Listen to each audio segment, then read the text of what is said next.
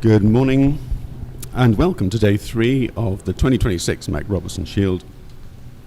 Today at Hurlingham we will be watching the New Zealand team play against the United States. Before we do that, let me first give a thank you to our sponsors. Chris and Gail Barley, Mike Sandler, Louise and Michael Nelligan, Audio Hire, and Croquet and Cocktails, and Duncan Cattrall in particular. We really appreciate your contribution to making this live stream work. So, welcome to everybody, wherever you are. We'll be handing over to our live stream team in just a moment. Let me just introduce you to them. And if we can see them from the camera that you can see there. We have Roderick Sheen, who's on the camera mixer. Ludolf van Hasselt on the main camera. Charles Williams, who's been going to do the scoreboard for us.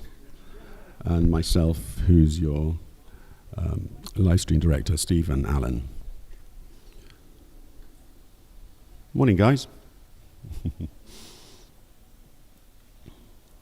So let's take you over some live pictures. A little bit overcast today, but not expecting any rain. Lawns should be nice and fast as they have been. Great. We understand they're getting faster and faster. So let us now, without further ado, hand you over to our live stream team.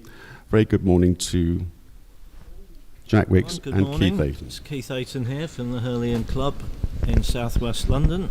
Here's my good friend Jack Wicks, and we're going to be providing commentary for you on today's singles matches in the test match between New Zealand and the United States, and it's day 3 of the MacRobertson Shield.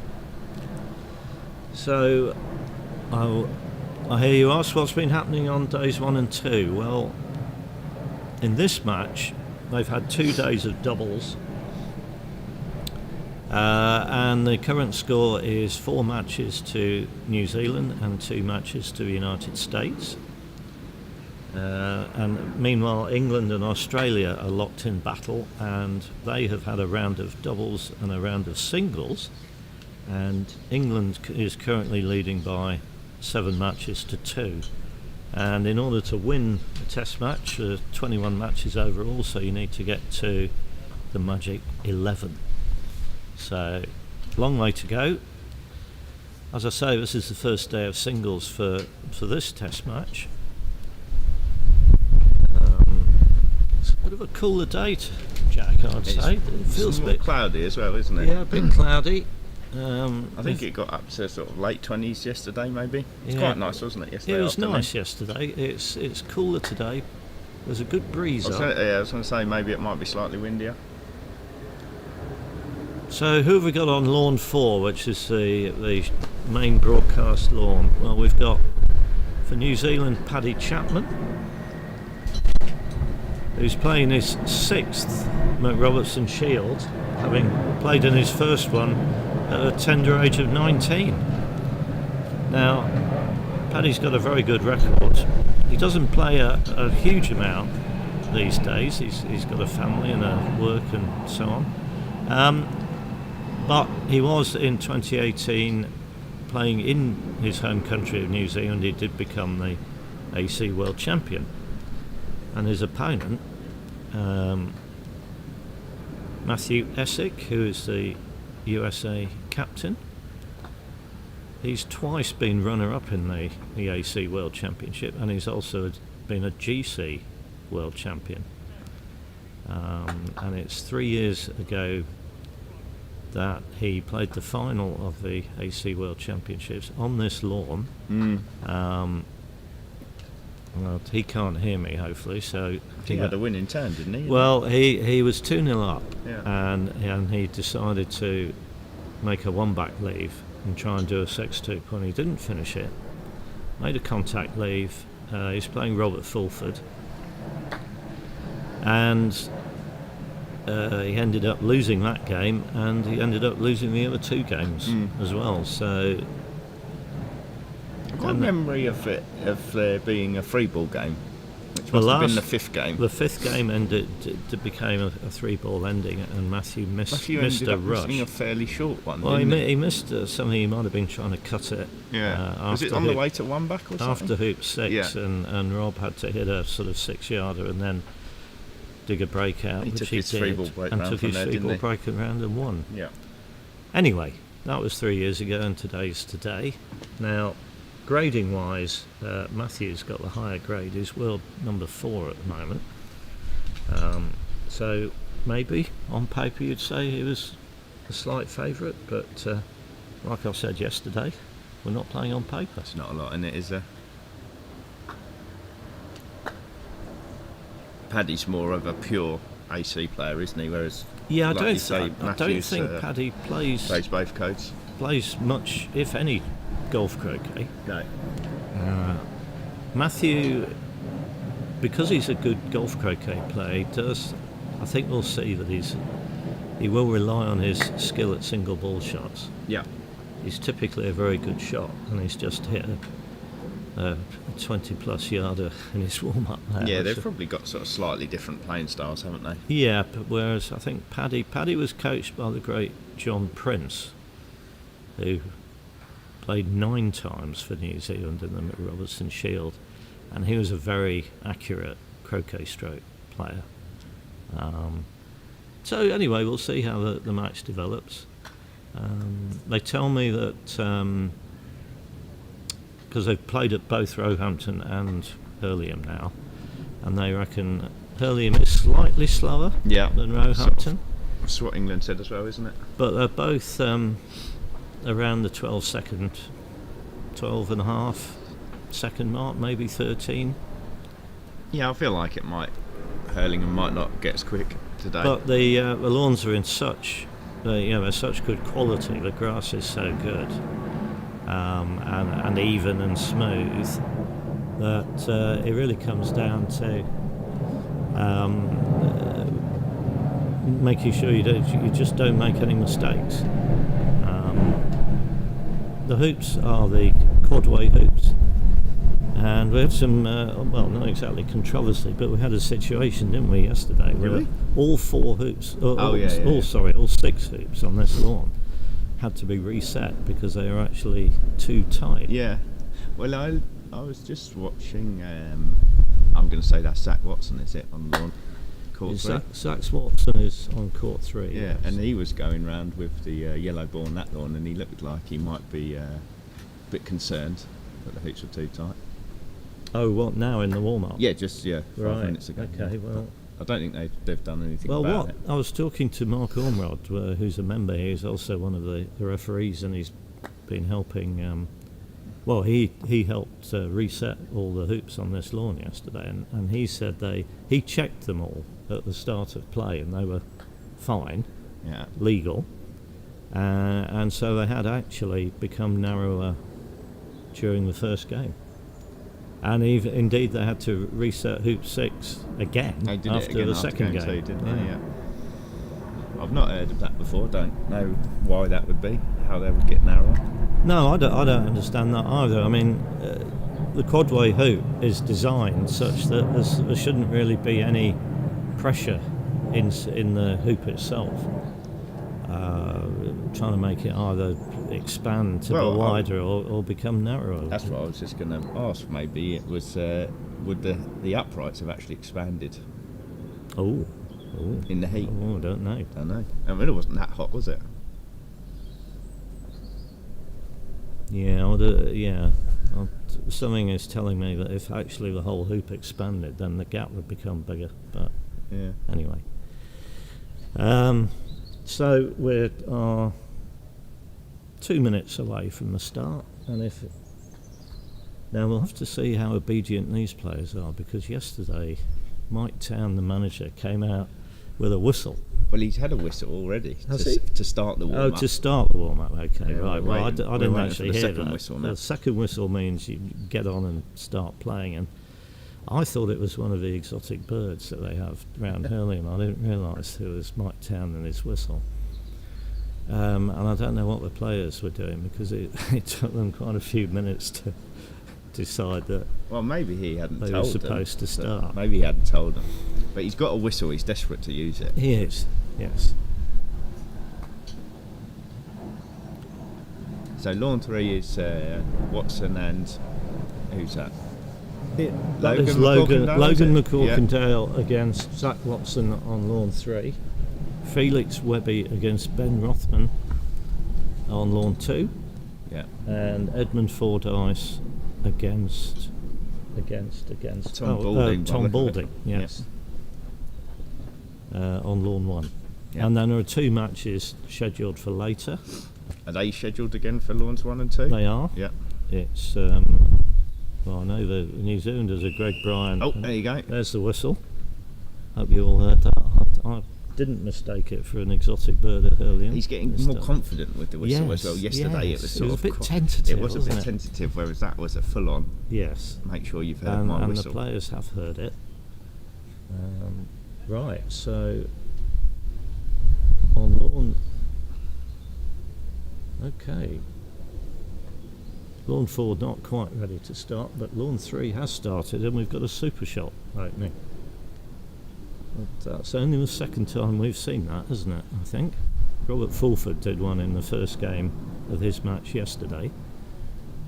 I've somehow messed up the tablet already, and I haven't even done anything on it.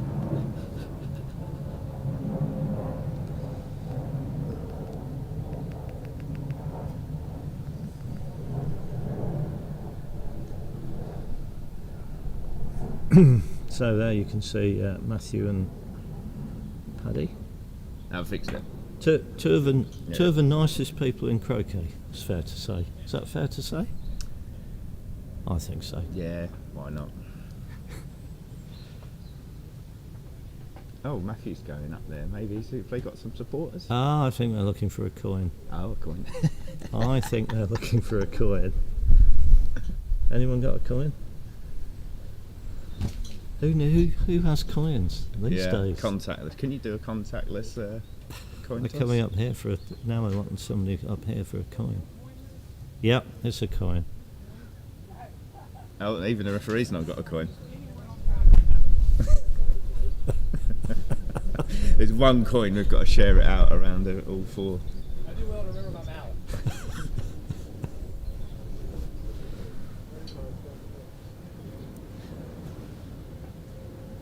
So there'll be a slight hiatus while Richard Hilditch used to coin have a is dice, didn't he?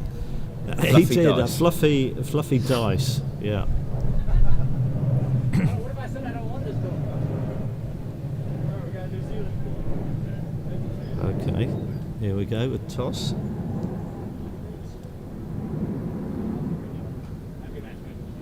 I think Paddy won the toss. I thought Matthew won the. Oh, you think Paddy won the toss? Well, Matt said I'll take red and yellow. Oh, did he? Right. I thought he said he. Okay. Right. So Paddy's won the toss, and I think he'll have chosen to start. I imagine It's what so. most people do. Yeah. Although yesterday we thought Robert Fulford chose to go second. In this third game, he must have done, mustn't he? Yeah. Well, Paddy's going in,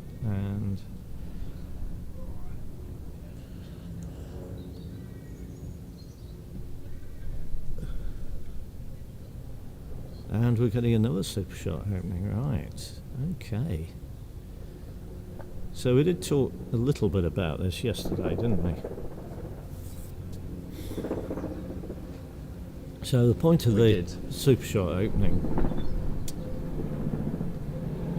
it's called the super shot opening because in theory it should really only be used by people who are super shots, and I think Keith Wiley coined the term, and what he had in mind is people who can hit at 13 yards, they hit more than 50% of the time. So black's sort of halfway between hoop 5 and the peg and a couple of yards to the west. Yep. And what Paddy is saying is to Matthew, right, Matthew, wherever you put yellow, I am going to shoot at it, and if I hit it, I'm going to make a 3-ball break and try to get to 4 back 3rd turn before you've had a chance to do anything.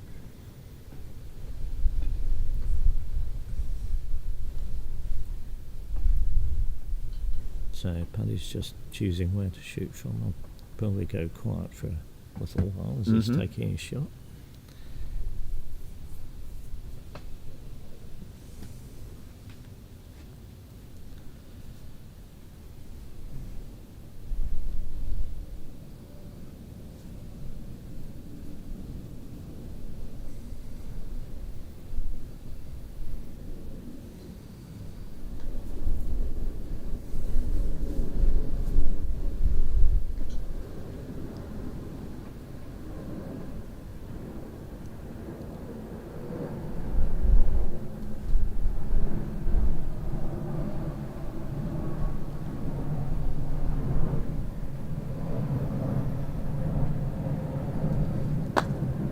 Oh, yeah, and that's quite a bad miss. Yeah.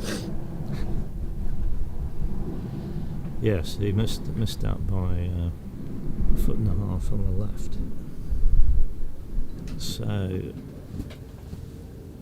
he won't be trying to go around 3rd turn now. The question is, what does Matthew do? He's got. Well, it's definitely some kind of double, isn't there? He Available? could take the double target from B bulk. I think that's what he'll do. Sort of have That's to what go. you fancy. I mean, it's. Yeah, It's to quite be short, fair, isn't it? it is quite short. You have to sort of move over. Sometimes, if it's a little bit. double target where the 2 balls are yards and yards apart, they're not it's that a far different. apart, are they? No, they're not. A Quite. couple of yards if I look at the camera. Yeah. But yeah, just got to sort of go over somewhere in front of feet 3. Not quite that far, maybe. I just thought he could go further across than that. Well, he's not got a gap in the middle there.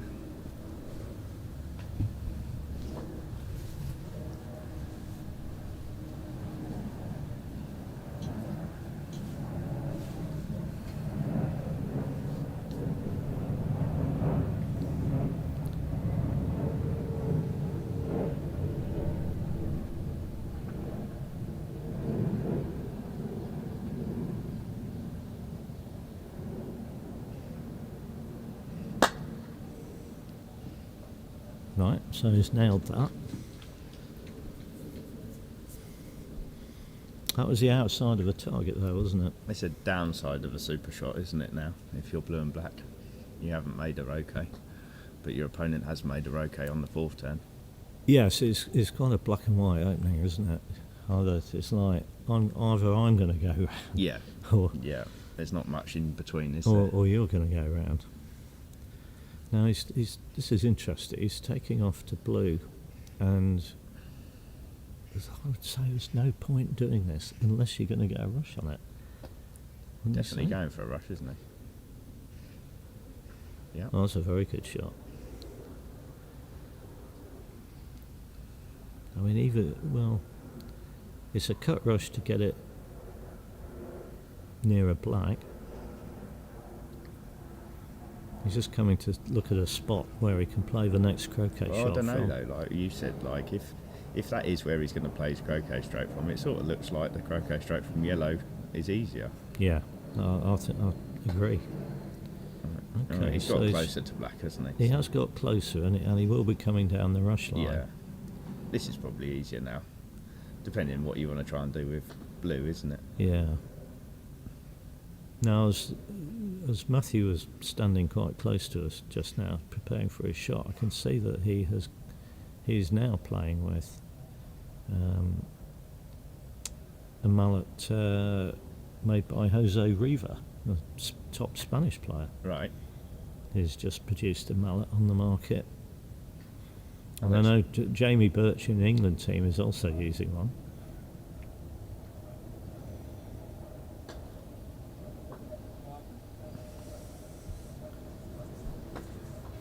I don't know whether people seem to switch mallets more often now. I don't know.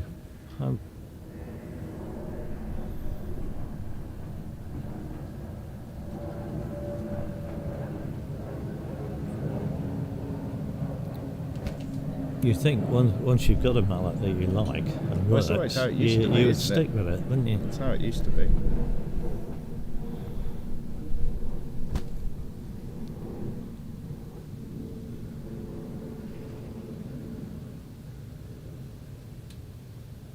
So he's got it's not easy. First hoop of the day, you want to give yourself a nice straight hoop, and he's got to take off from the side, which he's played reasonably well, but it is angled. Can he take advantage of his golf croquet skills and just smooth this through? Well, yellow's not great for joining up with, is it? No, it's only about He's in front of 10 8-4, yards isn't it? from black. Yeah.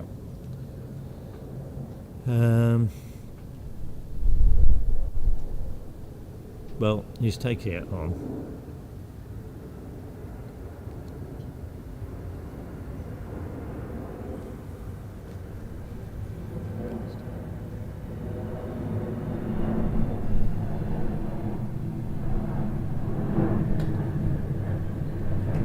No, he ran it comfortably, made that look easy. But because he wasn't really in full control there of where red was going to end up, he's completely ignoring black, quite rightly. So will he visit? He's got to visit all the balls, hasn't he? He's going to go round, isn't he? He's going to go from blue to, I suspect, from blue to yellow and Yeah. yellow to black, and try and get a good rush to hoop 2. Yeah. We try and do it. How much is he going to do with blue here? Well, he's Not definitely much, doing but something look with at it, isn't he? Not Okay, a lot. not a lot. Key thing here is to get a rush on yellow to black. He's not gone for a tight rush, has he? I mean, he has got something pointing at black, but it's long. Yeah, to you and I it might be a hit-in, but to him, I mean, that is pretty much a rush. Yeah. Oh yeah, he just needs a good central contact on this, which Yeah. he's got. And the right pace. I mean, that's a fantastic outcome. Yeah.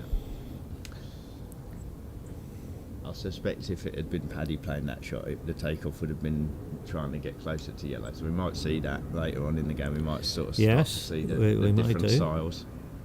At this stage, we don't know, do we? I mean, it could be Paddy never takes croquet, but we'll see. I had a bad day for predictions yesterday, Jack.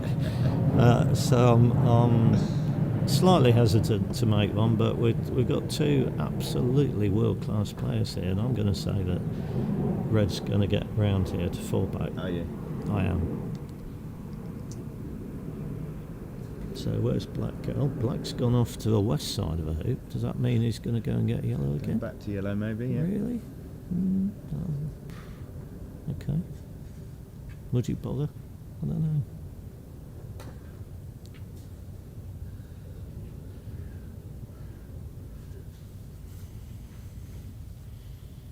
Well, I suppose you've got to decide how likely you are to do that well, haven't you? Well, Little bit of extra difficulty that you're adding in to go down there and make sure you get a rush on yellow. But if you get it, it's definitely better, isn't it? I was just looking at it thinking it's a fairly you'd be coming down the rush line on blue. Yeah. It's not a difficult sending, croquet if stroke. you This try to croquet send stroke black he's to got, 4. croquet stroke he's got now is probably more difficult, isn't it, than just loading. Yeah, and hoop 4. you don't want to. You've got to get beyond yellow. You don't want to be taking off from yellow Yeah. to get a rush on blue. So I think you're right. Probably the way that this has ended up, he probably would have been better off just going straight to blue. But he wanted to give himself a chance to rush black near yellow, didn't he? He did. He did.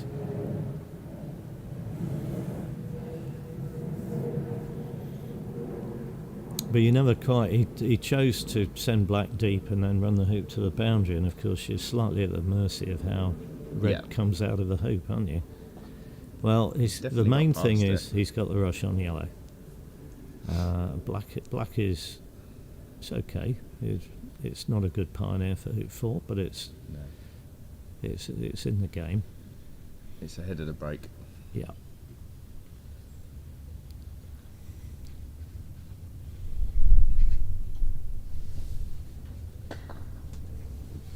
Now, ironically, he's rushed yellow back to where he could have played a croquet shot from he's with black. A bit close to blue, It maybe. it to be is able close. to get a hoop 4 pioneer as well. Yeah, I don't know how good a stop shot Yeah, he's it got with depends what this sort of one. stop shot he's got, Yeah. doesn't it? Untested so far. But I mean, he can do what they're talking about yesterday, can't he? And if you can't get it 2-4, you can put it sort of close to black. Well, he's going to put it in that direction, isn't he? He's Yeah. not going to leave it behind.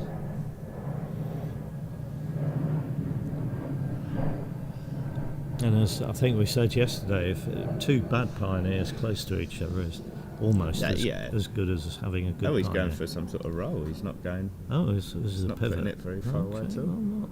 Okay, well, each to his own. Yeah, that's surprising, I think. I don't know why you'd do that, rather than try and put it down towards hoop 4.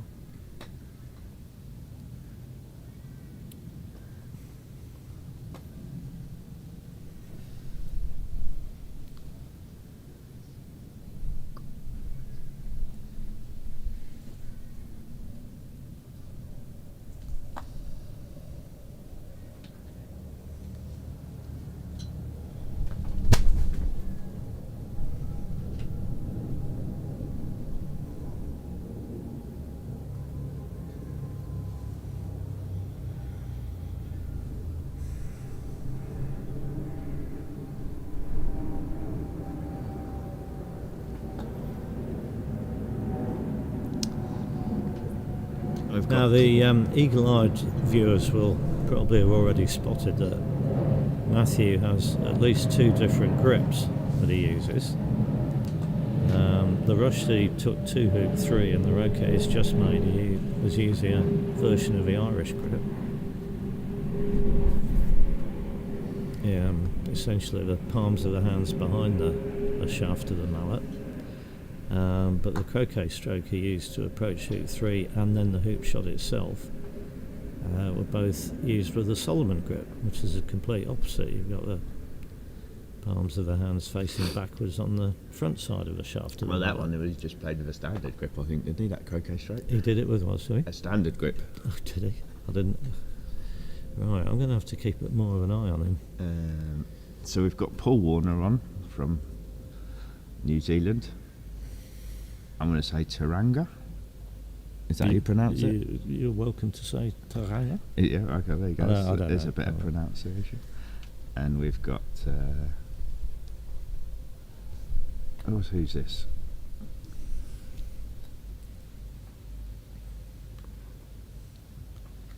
Canty Pace Callaway on from North Carolina. I'm going to have to ask you what the time is in Well, both those what places. time is it 'cause- in North Carolina? Well, that's I never know. I reckon it's 8 hours, is it? Where's North Carolina? No, I reckon it might be 5. So I reckon it's 5:17 in the morning. Okay. So well done. And in New Zealand, the time is what? Here we go. I reckon it's 9:17 in the evening. PM.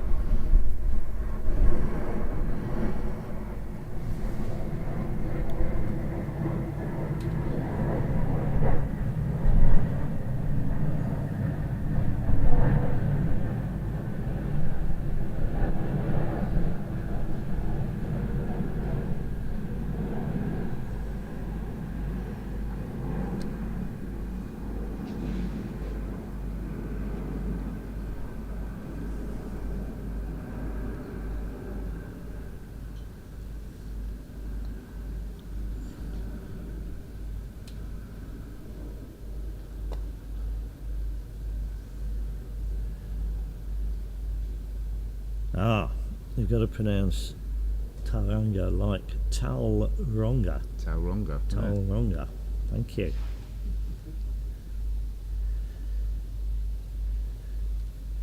He's got a good hoop 6 pioneer now. You're right, Paul. This should be a great game. So Matthew's certainly got this break sorted out now. Looks like he's going to be sending partner over to 2-back, doesn't it? Right, that's a Solomon grip. Yeah. Okay. This is also a Solomon grip. Slight hitting, looks like he hits down on it slightly. And now we can't see. But he was playing these with an Irish grip.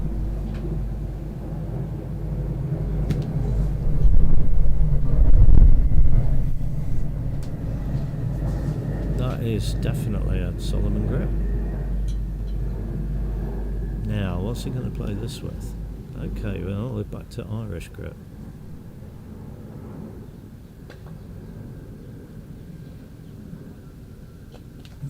And I'm pretty sure the shot that he took, fourth turn, was Solomon grip. So I'd love to know the how he decides which grip to use, because I don't think it's anything to do with strength. Well, that's what I was going to say. I thought it was. I thought it was like the harder shots he seemed to take with a Solomon grip, but maybe not.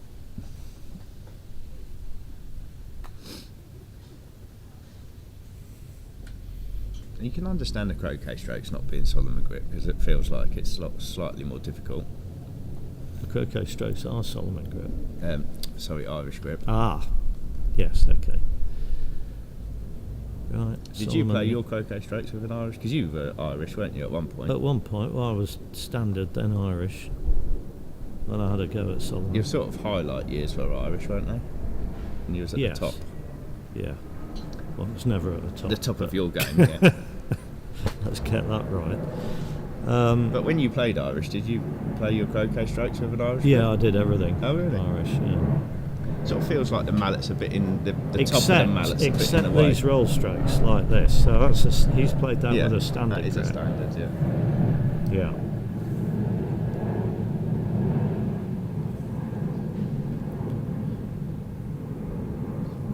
So if he's put black there, this is going to be MSL? Looks or like an attempt NSL? at an MSL, doesn't it? Yeah.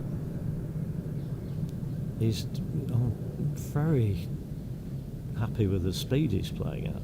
Yeah. He's getting on with that, which is good. If this keeps up, Jack will get the afternoon off. Oh, something there. Oh, he's come to have a look at where the end of B-bulk is. Yeah, but he threw red off the lawn. That must be so that he knows which ball he's playing, I guess. Absolutely. What a good technique that is. I like that. If you manage to play the wrong ball having done that, then you really are an idiot. Right, so he's going to put this, he's going to play a thick takeoff here, isn't he, and send blue onto the hoop. It doesn't look like he's trying to get it onto the hoop, does it? He's just sort of trying to hide it. Yeah. Well, I can see it. Well, it's probably mostly obscured from the end of B-bolt, so that's okay.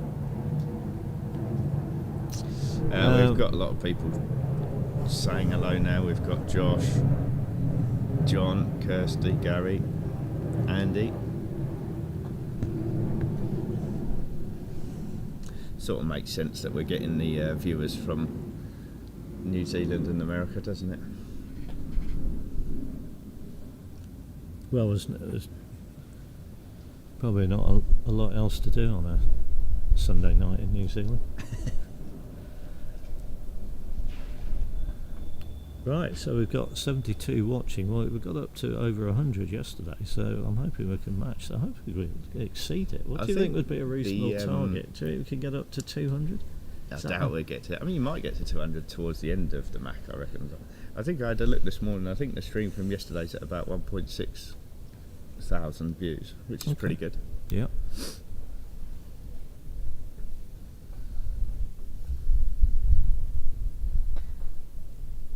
But probably everybody knows by now. But there is another stream, isn't there? There is a stream from Roehampton as well. Don't watch that one though. Stay with us. Yeah.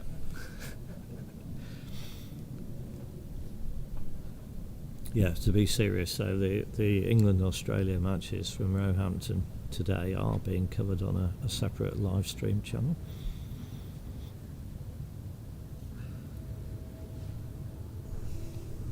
Your partner's over there, isn't she? She is, yeah. Pressing buttons. And Pressing buttons, moving cameras and stuff. yeah. She actually did a bit of commentary yesterday. Yeah, she was saying that, wasn't she?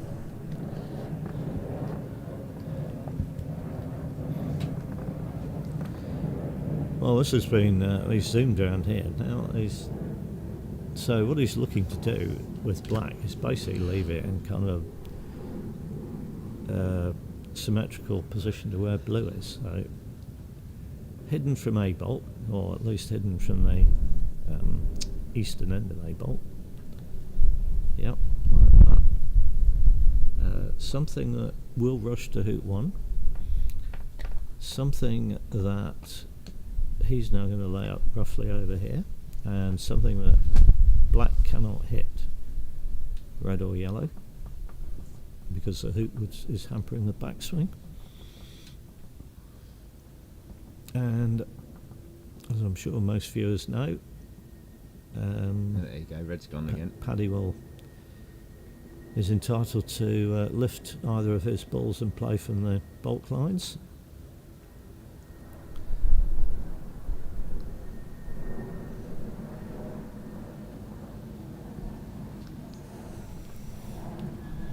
Is he going to leave his rush pointing at sort of like hoop 5 somewhere, do you reckon? Yeah, something he can rush to hoop 1, and the reason for that is if Paddy lifts black and say shoots through yellow from 3rd corner down to 4th corner and he doesn't hit, then Matthew will treat blue as his hoop 2 pioneer, so he needs to be able to rush red to hoop 1.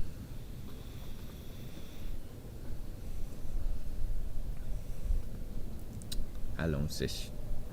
Well, he's gone quite a way up, hasn't he? Is He's beyond. Is he beyond hoop 5? I think he is. I just think he about, is. Yeah.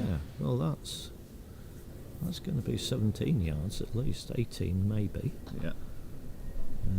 The maximum length shot he can leave is about 19. It looks a bit. It 19 looks a bit and a more bit south than yards. that, doesn't it? I don't know. Well, it's north of hoop 5, Yeah. isn't it?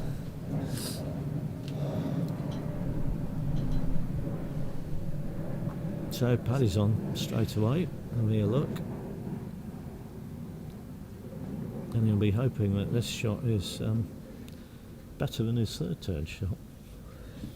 Yeah, he didn't catch up on the way you wanted to, did No, he? he didn't. Definitely not. It didn't have any chance of making her okay.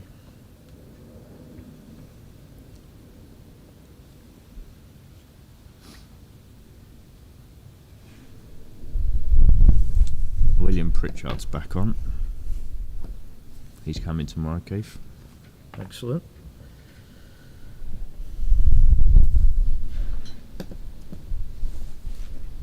There'll be someone else you can have a little chat with, maybe. Yes. He was. What a good idea. How many Macs did he play in? I think he played in. I'm not going to look at the screen in case he puts it on. Let me work it out. 74, 79, 82, 86. Yeah, Right, I reckon he played in 5. 5 or 6 in. So Paddy seems to be having a look to see if he's got some kind of target, does he? What, Can't imagine what sort of target he'd have. You think he might have yellow with a bit of black? Doesn't look like it, does it? Well, not to my eye, but and Matthew did check that, didn't he? He went to the end of A bolt. Okay. Oh, hello. Oh. So he's lifted black, but he's not having the more defensive shot from 3rd corner, putting black in 4th corner if he misses. He's actually taking what we call the short shot, don't we? But it's not all that short, I don't think. Might be a bit shorter, maybe. It is definitely shorter than the longer shot. Yes, it is, but only by a couple of yards Yeah. or so. Anyway, here we go.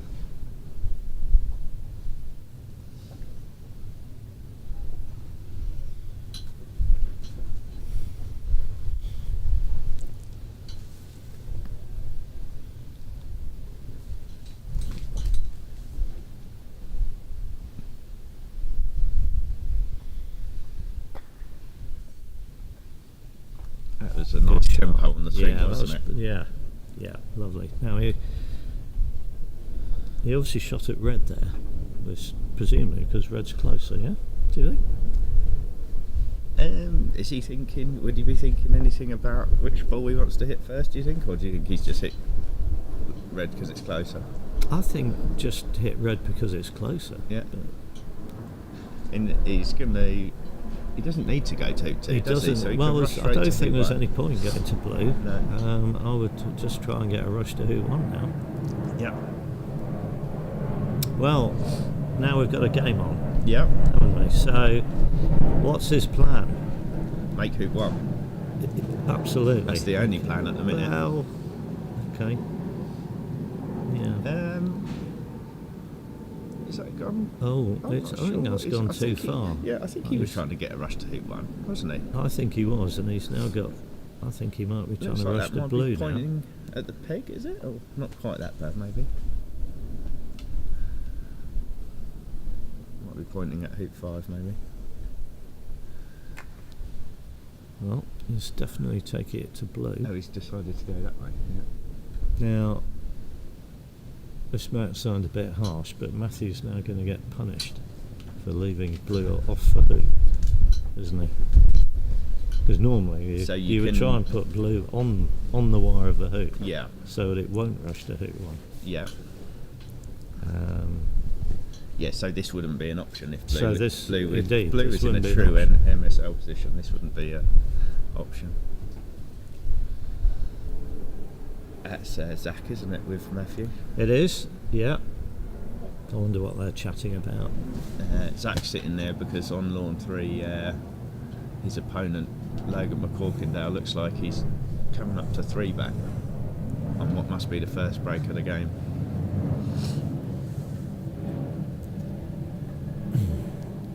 So Paddy's croquet yellow to pioneer position. He's now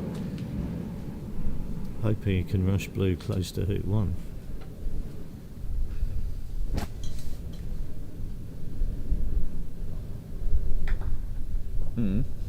Oh, he didn't like that. Oh, I'm not That's not surprised. gone well. I was looking at the screen. I'm now looking at the lawn. I can see why.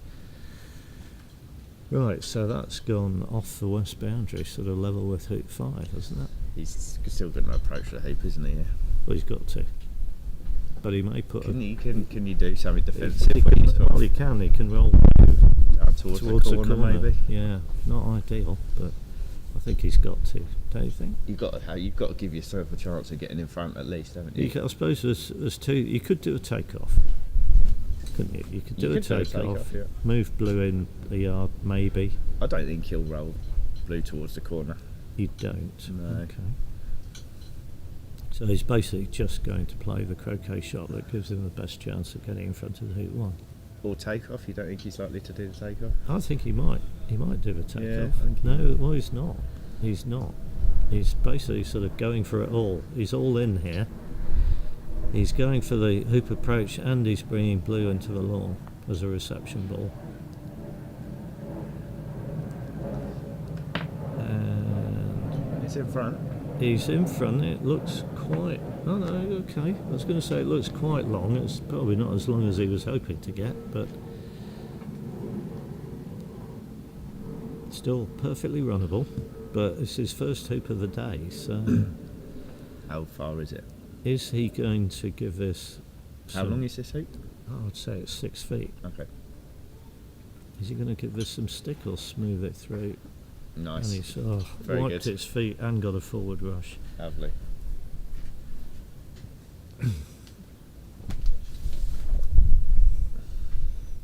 That actually climbed up the sides of the hoop, didn't Yeah. it? Before it went through. Anyway, here we Very go. nice.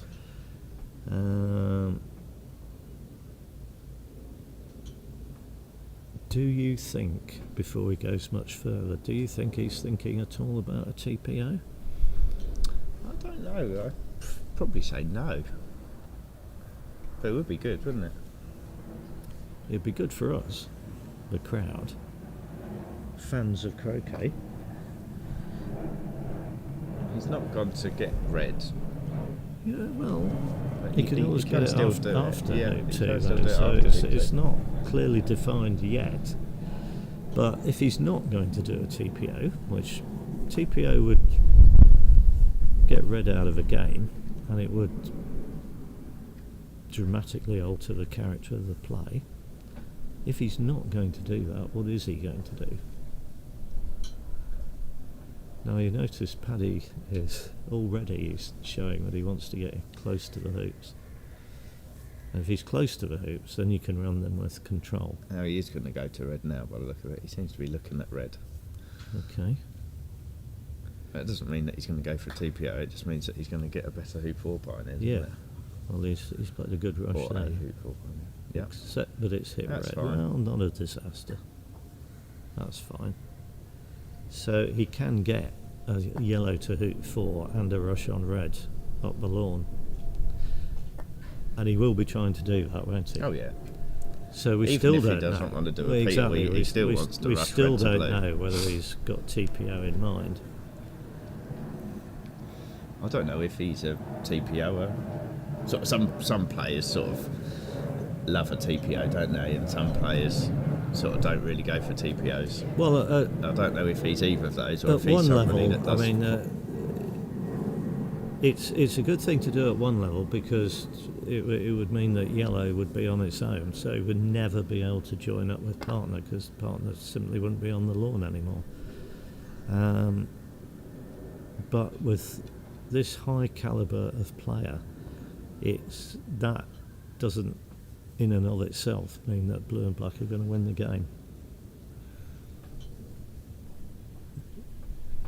Because these Well, players we've already are spoken well about- capable of hitting in, building a 3-ball break. Well, we've already play. spoken Yeah. about Matthew being a good single ball player, haven't we? Yes, So yes. So anyway, we can now see red is being sent into the lawn as a pivot, I'm guessing.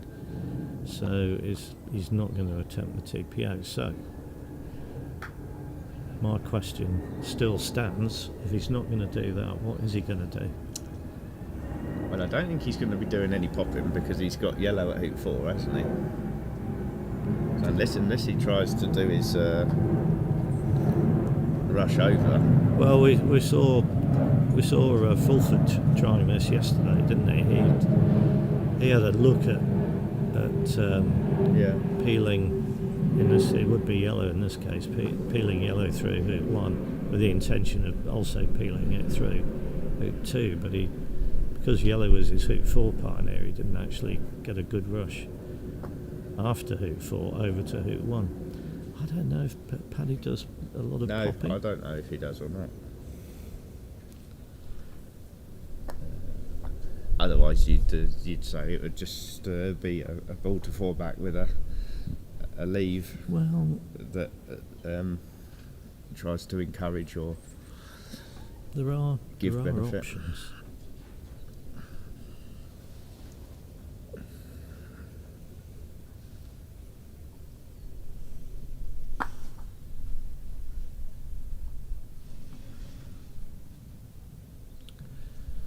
Yeah, there are options. He could, I'm not saying he will, but he could play a break to 1 back, just make 6 hoops, not concede a lift, I don't think he'll do that. and then, well, not with the view of doing a sextuple, but No, with a view of doing sure. a Yeah. TPO with Well, that blue. was, we saw that, didn't we, a few years ago? That was what Robert Fletcher was doing. Right. Not in the MAC, I think. That No, was, he started that was doing in it here, the I World think, in the Championships, World wasn't it? Yeah. Championship, yeah.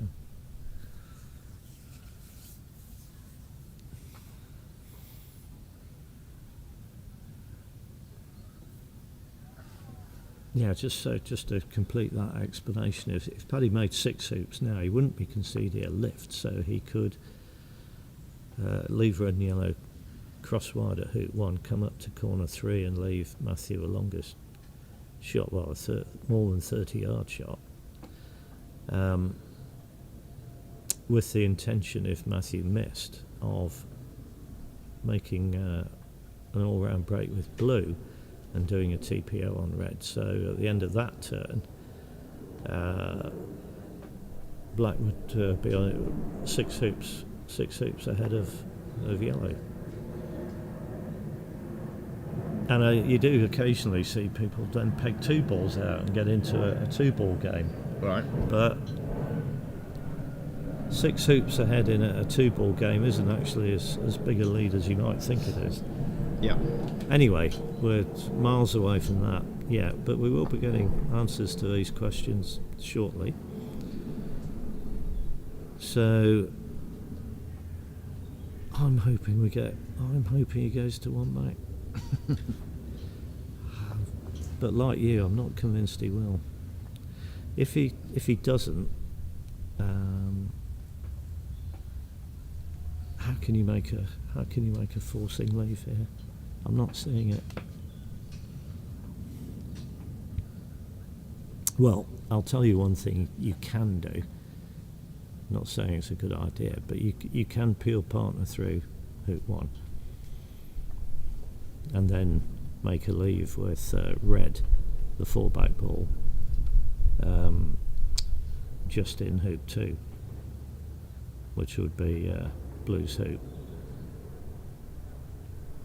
and lay up on the west boundary level with 6, and put yellow over on the east side somewhere. And then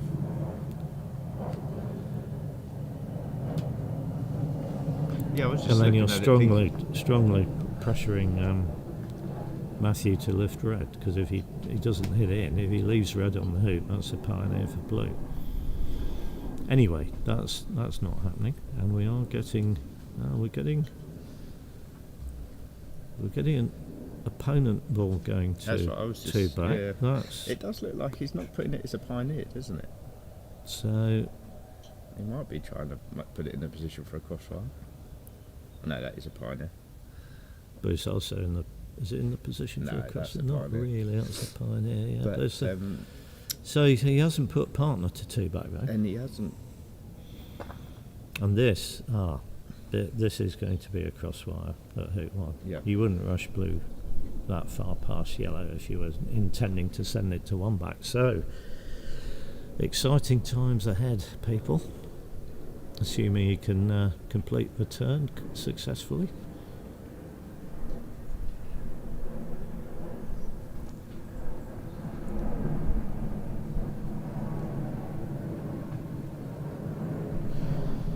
So he's put red on the north side of hoop 1, hasn't he? So to me that means he's going to be trying to put yellow down towards sort of closer to the south boundary. Because you can't have it in front of hoop 1, because obviously yellow can just run it. And the reason that he's probably doing that is so that yellow's even further away from corner 3. Yeah, but he can put it on an angle, can't Yeah, he? he can put it on an angle, yeah. Towards corner 1 in a position where it can't run the hoop. And then red on the... He might... I mean, where red is, it's a big wire area, isn't it? So he might not want to move red a lot. Well, he's got to, because to get cross wide, yellow would be in front of the hoop. Well, that's what I'm saying. Unless it's unless you move it further to the boundary. Then the out, yeah. That's what I was just saying.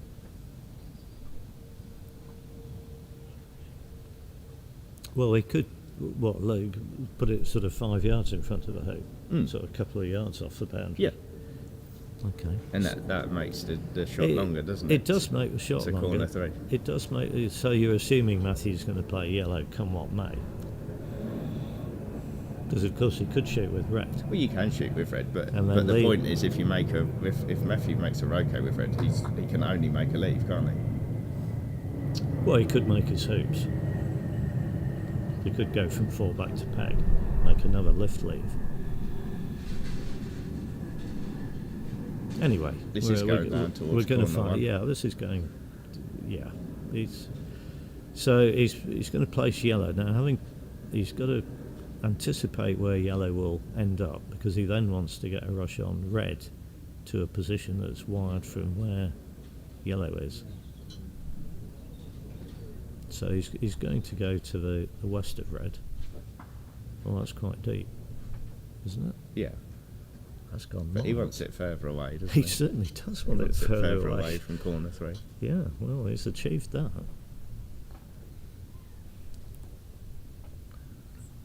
His next issue is, and he's just had a quick look at that, I think, is that when he comes up to corner 3 with blue and black, he's got to make sure that both yellow and red have open shots on his balls, That looks or one of his balls. like it's gone slightly too far, so he's got to move it back again. Yeah, it's always a little bit tricky here.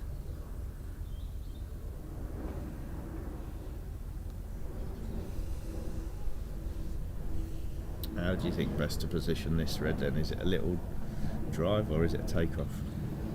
And will he try and get a rush to one back, just in case he doesn't make it?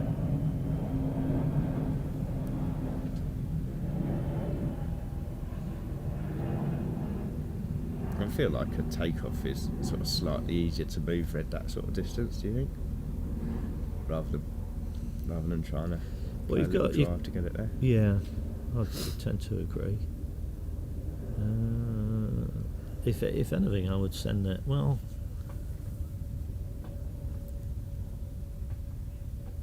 you do. Yeah, he's doing something that he's sort of sending it further away from the hoop. So he's playing a shot where red's going down the line of, not quite the line of the crosswire, rather than trying to do it directly across, sideways to the crosswire line. Yeah, this is sort of what I wondered, whether he was just going to put yellow down towards, in front of hoop 1, but more down towards the boundary, because there was already a big wire area from where red was. And doing what he's done now, he's had to move red onto the crosswire, hasn't he? Well, he's doing it as a sort of thick takeoff. And as an insurance policy, he'd be well advised to get a rush on blue to one back, wouldn't he? Don't you think? Just in case this crosswire doesn't happen. I do agree with that. It just looks like a bit of a funny angle, doesn't it? It's how you can actually hold for that rush to one back. If you're trying to put red down that line to the spot where he's got his mallet there, yellow, black sort of going the other way, isn't it? But he is doing, he's Yes. doing more of a drive to sort of keep black Has he got it? in line. Has he got it? Let's see We from this can't angle, can really you? But tell. when we go back to the other camera, we'll see. I think that he looks has. good. Yeah, that looks. That looks okay. So he's not really looking at. He wasn't really looking at yellow at red then. He was looking at yellow's line up to corner 3. But he hasn't got the rush to corner 3. So he's going to be playing a roll from somewhere on the west side, isn't he? Okay, well. Ooh, don't get a hoop 6 in the way. No, he's fine.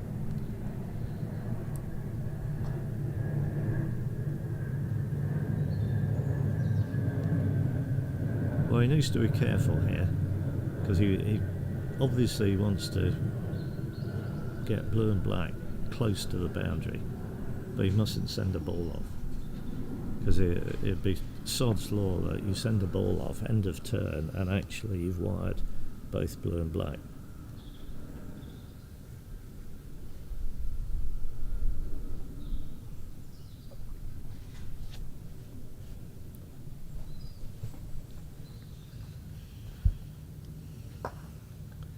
So clearly word has spread, Jack, because we're up to over 100 people now.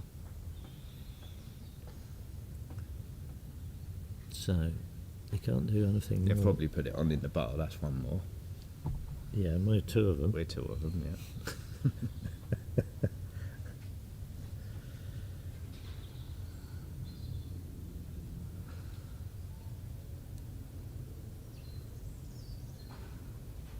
That looks like red might be wide on blue there.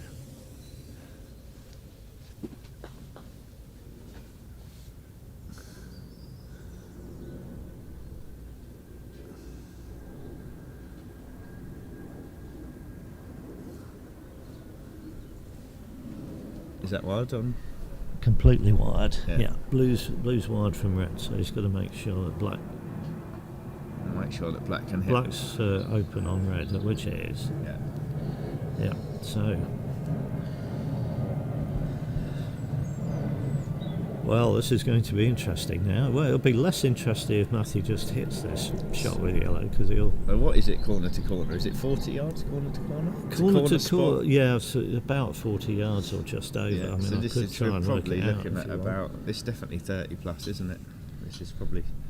I'm going to 32 do or something? a minor bit of calculation.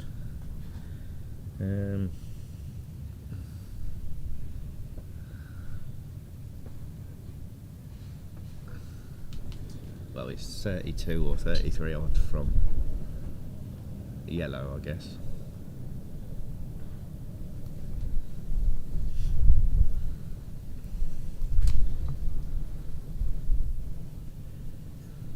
Well, it's over 41 yards, Okay.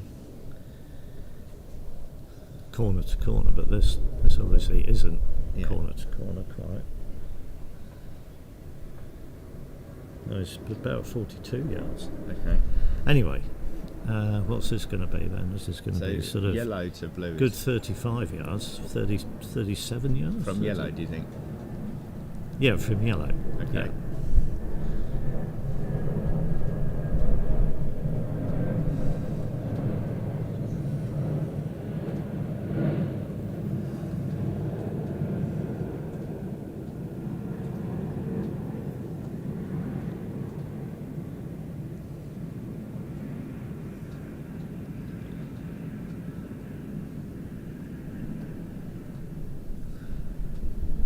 It is yellow that's going to be played. It's a very, very long shot, but if a roquet's made, there is a pioneer there, isn't there, for it at his hoop? Well, this is the thing. If this hits, then Matthew's got a completely laid on triple peel, hasn't he? Oh, this is Solomon grip, isn't it? Yep. Okay, well.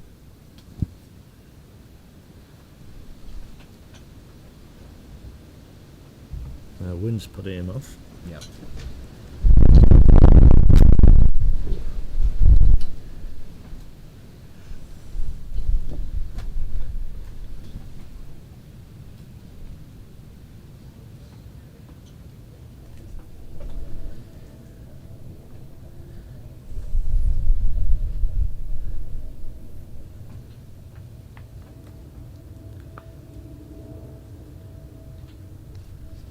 So, this for the game, potentially. Just still quite gusty. Paddy's been up to the house, possibly for a comfort break. Oh, he sliced that That's one, but interesting, he's. though. I thought he was okay. He seemed to me to sort of cut across that. Yeah, it did look like But- it was off centre, didn't it? It wasn't far away. I don't think it was ever hitting, but. So what's Paddy going to do now then, do you think? Will this be a sextuple attempt? Start off as a sextuple attempt, will it? I don't. Well, we'll see. But I actually think it's going to be a TPO. You think it's just going to be a straight TPO? Yeah.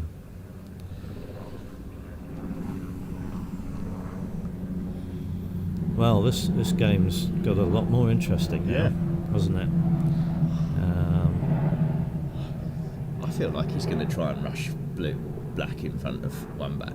I don't feel like I there's think, anything well, to lose, is there? even if he gets the one back peel as well as the TPO, that's arguably a bonus.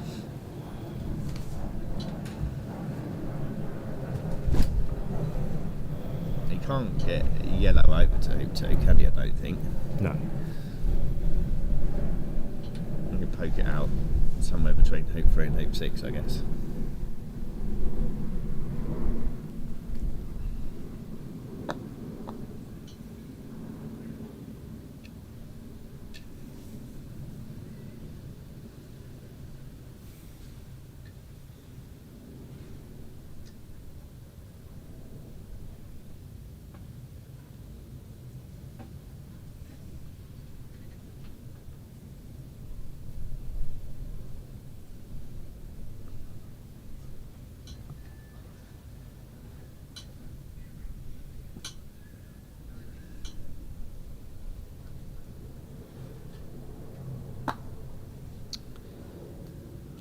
Well, he was clearly going for the rush to. He was going for the over rush to run back, 2. but he's He's overcooked it. a bit greedy with yellow.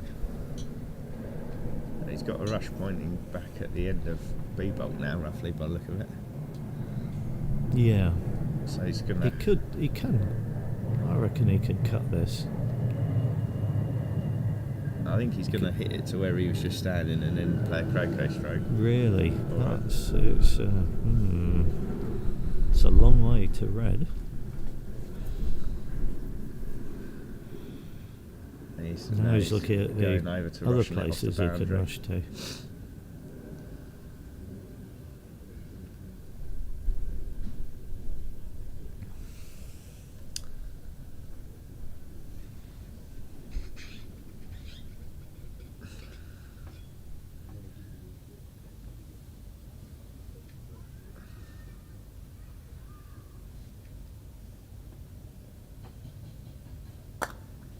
Yeah, he overhit that shot, didn't he? Because he wanted to get yellow sort of into the middle, but I don't know how much better yellow is there than sort of if it was 2 yards shorter.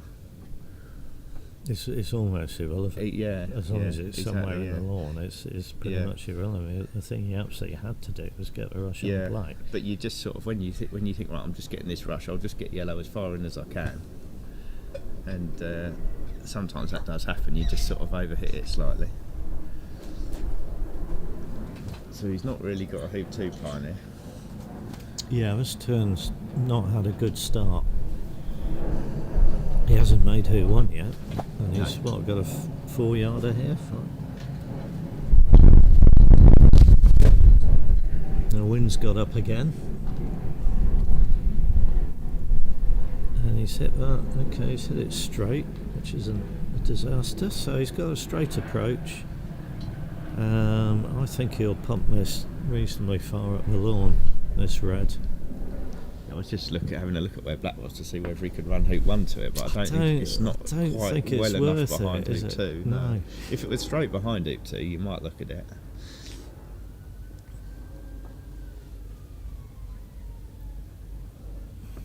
He's given himself enough space there, hasn't he, to be able to run the hoop and get a rush on red. Yes, from his point of view, hopefully he's either gets a rush on red or he doesn't run very far past it.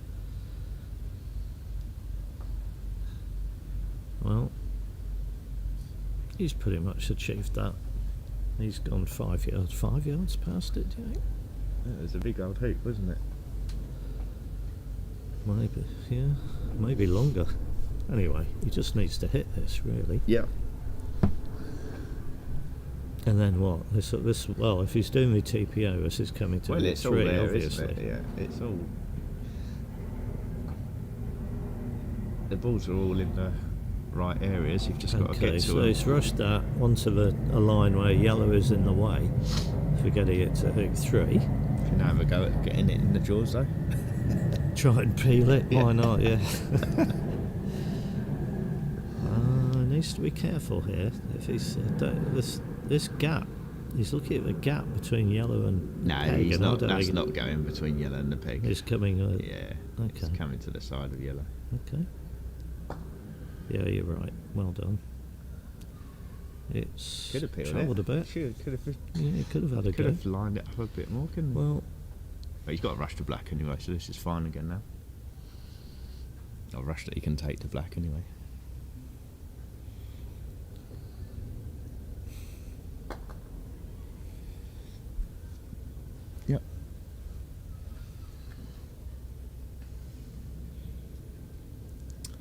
He's going to poke that over behind it too, do you think, as a reception ball? I was just wondering that. Might do, mightn't he? Then rush back to hoop 2.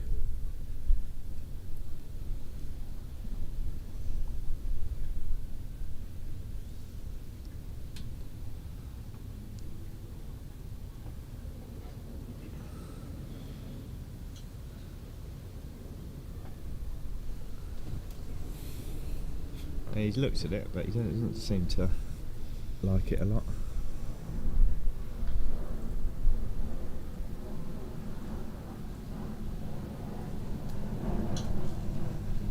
Well, if he's doing the TPO, one of these balls has to come over to hoop 3, doesn't it, as a reception ball, Yeah. as a escape ball.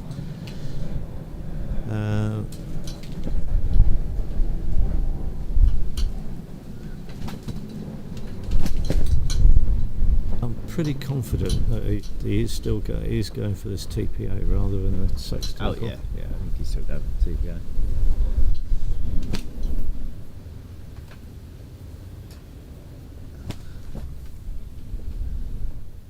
I was just wondering about. I mean, he hasn't done what we said, but I was wondering if he had done that, would that have helped him with the ball positions by the time that he gets round to 1 back? I'm just wondering whether it would have meant he could have had partner at 1 back. Well, and just get a cheeky and see straight if peel in. just see if you get a good pioneer, you might just get a peel. But doing it this way, I think it's going to be his hoop 4 pioneer, isn't it? And then it'll be his hoop 6 pioneer, so partner won't be at 1 back. No, and you don't really get much opportunity to swap balls over. Where's that black going? I mean, it's black going. That's off. Is it? Black's off. Yeah. I wasn't expecting that. Well, it's the same hill that they had 3 years ago, but Oh, it's quite a long way off as well. yeah. Well, it just didn't stop. I mean, it could easily have stopped. No, I mean it just had no brakes on, and then it was gone. Well, that's So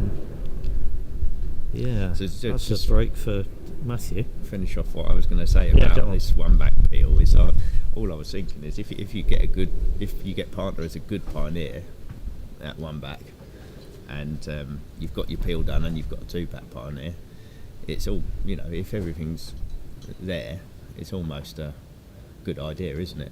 If you're taking croquet for 1 back right in front of 1 back. Oh, sure. Yeah.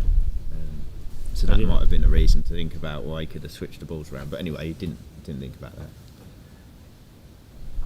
Right, so Matthew's taking on this shot, which is longer than yellow at blue.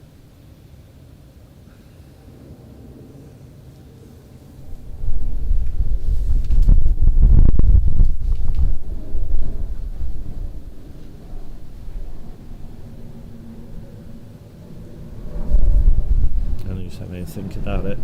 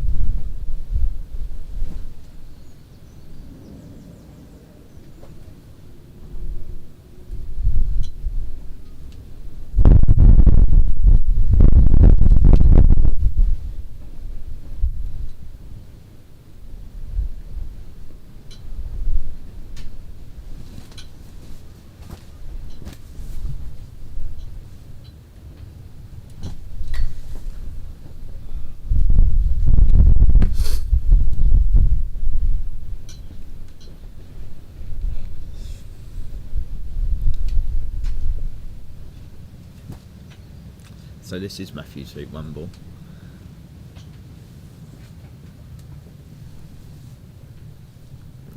Organise a rush to hoop 1, and hopefully he'll be starting the triple peel. He's going to rush blue to red, I think, isn't he?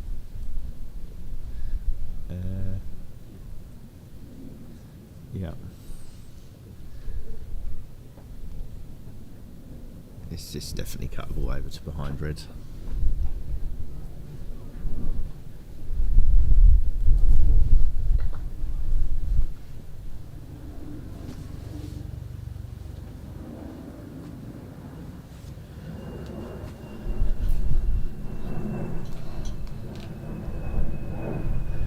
Yeah, so Matthew had no trouble in the end tonking that black off, did he?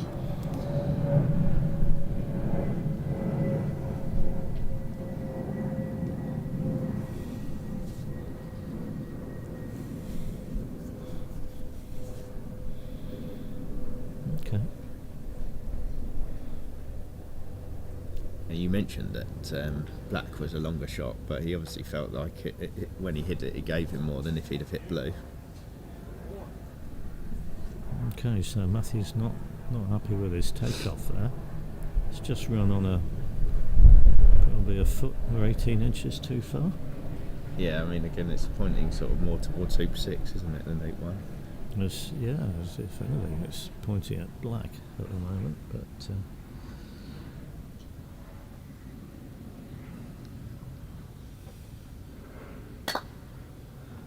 well, it's sort of in the neighbourhood of where Paddy approached Hoop 1 from, isn't it? This now.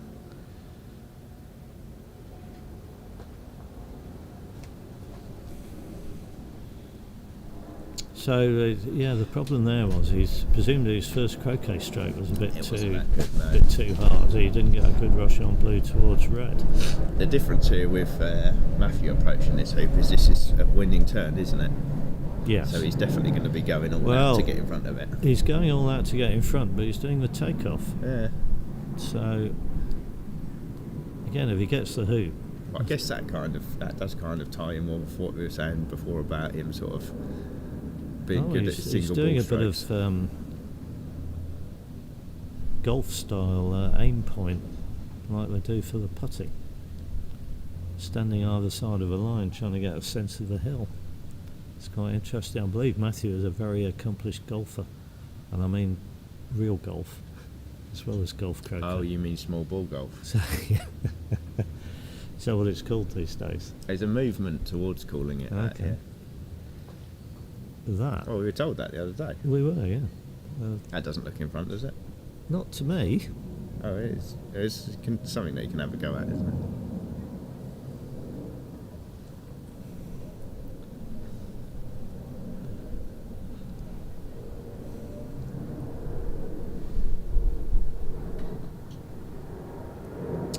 Well, 2 errors in successive turns.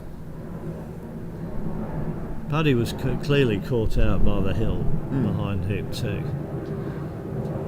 Are we going to make room for Coot seat. Thanks, babe. So we're joined by Jared Coots, the manager of the New Zealand international croquet team. Loves to watch. Yeah. So what did you make of what's just happened in the previous 2 turns? Well, it's been... What's that word you taught me the other day? Nonplussed. I don't know if I'd quite go nonplussed, but I would say, Keith, that I've been taken aback. Taken aback, yeah.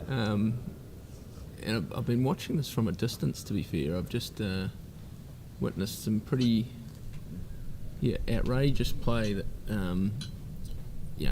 hoop approaches from 8 yards and rushing from everywhere down on court 1 in the Edmund versus Tom game, and Tom had kept the break alive. He was on a triple, 2 peels done, and then just got it back under control, and I was thinking, it's all over, game 1 USA. Over approaches 4 back from nowhere. Oh. So Edmund has a chance, but I'll shut my trap while Paddy takes this shot.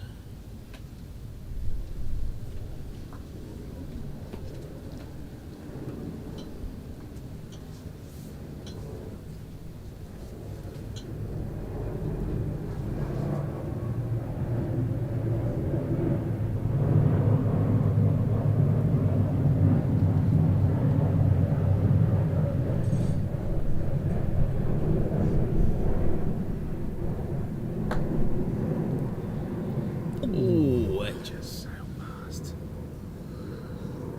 That was pretty close. Very close. Now, do we think Matthew's bounced out straight in front? Yeah, defo. Does kind of look like it. Yeah.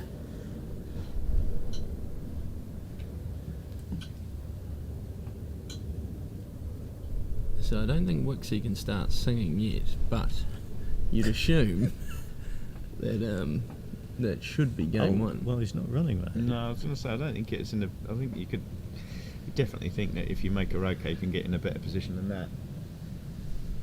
Okay.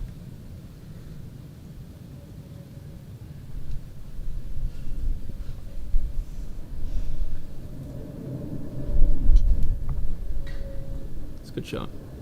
Now, how the vocal cords feeling, fellas? A couple of days on the mic. You holding up all right? Oh, yeah. Wixie? Yeah, all good, yeah. Loving it? Yeah. Giving it large? Yeah, no problems. So just I know people will probably be pretty keen to have a quick whip round of around the grounds. Have you guys done much of that, or mainly been focusing on this game? Oh, we've pretty much been focusing on this game. So we've got lawn one is 4 dice boarding. Boarding is rover and 4-back, and 4 dice had the innings, and I thought should have had a break, but it looks like Tom's just been on the lawn again, so must have been an error there. On lawn 2 we've got Webby versus Rothman.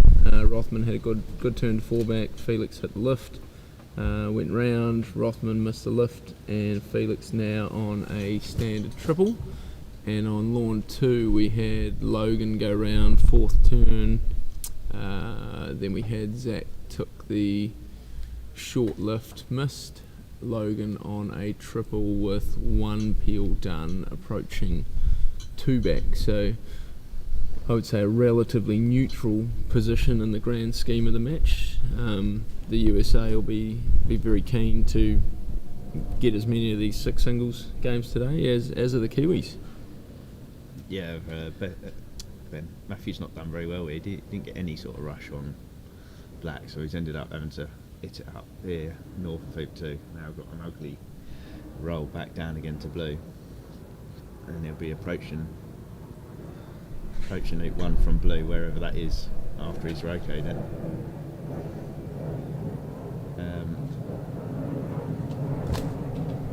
So he might not end up, even though I said that he feel confident he could get a better position at hoop 1 than where he started to turn, he might end up trying to run it from a worse position, having reorganised the balls. Are you guys surprised to see, a couple of errors from both of the top pairings early doors? I am, yes. Yep. Yeah, Matthew hit confidently 4th turn and went round. Looked good. And Paddy hit confidently 5th turn and played the usual Chapman-esque tight croquet. Lovely crosswire at 1. He got yellow very, very deep towards the corner, so Matthew had a very long shot. Now most people... And then it was Paddy's first croquet stroke. It wasn't ideal. He didn't get a rush on partner over to 2. But he was, he was approaching hoop 2 from a lovely position, but he just got caught out by the hill that goes away. He's done well there. Now, if he hadn't have rolled black away from where he was taking the croquet, he could Roquet it now. I'm not sure if that's quite Stayed on the lawn by about a couple of inches. How's his Donald? Yeah, well, just needs a Roquet, doesn't he? But it's a bit agricultural at the moment. He needs to get this. Yeah, there's not a lot of control at the minute, is there? But it might come in a minute.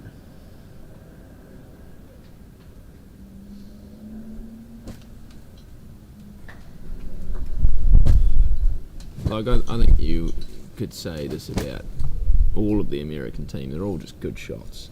They hit single balls really well, and they stand there. This is something I'm certainly very envious of. They just stand there with confidence.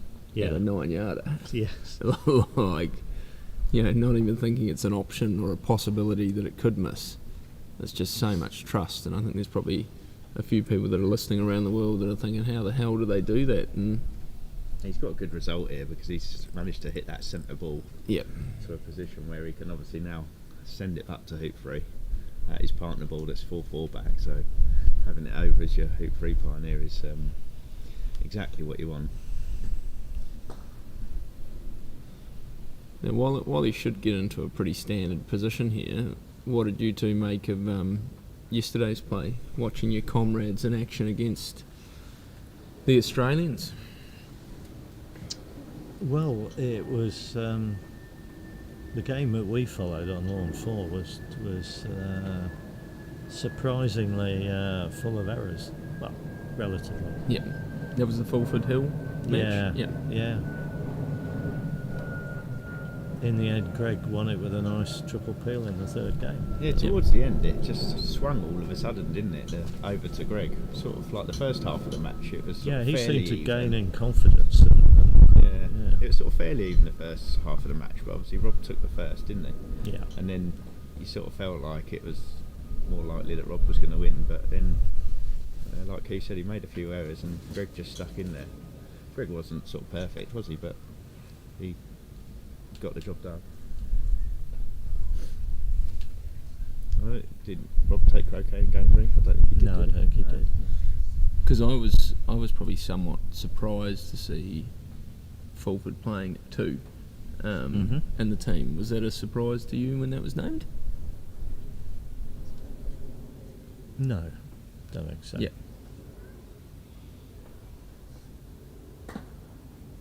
And don't get me wrong, still think, incredible player, but I just have a sense that maybe the aura of just being unbeatable is not there to the same extent it was, but pretty impressive result regardless for Matthew.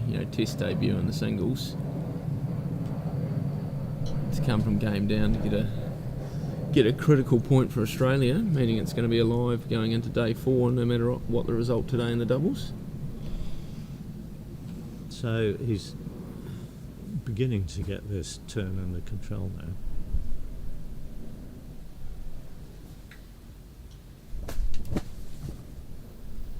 Okay. Reasonable rush on black. Pretty tidy. Blue, a little bit short, going to hoop 4, but Yeah, the last few Croquet strokes, he doesn't seem to have his ratios quite nailed down with that.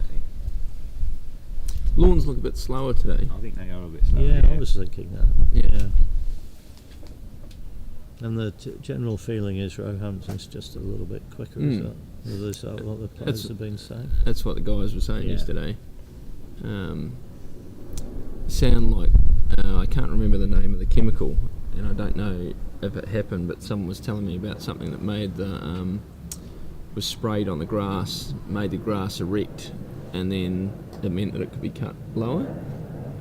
So I'd never heard of that as a product before. I don't know what the name of it would be, but yeah, great effort by the club to go to the next level to get conditions as tricky as possible. Ooh.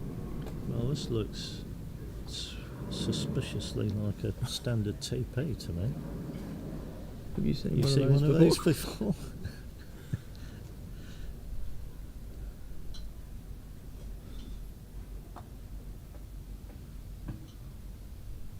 Now that.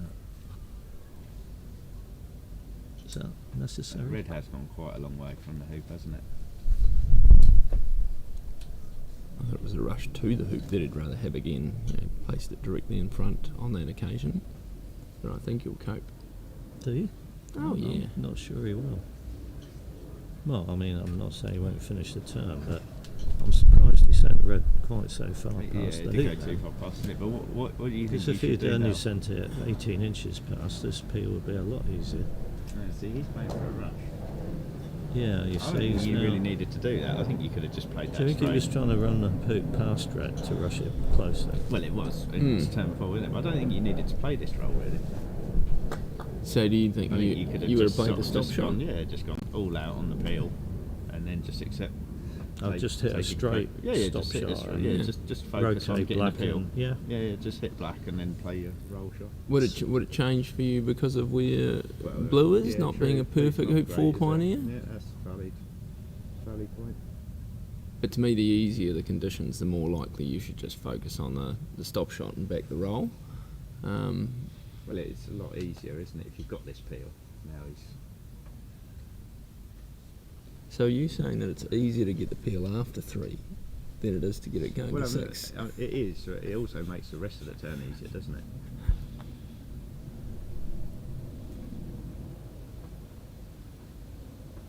And Matthew's probably not somebody that has really, really precise pioneers anyway.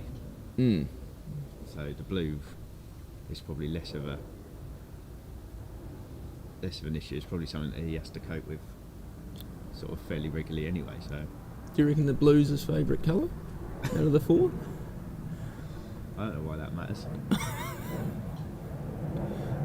He is wearing a red hat, so maybe it's red. What do you think on that one, Keith? Mm-hmm. Matthew's favourite colour of the 4 balls? I think it might be red. Well, he's got a red hat. He did does, choose yeah. red and yellow. Yeah. Red sleeves too. Yeah. Well, And you're a man who likes a red set of trousers, from what I don't know gather. if you've noticed, but all the American players are wearing shirts with red sleeves. I don't think this bounced to a position where he can have a go at rush peel, did it? No, No. definitely didn't. So we're just setting up the delayed triple peel.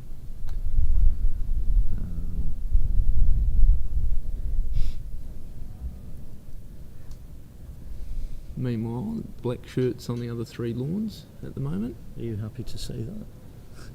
As New Zealand manager? Well, it is probably one of my favourite sites. I refer to it as the Sea of Black, The Sea of Black. and it's yeah. sort of it's not full tide at the moment. I would like 4 out of 4, but you can't be greedy in this game. There's a long way to go on all of these matches that are underway, and I think that I know that you're more of a sprinter than a marathon type, but my hunch is that you're going to be there for the long haul today, especially with our steadier pace players, the Panther and Skip, or Aaron and Greg, having the late starts. Was that Yeah. something that you were happy to see? Well, I'm very happy that they're going to be on lawns 1 and 2, which we can't cover. Because we had quite a long day yesterday. What time did you get out of here? When was it, Jack? 4 something? 4:30? Yeah, it was early It was- evening, wasn't it? Oh, we would barely finish game 2 by that point. Yeah, I think we might have only just started game 2. I and don't we're think you going- had finished game No. 2. No, I don't think we finished game 2 until about 6:30. Yeah. But like the great Joe Hogan from New Zealand said, you've got to get your value for money at the max. You don't want to finish too early. And I've heard someone else say that before. I can't. Was it you? Was it a good day though?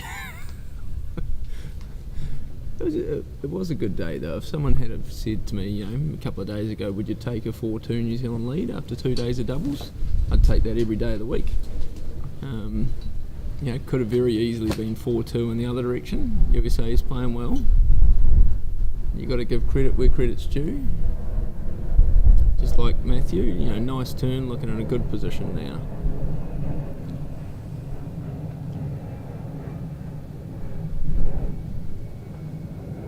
Yeah, I think this time he will be doing a straight stop shot. We don't stoppo? you? Yeah. Have you had a go with the new mallet that him and Jamie Birch are playing with, the tour mallets? No, I haven't. Shout out to Pepe Reaver, I believe they're his creation. Yes, so I'm told. Yeah.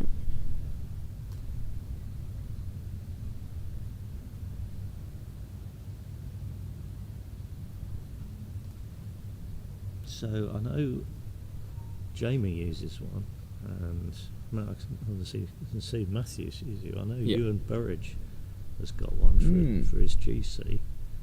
Do you know anyone else at the moment who's got one? No. This triple peel's not going well. It's not dead in the water yet. Now, Wixie, would you say that this is in a more difficult position now than if he had have got the peel after hoop 3? You would think so, wouldn't you? Well, his play from here is to, if he wants to keep going, which I'm sure he will. I've seen Matthew play before, and he doesn't like to give up a TP just because he's not getting any peels. So So he's going to rush blue somewhere corner 3 sort of area and stop it down to 2 back, and then get close enough to red to rush it somewhere more or less straight in front where he can do a takeoff. I think he'll do well Over to to get blue to black. 2 back now. Yeah, well, he's run the hoop rather enthusiastically there. So, okay, well, if he's... Sweet Peel going to 2 back. Well, maybe. I mean, this is quite aggressive. So here's a question for you, Keith and Wixie. With Doesn't look like he even considered your option of peeling it going to black. No, this is setting up for the... This is a sort of don't try this at home, folks, situation, I think. Because what stage would you both abort and not even consider it, knowing this is a team event rather than the individual event? I know we're talking about the best players in the world here, but would you have a set point where you were saying no? Or are you still chasing straight triples? Oh, I would... But it would depend, wouldn't it? It depends how you feel you're playing.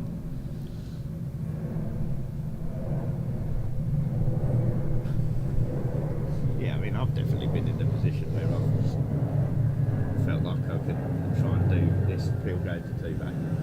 Whether I was successful or not, I can't remember. But This is dangerous, I think. If red doesn't go through, this is quite dangerous, because it could come back and hit a mallet. So okay, we're not trying it now. This is Safety first? well, yeah, but Oh, it's landed on an ugly spot, hasn't it? Good yellow. yeah, good yellow. He's you got might the be rush able off. to rush peel that if you get in the right spot. Yeah, Is that not on the wire? not rush peeling it. It might be bad though if it say jawsed it. Now, while Matthew approaching 1 back, we've got Logan lining up the peg out for a 6-turn finish against Zach Watson in game 1. And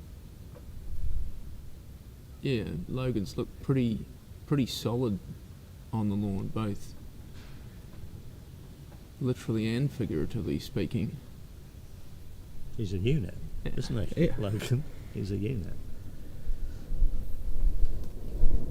Right, so you see, if you don't think you're going to get the peel, you could leave black up here as well, couldn't you?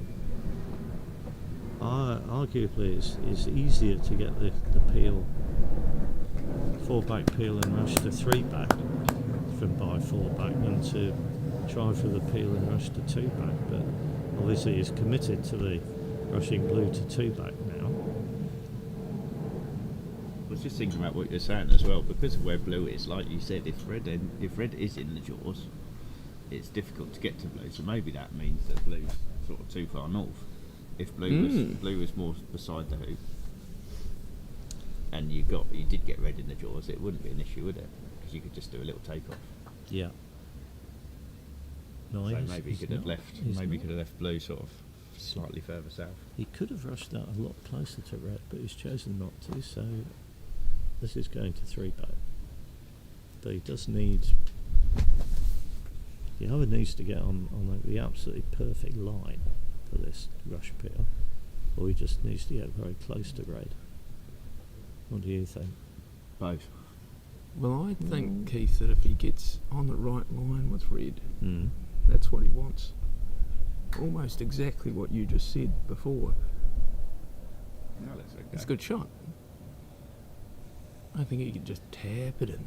You Tap it reckon in. he's just going to tap? No, I think No, he's I going think to you club just hit it this. and hope He's it goes clubbing through. this. I think This is clubbing I think hard. that's He's got bouncing out. look. He's got his Power stance. Solomon grip. This is probably going to hit us if it comes through. That's a good shot. I didn't know if that was possible from the position that it was in, but he's just proved that it was. That was an impressive display of power there.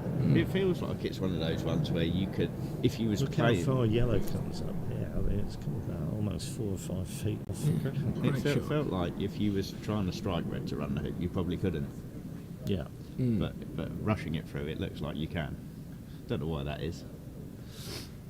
Yeah, it's interesting because we'd heard sort of in anticipation that both Hurlingham and Roehampton were going to be That's good. really That's- great that's shot. a good shot, yeah. Really tricky and difficult conditions to be Who playing. told you that? I can't Absolute recall Load of nonsense. because They're not. it doesn't seem like it. They're No, not they're even not, fast. but if they were faster, which they could be, they would be a bit trickier.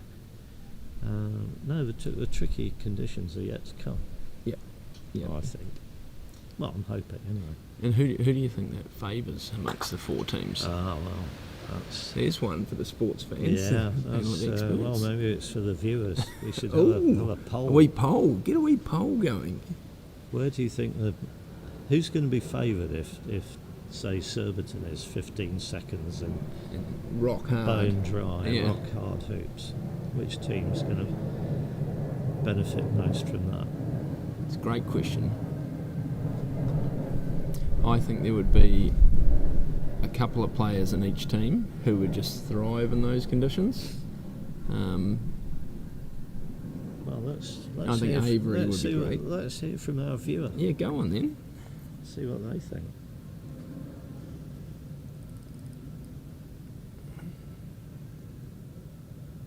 Another good shot from Matthew. Really nice hoop after the long approach.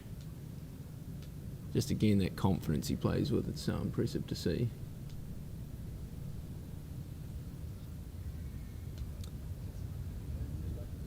What do you reckon? Does it let us know how many people we've got tuned in at the moment, It is, Keith? we've got 102. 102.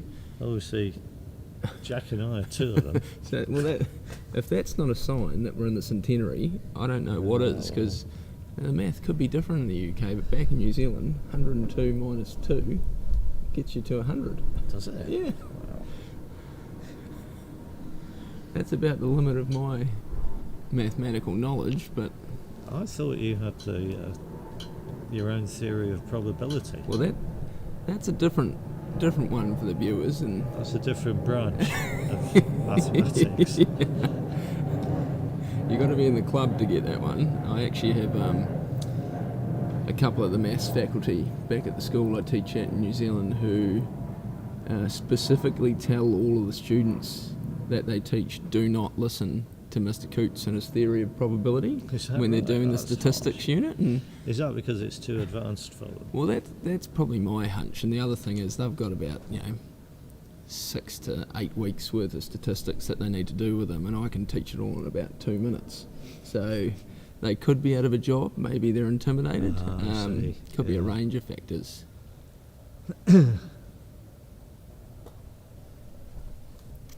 And the other question I just got asked, it's a little bit less relevant to the croquet, but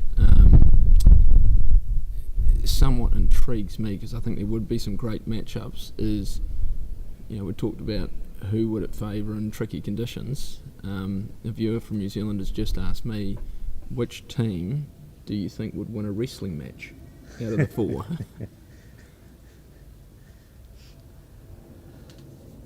I'd say it has to come down to the two teams that are on the lawns at the moment. Yeah, I don't think England would do well somehow. I think Birch could carry the team for a little bit. JB, give it large. Well, Mark Avery always claims he could hold his own with just about any elite sports person in the world with a Couple of weeks training. couple of weeks training. Yeah. Right, Wixie, I want a percentage on him finishing this term. I would say it's 50-50. But I'm a student of your your school of probability. Yeah. 2 options. Now we're talking. Well, he's in fine position, isn't he? If he can just sort of niggle this in front of the hoop and have a go at Peel. He's pulled it together really nicely. Another good shot. Well, it's in front, but it's He's not just getting things nice and tight, is he? It is sort of a bit loose still, but like you say, it is a break. it is as well as long as the best outcome is red goes through. Second best possibly is that it jaws, and third best is that it at least hits the hoop and doesn't go too far away. It's good Good shot. So that's second best outcome. And more importantly, great yellow. Yeah, he wanted the rush to fall back. Now, just quickly while he's making fallback, we've got Felix 1 peel done, just ran fallback, and he's got partner set up for a straight double, while Edmund is back on the lawn. He's got two options here. He could either go to red first or black first. Yeah, I was just wondering which would you choose. Well, if you think I know a lot of people who still would do the Irish peel. if you think Absolutely. if you think you can, Defo. I would do the rush I peel. was going to say, if Ooh. you think you can do the rush peel and you've got enough space and the hoop's not going to be in the way and stuff like that, I think it's better, isn't it? I think it's I think it's a risk not worth You're in taking. more control. Of, Yeah, you've got more control. more yeah. control of the I think, direction the red comes out. Black's probably a bit closer than Too close. than you'd want it to be. But Well, he I was agree rolling with it there that. from I free back, agree with wasn't he? that. But Has you he can tried? do it still. Has he tried to knock that through? No. With black? Surely not. Surely not. Well, don't know what he's doing now. Is he? I think he's doing. Yeah, he's going to go to black first. I'm isn't he? worried for him because I think he's using the Coots approved method here. Now I would So he's going to black first. So he's then going to. He's not going to rush peel red, but he is going to. Would it be inter- Maybe put it slightly more into the Yeah, jaws, you and can then you can get it so it's yeah. right central, can't you? you've got to be careful because if you peel it in the roquet, it's a bit of a disaster. that, you probably wouldn't say good though if you did that. No.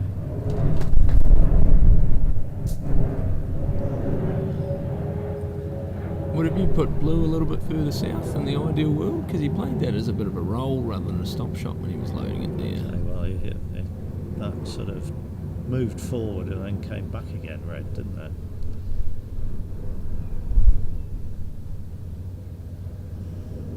We have had a response to this Oh, go on. poll. We've had two responses. At Trish7, is that 7831? Thinks it favours GB. In the tricky conditions? Yeah. Yep. And Ewan Burridge agrees. Ewan, how's it going? Long time no see. Well, he's apparently these are the best mallets in the world. Best mallet on the market, according to Ewan. Does that mean you and I can get that trimmer off here and take that back to And New Mo, Zealand so I've got a spare? Mo Karem from Egypt is watching. Mo's top Egyptian golf croquet players recently started playing AC. Excellent. Love Yeah, to see some I've more. seen him more in play, and Egypt his croquet strokes were very good. So he thinks he should buy one. Interesting. I think you should ask Jose to give him. Mm. You got somebody of Mo's class around on the market, on the circuit. Great opportunity for Yeah. advertising your products. Yeah.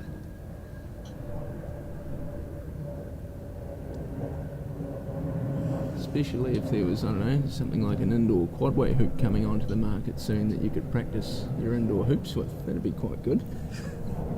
Someone told me that anyway, I don't know. Who practices indoor hoops? Wow. That's got to be a very small market. No, he's done all right here. He's got it in front of Rover. Yeah.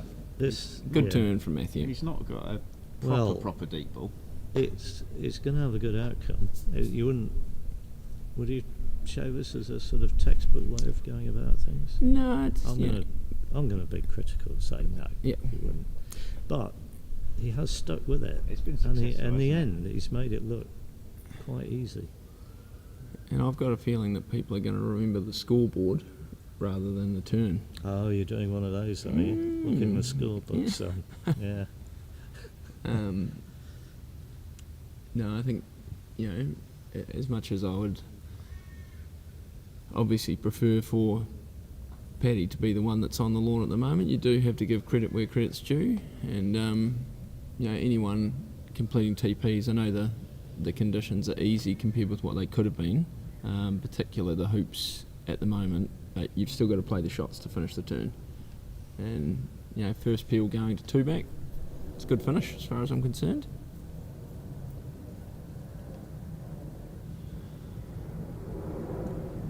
Yeah, the stroke that really made it was getting rush that peel. rush peel, and also then getting the rush The to dolly, two the back. dolly rush to two Yeah, back. That was a good yeah. shot.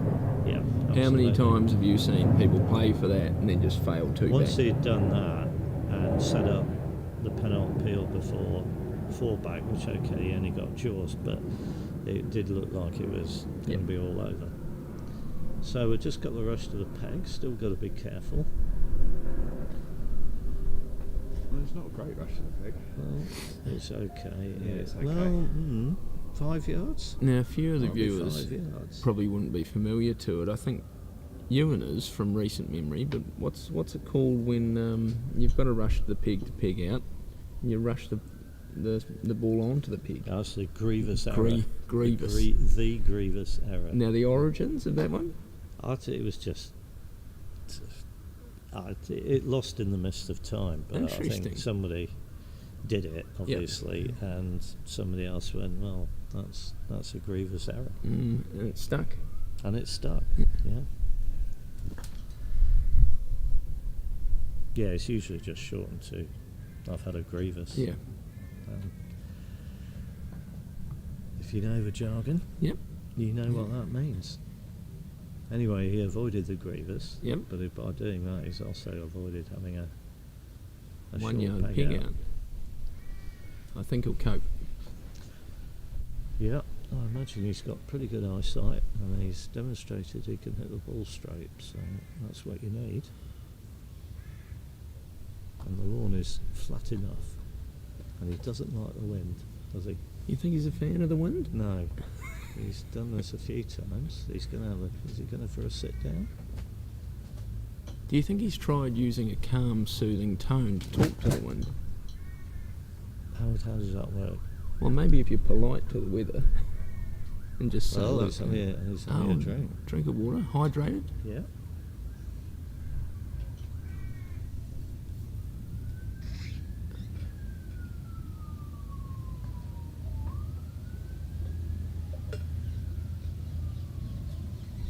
There we go, he's going down for another wee look. And if you're a New Zealand sports fan, good news on lawn 2, Felix has all the he nearly took off out. Felix has all the peels down, just got to get a rush to pig now. Here we go, Matthew for the game 1 win.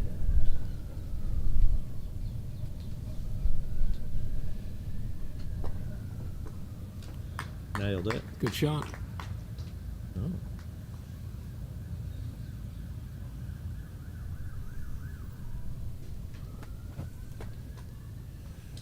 It's a good finish. Yeah. I think it's been quite interesting. I don't know if you would agree from both of you, having seen, American teams at multiple Macs, but to me this group looks maybe more like a team than they have been in the past. There's been more sticking around and supporting others, and I'm not saying that they've ever been a problem in the past, but I think they are possibly a little bit more connected than previously. I don't What's know, your... maybe. I mean, they're quite a tight group. Yep. They're all professionals. Now they're scattered across the sort of east half of America, aren't they? Yep. I don't think any of them come from the west side, but I think they get together on a regular basis, from what I've heard, for practice sessions. Yep. And we've got Felix lining up the pig out to go game up against Ben Rothman. So, summary of the status of play. Logan, game up on lawn 3 against Zach. Matthew, game up on lawn 4 against Paddy. Felix, he didn't just miss the pig, did he? No, he couldn't. No, he snagged it? Yeah, I think so. Yeah, so Felix gets a round of applause. Felix came up against Rothman, and my eyesight is average, but I can't see what's going on down on lawn 1, so I might have to go for a wander soon. Red and yellow are joined up near corner 2. Red and yellow's that's Tom, isn't it? Tom Balding. Is he red and yellow? He is wearing the red sleeves, but we don't. Maybe we can I might need to do a Well, maybe we scouting could mission. switch. Do you want to do a bit of commentary on Lawn 3? Where, Yeah, we could have a wee look at what Zach's up to. if the camera can show Lawn 3. I don't know if that's possible at the moment.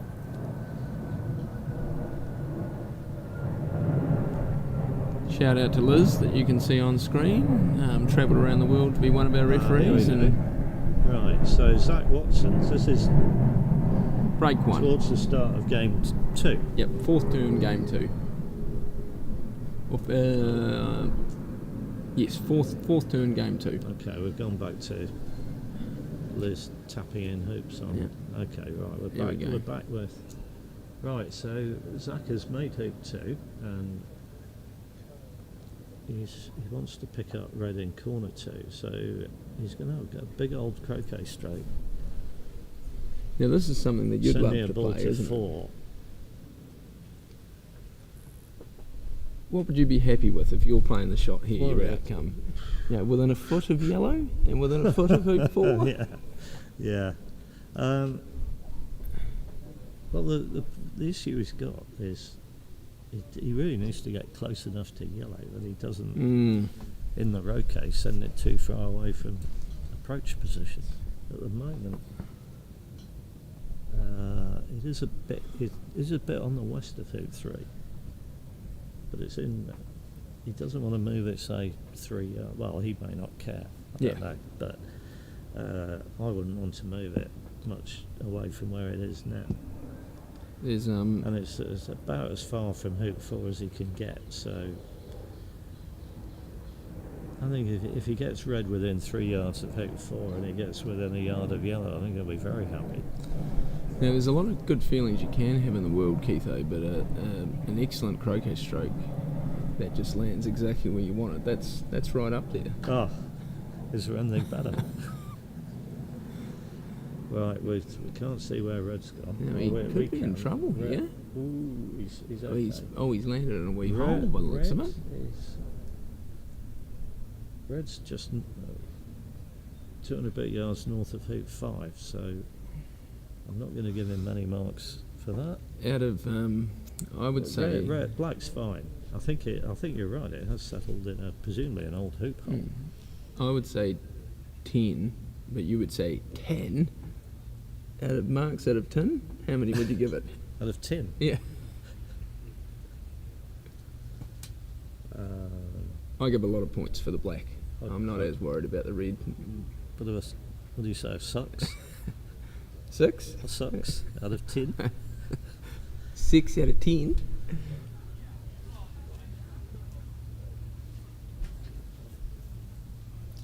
Yeah, No, black's good. lovely black. Yeah, I mean it was almost wide, but Yeah. it wasn't wide, so he's fine.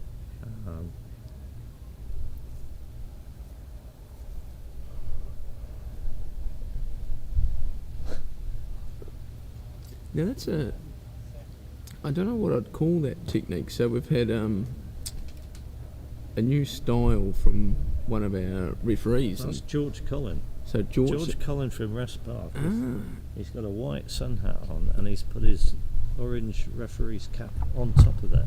and I quite like the orange referees caps, to be fair. It means they can stay in their whites, but it is obvious who's who. But that's a new technique, having the wide brim underneath and then the orange on top. Do you think there's a name for that one out there yet, No, I Keith? don't know that I know of. I'm going to put you under the spotlight here, and you've got 10 seconds to identify Should a we- name for it. It should just we flashed call it a across Colin? screen.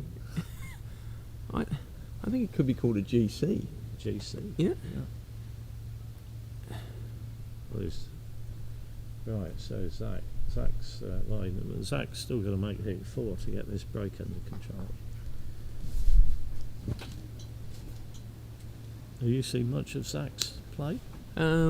First time meeting Zach was when I went and chimped around a little bit over at the Worlds in Florida last year, and his home club. He had big aspirations. I can't remember where he got knocked out, whether it was the 16 or the quarters. I think he lost to Stephen Forster, didn't he? And then did Forster lose to Reg in the quarters?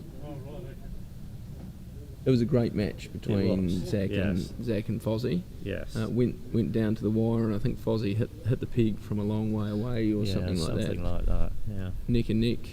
But had a really good discussion with Zach a couple of days ago. He's doing some good things for Give us a waste, Bruce. Right, NCC.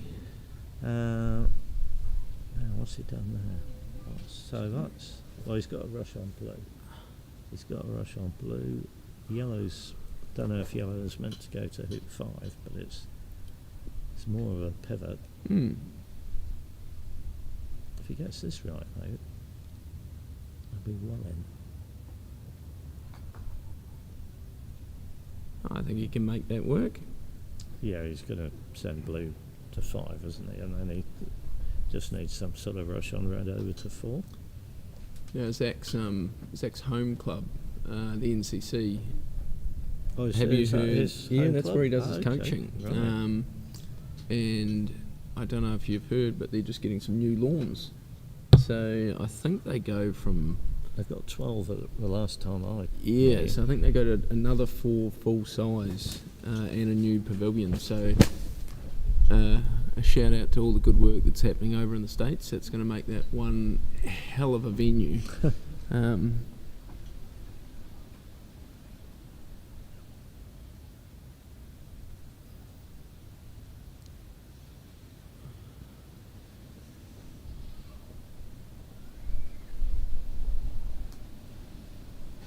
Yeah, Zach's also another one of the players here who's got a young family, so for him to be away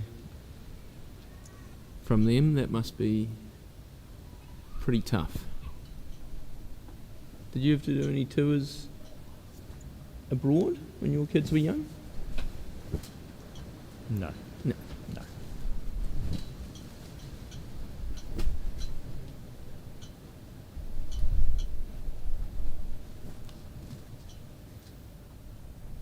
And I did hear a rumour that Alex is playing a bit of croquet now. That is true, yes.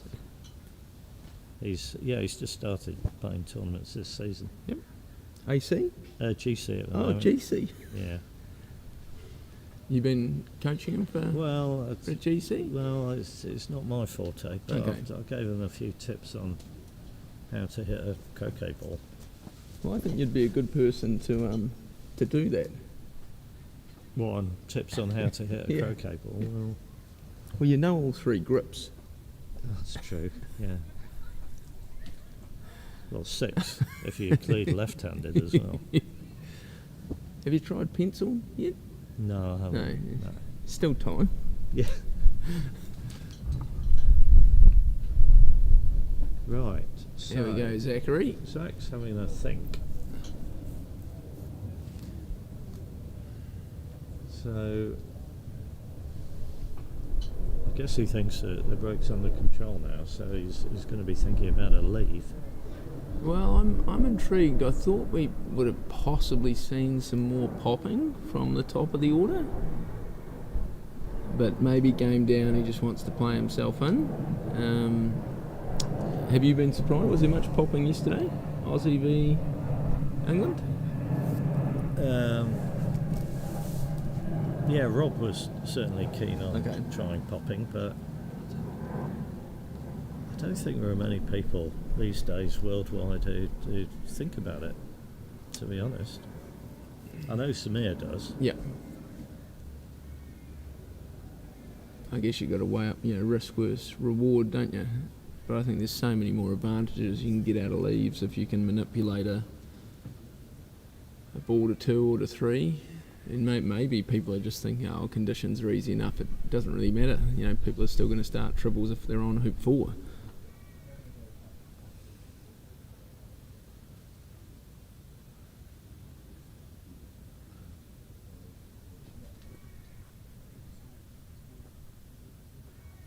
Yeah, and also it adds a degree of difficulty to the turn, doesn't it? If you've got to try and organise Defo. a couple of pops, and then also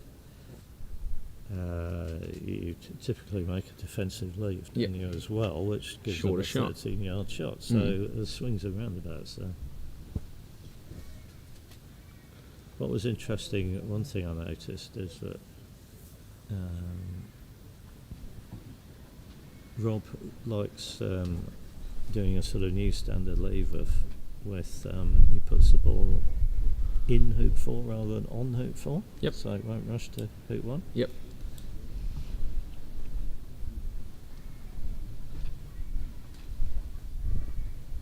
And he definitely got some value out of that because Greg hit a lift and Yep. then struggled to get a break going.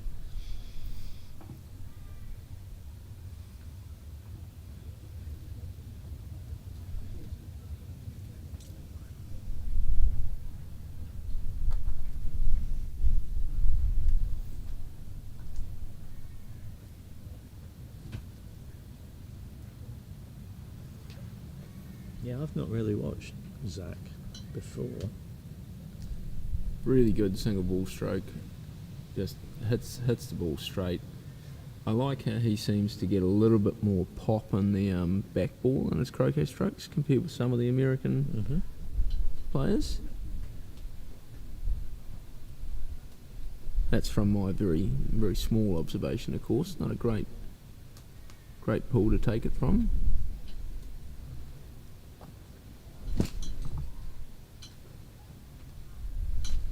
Interesting technique on his stop shot there. It was like a wristy sort of flick. No real arm movement. And you can see in the background there you've got Rothman getting game 2 underway. So Webby game up against him. Right, Edmund is on lawn 1, so he's in play. And Can't really it tell still what has he's to be doing. game 1. Well, it has to be. Yeah. Meanwhile, shall we leave Zach Yeah, I in think the throes of his ball to fullback. ball to fullback and refocus on the top game on lawn 4? We've got Paddy and Matthew have just settling, and it doesn't surprise me to see a So Matthew is, I think that. Are we going to get the camera back on lawn 4? Matthew has put a super shot ball out. deep one too. Yeah, kind of. It's wider It's than the closer one to the Paddy put out. peg. Wow.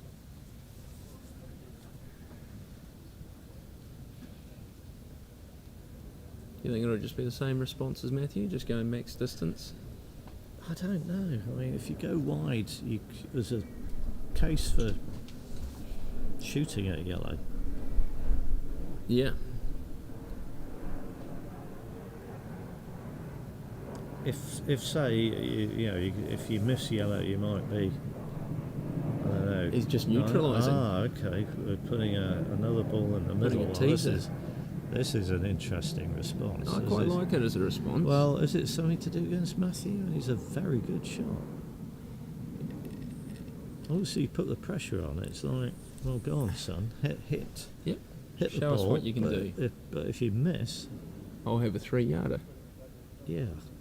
I mean, obviously, Matthew. Obviously, if Matthew shoots at black, and I see Paddy has put black slightly further away than yellow. It's quite common.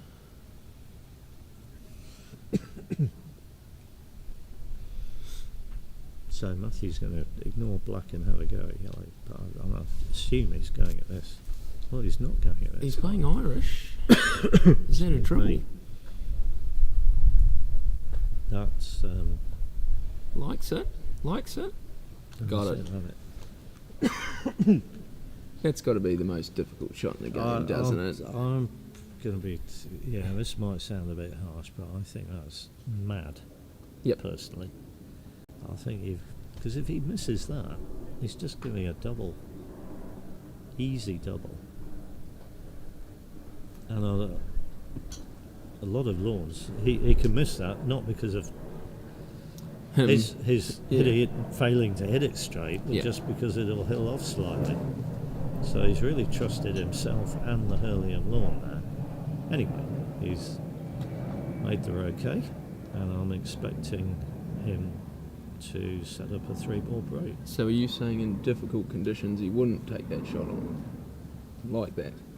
Well, if you've got a rolly lawn, I mean, what do you No. do? Do you read it like a golfer? Or, I thought, having seen his shooting, I think his better option now is just to, fire up Yep. either black or yellow. It was interesting. This is the same opening that both Matthew and Zach have done in the doubles as well. I don't think they'll be doing anything different outside Okay. of super shots. Just backing their ability to hit and wanting early finishes.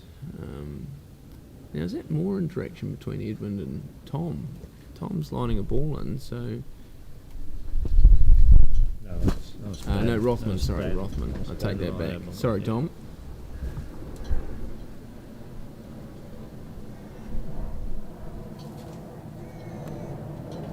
Now, as coach of the good shot from Matthew, as coach of the England team, have you enjoyed working with the fellas leading up to the event?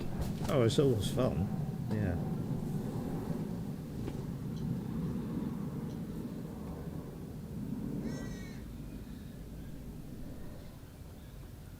Maybe some questions coming through. Oh, yeah. Greg Fletcher's back on. Nice to hear from Greg again. Still wish he was here. Yep. Greg still indoor UK quadway based? sounds good. Watch this space, So he's Greg. a fan.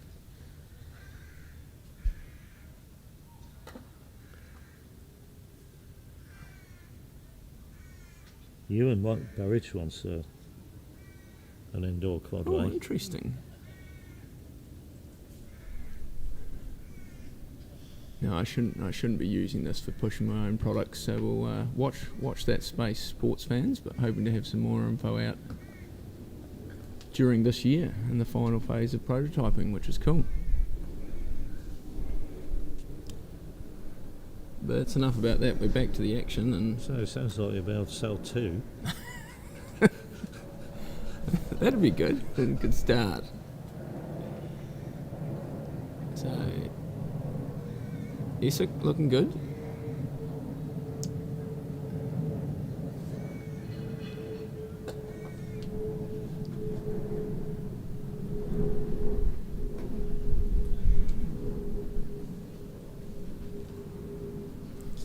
Now here's one I don't know. Remind me, Keith, what's a Morm error?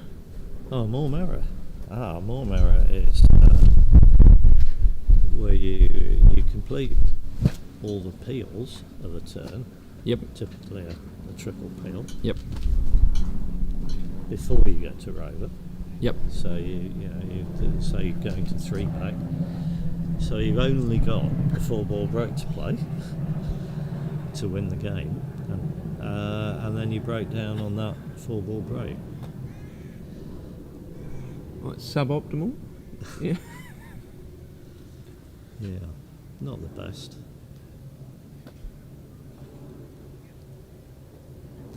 Now we've got a few students of the game watching in, so 3-ball break third turn.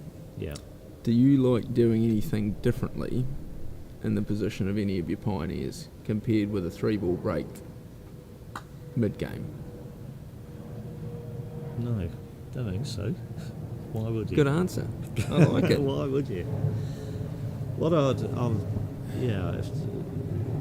what I like is pioneers that are, well, they're good pioneers. But Yep. what's a good pioneer? Well, One back. partly I'm making the assumption that you're going to make a hoop and get a forward rush, Yep. a useful rush. But I like the pioneers to sort of mostly stay inside the rectangle of the outer hoops. Do you See, call Matthew's very keen on this. What Keith Wiley used to call boosting hoops. that boosting? Boosting, he called it. Oh. Which he didn't regard as particularly elegant, Yep. but he thought it was quite a good technique for hoops 2 and 4 and 2 back and 4 back.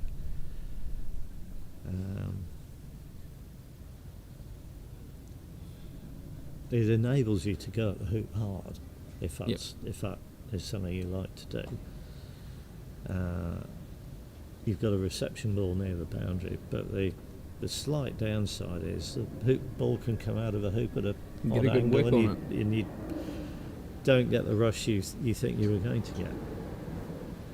So controversially here, I'm going to go to this age-old debate.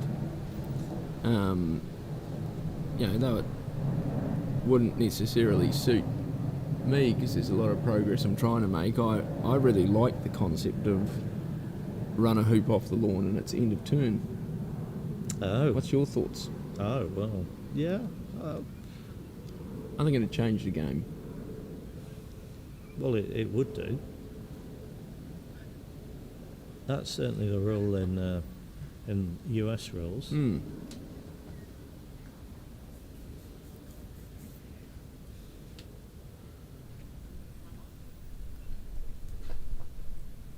I think it would make those players that have, real good touch and finesse just more dominant. And those that rely only on a single ball stroke, it would make it significantly harder.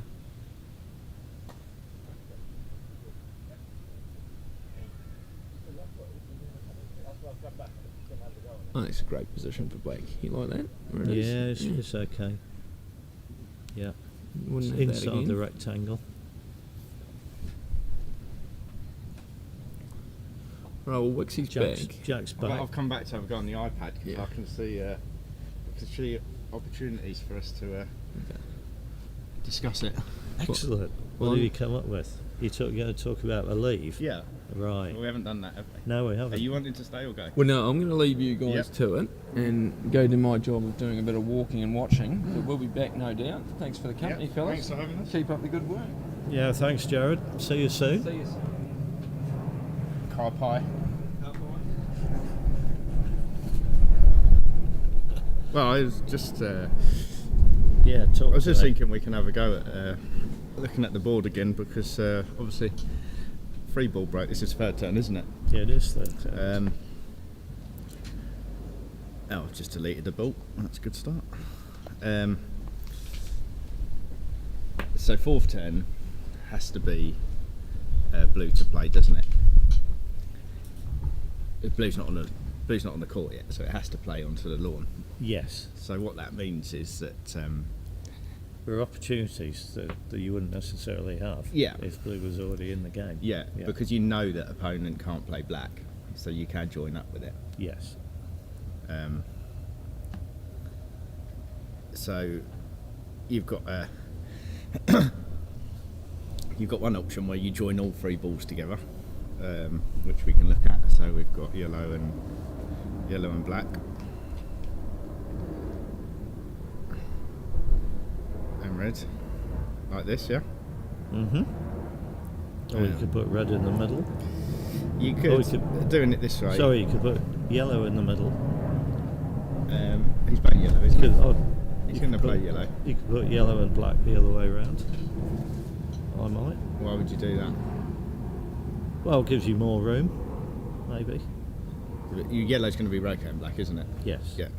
Yeah. So, But anyway, that's the something like general this. concept. and this means that you're going to be putting black as your hoop 2 pioneer. And you're going to be making hoop one off partner. Correct, and you're going to make one off partner. Assuming that the shot on turn 4 is missed, you're going to make hoop 1 off partner, which And the sort of- turn 4 shot, blue can't shoot and not be useful. It'll either be in corner 2. yeah, if it's it got no way misses. of getting to corner 4, has it? Unless No. it doesn't take a shot. Yeah. But if you're making hoop 1 off of partner, then it automatically sort of usually means that it's going to go to hoop 3. So you get the triple peel So started. you get the ball started. Yes. So this is quite good in the sense of giving yourself an easy start if the Roquet's missed. But Yeah. obviously it does give If an the immediate Roquet's hit, yeah, it then gives an immediate break to the Blue, opponent Blue's as well, got a doesn't it? fairly, very easy pickup. Yeah. Um, Well, this is generally known as the 3 ducks. 3 ducks, yeah. Ducks in a row, 3 ducks. So the other thing you can do is I don't know why blue's on the lawn. It shouldn't be on the lawn. The other thing you can do is join up with black over here, isn't it? Make what you called the other day a dream leave. Well, actually, most people put red on the boundary. Well, that's what I was going to say. You can decide then, can't you, where you put red? You can either have it in the middle, or if it's if it's defensive, you have it on the boundary, Yeah. so that you rush black to it, and you've got the same polarity with the ball. So you're joining up with black and sending it out as your hoop 2 pioneer and rushing partners 1. And The good thing about this is it's well, blue now gets a shot that could end up in corner 4. it's more defensive though, isn't Yeah. it? If blue makes a roquet, then it's harder for blue to get going because they haven't immediately got all the balls. But like you say, you do give up a shot into corner 4, Yeah. which makes blue it harder might, for yourself as well. Say if blue hit yellow from Yeah. corner 3, it might hit it. It might rush it down to the south boundary. Yeah. And then you've actually got a bit of, it's not trivial to get a break going at all. No. You could do some kind of NSL position if you wanted to, like that. You don't really see people do that. So, but Matthew seems to be having a go at what we've put on here with The defensive leave. joined yellow and black up with yellow a rush on black over to red, like you say, which is usually on the boundary. It doesn't have to be on the boundary. If you're worried about having this tricky pickup, you can leave it in a bit. But again, if you're leaving it in a bit, it makes it easier for yourself, but also makes it easier if your opponent makes a roquet. So they're the sort of things that the players are trying to weigh up, making it difficult for your opponent at the same time as making it easier for yourself, but you can't always do both. Well, he's made the rush. Well, he laid the rush, so he's now. We'll see whether he's going to It send. looks like it's pointing sort of quite at hoop 2 from where I am. Yeah. So it's He's sort of looking. more like He's this. now looking to see Yeah, where to put red. or it's going to be more up there. But also, with respect to getting the rush on black towards it. Okay, well, he's found a spot. He's doing some lining up on how to. Yeah, okay, do it properly, Matthew. He's trying to take a shortcut there in lining up a target in the distance to shoot at. Now he's worked it out. So this obviously suggests he's going to just fire right off the boundary here. Yeah.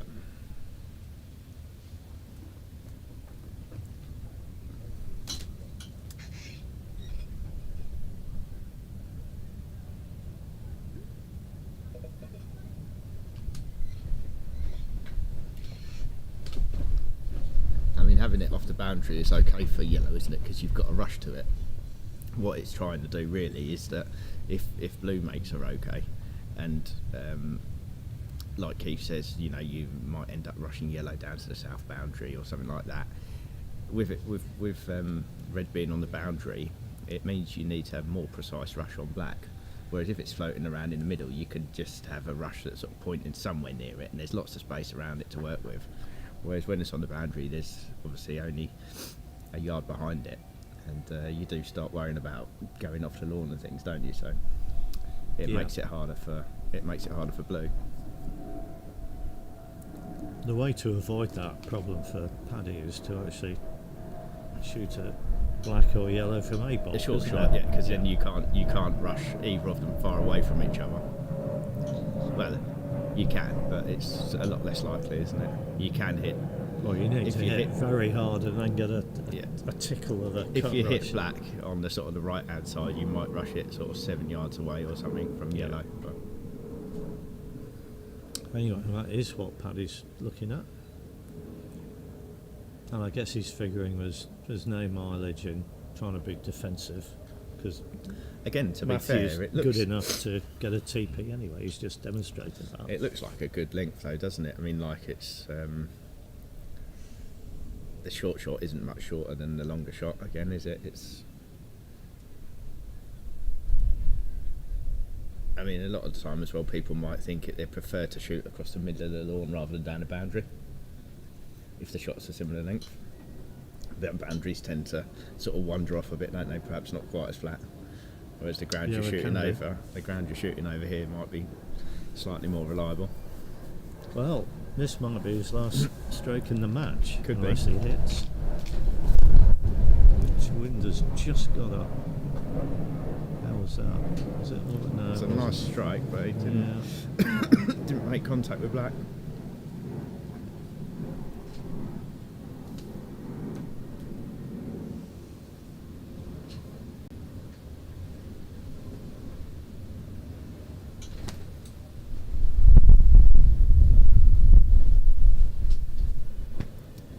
So I guess he's going to hit blue first and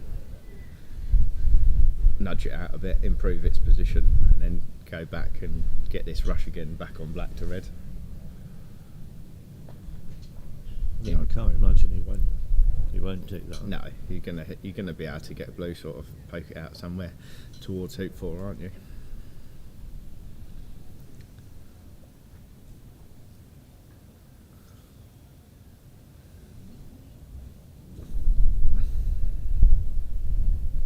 It's not going to be in a useful spot immediately, but just by bringing it off the boundary, it makes it easier to work with later on, doesn't it?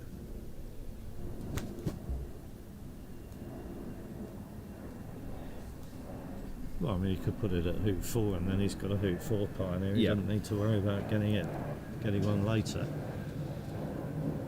I mean, I guess if you've got complete control, you wouldn't want to leave a hoop 4 pioneer there, would you? You'd bring the balls up to hoop 3, but it is an option if you don't get a rush out of hoop 1 or something. You can just play a split shot load in 3 and go to hoop 2 with a hoop 4 pioneer already out. And he's ignoring blue. Oh, right, yeah, so... What do we know? Yeah, we seem to be doing this quite a lot, don't we? I don't know why you would ignore blue. No. You'd think that you'd hit blue and you'd still get this, you'd still get a good rush over to red. The only reason that you'd do this, I think, is if you thought you weren't going to get as good a rush as you already had. That could be the only reason, can't it? Yeah, and I suppose that roquet might have been longer than it looked from here, and Well, therefore yeah, you're going to send I suppose. blue further away, and Yeah. it makes it harder to get the rush on black again. Well, he's not going to get a ball out to hoop 2. That is the problem with having it on the boundary, isn't it? Yeah. He's rushed too close to it to be able to get it out very far, but he has sort of He would have guaranteed gained himself a good rush. enormous benefit from getting blue in the lawn, wouldn't he? 'Cause It'd make he it a could lot give- easier, wouldn't it? Give him a ball he can get a rush on to black. Yeah. But anyway, we'll see. It's not a great rush to hoop 1, is it? I think he's looking at blue, so He's wishing he'd moved it off the boundary, probably.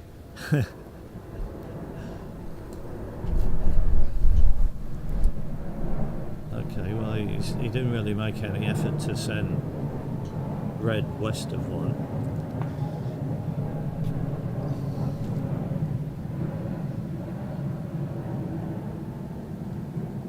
He doesn't like the wind, doesn't he? He doesn't really don't like it. It doesn't look like he's going to be able to get a rush to black, I don't think, from where he's running the hoop, unless he does what Greg Hill was doing all day yesterday and getting some nice Murray control. Now, somebody's asked, what are the options for shooting at the ducks? Well, The ducks. Do you want me to put it back on the screen? you can either shoot from A bolt, aim at one of them, and if you miss, you end up near corner 2, or you could shoot from B bolt. And you probably miss, you end up sort of on the boundary, peg high, something like that. West boundary.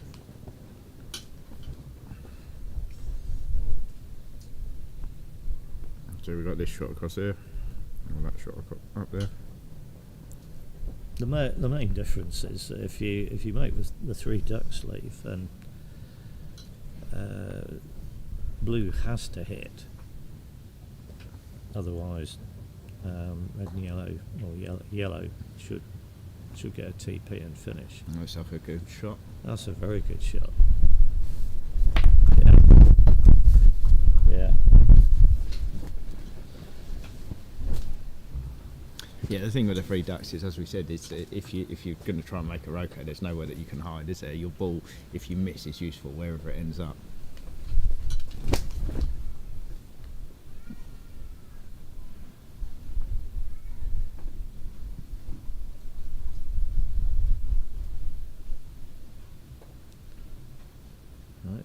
another one he's gonna run this to the boundary again, isn't he? I think. Yeah, and again now I'm just looking at it thinking if blue was in the court by a few yards, it would be a lot easier, wouldn't it? He might well ignore blue, might he? If blue was sort of near hoop 4 now, Yeah. yes, I think he would. You think he's going to go to blue now, or you think he's going to tap this and play croquet No, I straight? think he's going to go to. Well, He's got his Solomon grip out. yeah, this is going to be hit fairly hard, I think. It's a good shot, I think. Yeah. Well, they weren't quite close to red. Wouldn't have been quite so good to take red out, but anyway. He's got enough space to get this to hoop 4 and He could, go and he along could the still boundary. get a he Yeah. could still get a rush on blue.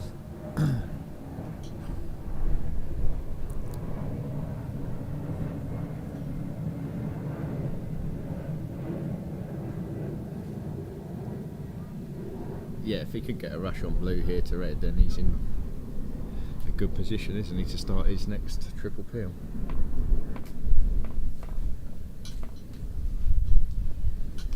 Well, he's checking the yard line area The large as well as he can. Oh, he's going for a little roll. Is he? I mean, well, That's he's- gone into it. no, he hasn't. He's just missed it. He Missed can't- it on You're his right. side. This comeback came into the lawn. You said that yesterday, didn't Mm. you? Well, okay. There's not a lot he can do here. In fact, tapping it is probably the best thing to do. Well, you Don't could you rush think? it up the boundary and just take off from it, couldn't you, and have your escape ball on the boundary. Rush it to where he is now. And just leave it there. Well, rather than tapping it and trying to play a pass roll. You could play a pass roll, but you do really want a rush on red, don't you? Well, yeah. Whatever you think's most likely to get you a rush, I guess. Well, you'll be doing a takeoff now, I suspect. Yeah, it's not as far north as he wanted to have rushed that, I don't think. He can push it up the boundary a bit, can't he, in this takeoff?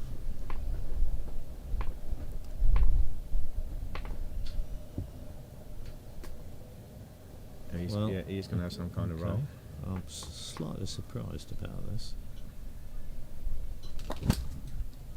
He's played it He's not. fairly well. He's not tried to get too close to red, has he? But it's a good shot. No, it's a good shot. It's a good shot It's for closer than I yellow. thought it was going to be, It's actually. Blue. Blue's gone quite a long way north. Yeah, but it's just a ball that could be hit, isn't it, once you've done the peel? Oh, you won't be. He's Well, not he worried. might well Not try worried and get about a getting a roll on rush it, on. mightn't it? But it's probably more important just to have an escape ball at this point.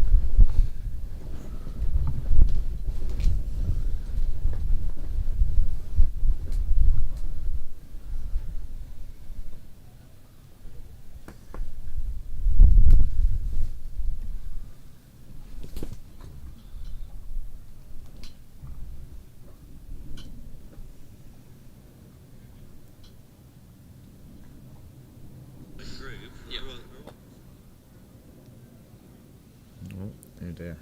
Yeah, that's. Do you think he was expecting to hit red though, or do you just want to make sure that It's a long way away from the hoop, isn't it? You never guarantee hooper and roke at that distance. This is Solomon, so this is going to be a hard one. This is a rush peel attempt, do you think? he's not? Yeah,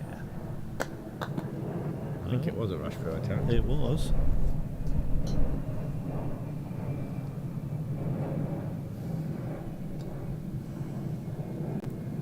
Well, he can't poke it in front and get a rush on blue, can he now? No. But yeah, 2 minutes ago you said he didn't need a rush on blue. So. No, it's fine.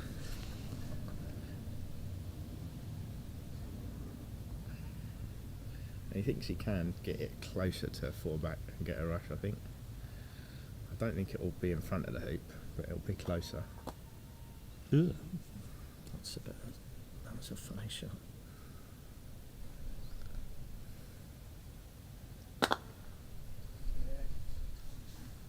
Oh, he's got lucky there with the hill.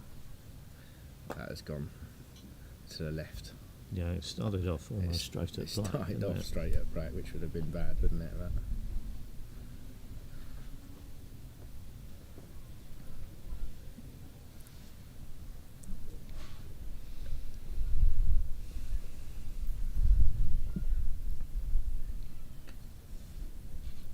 Made the mistake of buying a different drink again. Not a Coke. No, it didn't have a Coke. And so buy these other drinks and then think, no, I should have just bought a Coke. Now here, this is right. Okay, I'm pleased to see this. He's actually trying to play this with control. He's going to Because rush he back wants up to to rush it. back up. Yeah.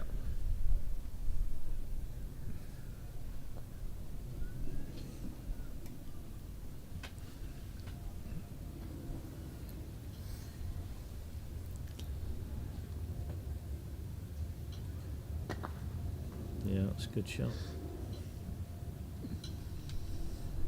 Now, what would you be doing here? Would you be just rushing red in front of four back? Do you think, or would you rush it all the way back down to blue? I think. It feels like you could just rush it in front of four back, It does, doesn't it? doesn't it? But It- if you don't rush it far enough, you can't. The trouble is, isn't it, with a takeoff, you can't really adjust the north-southness of it. So, but you should be able to be confident of rushing it in front, shouldn't you? And then just tickle it over with a takeoff. Especially if you get there. He's let black go. He's a bit unhappy with black, He's isn't he? It's very gone a bit unhappy far. with It looks to me like if you can leave red close enough to the hoop, you can peel it with a takeoff going to black, can't you? Does he really want to peel it from that? No, you want to have it right in front of the hoop, don't you? Yeah, that's a long way away, The isn't thing it? is, he's that good at single ball strokes. Would it really give him much trouble if he just peeled it and Hit a 3 had yarder. a 3 or 4 yard Yeah, of black, yeah. as long as it was fairly straight?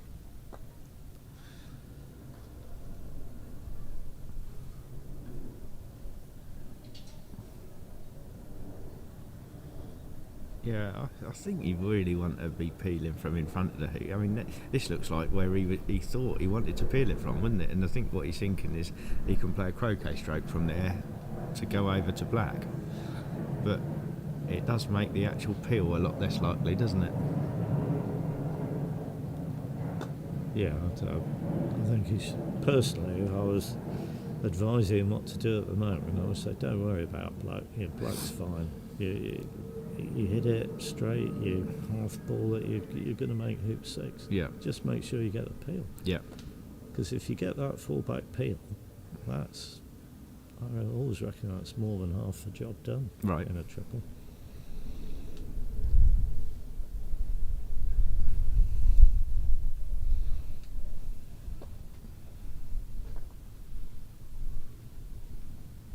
He's got control here again. This is good.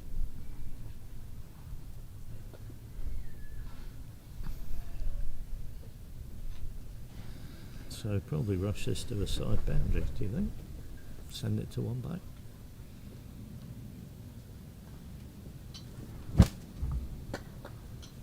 Yeah.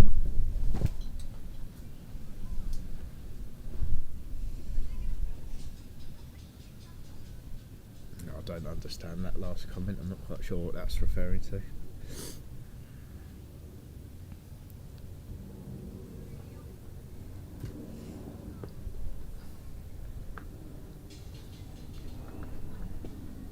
Now, if you were advising him, what would you be advising him to do with blue then? Well, personally, I like blue a couple of yards. Well, on the east side of one back, and probably a couple of yards north. Oh, so you are having a pioneer? Yeah. Okay. I wondered whether you might say you'd want it on the boundary behind hoop 6. No. No. No, I don't think so. Well, several things can happen here. If he gets the peel, it's blue's fine Mhm. as a one back pioneer, Yeah, yeah. where I've just said. If he jawses it, it's okay because you could rush peel it and you've got a nice or a reasonable split shot to send it red to 2 back. He played that going as to a blue. roll.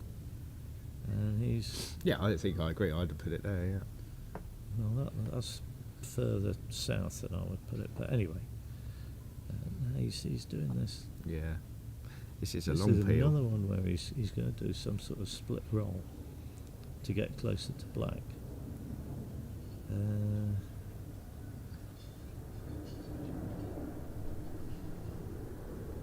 Now this makes the peel more difficult for 2 reasons. It's not a straight. He's not straight onto the hoop, and he's also introducing pull by playing a split shot. Yeah. So what is pull? It's where it doesn't. The Well, in a croquet ball croquet doesn't stroke, go along the- the line where you- you've lined it up to. Yeah, you line up. They sort of say, well, line up the 2 balls at such a centres point in the direction you want the croquet ball to go. But when you play a split shot, say you're sending yellow in this case to the right, black will tend to go to the right of that line, as though it's been pulled there by yellow.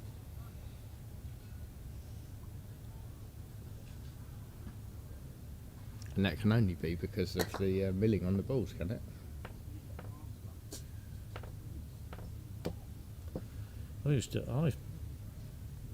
My theory is that it's just the friction Yeah. between the balls. I don't think it's necessarily milling might make it worse Yeah. if the milling sort of interlocks a bit, but I think it's just friction. Okay.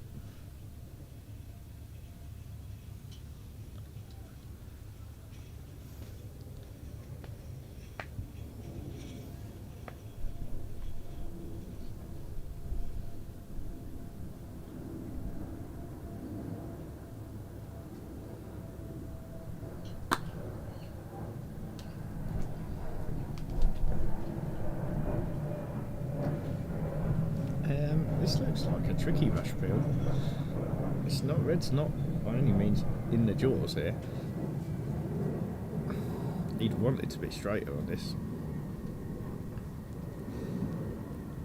He's going to have a go at cutting it through. Yeah. That's a great shot. Well, that makes a huge difference. Look how much that hoop moved. You see how much that hoop moved? Watch this. Replay of this. Yep. Now, should this be another 2-back pioneer, do you think, or is it fair enough to roll it to penalty? I actually think it's fair enough to roll it to penalty. Yeah. For him, don't you think? I mean, I think I'd probably roll it to penalty. Yeah. yeah. I just wonder whether the oh, there you go. He's having it as a 2-back pioneer. Yeah, well, It's definitely a better 2-back pioneer than black is. 2-back pioneer. Personally, I can't imagine that doing the death roll, as it's called, peel through penalty going to black would have given him much difficulty, much concern.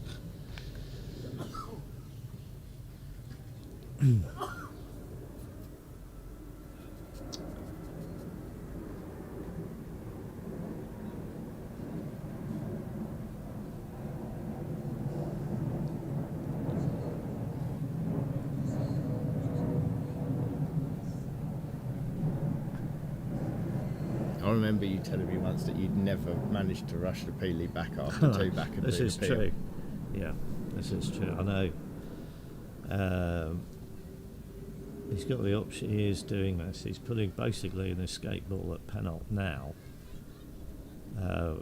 Then he'll send black to 3-back, make 2-back off red, with the intention, I assume, of trying to rush red into peeling position at penalty. I'm pretty sure I've Never done that. Never done it. I've had I'd have had a go at the peel, but I don't think I've ever got the peel. Really? I'm not good at rushing. But Matthew is very good at rushing. Blue's slightly sort of 2 behind the hoop, really, isn't it? But What, blue? sorry, what did I say? 2 behind the hoop. Yeah, blue. Yeah, Yeah, well, but that's a pretty good pioneer at 3 back. yeah, I mean, you would take off from blue to black, yeah. I think. So, let's see how good Matthew is at this manoeuvre. Yeah, he's definitely wants his rush Yeah, back. he's so he making it played with it with control. a little croquet stroke. Just try and run the hoop just past it to get the rush back again. And we're getting excellent camera work to give you a. Is he in you were danger of hitting close that up. red? Well, no. No, I wouldn't say he's given himself a particularly good rush it's though. not. Well, it's good. It's good in the sense that he can get it near blue, but I'm not sure he can rush it into peeling position.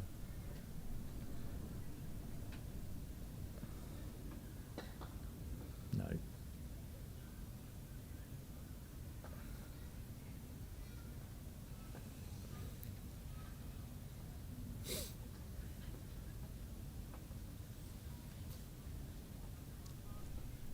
What are you watching over there? What's going on? Well, just having a quick look at Lawn 3, and I think Zach Watson's in the later stages of a TP.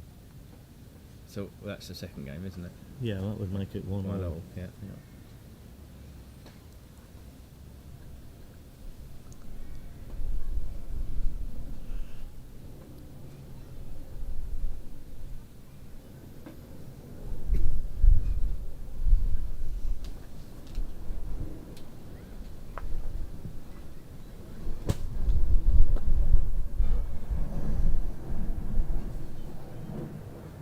Well, like I say, he was very happy with doing the takeoff from blue to black. He's played it pretty well. This is where it's very useful when you're doing triple peels, particularly delayed triple peels, that you can get a forward rush out of hoop 5, which he did get, and also a forward rush out of 3 back. And he's not happy with that. He said, I think yellow went as far as he was hoping. Anyway, he should still run this with control, but he hasn't. Well, I would say he hasn't, but he hasn't got a forward rush. And as you can see now, he's playing this croquet stroke from a long way from Well, he red. did play this role in the first game, didn't he? Yeah, but I don't care who you are, this is not as accurate as Oh no, it's definitely not as rushing accurate. black. He's avoided hitting blue, which is would have been a bit of a disaster. But to roquet red here and hold it for peeling position is, you've got to be pretty confident he's not even tried. Okay. So it's getting a bit ragged here. Oh. Directly as a result of not getting a rush out of 3 back. If you'd got a rush out of 3 back and rushed it within a couple of yards of red, this would all be a lot easier. Okay, well there you see, that's the length of rush he could have left himself Before 6. before 6. Yeah. And he's very happy with it here. Yeah, that's.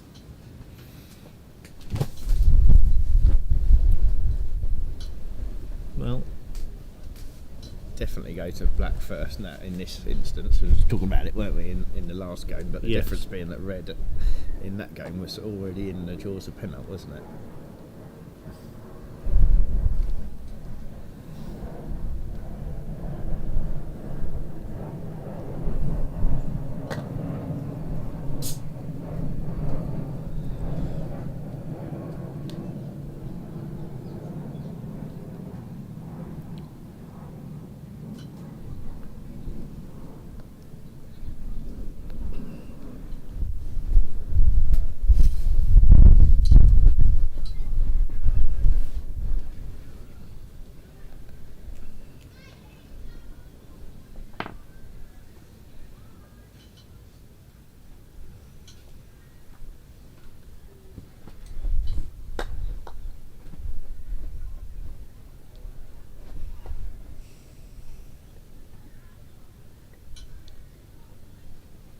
So here he's looking at blue. Blue is kind of a. Oh, hello. Is blue staying up? No. Oh no. Okay. I thought.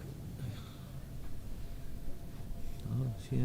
Well, he's going to be doing what we call an Irish peel. So I'm expecting anyway. So peeling red.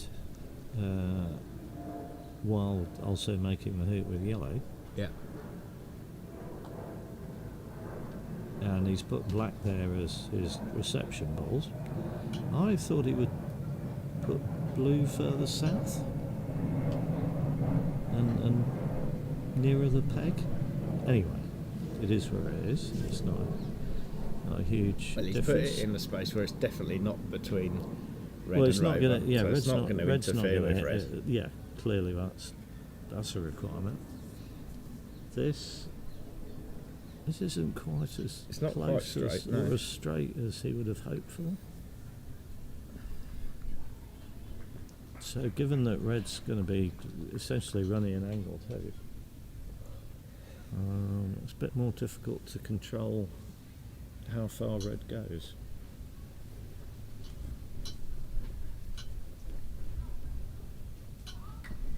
That's a good shot, as long as he's through the hoop. Is it a good shot?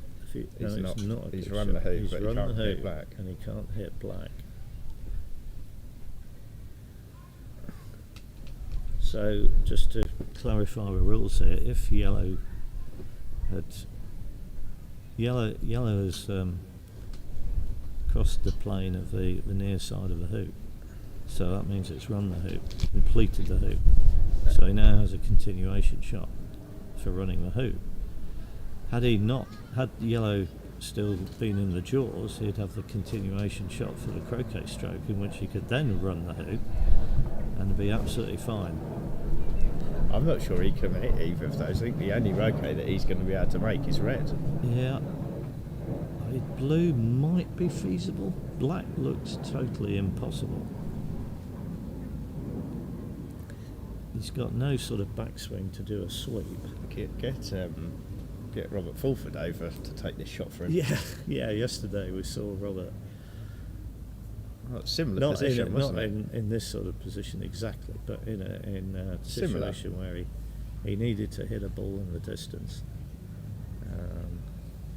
and managed to do it successfully. From hoop 3, so he was in hoop 3, wasn't he? Or Yeah. just in front of hoop 3, and he hit his pioneer at hoop 4.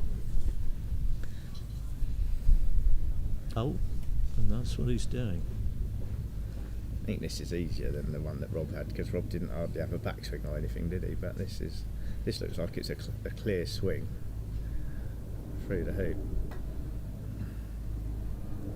That's a miss. Oh wow.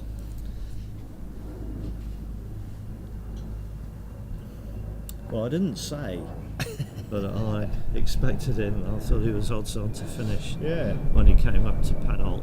I have to confess I was thinking it. But you did talk about it, didn't you? You did say that the penalt peel was slightly longer and slightly more angled than I did say than that, it was, yeah, could have been. it's true. So Yeah. I mean, like, when I saw the peel he go for, I thought, yeah, that's nice. But then looks back at yellow and obviously landed in a spot where it couldn't hit blue or black. You always feel hard done by. Do you feel don't like? you? Do you though, or do you feel Well, like I black's in do. the wrong space? The black's in the wrong place. Well, it's not on the No, side, I is it? think Black's fine. Yeah. But if it was a genuine side ball, he would have been able to hit it. Would he? I don't know. He's still in the hoop. Yeah, maybe. It'd actually have been easy to hit had it been straighter. Yeah, true. But you don't know that, do No, you? you don't know where where the balls need to be, do you? You just try and put them in what you think is going to be the most useful position for when you get there. So Paddy's got a lift if he wants it. So he's going down to A bolt to see what that looks like. That looks like about a 2-yarder. 2-yarder, yeah. He's also got not much It's more than a definitely 2-yarder. it's better to hit yellow though, isn't it? I think first? it is better to hit Wouldn't yellow. partner. Probably lift black, I guess. Hit yellow. Yeah. Presumably send then- it to 2 and hopefully get a rush on red to blue, Yeah, you'd assume and so, get a wouldn't rush you? on blue to hoop 1. Yeah. So he's been given a lifeline, but he's a long way behind. But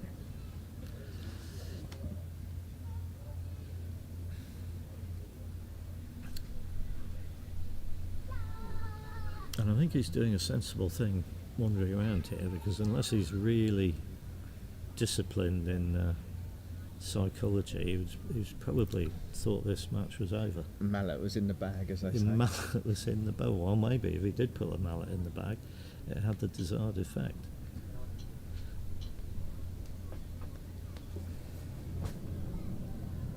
So other lawns, we've got Watson and McCorkindale, is it? Yes. They're 1-1 at lunch. Yeah. Lawn 2 looks like they might be at lunch. Rothman and Webby. Webby's 1 up. I'm not sure. Yeah. Somebody's had a ball round and there's been a lift missed. Yeah, And then they've gone to lunch. gone to but lunch, yeah. To be honest, I'm not sure who's had the ball round. Blue and black. Yeah, whoever was playing blue Whoever's and black. black. Yeah. Lawn 1 is 4 dice is on the lawn again. Still going on. Pretty sure that's still game 1. Oh really? Yeah. Well, it looks like he's doing 4 dice. He's doing something around penalt by the look of it, and he's got a referee on there.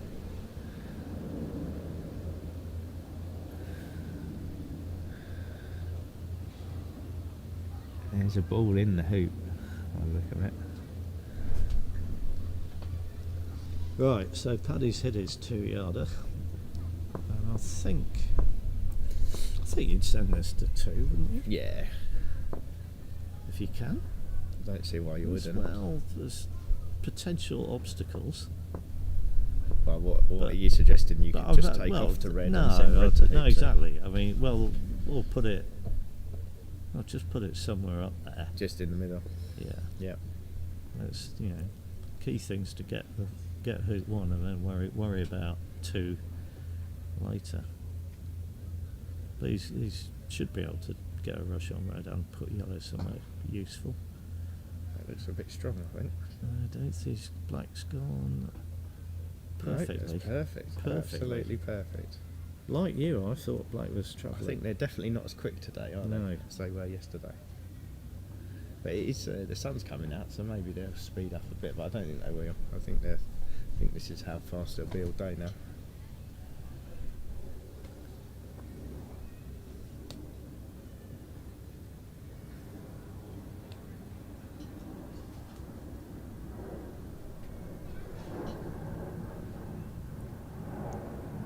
Wow.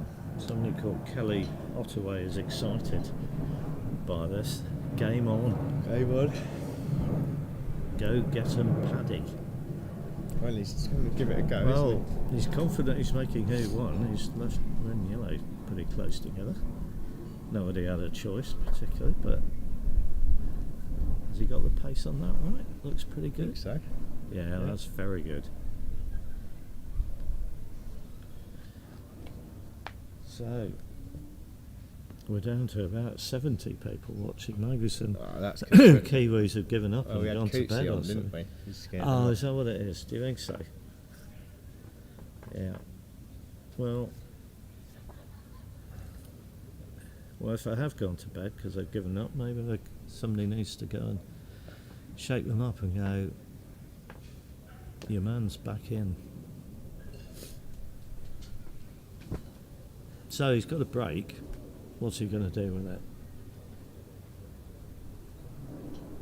Well, last game he went to 1 back, didn't he? He did. There's no sort of merit in peeling one of He went to 1 back. Matthew's balls out. But here, he went to 1 back not wanting to do a sextuple, did he? Yeah. He went to 1 back doing a TPO. Yeah. So- But that's not an option here. That's not an option. So if he goes to 1 back this time, it means he will have to attempt a sextuple. Or he's going to hope that Matthew misses a lift shot, I guess. Yeah, and he wouldn't be going to 1 back to do a sextuple because he's certain of doing a sextuple, but he just wants to avoid giving Matthew a lift shot. Yeah, give Matt the longest shot. Because he might be worried that he will hit in. I mean, Matthew is still 2 turns away from finishing. Probably. Almost certainly, isn't he? That's one of the downsides of any time you break down on a triple peel. You quite often go from 1 turn away from finishing to 2 turns away from finishing.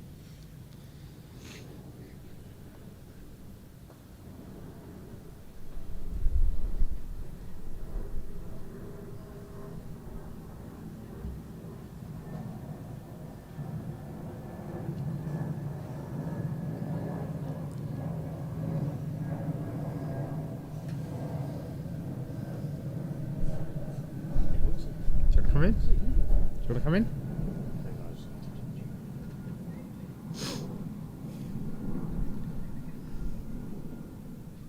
So what's happened here? He's approached the hoop to there, by the look of it. That doesn't look easy.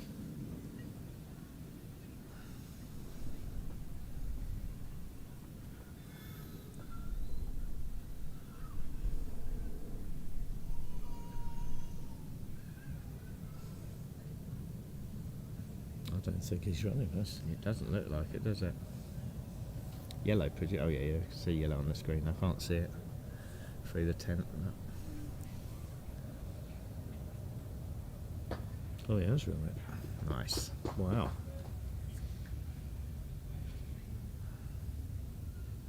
That was Liz Fleming, was it? That was Liz Fleming, the top referee from Australia. Wife of Bruce, that I was talking to yesterday. Yeah, maybe people that are watching today didn't see that yesterday. But you had another chat, didn't you, at lunchtime? I did. Well, it Had a wasn't chat with lunchtime, was it? Bruce. 'Cause there was games going on. But Well, it what was time was that? lunchtime-ish. It was about 2 o'clock, I think. Yeah. So it would have been about four hours into the stream from yesterday. If you want to have a look at a little chat with Bruce Fleming. What's he? What did you say? He played in 3 MacRobertson He Shields. did, Yeah. yeah. Australian champion, was he, or one of the top Australians at the time, wasn't he? Yeah.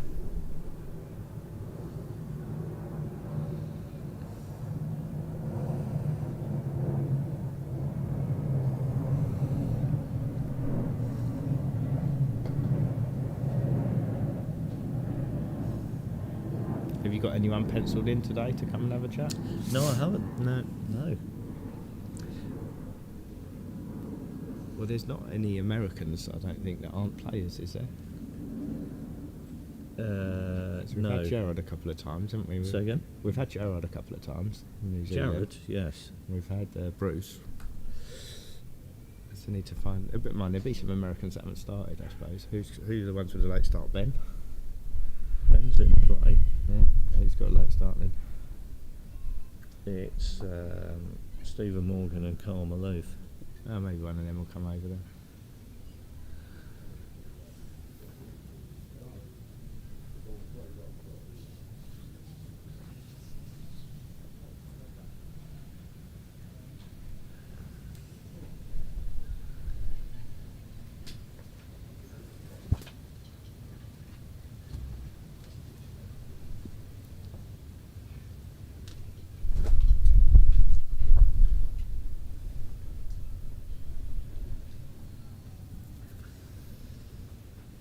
So I'm going to be interested to see what Paddy does here. Oh, here we go, Keith. Time for us Oh, to get nearly hit excited about. 6 there. What's going on here? He's obviously been listening.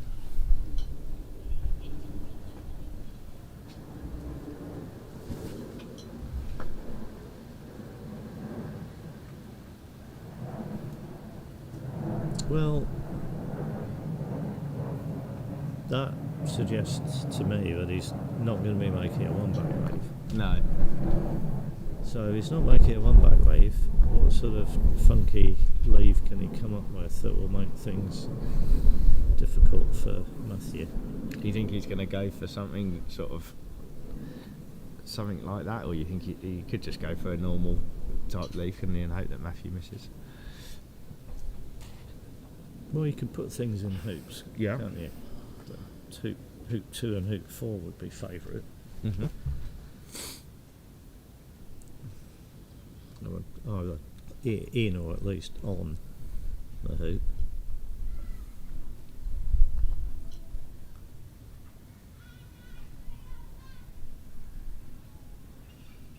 When you're playing somebody though that, whether they're just generally a very good shot or you kind of have the sense that they're having a good day shooting, I always used to have the sort of feeling of why am I bothering? Why am I bothering going around? What's the point? Well, I don't know if they're going to hit in. I don't know if I'd agree with that, but I was definitely just thinking along the lines of, well, Rover and Rover is quite far advanced. So in a way, doing a normal leave and just hoping for a miss, I think, is fair enough. Yes, and the fact that to be serious for a moment, I mean, there is a point, because even if Matthew does hit, he's going to give Paddy another shot. That's what I was just going to say. I think just doing some sort of normal leave without worrying about sort of trying to stop red and yellow if they make her okay is fair enough. It almost feels sort of like less worth it now than if your opponents were 1 and 4 back. Well, yellow's just gone over to 2 back, which is interesting. This is the old-fashioned way of making a 1-back leave. If he does make a 1-back leave, well, this is the way to make a septuple leave. The Avery septuple leave. Yeah. Well, actually, it wasn't, because he would have all the balls at hoop 1. Oh, and then rush to 6. Make the crossbar, then rush to hoop 6, right, okay. and then stick in it.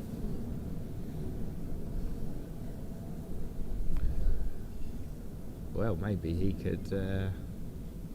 Well, if this isn't a crossbar in the making, I don't know what he's doing. What about if he laid up with the balls in, joined up at 1 back rather than at corner 3?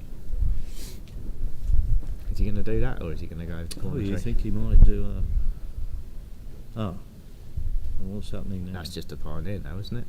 Yeah, it is. Yeah, it is. Oh, yeah. Okay. What? Yeah, okay. This is... Well, he's just a student of the game. He's got a chapter in Beyond Expert Croquet Tactics. The follow-up to Keith Wiley's... Is he going to have a go at putting red on hoop 1, do you think? On the back of hoop 1? What's the point?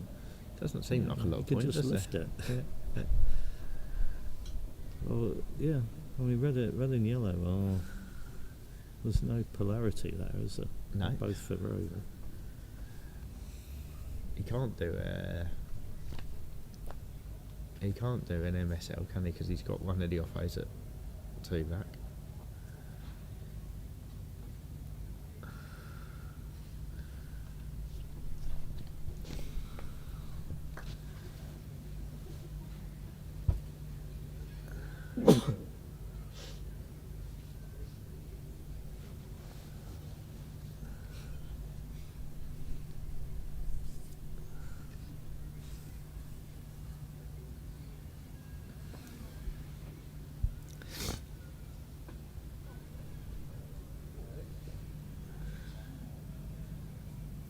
Yeah, Blue's just going back as a pivot, isn't it? So he's not doing anything around 1 back.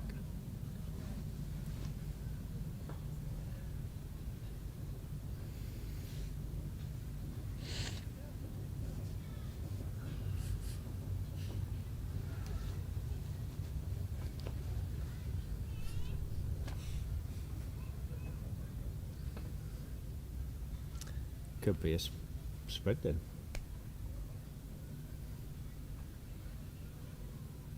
Well, it could be, but I doubt it, because a spread would give Matthew a chance of finishing. You think it's going to be something with balls on boundaries then? No, I thought it was going to be. Well, it's obviously not. What's it going to be now? Yeah, balls on boundaries. Could be balls on boundaries.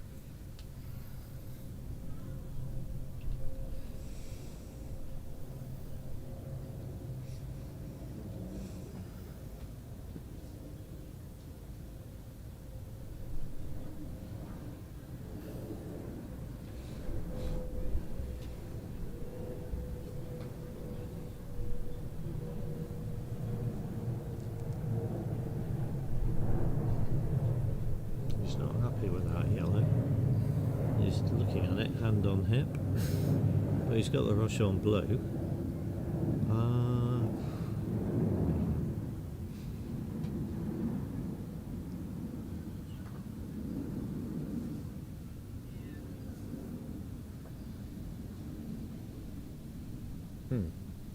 It did occur to me, is he going to try and leave red on the back of hoop 1? But Well, that's what I said before. I'm not convinced it's a good idea. Maybe he's going to Because put... even if you get it in the sort of perfect spot, Matthew's well capable of hitting it. Maybe he's going to put that there and then yellow in the NSL position on hoop 4. Yeah, okay. And that is a leave that whatever shot is missed, you can arrange a standard triple out there. Yeah. On the basis that he's probably going to lift red. Well, if But he doesn't lift whatever red. shot you miss on the lawn, you can arrange a standard triple, yeah. Well, not if he leaves red. Why? Well, where's yellow? Well, it doesn't matter. You've got to pick one pioneer, haven't you? Yeah, but if yellow's in corner 4 when you start that turn, Well, you just go to you yellow. just go to it and then And play send a out a big hoop split 2 shot. pioneer, yeah. Well, he's doing this. I'm not convinced this is a good idea, because if it's poking through into the hoop in any amount, I used to try and make this leave always fairly come often. back. I think it's not bad, but you see, Matthew is such that he could just take that on from straight in front with his lift. It's a 6-yarder. He's just got to get into the hoop. He might back himself to do that, or unless it's absolutely central, there'll be one side or the other. One at one end of A bolt will be a bigger target than the other end. Well, I think that's pretty much where you'd want it. It is. Well, we'll see. I used to try and make this leave, but only really because, like I said, it gives you a standard triple whatever happens.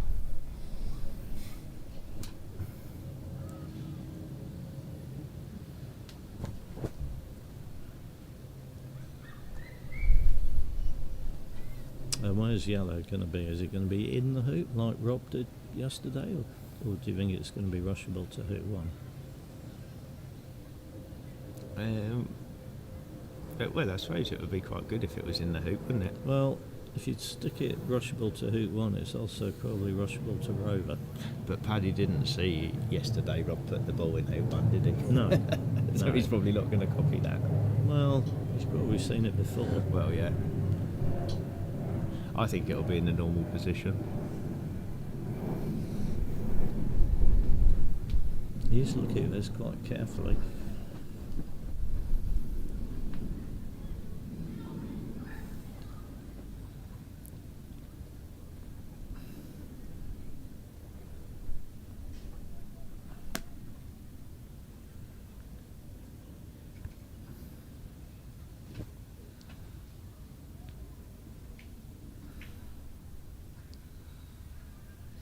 Right, we're about to find out. On the hoop or in the hoop?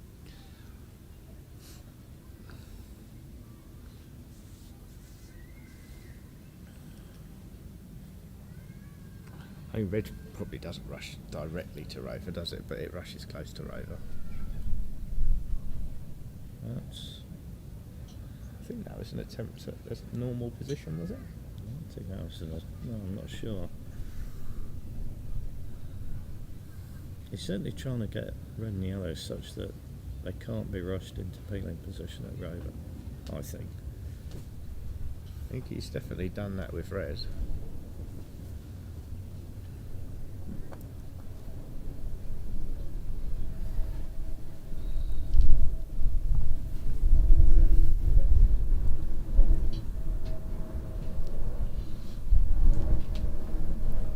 Yellow is fairly central, isn't it, in the hoop? So there might be some of it visible from the end of A bolt.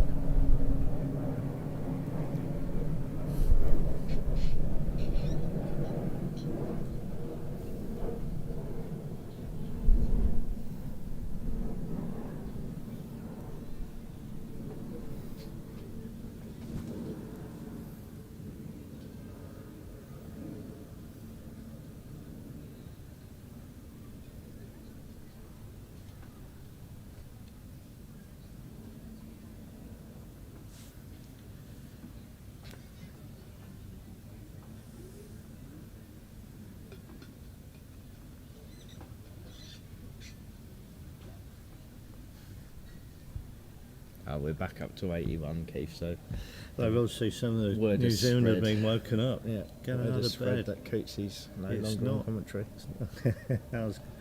Well, Paddy's coming back.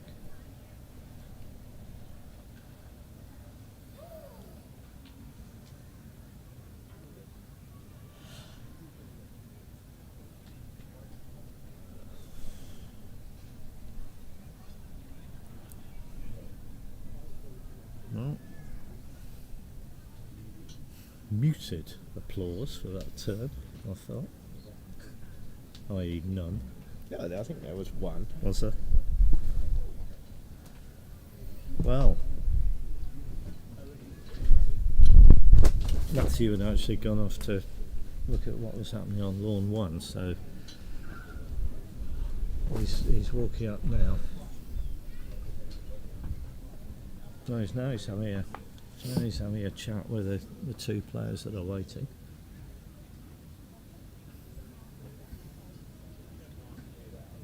He seems oblivious to the fact that it's his It does game. appear to not Oh, now he's- realise it's now his he's turn. walking up.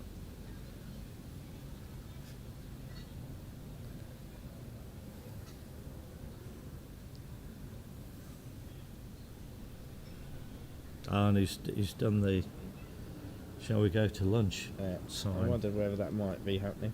Yeah, that is happening. Oh, the refs are out.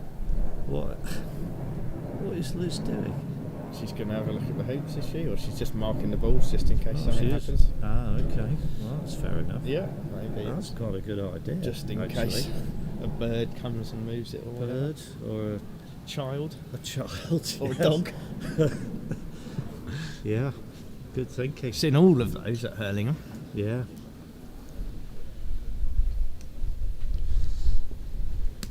Right, so that is going to be lunch on lawn 4, so I'm going to go for a break. If lawn 3 looks like it's about to resume, are you happy to? Yeah, I don't think it is, Take that is it, on. at the minute? I Well, think maybe. they've had lunch. Yeah. Yeah, I mean, you go and have some lunch. I'll go and just have 5 minutes, and then, like you say, I'll come back Okay. when it's something needs saying.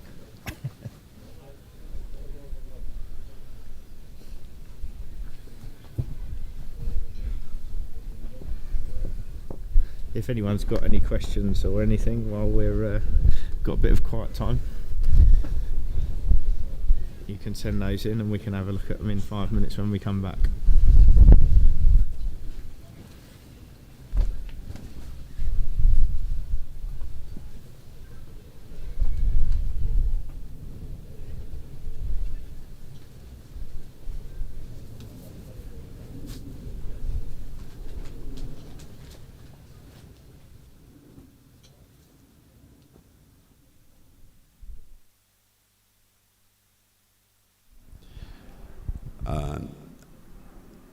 As the players are taking lunch, I will leave the pictures for you. There may not be a lot of activity, but we'll keep this stream alive and get back to you as soon as we can, possibly on lawn 3 before lawn 4.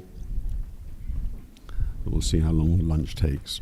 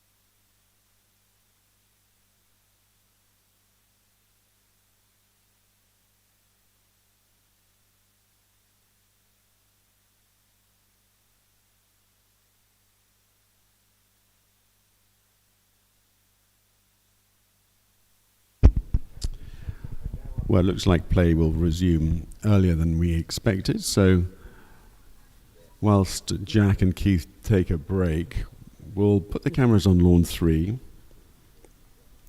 and follow Zach Watson and Logan Corkindale. And in due course, we'll get the commentary back live for you.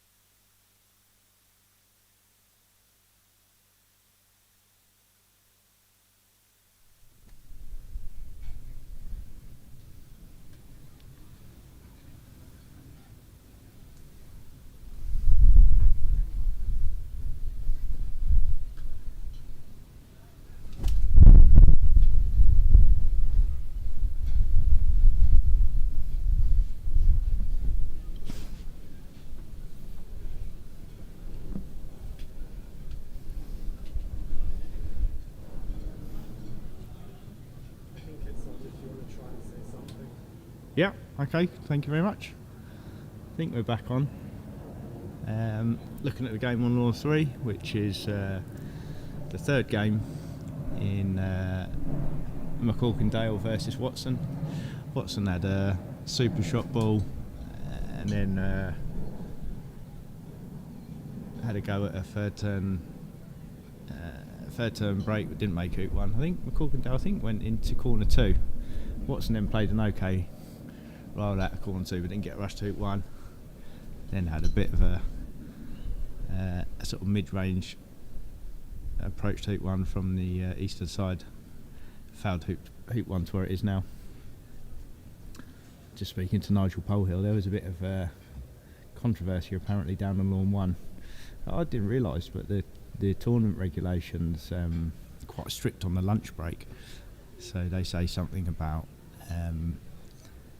the games having to stop the turn after. So if there's a turn going on at 1 o'clock and you haven't had a lunch break, you then have to break for lunch as soon as that turn finishes after 1 o'clock.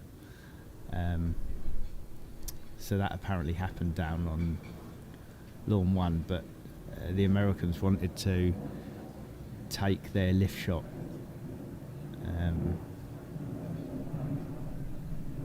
which is obviously the start of the next turn, but as it turned out, Mike Town did let them take the lift shot, which they hit, and then went for lunch. So I just asked Nigel, why did they want to do that? Because I wasn't really sure, but Nigel was suggesting that people don't like taking lift shots after lunch. So anyway, the lift shot was taken and it was hit, and now they've gone for lunch. That is still in the first game. He didn't know the exact clip positions, but he said it's sort of something like Rover and Peg versus Rover and Peg. And the late start sort of scheduled on lawns 1 and 2, but it doesn't appear to be lawn 1 doesn't appear to be coming free anytime soon.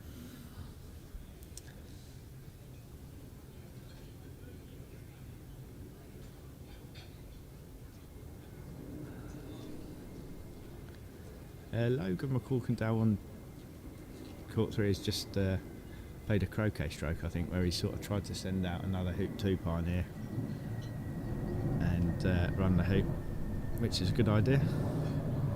So he's got all the balls ahead of him now, looking for a 4-ball break.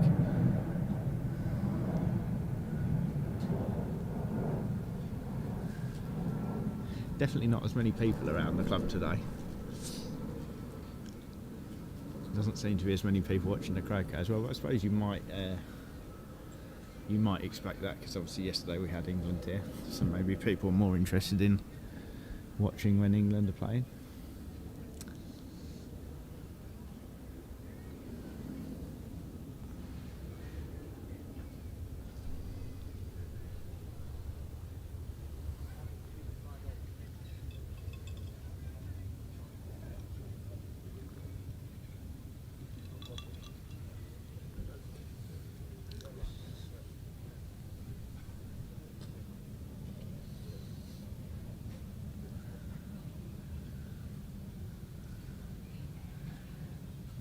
That's a very good blue.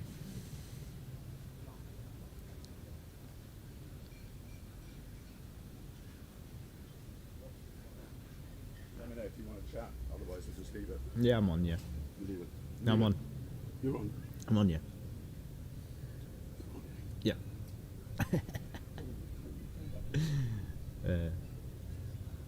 That was Stephen asking me if I wanted to be on the mic, but obviously I already am.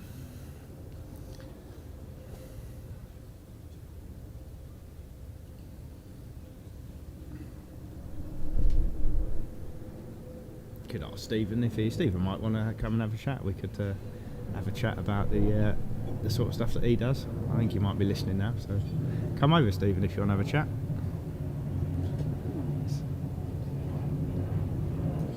Here he is. How you going? This is where it all happens. Different view. Well, they've been doing a great job, and we've had to consider that we only have one set of kit, and because Roehampton's also a joint host for round one, we sort of had to You've work shared it out out how a bit, best have you, to- or- done a bit of sharing out. Yeah. Brought in my own sort of digital camera and found a few cables behind the back of the sofa. So no, it's been I think people are quite happy, as we've mentioned before. It's on at the bar, which is very exciting. Yeah. And I think we're at Roehampton, I gather, that it was showing on the very big screen there where they've been watching Wimbledon. Oh, what, this stream or the Roehampton I think they stream? took our stream Oh, sort okay. of after play had finished there. Right, yeah. Yeah, that makes sense. So that was nice. Because you've got the two cameras this time, haven't you? You've got one down there in corner one, Yeah, and then you've got the one that Ludolf operates up in the... that's the high def one. So Alison's very kindly gave us the big 4K camera. Which one's that? There's this one? Or The one that Ludolf the looks at. Ludolf one, yeah.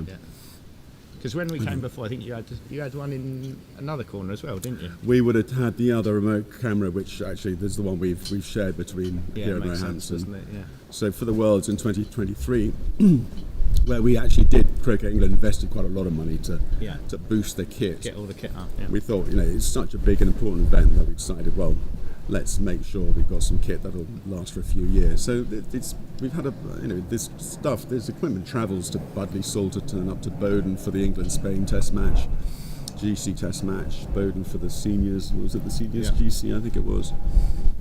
And so you guys are not going to Southwick? Southwick, Alison will do a team of streaming team down there for 5 days. But and you're then back on shift for Surbiton? I'll be doing Surbiton. Yeah, nice. So it's we'll see anybody looking for. I expect we'll have a few more people there who were known in the croquet community who will be adding to the commentary. Yeah. But it's nice to see to hear Jared on. I must say, I thought it was really helped. Yeah, it's nice to get a different. Get his I did perspective on ask them. Stephen Morgan if he fancied coming in for 10 minutes, but he didn't fancy it. Right. One of the Americans. Maybe we'll get an American on at some point. Yeah, it's tempting to try and get them as they come off the lawn, but it's not always No. the best moment, is it? No. But it was. I mean, the Greg Hill's win last night was just wonderful coverage. It was great footage because he was obviously absolutely thrilled, and as was his He sort team of members. seemed to be a little bit sort of in shock, didn't he, when he came off? And think he was. he just sort of. I think he was. Yeah. It was it's a good. wonderful moment. And also the way you guys have done your research, and we've helped feed you the pictures in advance. So I'm pleased with the coordination between Well, the you do a commentary lot team. more work than we do. I mean, you come in. What time do you come in every morning? You're here about 7, 8. Yeah, about 7 o'clock. We A lot try of and get setting in. up that you do before. Like this morning, I just turned up, didn't I? Just a minute before we started. Yeah. Not quite as many trains on a Sunday. Ah, no, that's what. Yes, I see. Right. Yeah. No, and actually, for us, if you leave it, certainly during the weekday, getting over one of the bridges are always very busy weekdays, I have to get in early, really. And there's always something with the ground staff and wanting to know about this and that. And Yeah. but You've got a new member of your team now, I see, over there. who have we got? Charles. Who's that? I don't know. Who's that? This fellow here. No, not here. Oh, Toby. Toby Toller. Yeah, so he's Toby Toller's been a member of Hurlingham for a long time. In fact, most of the team really here are Hurlingham Is members. he a croquet player? Yeah, he is. He's a GC. He's a very good GC player. He's played the intercounties, and I think he's a 1.5 AC young chap. So he hasn't got a chance to play quite so much. Recently married. But you're training him up on the buttons. Oh yeah, he did quite a lot during the Worlds as well. Oh, okay. So he's done it before. He's had a bit. And, we'll see about the guy Hewitt tomorrow. He did some during the Worlds as well. So it's nice to have a broad team who can come and help out. Yeah, because you're the backbone, really, aren't you? You're sort of the linchpin. It's because it drives through the laptop, which is the software then that enables all the graphics to flow in and all that. And before you started doing the croquet streaming, is this the kind of thing that you used to do? I had some experience in broadcast media. Oh, okay, So, right, I used to work at Classic FM, which was obviously the radio station, but we did a lot of outside broadcasts, and so that helped. And then digital media screens in retail spaces, and So that's why you sort of got the hang of it quite quickly then. And I think when Hurlingham then were awarded the Worlds in 2023, the AC Worlds, and that sort of focused our minds quite a lot. Yeah. How we do this, and to make 9 days of good streaming, we thought yeah, tents are great, but actually we needed a hut. Mhm. So we lobbied Yeah, hard. you did have a wooden hut, didn't you? We had a back wooden then? hut on Yep. corner 2 of Lawn 4. We lobbied the club hard. Actually not, I mean, they were very cooperative, and it was great to be able to do that, because permanent structures in this sort of environment, are difficult to get permission for. So we got that for a couple of weeks, and it made, I think, a big difference to be able to keep the kit secure. Yeah. And such a great vantage point as well. Mm. Particularly over corner 2, which was an area of great excitement as balls. It was, corner of wasn't death, it? I Yeah. think we sort of knew it as. Screeching off, yeah. But no, it's going to be interesting to see how the next couple of days go here. I do keep an eye on what's going on at Roehampton. We had just one moment where we were able to bring in the Roehampton feed whilst there was a quiet moment. We'll look to do that if the opportunity arises. But actually, I think our coverage of Lawn 3 and of Lawn 4 is sufficient to keep the stream alive. Certainly was yesterday. We didn't sort of have a break in play, did we, yesterday, until we ended. No, that's right. Yeah, absolutely. We try and pick up other things, like focus on some of the out players and members of the other teams who are watching on, and bring some colour into the coverage. Yeah, definitely, yeah. But, so what is Logan having some success here on 3? Yeah, I think he's just sort of looks like he's organising a break, doesn't he? Don't know. He's got a ball in hoop 1 now. I haven't been watching, so I Is don't he know trying what to he's done mirror what Paddy's been doing? He's looking across and thinking, that's quite interesting. Yeah, he's done that. I think I better do it. I don't know why Blue's done it. Maybe he's looking to do some kind of pop, maybe at some point. Assuming he's just run hoop 3, and he's going to be rushing red down towards black, I guess. So interesting when you have a situation where you kind of start to think the game is over when we're Rover and 1 and 1, and of course we know from the World Singles Final 2023 that mad things happen. You simply cannot predict these things. Yeah. Well, as me and Keith keep finding out, you predict things, and then because you've predicted it as a commentator, they then sort of do something different and make you look silly. I think me and Keith are over that now.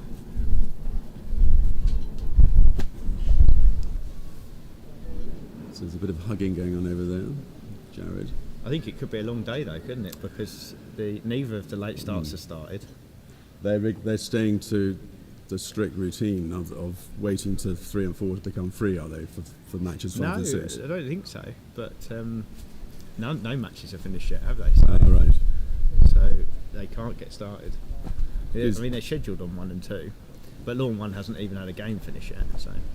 So I suspect we'll see the late starts start on Lawns 2 and 3. Because yesterday the late starts were on 1 and 2, but they obviously agreed to. They moved one of them, didn't start they? earlier. They moved the one from Lawn 1 onto Lawn 3. Yeah. So we covered a bit of that, didn't we? That was Trevor Bassett and Mark Avery, wasn't it? But that actually ended fairly quickly in the end, didn't it? So. Yeah, it did actually, yes. Well, I shall Go back to your buttons. good to chat to you, Jack. Thanks for all your work. And I to think Keith. from everyone watching and everyone, all the players and everything, obviously, thank you very much for everything that you do, and buttons and production, and obviously your team doing the cameras and whatnot. Terrific. And you're happy with our virtual lawn? Yeah, that seems to be going quite well. The odd ball goes missing, but we have plenty spare. Right. Super. Thank you very much. Thank you, Jack. Stephen. Cheers. So Logan has just made hoop 4, and I'm guessing that he must have put Blue down there to think about some kind of pop. It would have come in from the north side, so he'd have to knock it in front of, out of the hoop, back in front of hoop 1 if he does want to do this pop. I mean, red is on the wrong side of hoop 5 to make it easy to get from blue to red,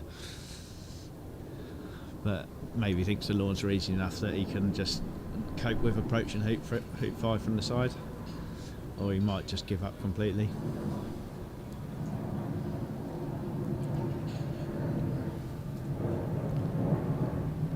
Keith's back.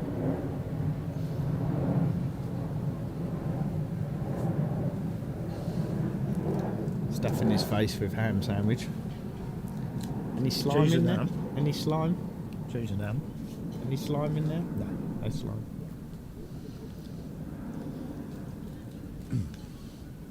Saw your friends up there, just sitting off to the Nick and south Dial. boundary. Nick and Yeah. Dial, yeah.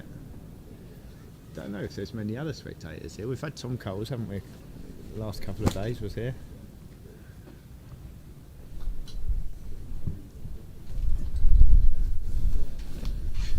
I haven't seen Hugh and Veronica yet, have you? Yeah, they were sitting up in front of the house Today? this morning. Oh, Yeah, right. yeah. Oh, I didn't see them Mhm. today. Who else do we have sometimes that comes to Hurlingham? So yeah. Who else do we have that comes to watch? Well, Richard said he was you and coming across, Veronica are didn't he? over there talking to the Oh, Americans. yeah, I can see them now, yeah. Actually, Richard Hilditch said he might come along, didn't he? I think he was talking about going to Roehampton, Oh, was he? Right. possibly okay. to do some refereeing. Right. Oh, so we'll get a nice orange hat then.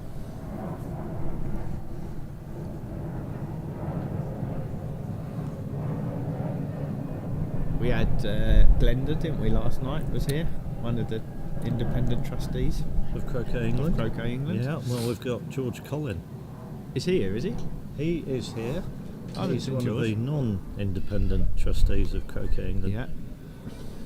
Yeah, he's doing some refereeing. Oh, okay.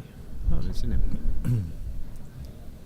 He's wearing his orange cap on top of his sun hat, which is stylish.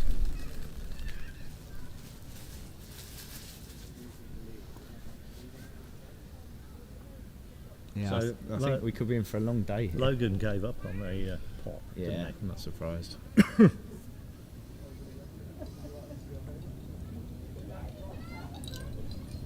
You think we might be in for a long day? Well, it could be. We could be, couldn't we? I had a quick look in the dining room where the players and officials Right. get their lunch. Very nice. Is it? Very nice. Is it a dedicated room then? Oh yeah. Really? Oh yeah. Where is that then? It's if you, as we're looking at the house now, it's that room on the right Under where the window's open. the room with the windows. Well, that helps. Open. The Oh. window's open. With the on the ground sunshade. floor. Yeah. Oh, nice. Yeah, yeah.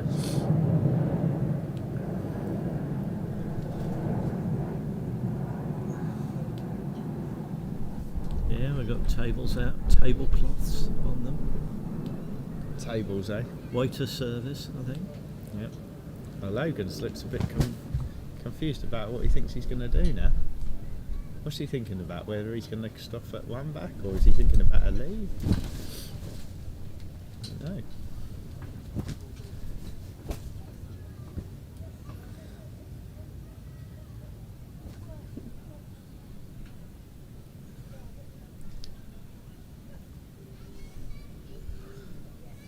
Do you say the black clip? Well, it must be on hoop 2 because this is fourth turn, and third turn Black attempted to run hoop 1, Yeah. but it didn't. Oh, sorry. And then Logan's peeled it. Logan has peeled Black. Ah, Yeah. right. So that is probably why he's thinking about what he's going to do, isn't it?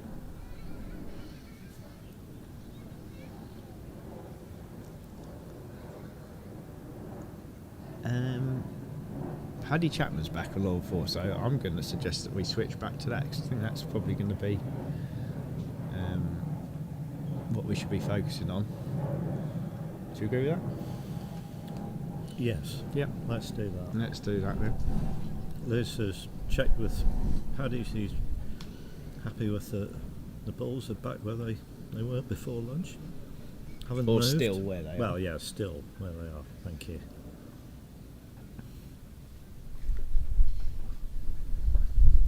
Just wait for our camera operator to catch up.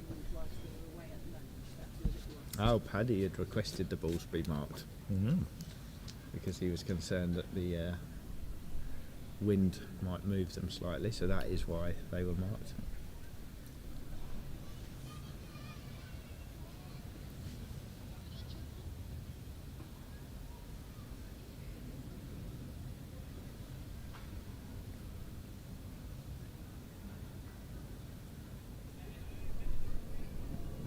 It was a good idea. Yeah, so for anyone that didn't see what had happened before the lunch break, Matthew had ended up failing a triple peel, leaving his clips on Rover and Rover. Paddy then went to 4-back and made the leave that you can see now with red just behind hoop 1 and yellow just in front of hoop 4. Do we know if yellow's sort of poking into hoop 4 a bit, maybe? Didn't look, did we? Probably something that we could have done, but we didn't. And I was saying before lunch, the benefit of this sleeve is that whatever shot is missed, that you can arrange your standard triple. So it doesn't really necessarily stop red and yellow from doing whatever they want to do, but it does provide value for yourself if they miss. And it looks like Matthew's going to lift the ball. Well, he has already lifted the ball at hoop 1, which is fairly reasonable. Otherwise it would stay there as a pie net, and is coming up to B-bolt to take the long lift shot. And again, it looks like this is on or very close to the maximum distance spot, doesn't it? Yeah. So it's probably a 19 or 20 yard shot. And we have said a few times, but this is right where we're sitting, so we just tend to shut up for a minute while Matt's up here. So it's Felix. Felix Webby has beaten Ben Rothman, 2-0. presumably.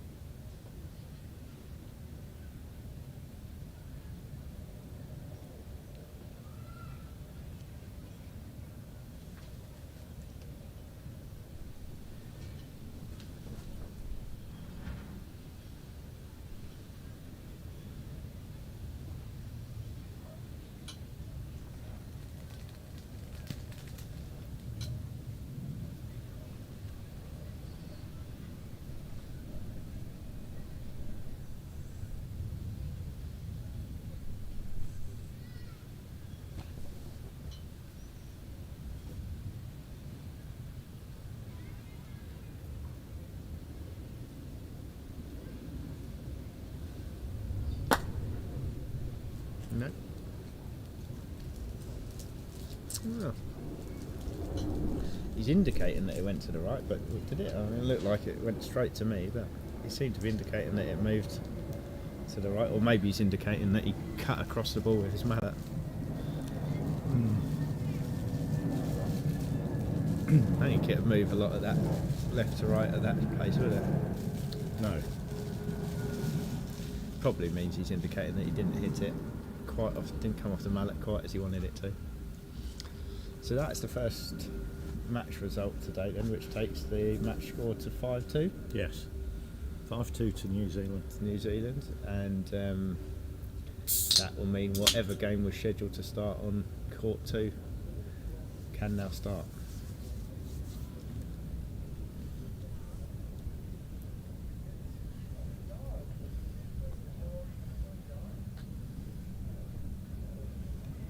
I think George has taken his white sun hat off, just wearing his orange cap now. Oh, that's George, is it? Yeah, with the, yeah, I can recognise him now you said that. Right. So, all Paddy has got to do, send red to 2, get a rush on yellow to 1. Yeah, we spoke We about don't, this shot a bit. we don't actually know before, that didn't we? it does rush to 1, but we assume it does. Did you like this shot? No. I can't imagine this was one of your No. favourites. No, Hopeless I didn't at mind this this shot. It wasn't so much getting a rush; it was getting a rush that I could then actually take to and that's who won. exactly what we were saying yesterday, isn't it? Is you can get a rush, but it ends up being a sort of a yard or a 6 foot rush or something like that, rather than a tight rush type one. Yeah. But some people struggle to get the back ball up, don't they? But I never struggled too much with this. Well, for some people, it's a sort of natural drive shot. It is. That is exactly what it was for me. It was just a natural drive. The problem is, as you said, is being able to take the rush to. That is not a Who problem won? for these chaps, though. No. Either of them.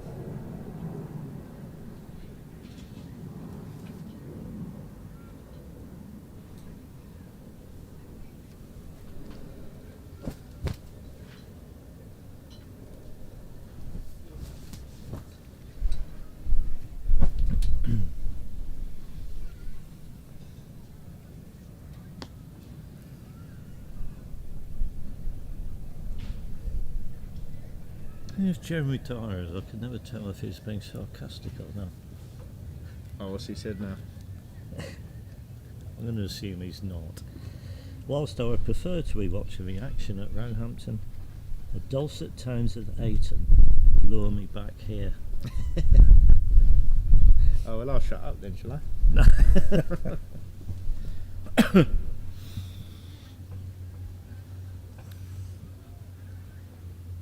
Yeah, we were signed up to Roehampton, weren't we? We weren't signed up to the England team. No. Haven't Hurlingham even, but yes. What did I say? I think you said Roehampton. Oh God! Yeah, we were signed up to Hurlingham, weren't we? Yeah, not the England team. Well, that was a very good rush. It was. You can basically. He doesn't seem entirely happy with that. Has he got a slight angle? Yeah, he's got a slight angle. He can hit this reasonably firmly, though, can't he? And he won't go screaming past yellow. Okay. Well, Yes, it he got wasn't screaming. Nah, it's just sort of a mild yelp. Ow. If it was me, I'd be wanting to go to black, personally. Oh, defo go to black. Even if you don't get a rush on it, you can still improve its position. Yeah, I'd want to rush on Of it, course though. you do. Of course you do.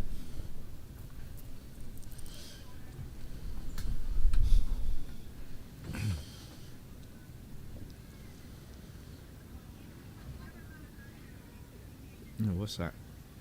Bit of tissue paper just blown onto the lawn by the Bit of litter.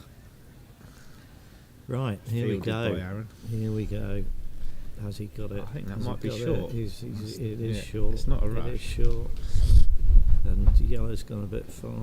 It Yeah. would really be beneficial here to get. I think that must have just been a slightly wrong angle, mustn't it? It's like we said yesterday. If we'd have just gone round, what way would that have been? That would have been clockwise again. Yeah. Then, Oh, what, the lining up of the stroke? or even the Yeah, line that he hit the well, ball down. But anyway, he can, as I said, he can still improve this with I this think he roll. should. I think he should. I don't think he should leave black there. He Well, didn't- He's not doing it. He's clearly going to croquet it to hit 3. Now, when he did sort of something similar to this, not similar, but he was sending out his ball that he needed to peel through for back earlier, wasn't it? And he didn't even look at lining it up to see if he could have a go at the peel. That's right. But he could look at it now. Send it down a line that's got a chance of getting in the jaws, perhaps. It looks like he is at least having a Yeah, I mean, it would be a an vague attempt. absolute bonus if Yeah. black went Well, through. I mean, even if it hits the tube or but gets in the jaws well, or just anything. stopping near the hoop Exactly. is a result. You'd like to get a rush on red as well. It's annoying if you hit it down exactly the right line, but it's not hard enough though. But anyway, Don't that's worry absolutely about fine. that. That's blue. Put the brakes on. That's a great that's shot. perfect. That deserved a round of applause.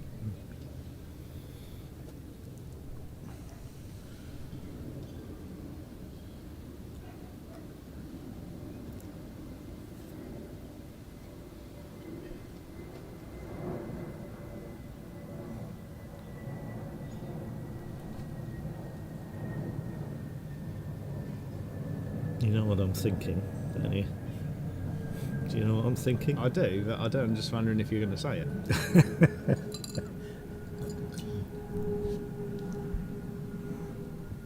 Well, if anything went wrong, my chums in New Zealand would probably not be happy with me. No.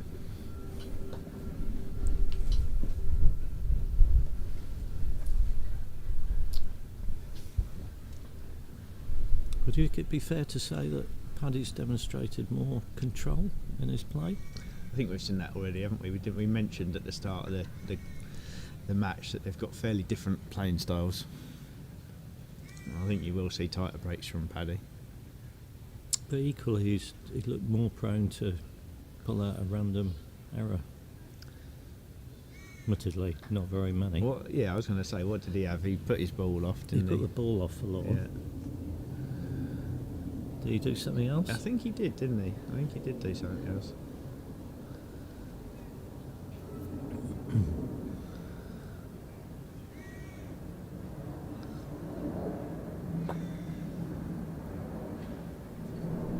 Well, that's not ideal. No, it just needs moving again, doesn't it? It's not too much of a problem as long as you can just sneak past black, isn't it? Just roll it across. If you're just a little bit out of nick, or out of good form, there's those sorts of things that just don't help your confidence. I'm just having some more litter blowing across the lawn.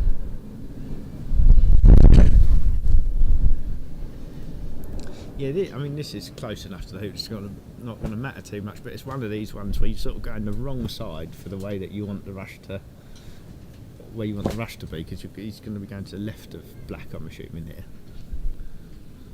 So you only just want to miss black, don't you? You think he's going to go to the right, yeah? I'm not sure.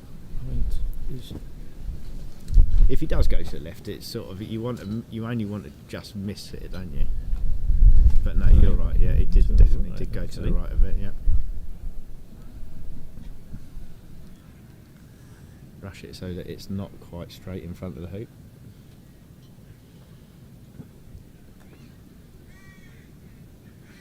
That's fine. I quite like it there. Now the decision you have to make is how close to fallback are you going to put black. And I think he's putting it he's putting it a decent distance south. Does he think he can sneak past it? Maybe might be able to sneak past it and just. Well, I'm wondering Knock if it back again. that's what people are doing. They're sort of. Yeah, he did sneak past it. Yeah. He's gone quite far though. I think he's going to be all right, isn't he? Should be okay. I always used to try and put it somewhere where I could just run into it. Yeah. And closer. But this works too. It's gone a little bit far. Well, you see, that's one of the dangers of doing it this way. There's no perfect method though, is there? I mean, if you put black 9 inches the other side, you don't want to run the hoop hard. No. You're just going to punt it down the lawn. Yeah.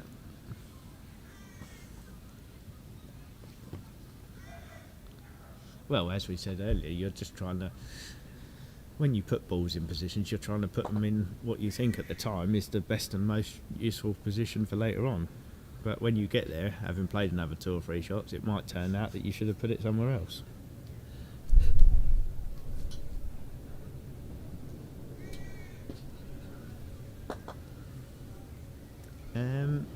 No comment, Jeremy. So he's got this peel in the front of the jaws by the look of it. Yeah. Do you think and these hoops have an effect then on the pooling? That's what people sort of tend to go on about, I isn't think if they need to be in firmer ground, it? Yeah. and if I was chatting with somebody, the hoops. The hoops at Cheltenham, they had quadway hoops for the Open Championship at Cheltenham Yeah. in, really rock hard ground. Right. And some of the people failing hoops, they'd bounce 10 yards away Yeah. or more. So you don't think they make any difference here? Not even just Well, repeat like that feel there? They may make a fraction Yeah. of a difference.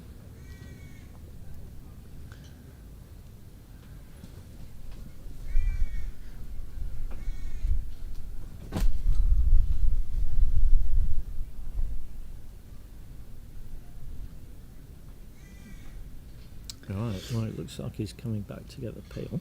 Keenan's back on. How is he? Thanks for the commentary.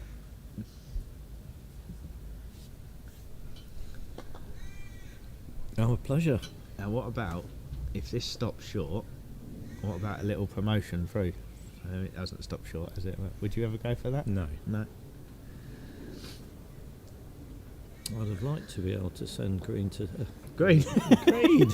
That's a good one. We haven't had that yet. I'd like to be able to send Red to 6. Yeah. Well, he is sending Red to 6. Okay. Yeah. I'm interested to see how far away he goes from black, because I sort of think you don't really want to be taking Croquet from black on the boundary here, do you? No. I don't think. No, he's getting an umpire out to just make sure He is very good makes at it sort okay. of the gentler shots, isn't he? He's very good. His technique's very good. Hitting things at a gentle pace is not a problem for him. Yeah. Yeah, that was good. Now, Is he going to have a go at this Take roll? off I think or the- takeoff's fine, isn't it? the squirty Because roll. you haven't rushed it to the boundary, I think the takeoff is absolutely fine. You've still got enough space behind it to manoeuvre after hoop 5. So I think takeoff's the right thing to do. You think takeoff there? I don't think you Oh need to yeah, play I a think roll. so. I mean, If it's on the north boundary, I think the roll becomes more necessary. yeah, it's not a nice shot. Well, not where yellow is, no. I mean, yellow's a really good pioneer, isn't it? Just put that down a good line. It's hilled a bit, has it?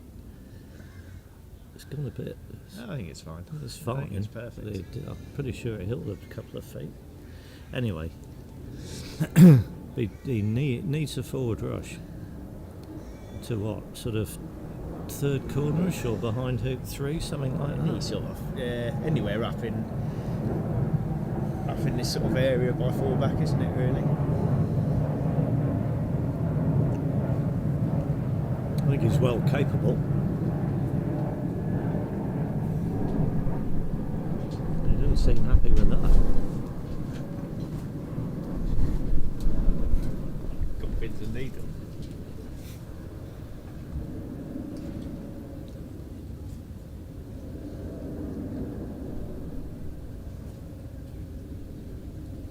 He's just.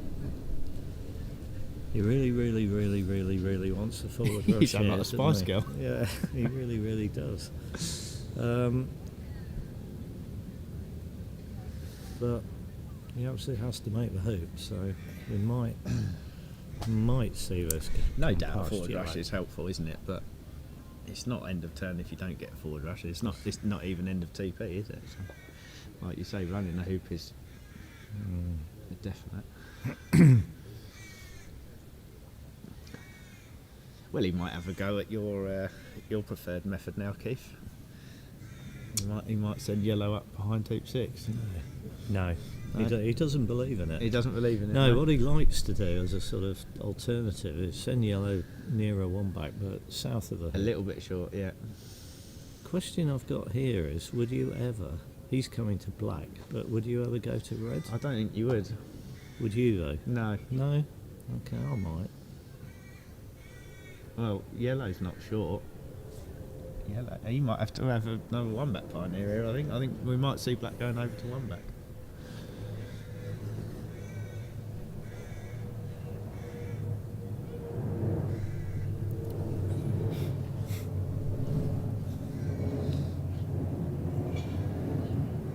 Yeah, I think you're right.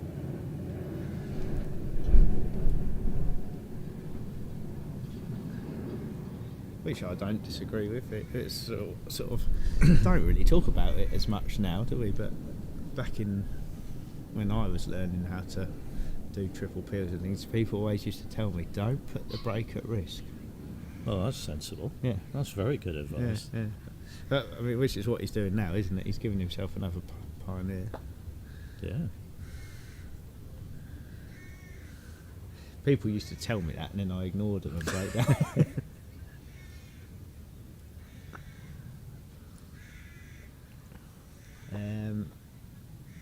Right.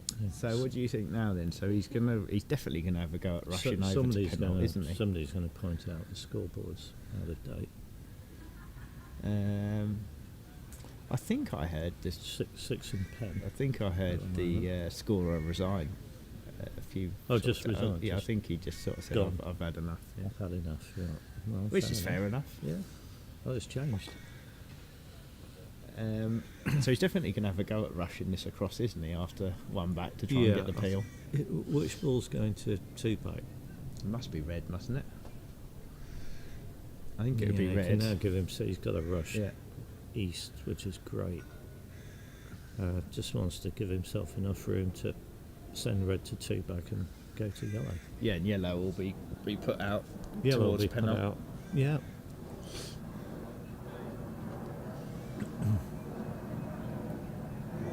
You're not quite getting the. If that was successful, you're not quite getting the TP back to on track for a standard, are you? Because you're probably not going to peel Rover before 3-back. No, Not impossible, but if you don't get it, you're probably then not peeling penalty until before 4-back, I guess. yeah, which is fine. Oh, it's all fine. But It's just it's if you can get interesting, these things done, it's better, isn't it? Have we? I'm trying to remember. Have we seen anybody do a standard triple peel on schedule Whatever. in the last 2 and a bit Not days? on our stream, no. I think we've only seen one triple, haven't we? On the stream. Well, Greg Hill did one, Yeah. didn't they? Is that the only one? Is that the only one? Oh no, Matthew just did one, didn't he? Yeah. Well, anyway, he's not done what we said. He's put red to penalty, so that means Okay. yellow is going to be going down to 2-back.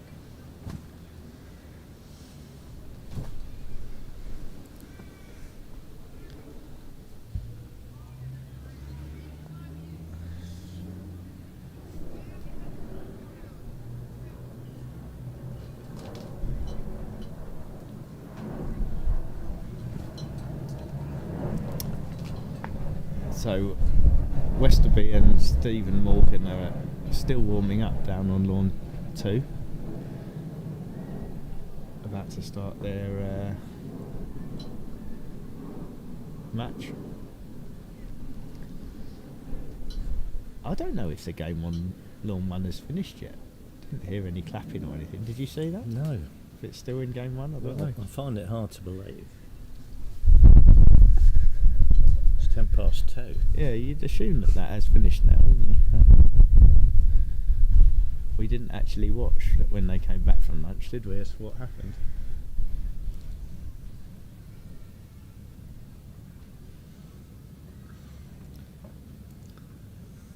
Right. The old Beale family's back on.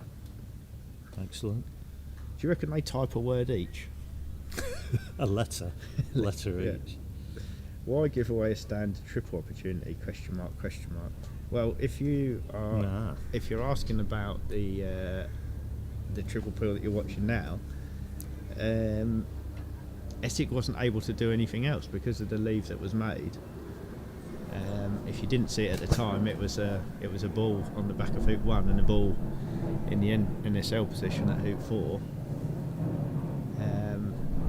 Making that leave means any shot that your opponent misses, you are able to arrange a standard triple peel.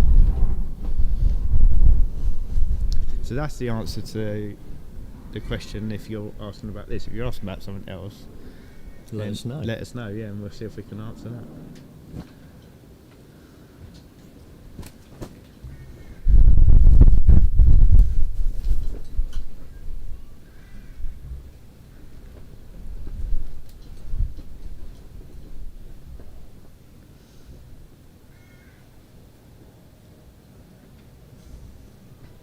Wind's been troubling both players. It definitely is windier, isn't it? Well, it is. It's a side wind, isn't it? If you're playing north-south, it's a side wind. That's never good. Oh, that's a lovely shot. Now, can he back it up with another lovely shot?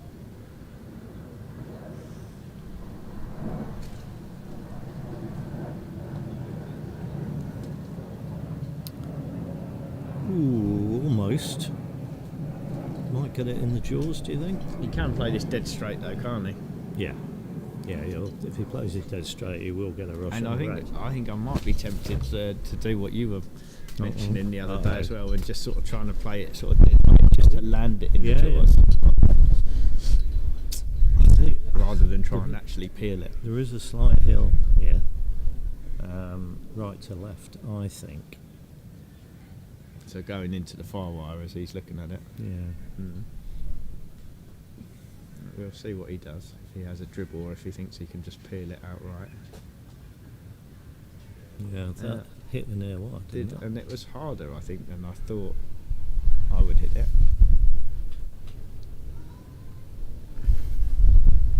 But it stayed close anyway, hasn't it? So he'll be setting up, he'll definitely have a free back pioneer.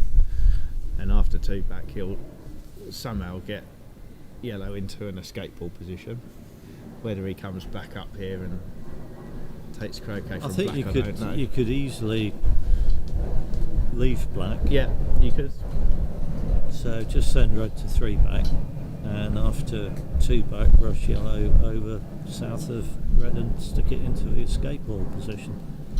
And the escape ball position is it's a huge area you can put it in, I think. A big box. It's just an area sort of somewhere between 6 and 4 back, isn't it? But like you say, it does end up being a massive area. But if you don't come back to black, then you're not going to be able to improve its position. Some people might be tempted to come to black and try and leave it. I don't think you directly in need front. to, because you need a bit of rushing room, don't you? If you know what I mean.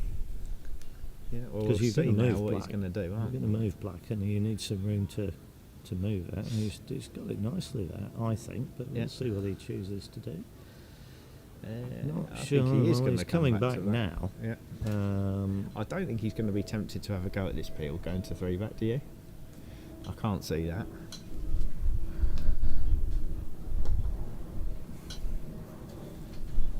It's no, don't know. No, I think he might be. Do you think he might have a go at this? It's not a great idea. I don't think he will. I think he'll just set this up nicely. It's nice to get, but you do want to, because then you don't really need a rush out of 3 back. If it, say you peeled black to, I don't know, peg high or something like that. Feels unnecessary, but for someone as good as he is. Oh, he did hit the hoop there, but he glanced off of Wow. it. That could have been absolute disaster. He's moved yellow quite a long way away from penalt. It's in the box though. It is, but it does, to me, look like he's fancying have a go at this peel going to 3 back. Oh, he does. He definitely does. Yeah. I didn't think he'd do this, but he obviously feels like it's worthwhile. It's brilliant if you make 3 back, and they're okay. Don't you think? You're not buying into that? Sorry, I If was black, reading. If black was peg high, Yeah. and you make 3 back, you're in better shape. Yeah, You don't- no, I haven't got an issue with that. I was more sort of thinking about getting to red and making 3 back. That was my. Oh, okay. Yeah, well, that's the thing. You're putting slightly at risk. Yeah. Kelly Ottaway. When did the very first triple peel take place? And was there any outrage? Well, Wow. I don't know if presumably a triple peel would never have been done before advanced laws were introduced, because it would never have been needed. Take place. So the answer to that is probably what year did the advanced rules come in, I guess. What are they called? Witcherlow, yeah. So when were the Witcherlow I laws? don't know. So I'll try and find out. Have you got a rough estimate? 100 years ago? No.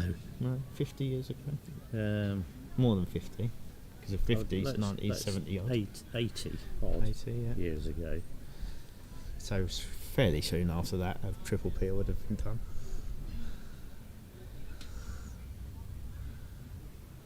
Was it Witcherlow or was that a... That sounds right, yeah. I don't know.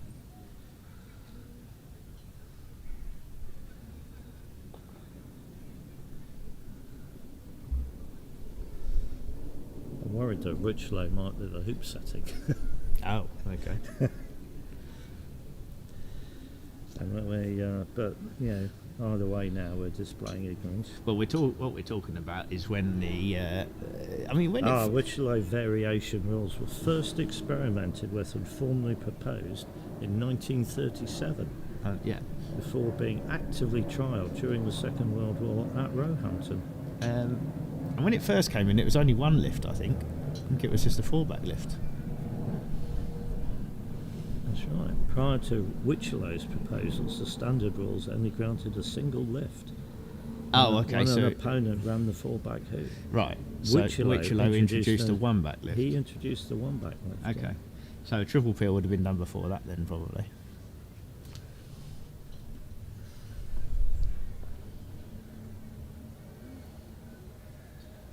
Horace Witcherlow, prominent English croquet player.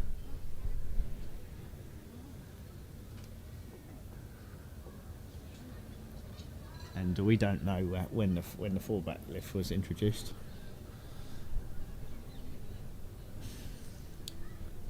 Not yet. I don't know what that would be called.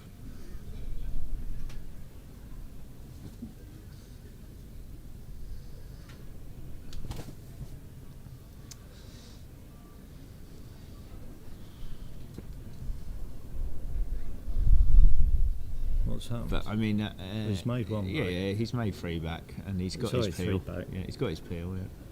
But Please, no, okay. when so when there was only one lift, people would have presumably been going to fallback and then making a what we now call a one back leave with the balls cross wide at hoop one and laid up in corner three, and then doing a triple peel from there. 1929, the fallback lift was introduced. Oh, and when was the one back lift? 37. It was trialled in 37. Trialled in the Second World War. So the So, first triple would have been about post-war. 1930 odd then. Well, yeah, I mean, possibly triples were done before then if somebody broke down and at fallback True. got in with the other partner. I suppose as a top, tactic, the they're top probably players who didn't break down used to go to the peg and crosswire the opponent who won. That's what I was just saying. So on the version of the game where they only had to lift at fallback, Yeah. they would be doing that. They'd be making what we now call a one back leave, wouldn't they? Yeah. And then doing a triple from there, which would have been in about 1929. So the fallback lift was at least stopped you doing that, but people might still have gone, well, I'm still going to go to the peg. Either they did that, I'm still going to go to the peg, and then make a lift but leave. you've got a lift, Yeah, or they started cross-wiring at hoop one and doing a trying to triple. then do a triple peel. So I guess I don't know. I wasn't around then. No, not quite. So we don't know the answer. I don't know. I mean, I don't know how far back the rankings website. What's the first TP that's on Stato's site? That'd be well late, won't it? Compared to that, it won't be.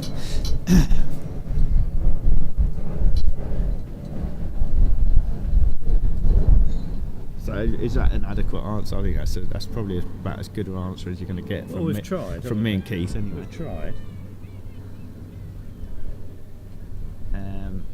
We don't know about whether there was any outrage that followed. So Paddy has got his pen up peel, and he's got Peely back up at Rover. So now he's got a croquet it back down to in front of Rover. Did I say Rover? I might have said penalty. He's got it back up at penalty. He's now got to croquet it back down to Rover. Yeah. Make penalty from red. And then deal with his straight Rover peel.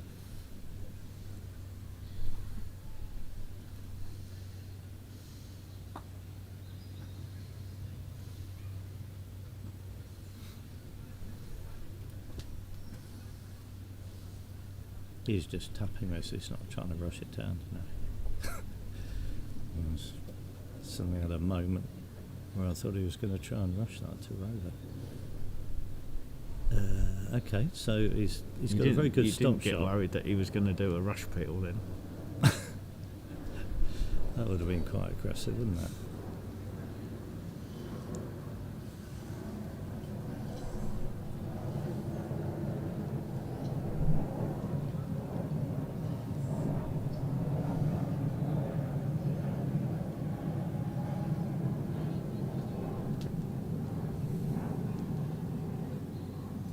So, if you could play a good croquet shot now,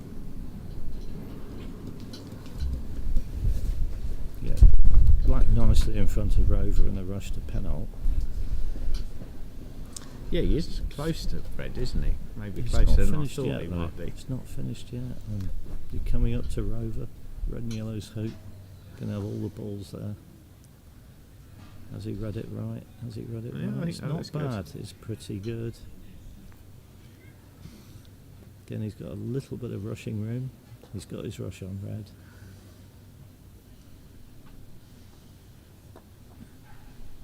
And he's rushed it into the back of the hoop.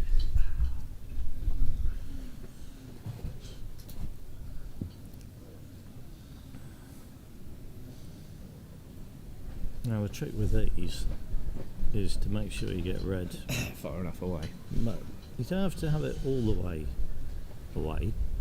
You definitely don't want it right behind the hoop. Well, you need it enough so that blue can go through, don't you? Yeah, blue will go through if red's say blocking half. He's fine he's moved there. it miles there. So, but if red had been blocking half the hoop, blue would probably get through and then cannon off to the side anyway. The tricky one is where red's actually blocking the hoop run completely, and then it takes all the momentum out of blue. yeah, and blue just doesn't run the hoop. Yeah. Full stop. So it's not what he wanted, is it? He would have preferred to get a forward rush. Has he put He's that? also rushed That's it okay. slightly the I wrong think- way. No, I think he's rushed it the way he wanted. Do you think he has? Well, if you come the other way, you're going to have the peg in the way. Okay. Potentially. I don't think it hooped in the way at all. I mean, the peg might be slightly in the way. Do you think he's putting this between black and yellow, or well to the right to of me yellow? that, no, it looks to me like it's going to the left of Rover. Maybe even the left of the left really? of the peg. Yeah. Yeah, left No, of the good peg. call. Your eyesight's better than mine. Well, that's a pretty good shot.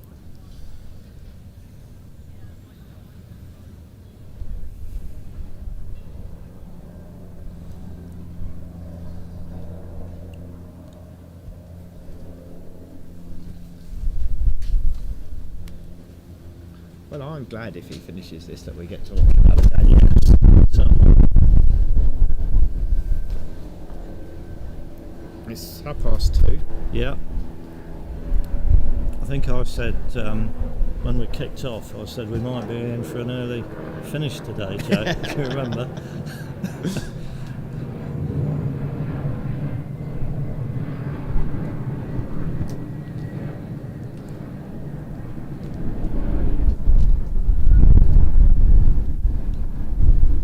You've just got to keep concentrating here.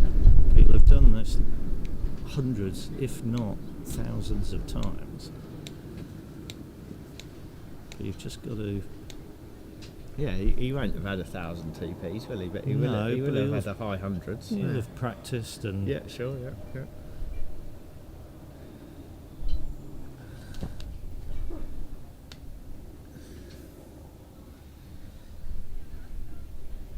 That looks pretty good. Close to the hoop and straight. Just what you want.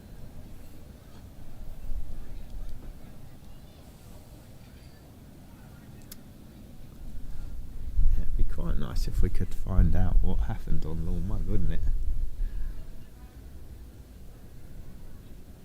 In game 1.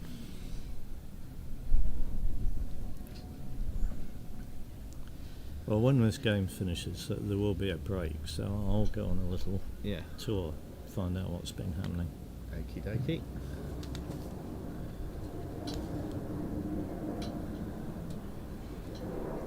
We haven't Right, heard. here we go. Yeah. Just hit this straight. Yeah. Oh yeah, that's fine. Rush yellow well out of the way, do we reckon? Well, maybe he's rushing, going to rush black. Up the east side of Rover. Does look as though it's gone to that half of the lawn, doesn't it?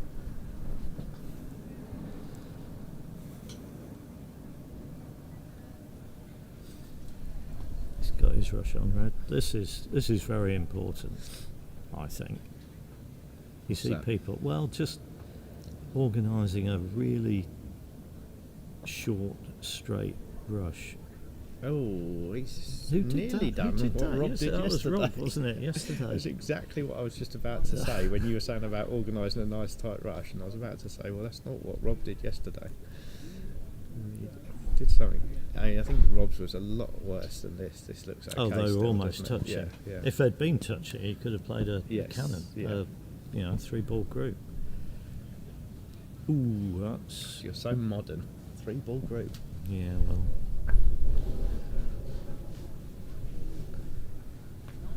I don't know if it's called that, actually. In-lawn cannon it used to be called. Anyway. Yeah, very good. Yeah. Wasn't too played. much excitement, was there, really? Well, he did. I mean, he did. You know, was a little bit, he but- turned a standard TP into a delayed TP. It wasn't any excitement in the sense he that did he it was well. never looked like he was going to break down. No.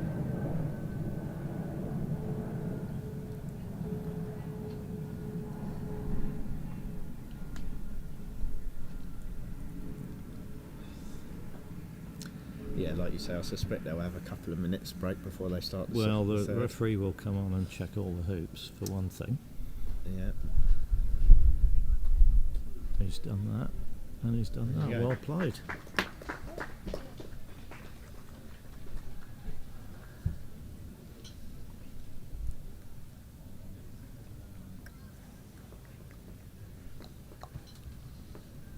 Don't know if Stephen's listening. Maybe we could have a look at croquet scores from the other venue, see if we can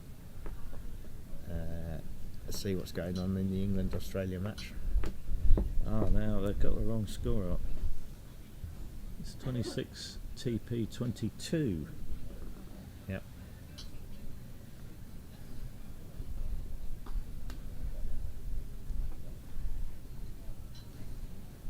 Wow, Greg Solomon's come on. Greg Very who? interesting. Greg who? Solomon. Greg Solomon, yeah. He said, outrage, I don't know. Not sure it was the first, but John Solomon worked out the theory of the triple peel on the train to Charterhouse School, having been playing at Roehampton in about 1949 in the holidays. Oh, that's quite late then. I would have thought it would have been before Well, that. If it was 29 when the lift came in, The Beale family are enjoying the commentary. good. That's why we do it. That's why we did it, yeah. It'd be a shame if we did it and nobody listened. Everybody was watching on mute.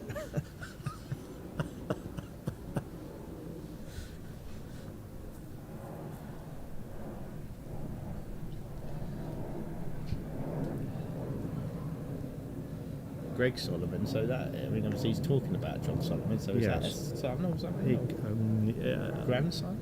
I'm going to stick my neck out and say son, Yep. and then somebody will correct me if I'm wrong. Right, we've got the scores up here from So Roehampton. we have. So we're looking at the bottom four. Bottom is Matches. these 3 doubles, isn't it? Well, it's hang also on. one of the doubles is finished. 2 of the doubles are finished. Are we looking at these 3 at the bottom? Well, yeah, I thought we were.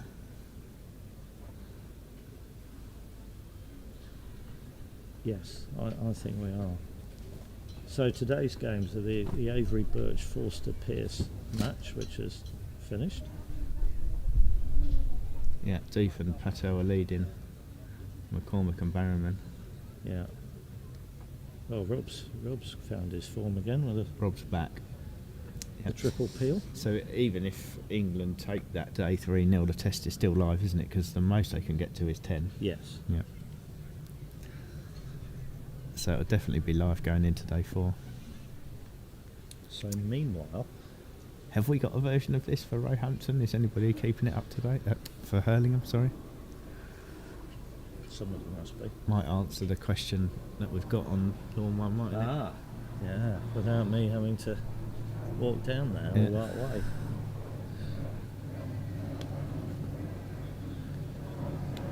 Well, I'm going to do it anyway. I don't mind. Yeah.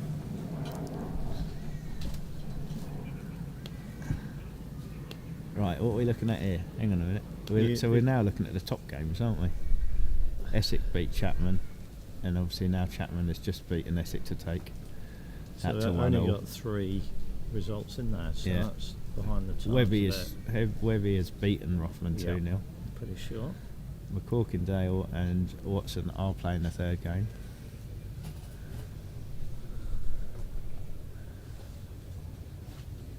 And there isn't a result on there from the game on Lawn 1, which is Balding and Fordyce, so that's what Keith's going to go and have a look at.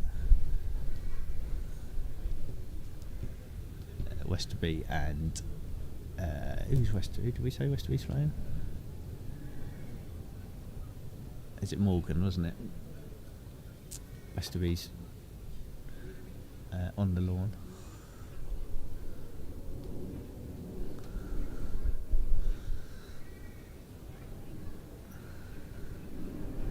And the other late start is Bryant versus Maloof. Yet to commence.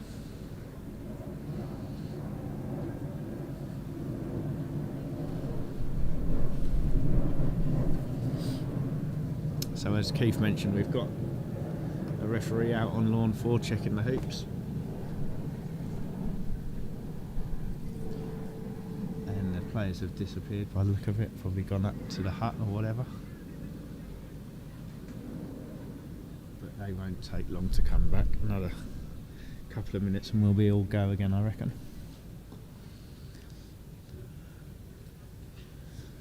What is this?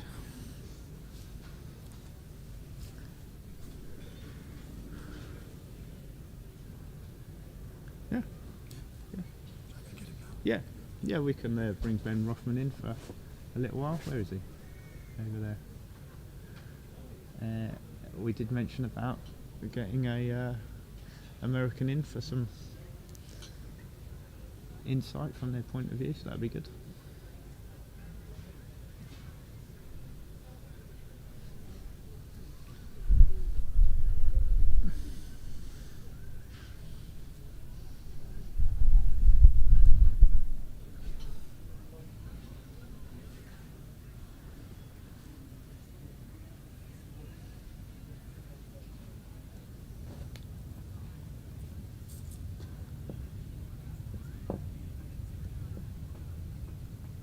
Okay, Stephen's just been up to see Ben, who was sitting with his American teammates just near corner 1 in Lawn 4. So expect him to come and join us in a minute or two.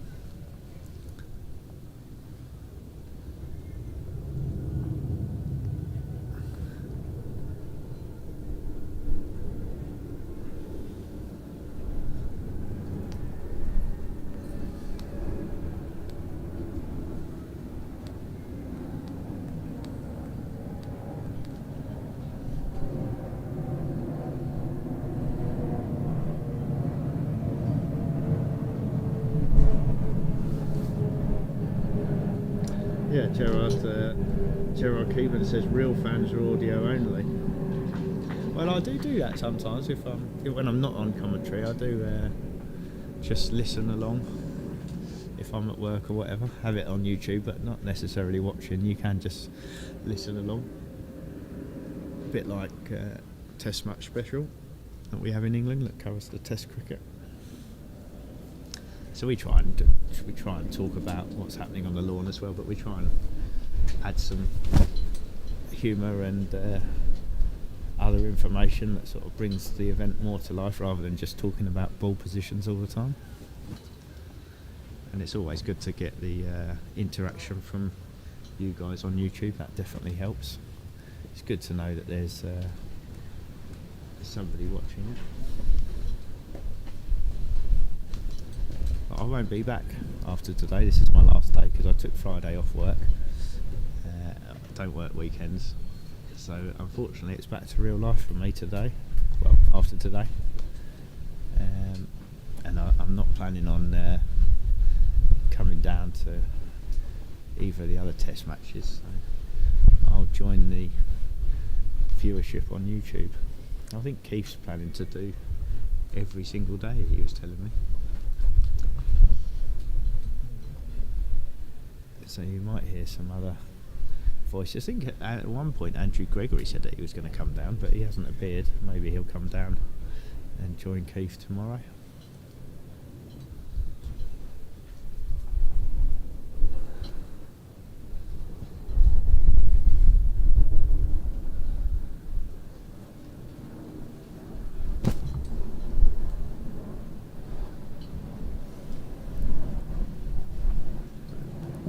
Thank you.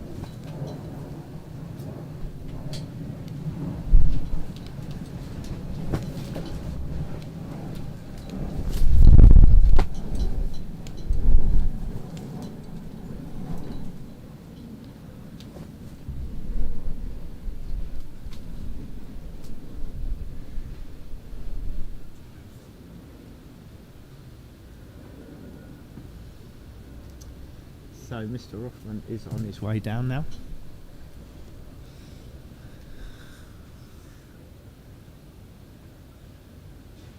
Still can't see Paddy or Matthew.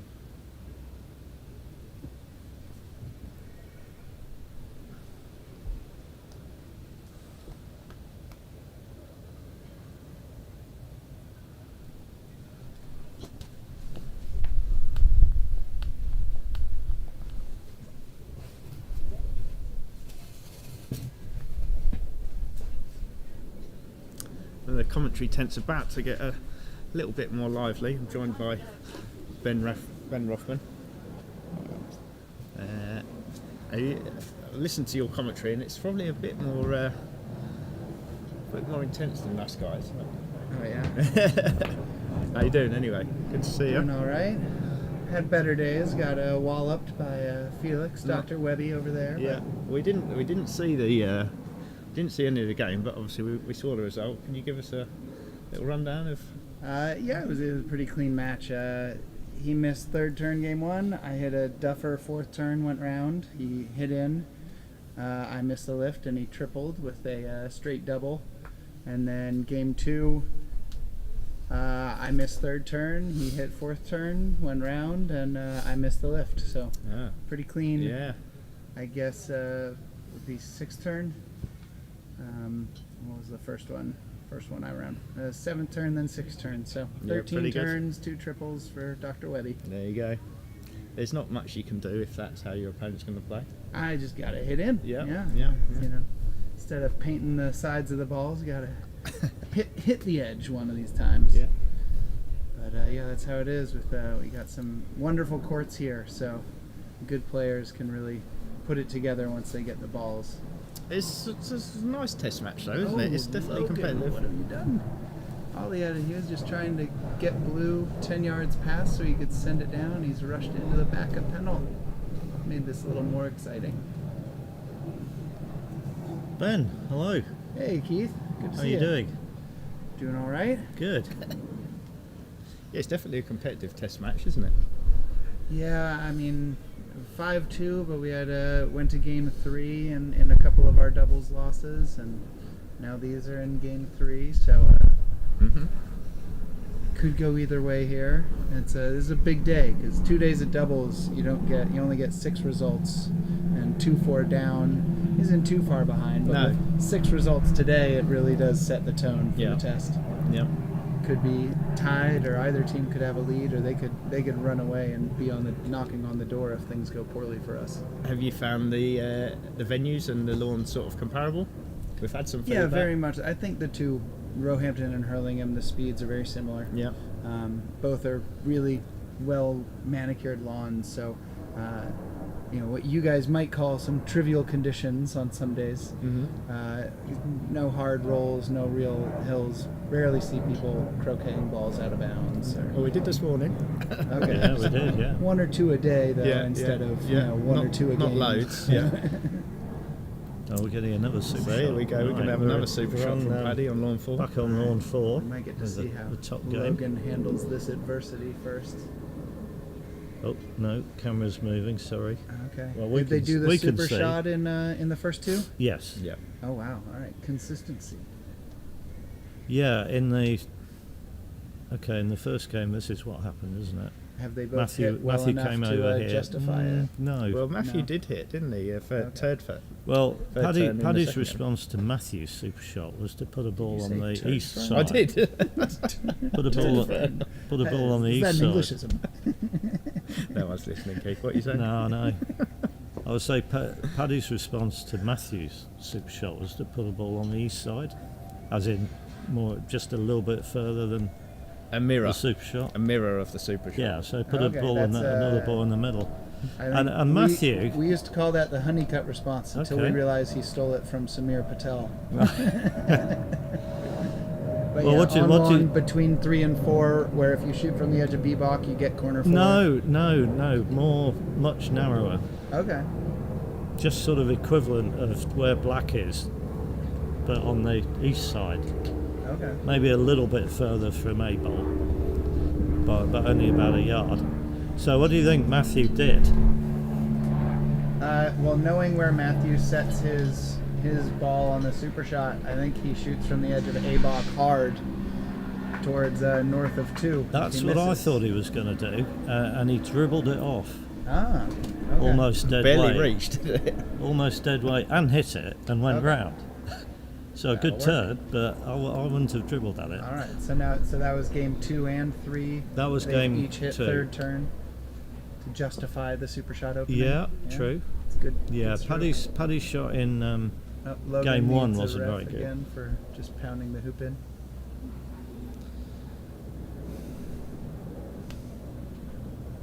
So Ben, while you're here, can I ask you when did you first hear about the MacRobertson Shield and get interested in it? I was fortunate to grow up in Northern California, and the Bryce Jones was having the Sonoma World Championships. Okay, And so yeah. I think around 2000, I got to meet some of the legends of the game that were out there. I remember Tony Stevens. Good and, shot. Was it Brian Dawson was there with his mallet? I ended up buying one of those Terminator mallets. Yeah. And Jerry Stark. And so, in learning about the AC side of the game, because I was a 6-wicket American rules player, I learned that the pinnacle of the game was not just this World Championship where they had cobbled together 16 players, but that there was an actual, nearly 100-year, now actually 100-year event going on to test between different countries. So I heard about it there in Sonoma. And did that fire you up with ambition? I don't think I had nearly that ambition at the time. I was just excited to get a new mallet that wasn't, a 9-inch wood mallet.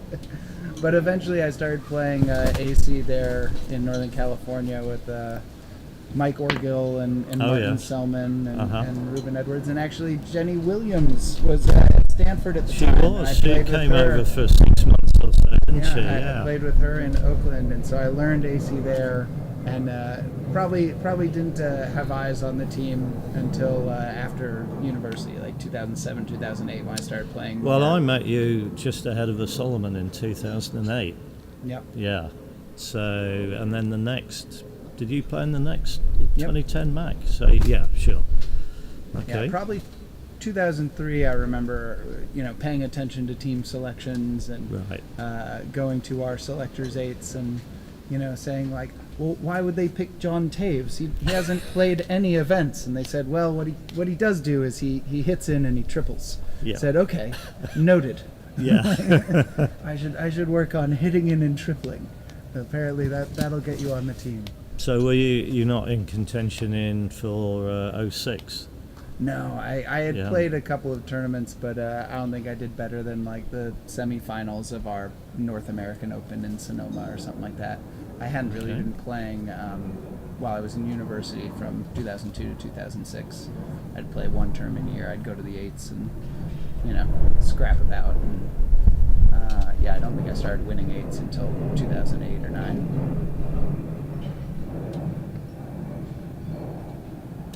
That black. It's moved a lot. Moved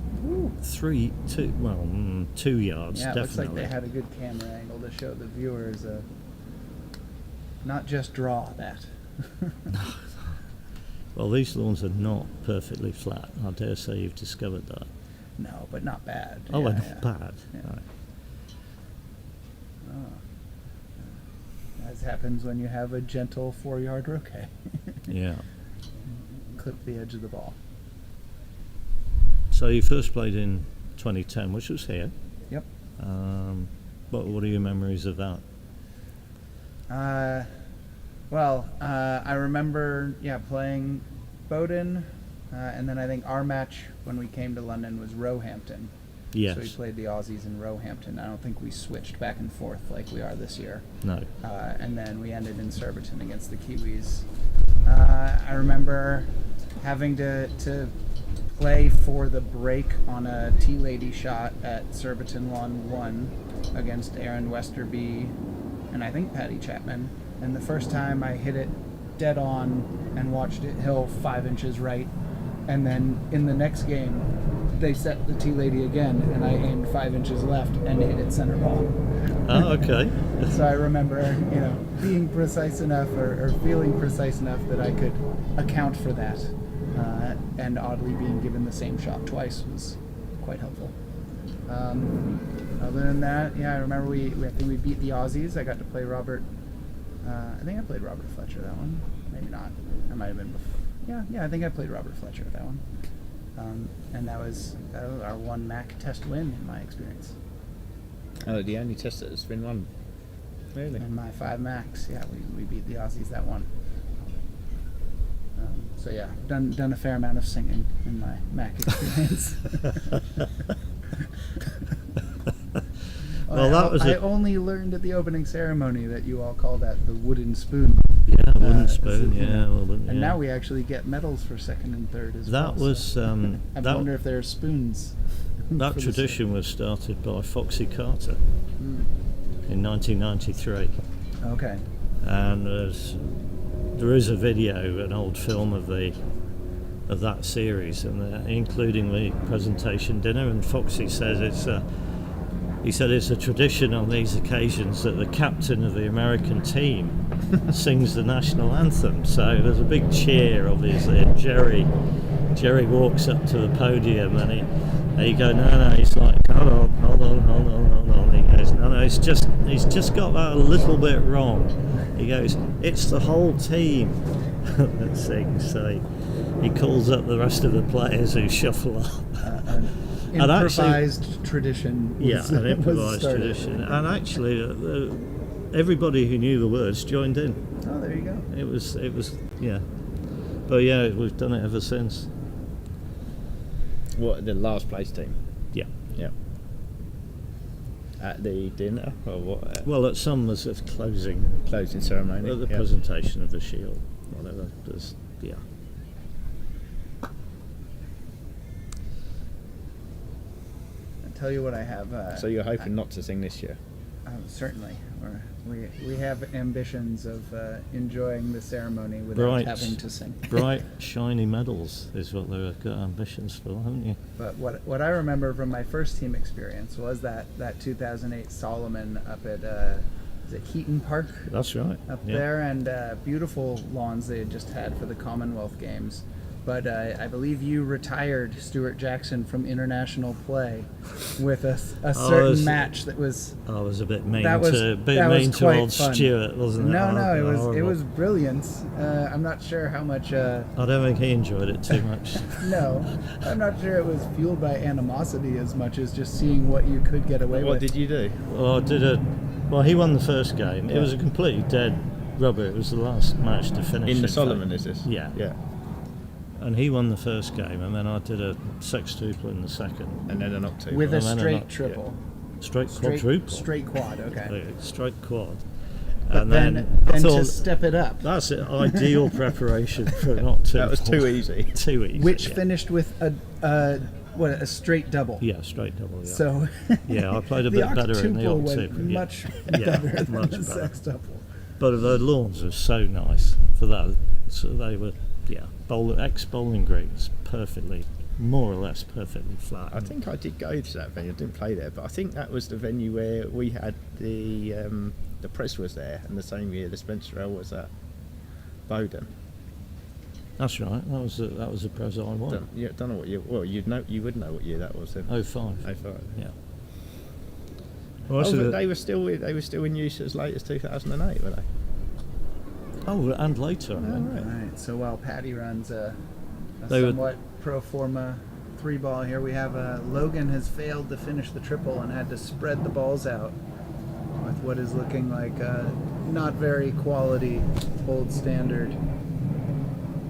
He might shape it up a bit, but I think he's already had yellow. So giving Zach a chance in game 3 there.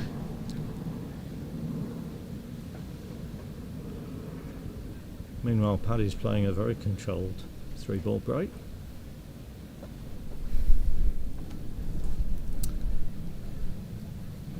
We'll be able to talk about this leave again that we were talking about before. Well, the ducks or the defensive one. I always use the Diagonal ducks. without a peg ball. Yeah. Didn't Robert say he regrets inventing the 3 ducks? It's made things too easy. He never uses it, though. He always does. Well, he's trying the sextuple, but probably not 5th turn.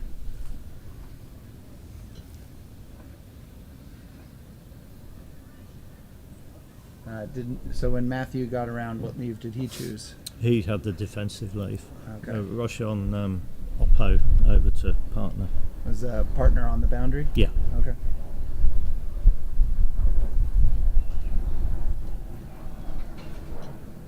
So was that 5th turn his triple that ended in the jaws of penalt? Yeah, Okay. I guess so. Yeah, it was, wasn't it? Oh yeah, and then he missed the over pioneer, didn't he? Yeah. Yeah. Well, Logan failing is going to slow down Greg and Kyle's start. I think they were Oh, you didn't tell us. anticipating having that lawn. You didn't tell us. Tom won game 1. So America won up on lawn 1 as well. Yeah. Yep. Hit in right before lunch and then finished right after on that same turn. I don't know the score. Do you know the score? Roughly, it seemed to go on for a long time. Well, Polehill said that they were sort of roughly rover and peg, so it must have been a close one. I think Edmund had failed the triple and got round a peg when he set that leave. And Tom was for rover and peg. I don't remember if he got appeal. He might have been 4 back in peg or penalty peg, so +4, +5. Now Logan's gone into corner 2. So an odd version of the Southern Cross.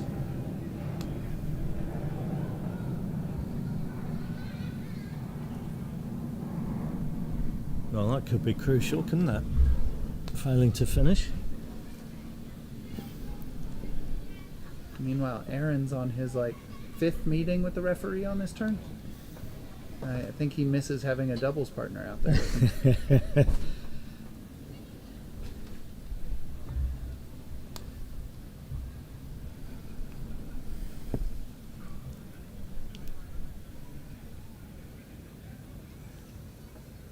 Where are your guys staying this week? we were trying to stay at the conveniently close Premier Inn, walkable here to Hurlingham and a quick bus to Roehampton, but it's closed down for renovations or something of that. So they canceled our reservation, tried to move us somewhere else, but we were able to get them to put us at the Premier in Wandsworth. So Okay. not too bad, just 20, 30 minutes to each venue. Are you on public transport to get in? Yeah.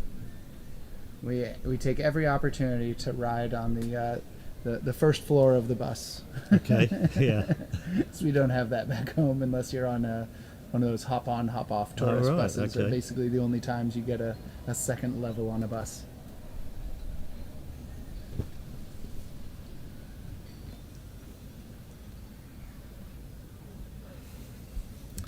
It's definitely warmed up again now, isn't it? I was just thinking that. Yes. Yeah, beautiful blue sky. Zach ponders his choices, and we'll get to see what leave Paddy chooses.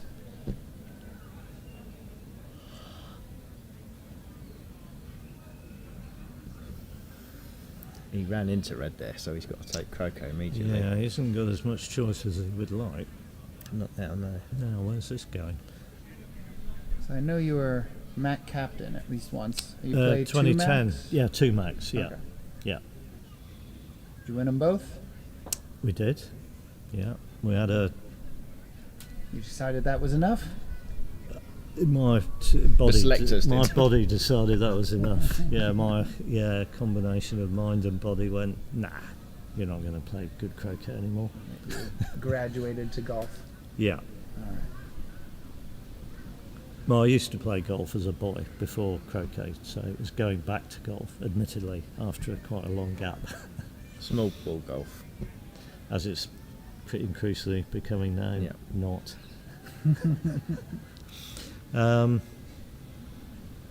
Yeah, the 06 Mac, I thought that the Mac couldn't be easier. Couldn't be easier. We all turned up and played well. Hang on, what's he done? Can he Paddy make just a okay? dribble through. Can he make a okay? Well, Well, he doesn't have red near a balk line particularly, but yeah, certainly shorter shots than he'd want to leave matches. Yeah, he's called a ref on, if he so could- well, it's definitely if- hampered. it's definitely hampered, but And then Jack, have It's you had presumably the honor to doable. play for England in any of these events? I think I might have played in a Solomon, but definitely not a Mac. Okay. Home internationals I would have played in. I think I'm gonna say 08 Solomon. No, that was well, the that was the Heaton one Park. we No, played. No. I'm gonna say 06 then. And that was that was a Mac year. definitely at Bowden. Well, neither of those then. Some other year. Some other year. I remember I met you at the East Midlands at Nottingham before that first Solomon in 2008. That was when we played in East Midlands. Okay. And Keith was there, and I think you and David got into your pack of ciders on the sideline, which is Sounds unlikely. a fun tradition for me to learn, as we didn't really do that stateside. Just set up with your own case to watch the matches. Was that the year when we had the one slice of ham for lunch? No, I don't think that was another year. I think that was also my first experience coming across the pond, and I did the red eye flight, didn't sleep well, tried to stay up all night. I was staying with Ian Vincent, and he got it. Oh. And Ian Nice. Vincent said, "Do you want to come and watch me ring the bells?" I'm like, "I don't know what that means." And he's like, "Oh, well, literally, I'm a bell ringer." Yeah, he And is, so I was going on almost no sleep, and we go up to the belfry, and I'm literally falling asleep while they're ringing these like 3 foot wide bells over and over. It's like, I think I slept for like 12 hours. So he is going for the free ducks. He's then, by going the for look the of it. Ducks, yeah. show. Going all in. Are you surprised at that? I'd have thought he would have made the same leave as Matthew did, but He hoop and roqueted it 2 back. So he yeah, could we have rolled don't. red We obviously over don't know. earlier. We don't know what his plan was before he'd done that, do we? So maybe he would have brought both balls over if he hadn't have done that. See how his touch is on this one. Yeah, it looks a bit faster over on that west side. That's That's his hoop one ball. Not bad, not brilliant, but not That's bad. gonna have to be. Everything else will have to be closer to the boundary Yeah, than that, I I assume. think so. Generally, you'd want the hoop one ball to be in the middle of the three ducks. That's what I do. That's what But- you said, Yeah, isn't it? Yeah. But if you Some people don't. play it safe, then you have to shoot past your hoop one ball. You have to shoot past the ball you're going to rush to one to hit the line ball to get started, which is probably what he'll look at here. Ends up a bit like Orion's belt, as you don't want them all in line. Yes. Yeah.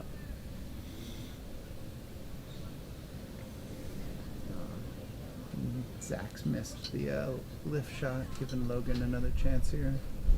Although he forced Logan to play the peg ball, so Zach will get another shot at least.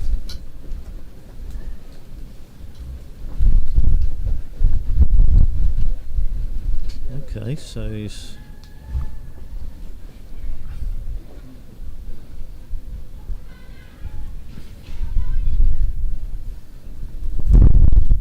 The thing you've got to avoid here is, I'm sure he's managed it, is giving any sort of big target from the end of a bolt. Yeah. But he's got those on a pretty good line. So what would you say? We're probably at 17, 18 yards? Or are they as close as 16? 17, 16 to 17 maybe. The weakness of this leave is if you don't have control to put them up at max distance. It's the distance of a short shot of a traditional leave rather than 19 yards or 18 yards. Then the other weakness is a hit. Yeah. Gives you a proper instant. That's more. Right. That's more of a Right, but the weakness. most they can I accomplish suspect. fourth turn is the TPO though, so Well, it's doesn't give them a finish. Paddy used some one-back tactics in game one. I saw that. Did not get his break going very well off of it. No, well, he fell down the hill behind hoop 2, which is Figuratively, I assume. still there from 3 years ago.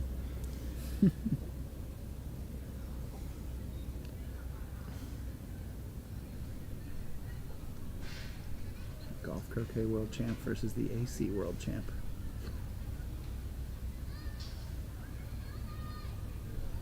He's not. He hated Had a this. refusal.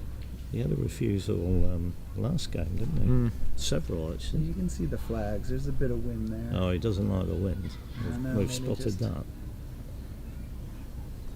Doesn't feel it yet.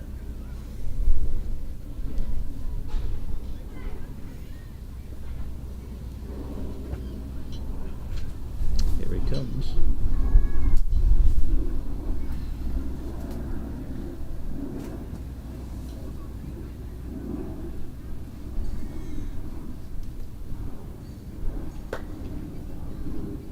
Oof. Didn't like it, did he? No. Right. Wow. I'm just going to shoot off for 5 minutes and then I'll come back. Okay.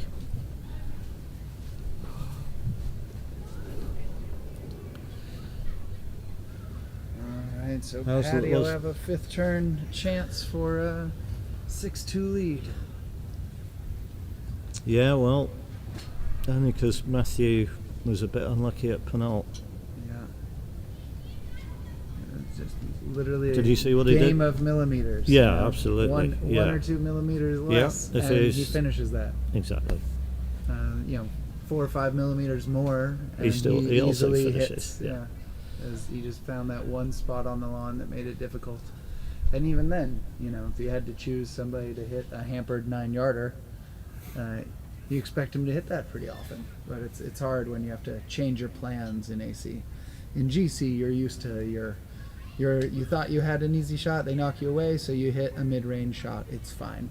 But in AC, you do a lot of work to get yourself easy shots. It's quite jarring when all of a sudden you have to hit in from 14 yards or 9 yards, an unplanned hit in.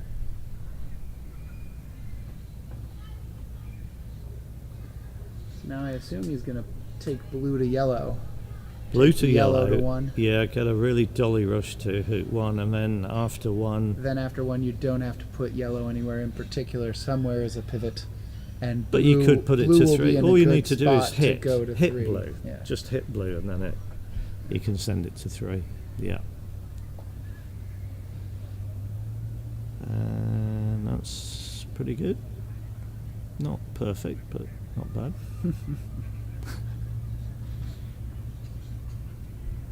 All right. Meanwhile, Zach is looking at his 30-yard options here.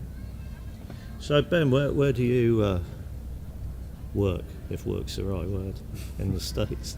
Well, last summer I went back to croquet teaching and was working out on Long Island in Quogue, New York. Okay. And taught there at the Quogue Field Club. Right. What sort of club is that? They have a 9-hole golf course, and they play a lot of tennis. They have the Hard True, I believe, is like the pseudo clay court tennis, and then they have a beautiful croquet lawn and about 100 croquet members. So it's a busy lawn during the summer, and a lot of members, including the USCA president Bev Cardo is there, and her husband Randy, Right. and some great golf croquet players. Zach's missed the 30-yarder there, so likely to see Logan finish. And then in the fall, I was able to get a job in back at home in the city of Berkeley. So I've now been working for the city of Berkeley for 6 months as a 911 dispatcher. Oh, right. So I Okay. answer the non-emergency and emergency calls. So you're out of for the the city of croquet Berkeley. industry at the minute. I am out of the croquet industry. And Right. I was able to, ask them kindly to allow me to take these 3 weeks, as I had been chosen before they hired me on for the job, and worked some overtime so that this is not unpaid holiday. It's so tried to put in my time, and when I get back, I will continue taking emergency calls and learn how to do the telecom desk with running warrants and Yeah. automatic warrant system, and finding out emergency protective orders, all those fun things, and trying to help the citizens of Berkeley. So went from the fun, frivolous job of teaching people to hit the ball straight to trying to help people in dire emergencies. Save lives. A bit different. It's a bit of a change of pace, but it's also working from home and helping my community. So that's what I'll be getting back to. I think on the 12th after we get back. Right. Now, I just gone back on the comments on YouTube. Yes. Wixie, I'm told you should never read the comments. Greg Solomon has sort of come back and said it was 1948 when, Yeah. after working out the straight triple, thinking there must be an easier way. Logan hit at full pace and groveled through Rover. So he's made it, but he doesn't quite have a rush back on his peg ball. It's not over yet then. No, this could get interesting. Although him on the south boundary would have also been interesting and probably quicker.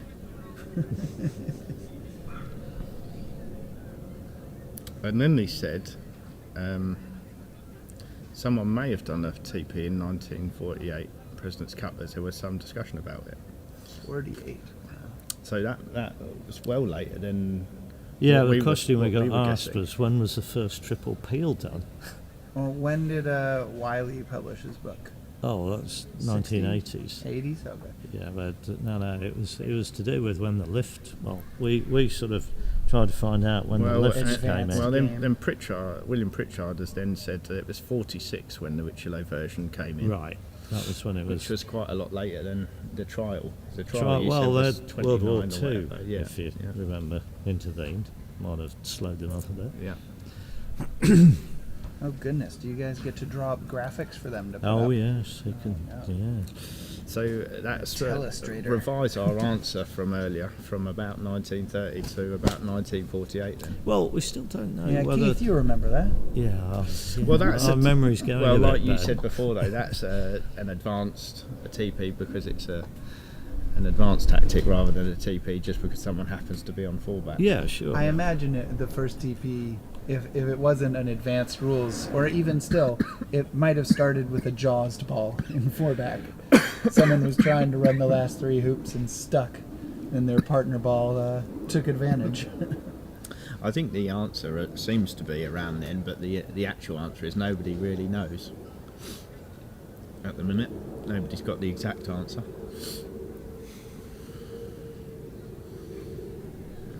Should have asked Nigel Aspinall at the opening ceremony. He might have known. All right, so Paddy's got a little bit crosswired. Got red is well west of hoop 4, and his escape ball is east of 4-back. Ooh, what's Oh, he's rushed it too straight on. Too good of a rush. Speaking of Nigel Aspinall, you can see an Aspinall peel from an angle.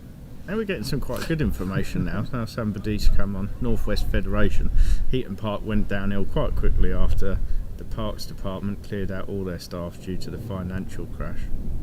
Oh wow, that was in, the next year. 2009. Oh, So what do we think of He's this? going to practice the What peel the- by doing a straight peel first. You don't love this, Keith? Well, it's pretty close, but it's a bad one to fail. Well, it depends how. Of course, you're going to hit it fairly gently, aren't you? You don't want blue screaming down the wall. Well, if he can jaws black, then even if blue goes 4 or 5 feet, he might be able to choose to go past it, get himself a rush, depending on how well jaws black is. Oh, but That's gone well. Ended up No, quite it's nice. gone very well. Right. Just the way you draw it up, yeah. Well, we've yet to see a standard TP that's On been a schedule. standard TP all Yeah. the way through. Oh, you didn't watch my game last night? We weren't here. I mean, you I weren't wasn't here. You weren't here. We've seen standard TPs start, but they've always turned into delayed TPs.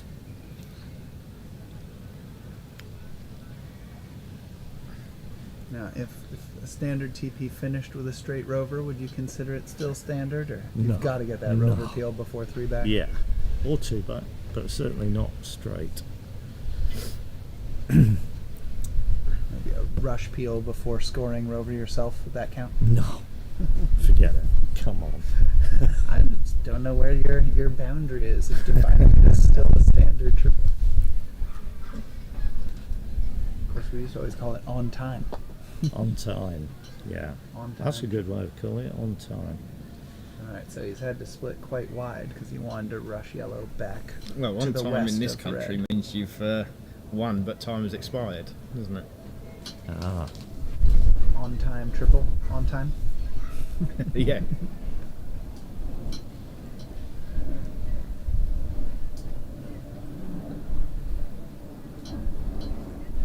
So if we were calculating an odds for like Paddy finishing the turn, from Matthew missing, the odds of Paddy finishing the triple, what would you say? Well, it depends. Are we using Coote's probability or Coote's probability theory? I was hoping for, Ayton or Wick's probability theory. Well, Coote's probability theory is 50-50. Yeah, it either happens or it doesn't. Yeah. Oh, well, yeah, everything in the world is binary, but that doesn't mean the odds of it happening It's still are the 50, same. even if there are 3 possible outcomes. Well, yeah, the it's sun still either 50-50. explodes in 3 seconds or it doesn't. It's Yeah, 50-50 odds, exactly. You understand that. no? Got it straight I think away. it's a bit more like 1 in several quadrillion that the sun explodes in the next... That's old thinking. Old Oh, thinking. nope, it didn't happen, I guess. Again. Didn't happen again. Well, yeah, well... Do we have his record for, I mean, we don't know on an attempted 3 ducks triple, but I would assume Paddy's I I'd was like gonna say to 75? think. I'd like to 90%. 90. Yeah. Yeah, 90? 90. Okay, I'd and like then- to say that, but So are we're still at or probably above 90, having had this peel go through. Yeah, that, Yeah, I Because think now so, we've yeah. had 3 Well, hoops done and well, you 1 said peel earlier, done. didn't We're you? on No, track. hang on. Are we above 90 at this stage? You said- Well, it's been going well. Before we even knew he got this peel, you were giving it 90. Now it's gone well. Well, you said earlier that you thought the full-back peel was more than half of the triple peel. I do, yeah. That Oh, is so are true. we at 95 now? Could be. Zach's I hit don't in. think we are yet. Oh. Zach is hit in on Logan. Didn't even attempt the long peg out. He set a leave after making Rover groveling through, and Zach has hit the 30-yarder this time. But it's a After- hoop 1 ball, yeah? Yes, I believe so. So he's for 1 and 2 against peg and peg, and nothing within 20 yards of hoop 1. But he should be able to get a rush on yellow to 1 if he wants it. Otherwise, he has to come a long way from corner 3 to hoop 1. Okay, well, Paddy's leaving blue for now, which is, I think, sensible. Don't you? I think so. He had a rush. He's the type of player that is, plays with control, and he'll be expecting to get a rush out of 8-5, won't he? To come up to blue. Well, this year, Paddy's got 49 games, 24 TPs, so about 50% of his games. Well, it's 50-50. Of his wins, though, that's, let's see, 39 wins and 24 TPs.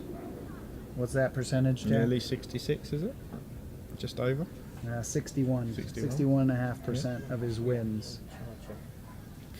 So what did you say? Nige is asking us to charge his phone, is he? Yeah.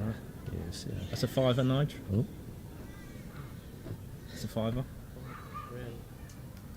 But then he asked Keith to figure out which plug it is, so good luck with that. Thank you. Jessica. All right, so lifetime, Paddy's Like got, yesterday we lost property. Today 1,356 games and 596 triples. Okay. I can tell you like a stat. 44% of his games, but at 1,001 wins, it's 57% of his wins are triples. So he's above his career rate for his 50 games this year.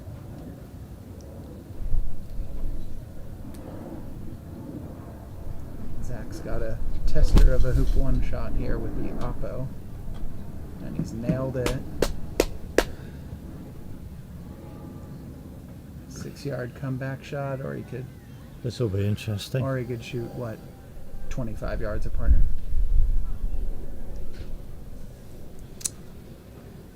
Well, this is the odds are getting better It's with every hoop shot six so pioneer, it's far. perfect. Right, Look it's at it. less chances to mess up. So every shot that it stays in the standard positions, Yeah, in theory, it should be going up from 90. yeah. Now, if all of a sudden he gets to 3 back, having done 1 peel, I could understand it getting below 90, because then he's on the delayed track. Looks well. It's got a rush on blue, and yellow's pretty good. I like yellow. Yeah.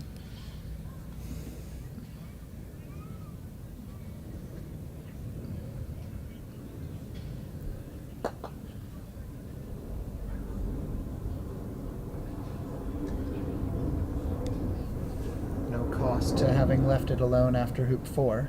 No, Ended up getting it over with 1 less adjustment.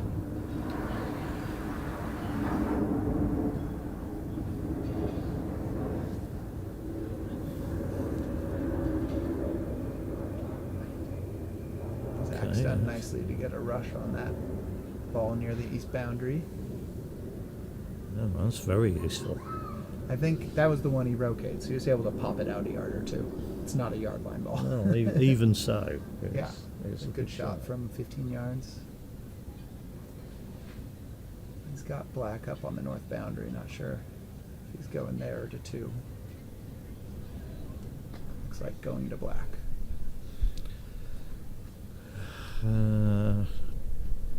Paddy does not have to peel it through 6 this time to get it in front of the Oh, penult. interesting. so- He's doing what Greg Hill did yesterday. He's going to put this east. No, is he? he's not. No, Well, he was going. Is he? no. I don't know why he hit it so hard though. Well, it might have just gone down the hill that's there. It's a similar position to where Greg Hill made the roquet to, isn't it? Well, he can't. Well, I Yeah, remember he's- reading a wise man said, if you want the reception ball on the west, you should probably be approaching from the east. Yeah. Straight shot being Yeah. easier than a split shot. Yeah, yeah. That was a very wise man.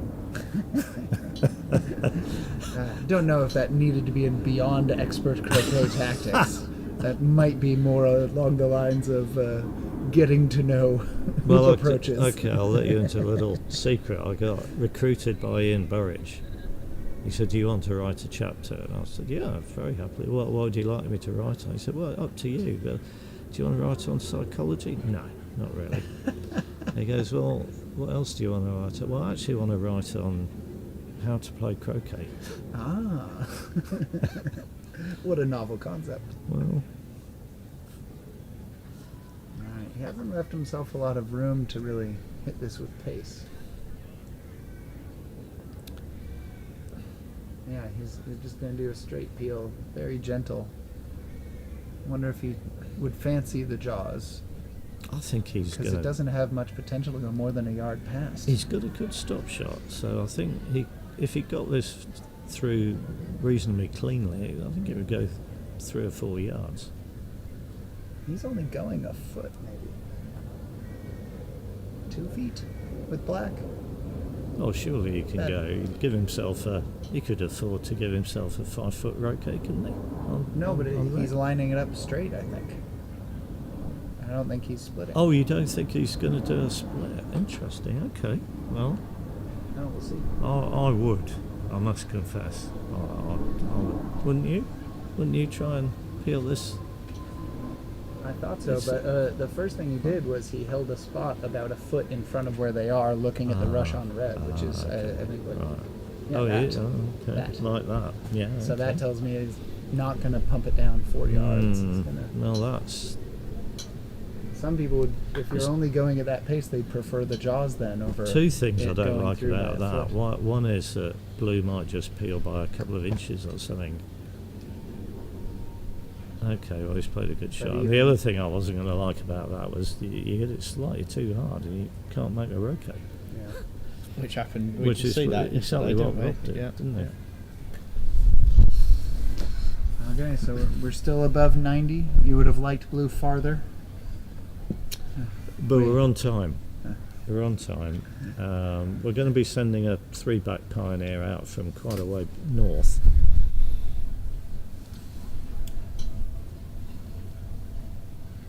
You try and rush over to this side of the lawn to send your 3-back Pioneer out there. Yeah. So, well, yeah, sort of end of B bulk, that sort of, or maybe a little bit further A little bit east. this way. Yeah.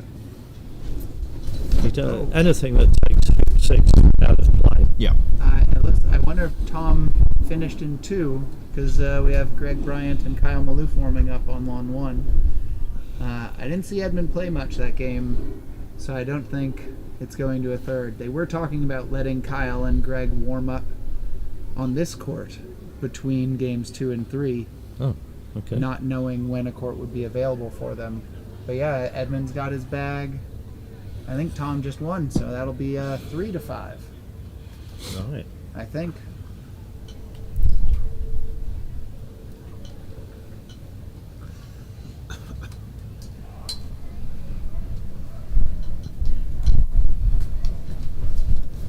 Want me to see if I can get him for an interview?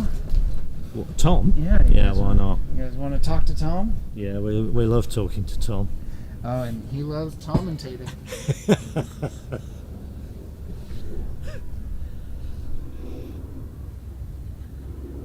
How's the chat? Haven't looked for a while.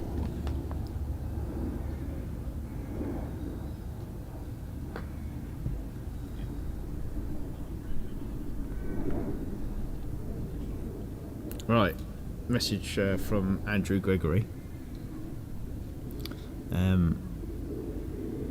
He's saying he might be here tomorrow.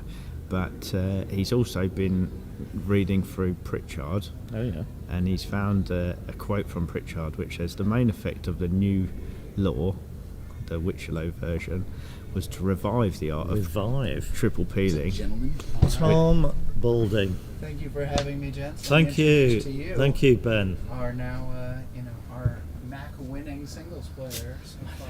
My first ever singles Mac win. There you go. Because Lord knows I didn't get one last time. How are you doing, Tom? Better now. Good. Was far from a pretty performance by either player, but thankfully mine was just slightly less ugly. Edmund played very well. He gave me what for the first game. He got unlucky in the second game.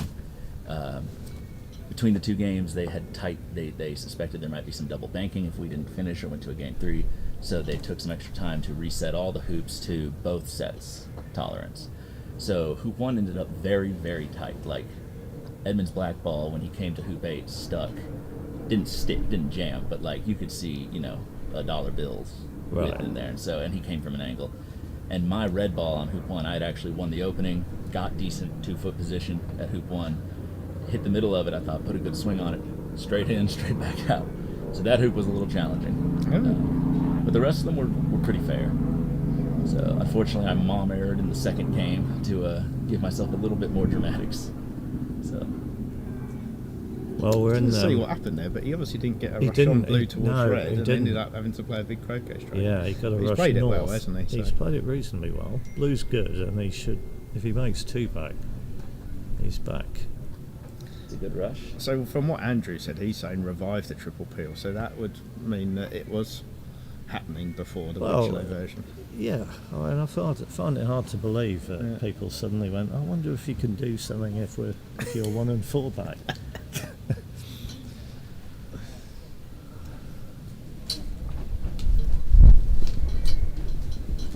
So we're obviously, you can see we're broadcasting from Lawn 4, Tom, Yes. but we're keeping half an eye on Lawn 3, as I'm sure you are.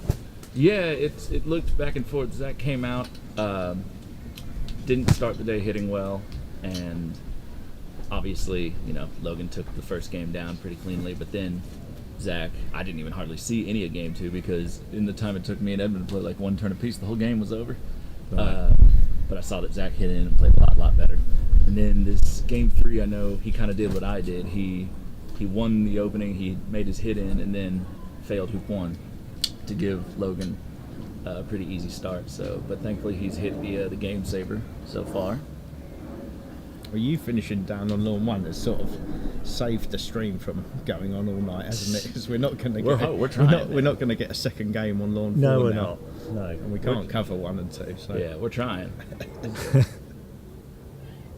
But no, and then Ben obviously wasn't his day today. Felix looked like he played pretty cleanly, and I did not see. I had it described to me what happened to Matthew in game 2. I did not see it, but unfortunately it was just a little grovel on a Irish peel through penalt, Yes. and ended up hampered from everything. Well, the only ball he could hit was partner down at Rover, or near Rover.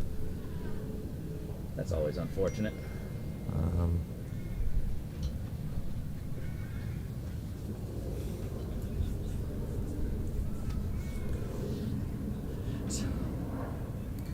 Paddy looks like he's playing pretty flawlessly. Oh, did have a bit of fun, didn't he? commentator's in one of the curse. games? Good Well, effort yeah. there, Tom. I gotta Good do my effort. I gotta do something. I'm seeing a lot of blackout on the lawn. I'm getting nervous. But So, Tom, why don't you tell our viewer where you're from and what's your history in croquet? yeah, so I'm originally from Long Island, New York, and then I didn't play croquet there growing up. I only first got introduced to croquet when I went to college at a place called St. John's in Annapolis, Maryland. Mm-hmm. And we play a backyard 9-wicket style croquet match every year against the U.S. Naval Academy, which is right across Oh, the yeah. street. When I say right across the street, I mean I can see their wall from my dorm room. Right. So I picked up a mount for the first time 8 or 9 years ago to start playing with them. 3.5 pound wooden block on 6-inch grass, and but just we would take an annual trip to clubs like Pinehurst in North Carolina and different places, and I just never gave it up. And so now I live full-time in North Carolina. I teach croquet there professionally at a club called Grandfather Golf and Country Club, and also Linville Golf Club, both of them in Linville, North Carolina. Nice. And I will now be also spending my winters in Florida because I've just accepted this year the position of the croquet professional at the Beach Club in Palm Beach, where Danny Nice. Honeycutt was. Very nice. So Danny's announced his retirement earlier this year, so I'll be taking over. So yeah, I'm going to be following the snowbirds.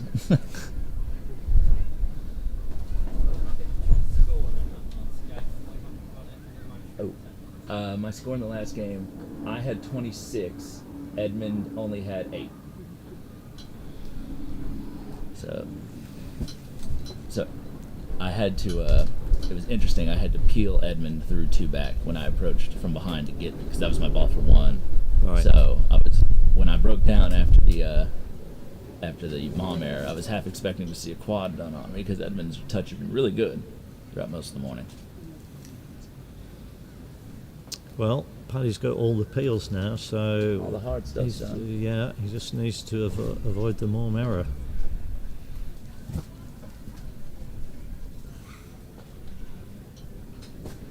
Yeah, mine was a little unfortunate. I had peeled Peely all the way from like 2 yards from the boundary, directly behind 12, and I got behind it, had a good rush, but I had to rush it just to the right, just to the east of 12, and the whole court on 1 breaks back to the west there, and I undercut the rush because I didn't want to end up really wide of it, and it just trickled right into the little wire. I didn't get pinned behind it, but I ended up having to do a 7-yard.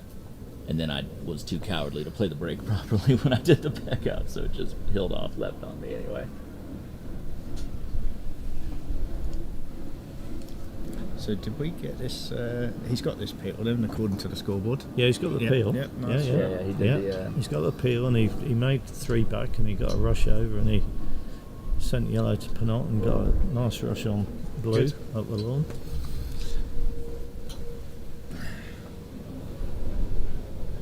So- We've got your profile, Tom, Oh, have on you? screen. Well, look at that. It's, Bronze medal, Yeah, yes. ACWC bronze medal. that was Defi- here. Yeah, definitely my better performance.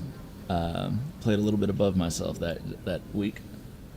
You know, it's interesting. I've had these conversations recently with some of my teammates that I've noticed in AC, not so much in GC, because I didn't really start playing GC seriously until 2024, and it kind of suits my temperament a little better. But in AC, 2023 was like the last time before that Worlds where it was like I had like a 2200 D grade and I didn't expect to do well, and I was just like, let's go out here and see what we can't steal. You know, if we make it out of block, great. And I found that, you know, with that sort of looseness, played a lot better for me. Then after that tournament, grades shot up, started, you know, doing a lot better at certain events, having a lot higher ranking, but now having the pressure of You feel the expectation. the expectation where it's Yeah. like, Right. I get into a big high-level match and it's like, oh, I'm expected to play well, Yeah. and I need to justify the position and blah, blah, blah. And so it's a different type of pressure, and it's very interesting how much more difficult that's been for me personally, just Yeah. to sort of, like there were, you know, I remember a few years back, like if there was a 16-yarder to, like, you know, lose or win the game, I didn't think twice about it. Just like, I plan on hitting it. And now it's like my knees are shaking. Yeah. You know, looks like Zach's run into some trouble, or he's saying that Red has fallen into a hole. He's unhappy with it.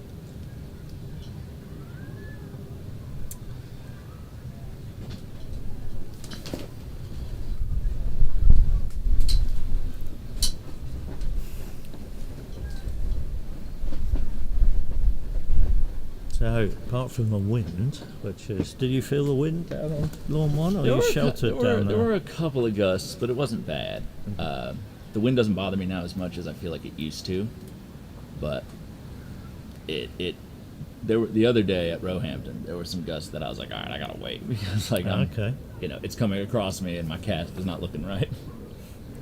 Nothing will be bad as the last Mac though at Melbourne for wind. No. Oh my god. No. I remember, I've never seen this since or before this, was I would be a foot in front of a hoop, and I'd be casting over it, waiting for the gust to die down because my mouth's going like side to side. And then the wind would really pick up, and the ball would just roll off to the side, Really? untouched. Wow. It moved. One time, it moved like a foot and a half, and so I was just like, put that back, look at the referee, be like, good. And he was just like, I don't know, what else can you do? And so I'd have to wait 5 minutes sometimes just to take a simple hoop shot because the hoops are really tough, and I'm like, I don't trust my mallet to be straight when it hits this ball with this wind going. Well, Paddy had the balls marked, didn't he, at lunchtime? Yes, he'd left a ball directly north of hoop 1 and a ball directly north of hoop 4, and he asked the referee to mark the balls just in case they got blown by the wind. Yeah, I feel Which, like to be honest, I would never have thought of that. I don't know. I don't It's know. a good idea. I don't remember how big the gusts were in Melbourne, but like it had to be just about the worst ones. Yeah, to I've move been the there. ball. Did you get hail? Oh yeah, You I've did, definitely okay. seen we had to wind. break play for like an hour. I've right? definitely seen wind affect a moving ball, but I'm not sure I've ever seen it move a still ball. I feel like it has to be pretty strong. Yeah, because it does have to the be ball's pretty strong. hefty. Yeah. And those lawns were not like particularly fast. No. Like, it wasn't like sitting on like a 14 or anything. Where it's like, oh yeah.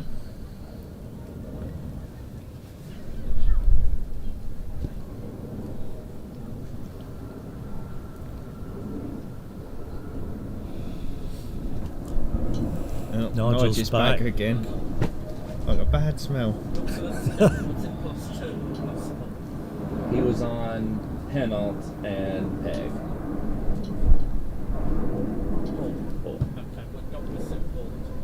Ah, good. Yeah, I keep forgetting that I have to report that. Well, I think he's more than 90% now. Is that tempting fate? Surely not. Is he going to go to yellow, do you think? Short of a grievous. Presumably go to yellow, is he? Or is he just going to go straight to blue? I think he's going to go straight to blue. You think he's going to go straight to blue? Come on, live a little. Live on the edge. I think he's going to yellow. He's not. You see, I wouldn't want to do that. It's too far away. He's going to yellow. He's going to yellow. Well, it's not helped him, has it? Oh, it has. No. Well, now he gets to take off from a short Yeah, position. he's taken off from a lot shorter Oh, distance. for goodness sake. He didn't get a rush on it, though, did he? To be fair, you don't really need a rush on blue either, do you? But he's going to get one. Right. Well, pretty good comeback. I was going to say that feels like a comeback win, doesn't it? Yeah, it does. Yeah, Matthew doesn't drop those winning turns very often. Yeah. No, So- no, He'll be wanting that one back. it's not his favourite lawn. This lawn, is it? To be fair. No. No, he was really excited to get to play on it because, in his own words, he's been waiting 3 years to kick some butt on it. And so, I think he came. And Matthew always comes out very confident. Matthew is not one to doubt his abilities, and the unfortunate part of it is just in AC, one or two little things. Yeah. Well, there's Matthew applauding. Yeah, I That's was going to good say he's come see, down isn't it? That's clapping, nice. hasn't Hats off. Mutual respect there, I think, Tom, between two great players. Yeah, I only take my hat off when it's nighttime out. I'll give you a firm handshake. So, no, everyone here is very nice. We like the New Zealanders. Obviously Edmund now lives and teaches in the United States along with us, so we see a lot of him. So I've only gotten to be around the rest of them a couple of times when they either come to a Worlds or we end up at an event like this. So, but it's always nice to see them. We like their vibe. They're pretty laid back. So it takes the match score to 6-3 to Yeah. New Zealand. Yeah. Yeah. 3 left to finish today. So it could be 6-all at the could end be. of today. If all the matches finish. I suspect they will. Yeah, we didn't get off to a great start in the doubles. We kind of got ourselves into a small hole. We were lucky day 2 to hold on with a win. We were a little unlucky, I think, day 1 not to get 2 wins. Mm-hmm. Me and Kyle definitely had our chances, but Edmund refused to miss the hit-ins. So, but we were really we trust ourselves in singles, and obviously, just a couple of missteps, but I think we're pretty confident that we can keep it close.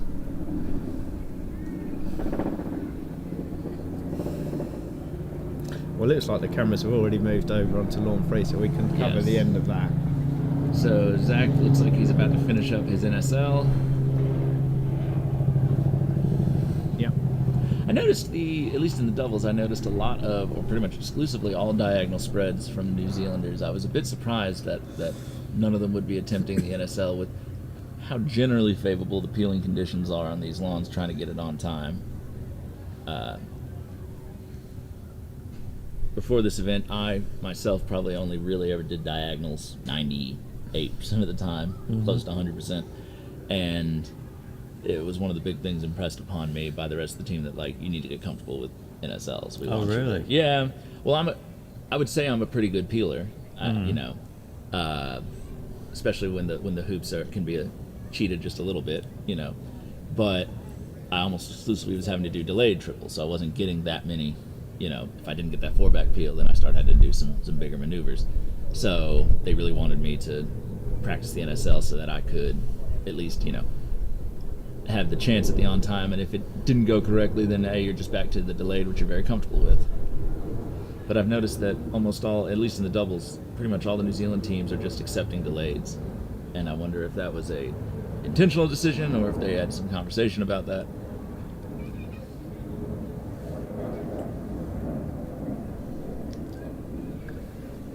Can you talk us through that? What do you mean by the NSL helping you get a standard triple? Yeah, so like right now with Zach having a ball down at 2 and a ball at 4-back, if the opponent lifts the ball that's at 2 and shoots at anything and misses, then Zach will immediately be able to pop his partner out, go to that ball, send it as his pioneer to hoop 2 and try to get a rush on this yellow ball to go to hoop 1. And what it does is it puts your partner naturally towards hoop 3 instead of it being the hoop 2 pioneer. So in a diagonal, your partner ball is going to hoop 2, and unless you get a really good rush, and also if they take the defensive shot in a delayed, then they're in corner 4 and you're not getting them out early enough anyway. So But it only helps if the opposition moves the ball out too, or the ball that isn't out. But even if they don't, then if you give yourself a cut rush to 1 and there's a ball at 2, right? Okay. Then, which is what I did the other day to do a triple, which is you just cut rush to 1, you have a ball at 2. Yeah. If you can get on a fast lawn, you know, you can get if the ball's in corner 4, the 4th ball, you can do a Hogan roll or something like that. If you're on a lawn with these speeds, it's not that difficult. Yeah. And then with a couple of good shots, albeit maybe a big one or two, you have the on time once again. Well, if you've rushed partner to hoop 1, it means that you don't have to play a Hogan roll, but you play a big roll, but you're going both balls 2-3, doesn't it? Which is sort of slightly easier than the Hogan roll. Right, you can do like Reg did it at the Worlds I saw, where he did it quite a bit, where he was rushing partner to hoop 1. If they took the defensive shot, he would just make hoop 2, then he would rush back down towards 4, try to get a pioneer off the rush, or at least get somewhere where he could do a roll shot to get a pioneer, and then he would just do the half Hogan back up. So you can do it either way. I would say on the half Hogan, because you got to get that Peely in position right then, it's not as big of a shot, but it requires more precision on the front ball, because, you know, if you're off by a few degrees or over roll it, then you're not really on time anyway. Oh, are we going to get... Oh, they're moving them back to their original lawn because they finished just in time. They just got done with their warm-up and checking all the hoops on... Wait, I think Kyle's supposed to be on lawn 1. Or 2. Oh, or 2. Looks want- like they're coming on here. They want the live stream, I guess.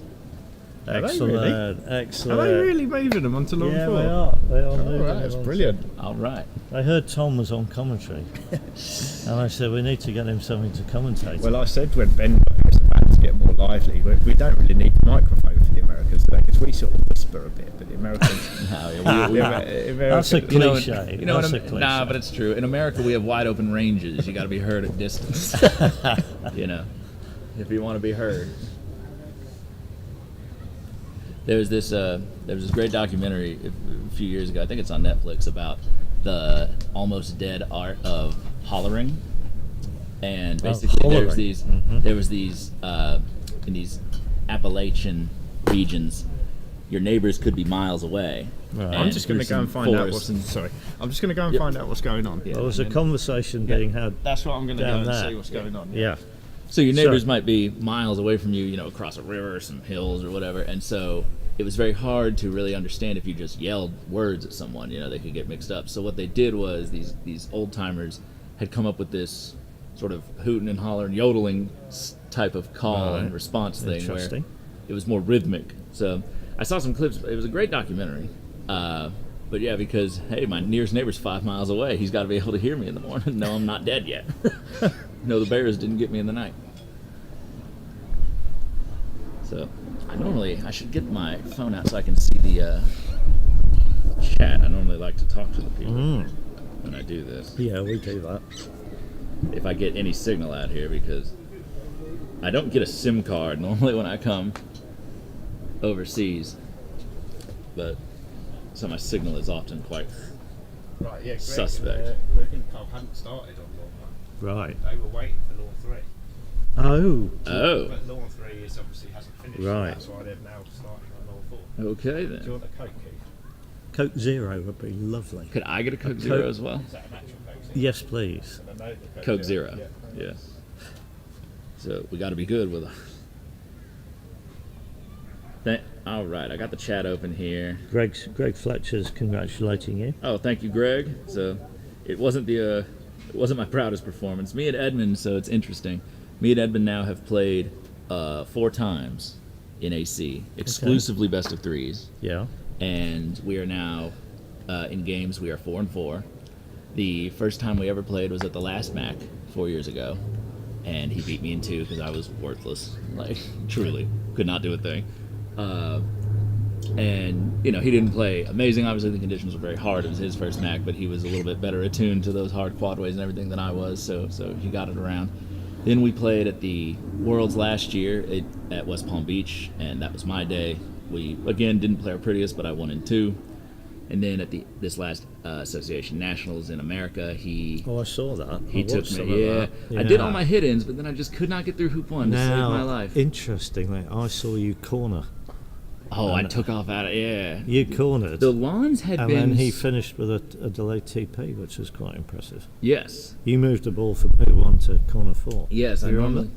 Yes, the reason I forgot about that is I normally never do that. Yeah, But, right. Well, I wanted to...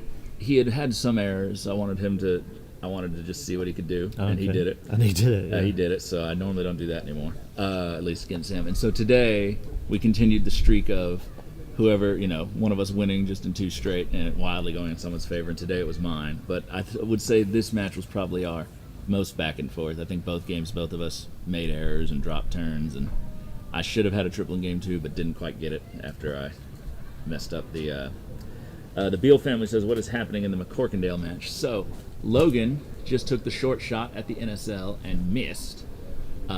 Zach, though, has put yellow in the jaws of 4. So this is something we saw at the last Mac, Keith. I remember Samir Patel would do something where if they took the short shot, he would basically tap red. Yeah. Oh, Cannon. here's the shot coming.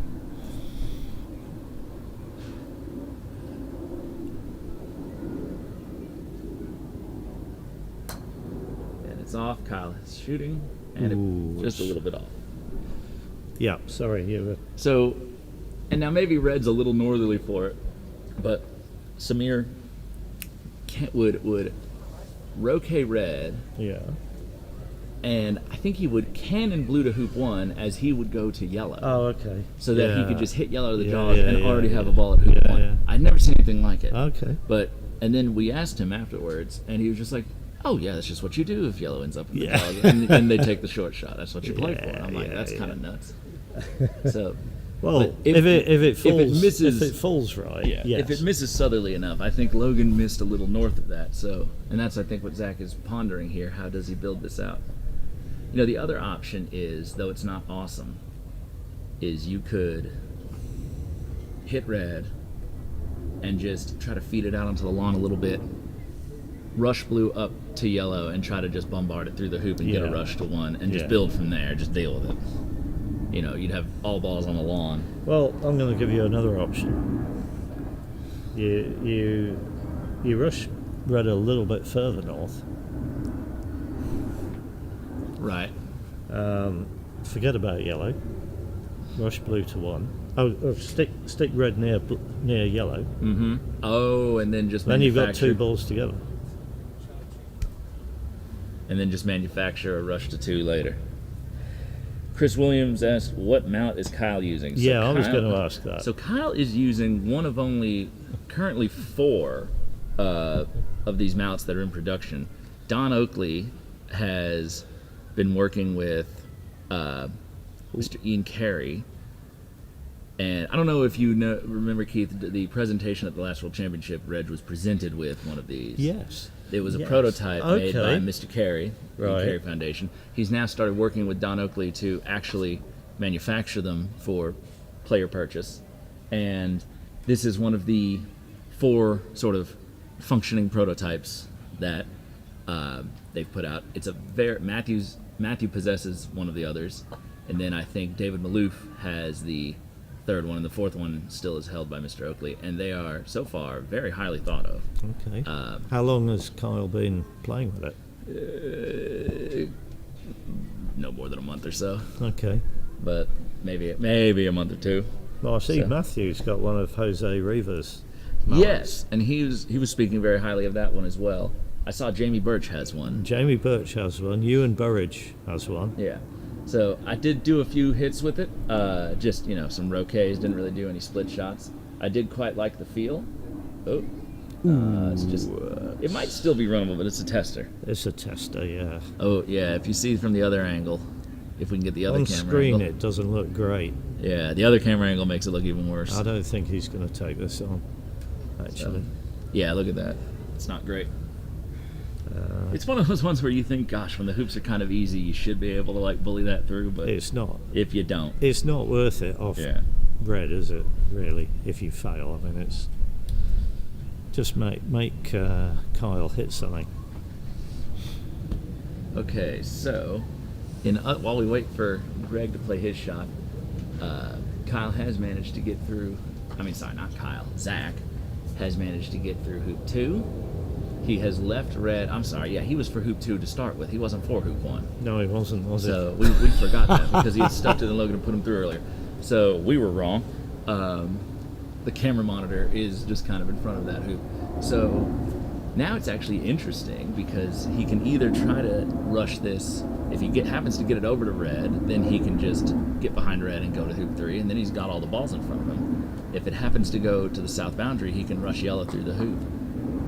And that's going to be Halfway between. halfway to nowhere. So, Okay, so Greg didn't try and run the hoop. He's gone back to part, and he's left a rush into the lawn towards hoop 3. So I think I'm right in saying yellow's just south of corner 2. So Kyle's shooting. Is that sort of fairly standard for him? Does he like shooting at stuff? I think most of the Americans would tell you that we back ourselves. That's a good swing. Ooh. He looked at it the whole way like he liked it.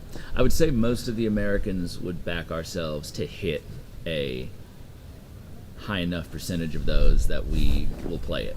I think we recognize that if he just corners there, that Greg is just going to either build something or set an even worse sleeve for us. Yeah, okay. And, for me, kind of like what I said with Edmund with going to the corner, I don't normally do that with most players because my thought is, well, and you kind of saw it with that game, well, gosh, if they're that good, they'll build and finish anyway. I got to hit something. And one of the reasons that I think we've been so dominant in golf croquet these last few years is because we look at thank you, sir. We look at a 15-yarder and we go, yeah, just standard business. I'll hit that. So, obviously, it can burn us time to time. Like yesterday in our doubles, Kyle and I, between the two of us, just were not hitting a thing. But, today against Edmund, I think I missed only one real hit in that I was trying to make. and it can keep you alive when all else fails. So how much? What's your sort of split of playing AC and GC? So, when I first started croquet competitively in 2018, I started in 6-wicket, American rules. Very quickly found AC that very same summer, and pretty much transitioned to mostly AC. Didn't really play golf croquet. Even up to about 8 years ago, golf croquet was still kind of viewed as like the warm-up game in America. Like, none of the good AC players and everything really gave it much attention. Not anymore.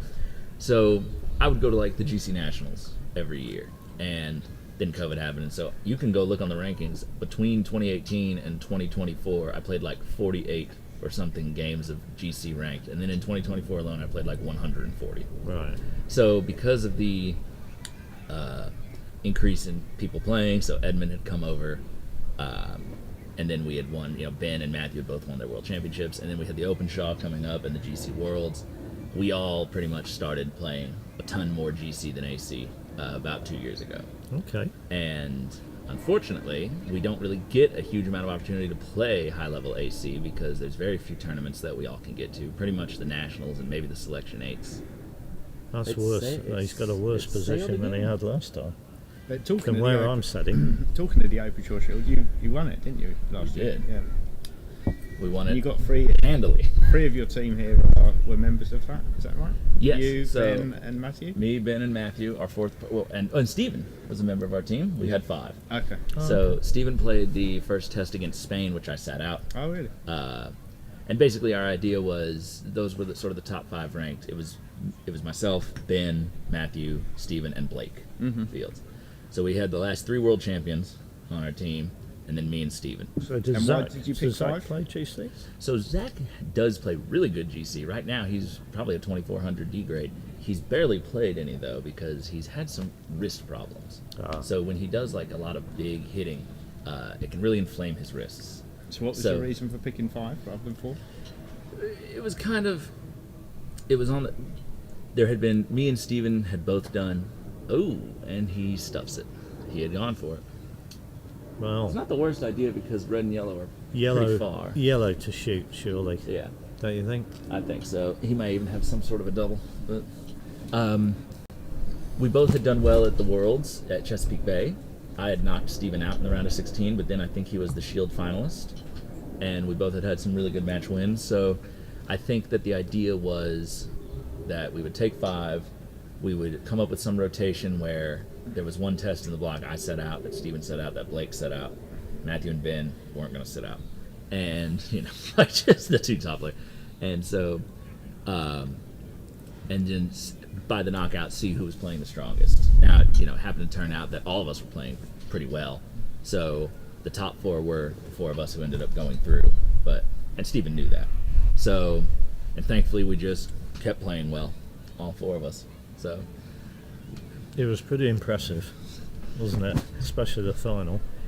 yeah, we all sort of hit our stride. And Kyle's off with a shot. It's going good. Just whizzes by blue. Couldn't have missed by more than a few inches. But let's see a replay of that right here on the screen. Bam. And again, he's looking. Whizzes by it. I'm wondering if there's a little break this way towards the west boundary because both of those approaches across the hoop for... Oh, that hoop one. Yeah. Yeah. It's got to fall off across that side of Yeah. the court because I can't imagine Greg Twice would overhit the shot that badly unless there was like a hill off. And Kyle looked like he liked that shot. I think it just goes to the corner Yeah. a bit. How did you find you were on lawn 1, weren't you? Yes. How did you find corner 4, lawn 1? It's not awful because thankfully when balls, unless you're like right in the corner, but for the most part the sodding is inside of the yard line. So if your ball is on the yard line, you're good. If you were trying to get a takeoff to a ball behind that, then it might fall down. But I don't think that actually came up for me or Edmund really in that match.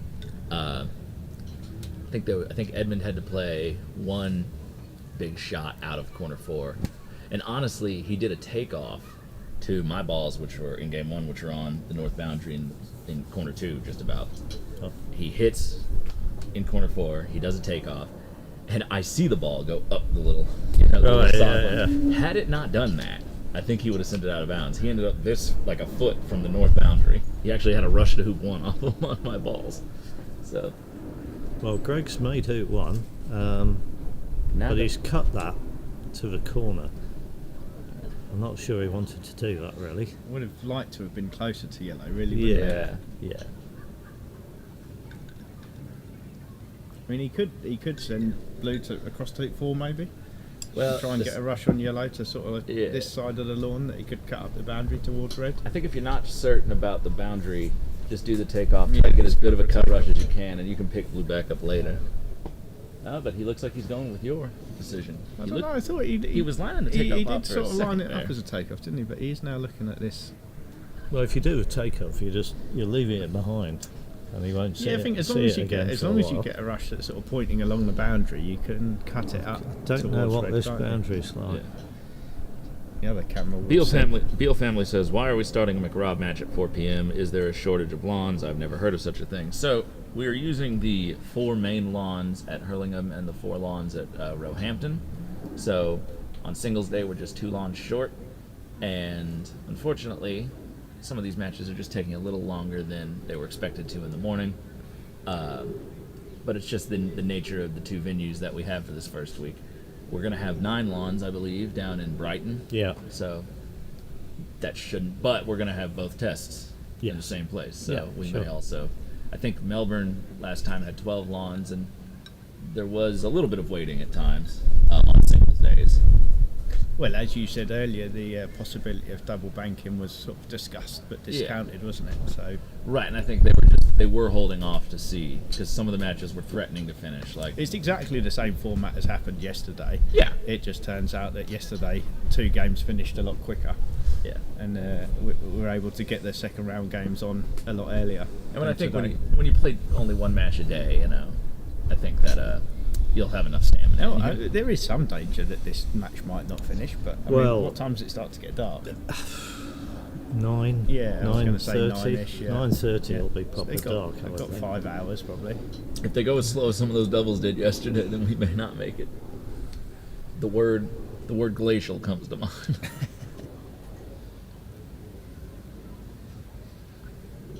So a big roll up here from Greg. That's going to be short on black, I think. Short on both. Yeah, that was a bit. He needed just a little bit more. I'm surprised he left yellow that deep. I guess he's hedging his bets just in case this doesn't come off. But It looked to me like he wanted to just play a straight shot as well. yeah, He just wanted to. I'm just surprised he didn't angle it in more. Well, he could have towards done, but three. I think that's what I'm saying. He just wanted to play straight shots. So all that he had to judge was the pace, which he didn't judge correctly. Beale family says why not use lines 5 and 6 at Hurlingham. My memory of them from 3 years ago is that the quality level of those back lawns are a little bit lower than these front 4. Not saying anything about but I think they use them for other purposes, do they not? Well, I think also for the members as well. Yes. So, mate, the age-old problem. I'm guessing. Well, the other reason, that's part of the Beale family is you wouldn't be watching them now, would you, if they was on lawn 5 and 6? Yeah. So Whereas, you've got them on More the street. entertainment. yeah. So, plus, this also gives an opportunity for those in the Western Hemisphere to actually see some, because over on the eastern seaboard of the United States right now, it's going to be still not even noon. And over on the West Coast in California, where Ben's from, it's going to be very early morning. Yeah. Yeah, I mean, I think it's fairly obvious that the manager would have liked to get this game started a lot earlier than it has started, but There's always the not best possible. of intentions that, like, a match only takes, 3-4 hours. Yeah. You start at 10, and then it gets done around 2, but then you have to break for lunch. And then games go. And then Well, they I go to heard 3 you games. had a bit of, I don't know if controversy is the right word, but you had a bit of interest before lunch. Yeah. Or at lunchtime. And it all worked out. I'm going to let him hit the shot before I say anything, because he's rather close to us.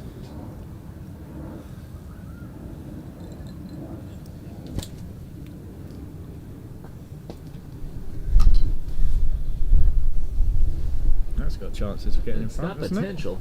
No, it's got chances Oh of my being in God. front. Yeah. That's a good shot. Oh, that's a great shot. It's a little bit short, Yeah, actually. he won't have- I'm not sure he can run it. Do we have looks- do we have the camera from corner one? It's, Oh yeah, No. it's on the it's borderline. short. Yeah, it's short. Yeah, he's putting his flip down. Almost though, a little bit more. So, what happened was that Edmund, we had gone back and forth. Edmund in game one. I was for Rover and Peg, and Edmund was finishing a turn that would put him on Penalt and Peg because he failed his triple. I failed mine, and well, I didn't really do a triple. I got there through some other means, but so Edmund's turn and setting the leave took right up until about 1 o'clock, and I walked out and I said, before we break for lunch, I want to make this hit in. Sure. And whether I hit it or not, we'll Yeah, break yeah. for lunch right then. But this is a potential game ender. I really would not like to sit for an hour.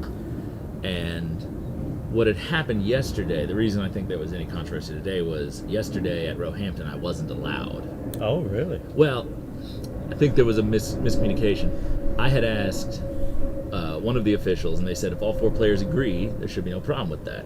And then somebody else, when he went somewhere else, somebody else came out and said, no, that's not in the rules. You can't do that, blah, blah, blah. So, but all 4 players, I had asked my doubles opponents, do you mind if I take this hit in before we go to lunch? And they said, we're happy if you do. But Sure.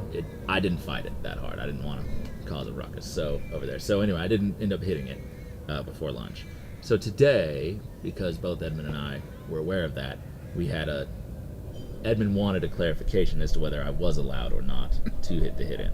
So we called Mr. Town over, and Mr. Town said, by his discretion, he thought it was reasonable to Yeah, hit the hit in, sure. as long as I agreed that once I hit, because realistically I only had 1 hoop to make. If I hit, it's going to take like 2 minutes to finish the turn. But I was like, you know what? I made the hit in. I marked the balls. Why? Can you tell us why you wanted to take that shot before lunch? Obviously you sit for a while Yeah. in AC Oh, anyway, sure. and then you have to get up off the bench and hit a shot that if I miss, because the situation was that he was for Penalt, my yellow ball was for the Peg, my red ball was for Rover, and he had put yellow in the jaws of 6, and it was sticking out halfway on the Penalt side. So I was going to take my 9-yarder to hit that ball, and his 2 balls were joined up at max distance. And so if I hit, I pretty much win. I got to make 1 hoop and peg out.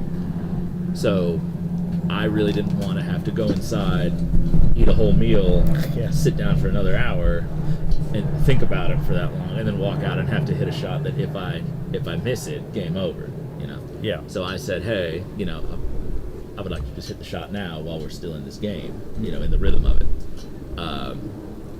And obviously we didn't have, it wasn't like a bust up or anything. Like Edmund just wanted clarification, and I wanted clarification as well.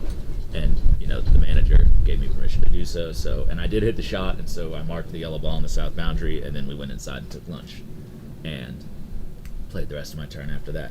So it's interesting. It came up 2 days in a row, because 2 turns finishing right around the strike of 1 o'clock. I don't know what the regulations say. So- I don't. Well, no. According to Mike Town, the regulations just talk about sort of the end of turn, or whatever turn was on when 1 o'clock happens. But he, at his discretion, he said that he couldn't see any reason I wouldn't be able to just take a singular hit in. Yeah. It's a good shot. Because I think the spirit of the 1 o'clock thing was mostly just to help all the players eat in a timely manner and help catering. It wasn't meant to ice a player out from a shot. And in the United States, most of our tournaments we don't really have set like meal times. The food is there. When you're ready, you go eat it. And we're not in the habit of even sort of breaking mid-game. Well, Nigel was telling me that apparently lunchtime is sort of designated between 12:15 and 1 o'clock. And that's why Well- the 1 o'clock rule is there, is because if you haven't had lunch by 1 o'clock, you need to break. Right. And my reasoning, when I was advocating for me taking the shot is, if it's 1 o'clock right now, and we didn't even make it in that window, what's another 60 seconds for Yeah. me to hit a singular hit in? Yeah. Right. We're going to walk to lunch right after that. It would be no different if we stood here and chatted for a minute and then walked to get lunch. So, except I've either made or not made my shot.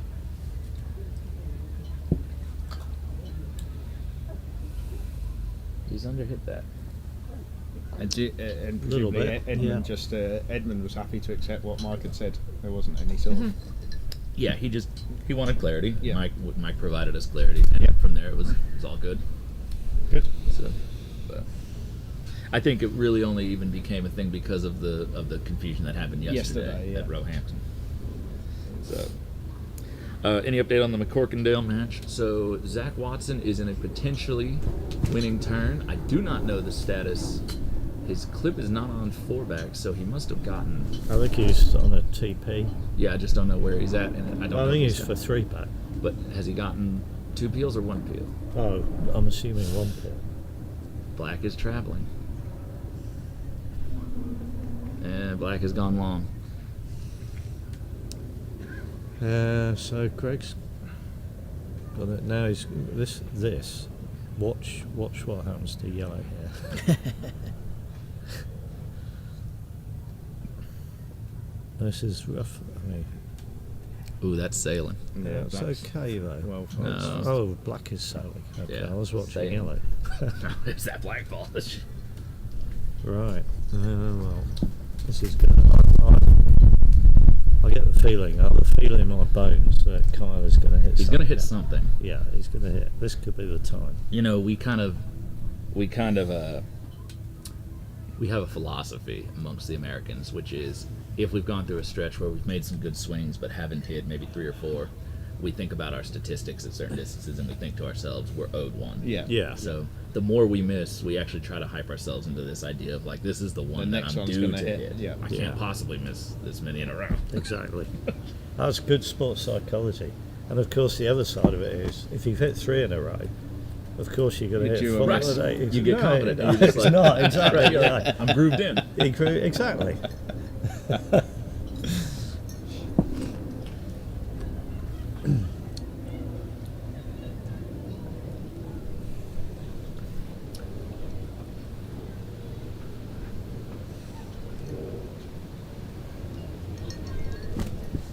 I think it's fair to say Greg won't be rushed. No. He'll give us plenty of time to think of things to say, won't he? Yeah. Yeah. There's If I was going to pick somebody to put a match on at 4 o'clock in the afternoon, honestly, We have say Greg Bryant's it wouldn't player be profile. Greg. It wouldn't be Greg. Quite some impressive statistics here. Well, this is his 7th MacRobertson Shield. Yes. That's impressive for a start. And total match record, 37 wins, 45 losses, which for the MAC is very good. So at the high level, singles 16 and 18, doubles 21 and 27. So he's pretty much stayed even the whole way out. So One thing that we don't put on there is the players' ages, do we? but sometimes you can work it out. Oh, that's what I was going to ask. How old roughly is he? Well, if he was 28 in 93, Yeah. So I was born in 97 and I'm 29. So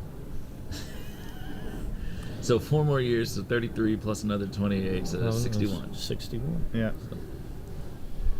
And the Mac in 93 was in March in Australia. Got Yeah. it. Is that a place or a month? A month. So Kyle did get his due, snicking the red ball. Yeah. And he's hitting with blue and black joined up, sort of fairly near hoop one, Yeah. hasn't he? So if he wanted to, he could play a sort of wide, almost like a 90-degree drive shot. And he could try and put partner over tape too, couldn't he? Yeah, that's what I'm thinking. Yeah. So do a wide split.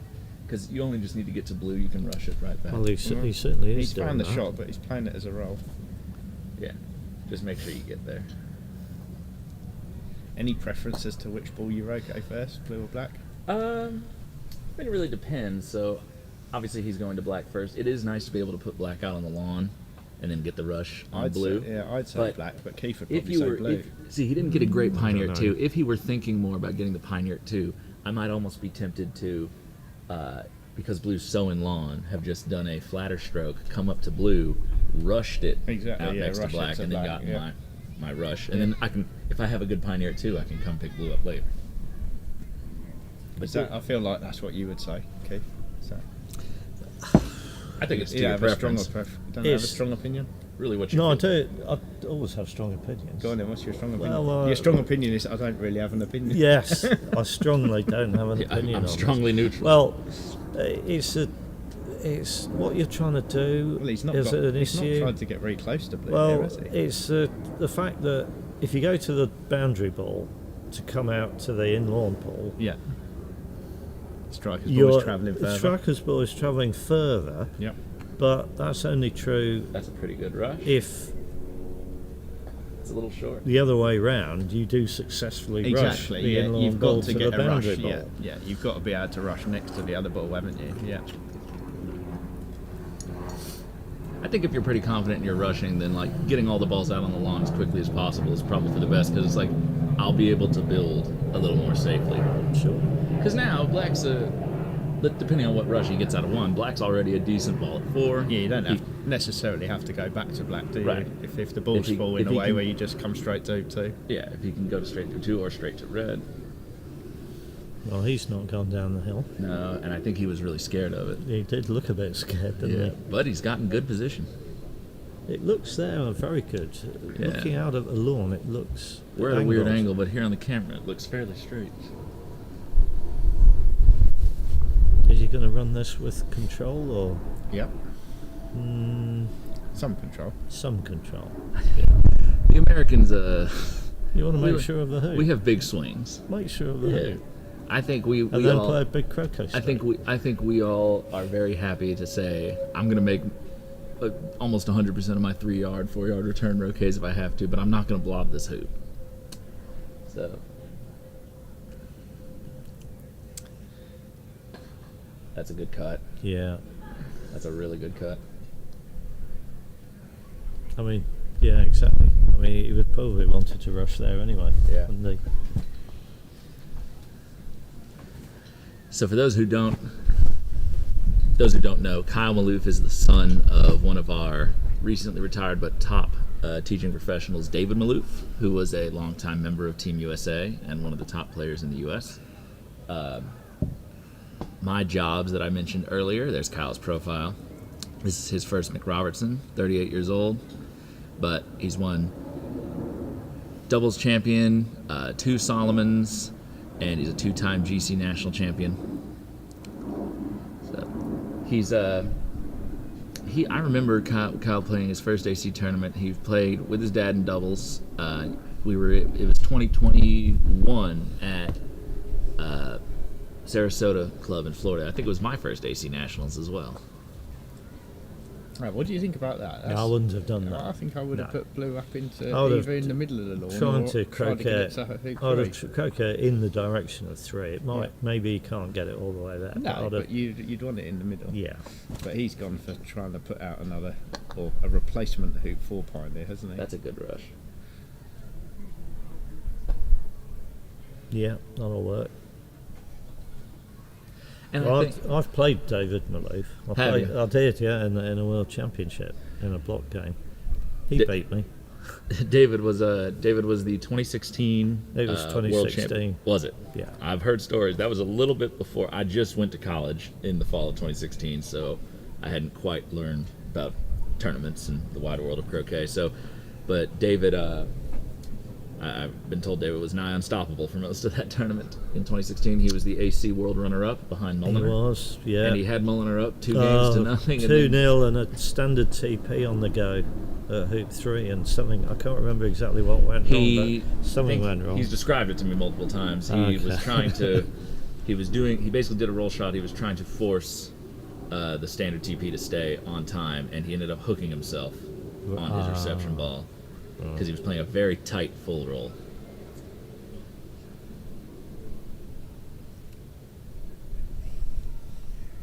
I think Zach is rushing his rover peely into position for a straight Irish peel. He's gotten blue a little bit out of whack here. Could we switch the camera? Yeah, we might be able to get a camera over onto that just to Pace looks see decent. if that's successful. It's not the best peel ever. Yeah, can we get something pointed at lawn 2? Or lawn Lawn 3? three. Lawn 3. Sorry, I keep wanting to call this 1. There we go. So Zach here, this is probably about a yard and a half Angled. angled. He won't be doing this Irish. I wouldn't do this Irish. I'll be doing a stop shot. Yeah, he has a pretty good stop shot too. So this lawn, me and Kyle were on here the other day, and I did a peel from a similar position. I did it Irish, but I was maybe a little closer. Did it work? It did. Okay. We played the peely a little bit into the east wire, the left hand from the Yeah. camera's perspective. Mhm. So there's just a little bit of hill off here.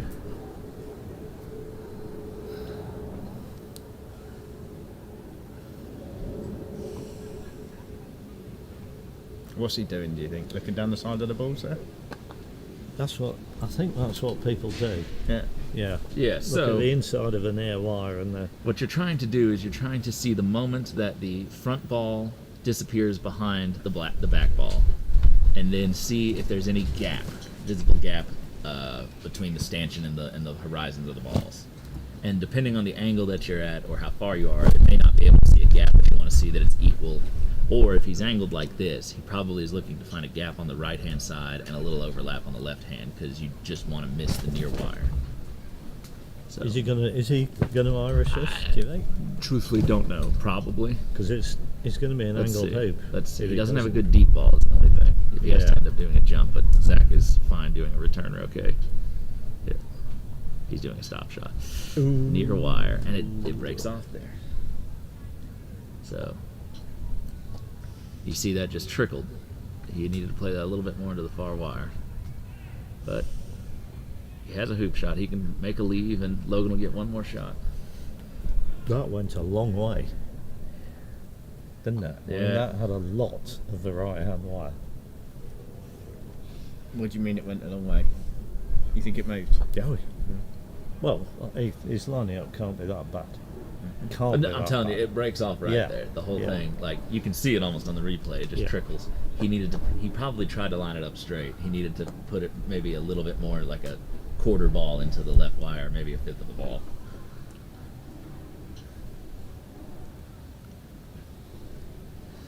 I assume, based on the clip position, or I'm not sure, did Aaron Westerby win game one? I'm not sure exactly. Don't know. I cannot tell anymore. I think so.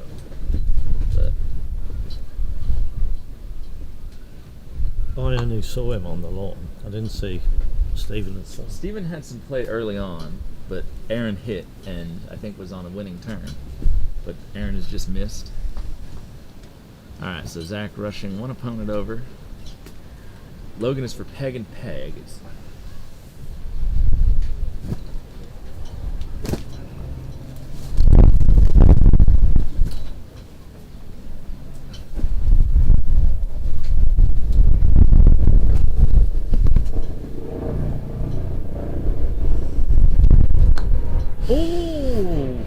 He just jumped rope.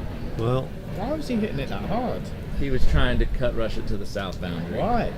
So, I do not know. That was my reaction to Cole Maloof just missing a Yeah. very short roquet after having made hoop 3. Yeah, he lifted his head up a little early, it looked like. We try not to switch back and forth between lawns too much because I know it well, gets confusing. we went to lawn 3 because we Yeah. thought we were Yeah, going to watch yeah, the yeah. finish, Yeah. didn't we? I mean, So I guess we can switch back. we're now. we're going to be Well, near a finish, but because presumably Zach will make a leave that Logan either hits or doesn't It's- hit, and then Probably lawn 3 is probably slightly more interesting at the minute, isn't it? Lawn 4 is started, but it's at we the are going to beginning of the get game. we're going to get hours. Oh yeah. In due course, definitely. Anyway, Alright. we are back on lawn 4 briefly. So Greg is He's shooting at red. He's not going to have a whole he's lot got to work with. yeah he's got this sort of stalks it. Doesn't yeah he? You know, it comes up on the ball. As You if don't it- want to don't scare the ball. yeah that's right. Don't frighten it away. Don't let it know I'm here. 80% of his weight is on his right foot. Oh, and a It miss looked back. like a bit of a twist of the mallet, didn't it? Yeah. It's weird. So if you watch him from the front or back, he's leaned on his Yeah. right foot significantly. He's almost standing on his left toe only. He's still standing there. He's stuck, I think. he can't believe he's given that up and giving Kyle another chance.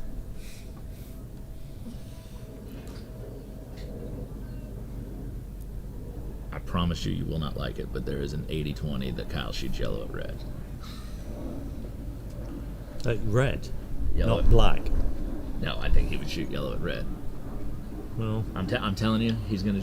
There's an 80% chance he shoots yellow at red with the idea that he can get a rush back on blue, get red over to 4, and just pick up the ball from the corner. okay. So, and if he happens to miss, black still has nothing shorter than an 8-9 yarder, and he'll still have very little to work with. Yep, yellow at red. Told you.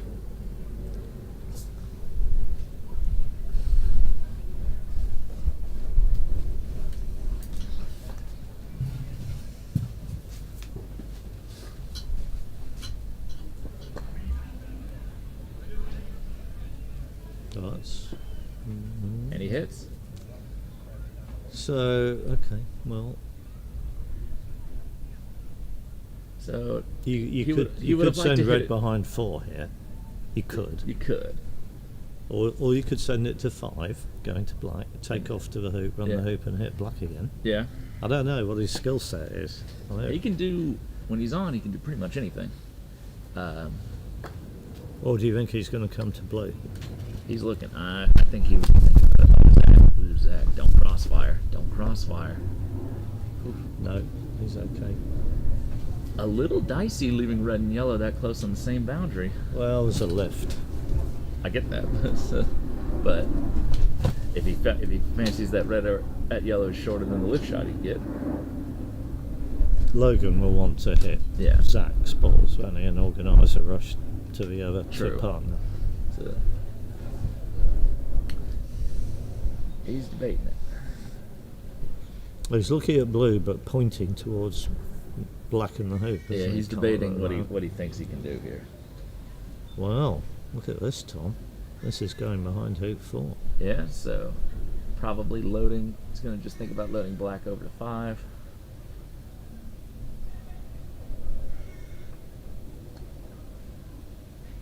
Okay, there's a reception ball. You got some news for us, Jack? I just took it to the team in the other tent. I was just asking them if there was a time that they wanted to clock off, Oh, and they said about 4:30. did they? Yeah, I bet they did. Yeah. No, they said they're okay to keep going while there's things going on.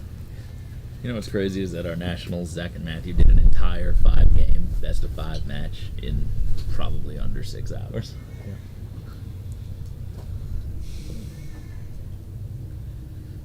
Stephen Morgan is on the lawn, approaching hoop 2.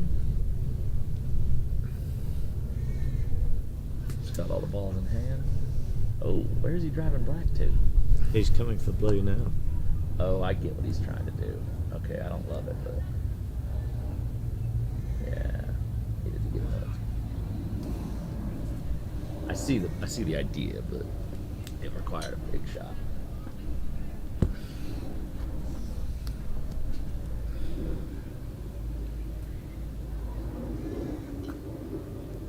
So the idea, I think, is that he knows that black wants to play since he's for hoop 2. So if he can separate black, he's probably going to feed blue out wide of 5. Yeah. And then try to get position, and then he can be back in control pretty shortly.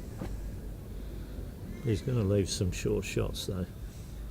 Yeah, shorter than he'd like. He needs good position here.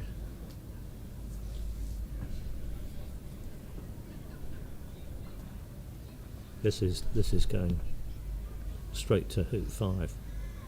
Oh, in fact, it's Killed going yellow. east Killed of it. hoop 5. Killed it. The yellow's gone down a bad line, hasn't it? Yeah, Overhit he that. might. He's far enough north. He might Yeah, he run might that. have a chance of. I think he can run that. He's gonna do it. Being good at GC helps here. Kyle is very good at GC.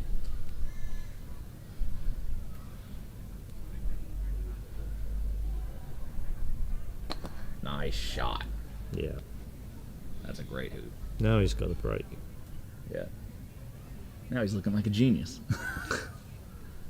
That's a great. Let's see that replay one more time, can we? Look at the way this ball just little hop through the hoop. Right. All right. Big shot coming up on lawn 3. Big shot. So he Gonna missed do- the short shot between them last time. Probably going to decide this match. The tough part about this short shot is even at a high pace, this whole court breaks right from A ball. Really? Everything breaks down this way. Ah, yeah. So towards the east boundary. Yeah. So if you aim dead at either one of those balls, if you aim at the inside ball, you're very likely to miss on the right. If you push it in a little bit or aim at the black ball, you're very likely to miss between them. Even at Kyle's full pace, he saw some noticeable break off. And honestly, when I was playing my first doubles match, we were in game 3 and Patty had put the balls in near corner 4 and I was up behind hoop 2. When I shot, I looked up, it was passing the peg, it was dead on the blue ball, and by the time it got there, it was 2 or 3 inches to the left of it.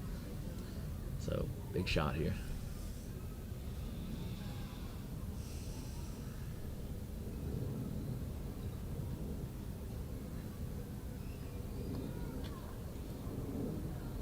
Between them.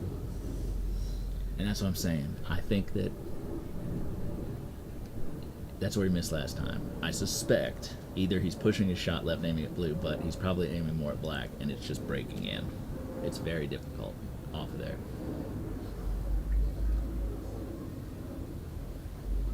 Okay. That's the early 2-back pioneer. Yeah. Things are getting From under Kyle. control here. Yeah.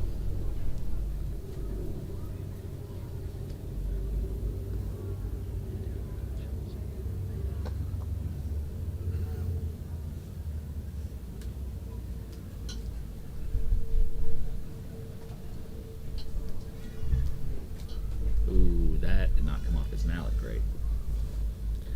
You can see Yeah, the we're ball. keeping half an eye on Zach and his Yeah. rush. So Zach just Short Zach to just rushed his over. partner. You could see the black ball hop when he hit it, so it just didn't take all the energy it was supposed to. Now, Tom, we're as you know, we're using Dawson balls for this event. Are you familiar with them? I'm very. Yeah. The clubs, a lot of the clubs up in North Carolina still have the original 2000s, Uh-huh. so get a lot of use of them. That's a great shot. He's ran the hoop long, but he has a rush back to peg. Just got to lay good hands on this. Talking about Zach. For those at home, sorry about that. But we're about to see potentially match winning. Would we be able to switch cameras real quick while Kyle gets this break together to see the end of this? Well, the last time we did that, he didn't finish. It's serviceable. Oh, it's, yeah. Good eyesight and straight shooting should see him home here. Yeah, I had some problems with this one. On mine, I had accidentally dinked off of Rover, just the eastern wire, and I had about level with Rover to peg out, and I knew the court broke off to my left.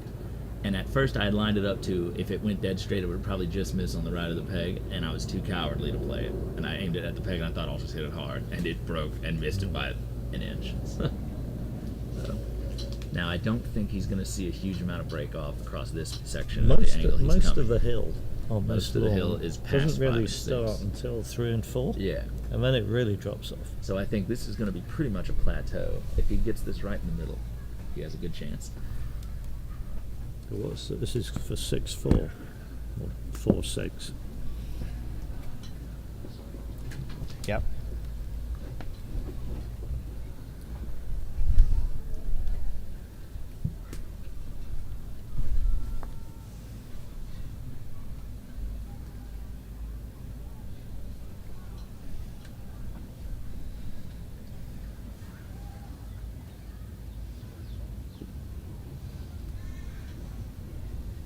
All right, here we go.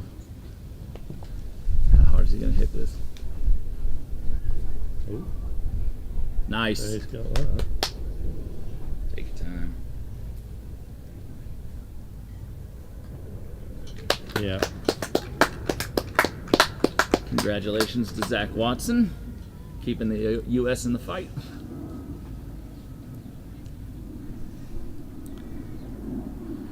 So that brings it to 4-6 in matches.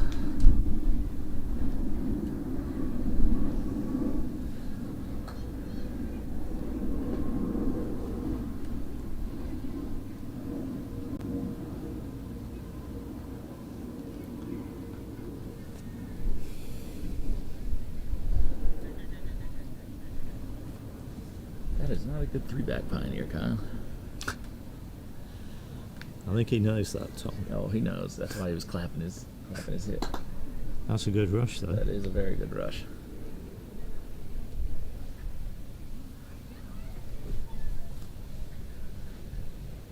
Okay, well, this is not quite the only show in town, but the other match. The only show we could see. The only show we could see, yeah. But it will be a show for quite a while. So he's made one back, hasn't he? And he's just coming up to his pioneer. So I suspect he's gonna put black over to shore up three back. Yeah, send out a better three back pioneer. Yeah. All right. Do you guys get to sort of meet up together as a squad or a team, or Very do rarely. some training? Or So just to give folks at home a sense of the scale of things, Matthew and I are probably the two closest residents during the summer months, and we are about 130 miles apart. right? Or about a 3-hour drive through the mountains. Stephen, during the summer, is up in Long Island now, where I'm from originally, which 10, 11-hour drive from me, maybe. Haven't done it that entire drive yet, but I've done similar. Kyle is year-round in southern Florida at Mountain Lake. I have done that drive. That's about a 10, 11-hour one. And then Ben is all the way in California. Oh, right. So we don't even measure how long it takes to get to Ben because no one's doing that. But so and Zach during the summer doesn't teach croquet. He just teaches in the winter at the National Croquet Center. He's up in Timberville, Virginia, where he and his family live, and that's probably about 5 hours-ish north of me. So, the chances that we meet up during the high season very, very slim. Pretty much if there's a national tournament. So we all will get to the national championships if we can, depending on what time of year they're put in. So Black was much better as a pioneer over at 3-back. So now he should be able to shore up this NSL.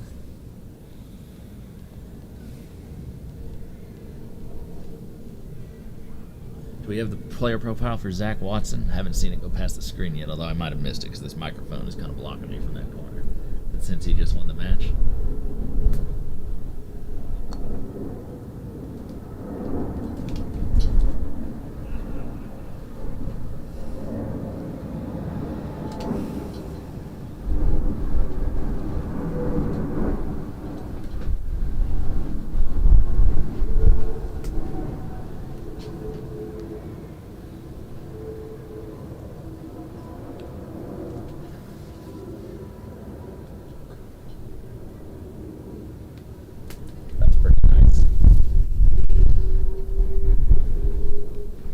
There's Zach's profile. So this is Zach's first MacRobertson Shield.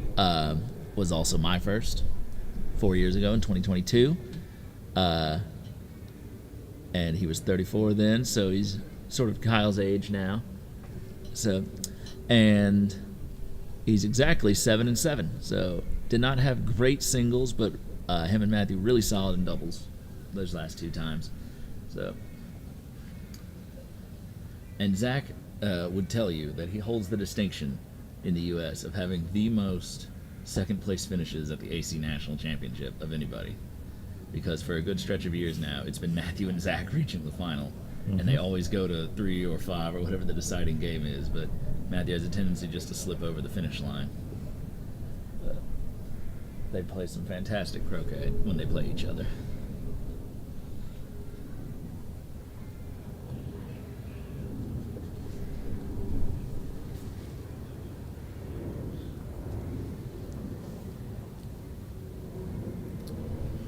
Quite sure where Red has ended up. Why Red has ended up where it is. Well, I'm guessing he's going to position blue and then just sort of rush red up a bit and just croquet it into a Black. black, sorry. Croquet it into the distance, getting Russian red to the side boundary. Go and check where the end of 8 bulk is. All's good. Might have moved.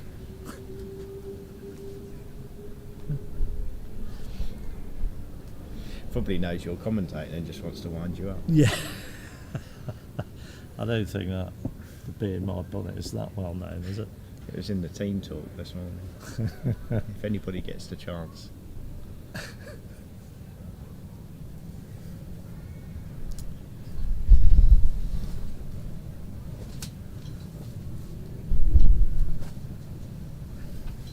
So I think he's putting the correct ball on hoop 4. Yeah, black's for hoop 2, so he throws it down deep over there, just out of, position.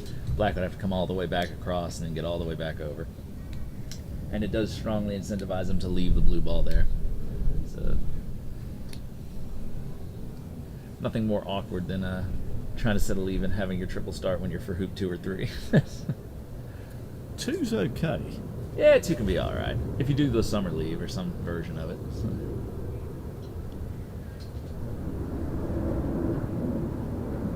The only problem is if you forget you're for hoop 2 when you go to start your turn. Not saying that I've done that, but probably I have. We've all done it.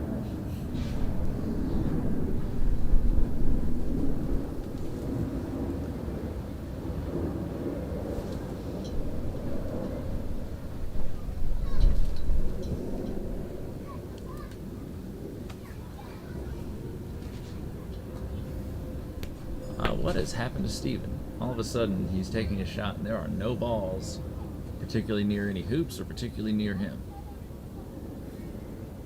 Is this the position he's in, trying to set his diagonal? Maybe he just ran 3 back too far. Yeah, Tom's talking about the game on. Yeah, lawn sorry, 2 I'm there, which thinking out loud. We aren't able to show you. Okay. We have 92 people here watching. For those of you who are not here in England, if you want to let us know where you're tuning in from around the world, or if you're here in England, but see how far that we've managed to reach. Typically, we have a few people. I don't know what time of day it is in New Zealand right now. It's the middle of the night. Oh well, the U.S.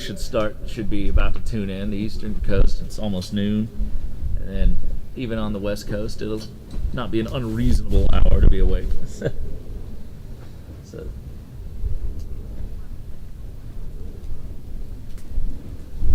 Okay, what are you doing here, Tom? As blue and black. Tell you what. It depends on the opponent. If I believe, based on everything I've seen, that they're very likely to finish no matter what I do, I'm gonna take the ball I want to play the most and do the short shot. Oh, So, okay. But I don't think it is a short shot particularly, is it? no, he's left it northerly. So, and it also depends on if I know if the court has any character coming down the length of it. So I'm just looking at black and going, that's so close to B-ball. I can't turn it down. You love this shot, don't you, from the end of B-ball? Well, it's Yeah, not but so then much if that you- I hate it. but Love it or hate it. It's just that it is a very short shot, and I think if you miss it though, too few. Yeah, but it's too easy of a bill. Too few people take defensive But shots. people don't tend to consider that shot, do they? I was told when I was first learning, because I was trying to do stuff like that. Obviously, it maybe wasn't quite that short, but I said, well, why can't I just hit it that if it's the shortest shot? Yeah. And they always said to me, they're just like, if you're just trying to give up the house, the easiest build possible for the triple, then go ahead. Because they don't have to dig anything out. They can immediately, if they have a decent rush to hoop 1, it's just in front of them from the jump. Well, Greg, knowing Greg, he will find a defensive shot. The longest defensive pretty shot much on the lawn. guarantee that. Even though it's not really defensive. So I'm expecting blue at red from B-Bolt, Yeah. personally. Here we go.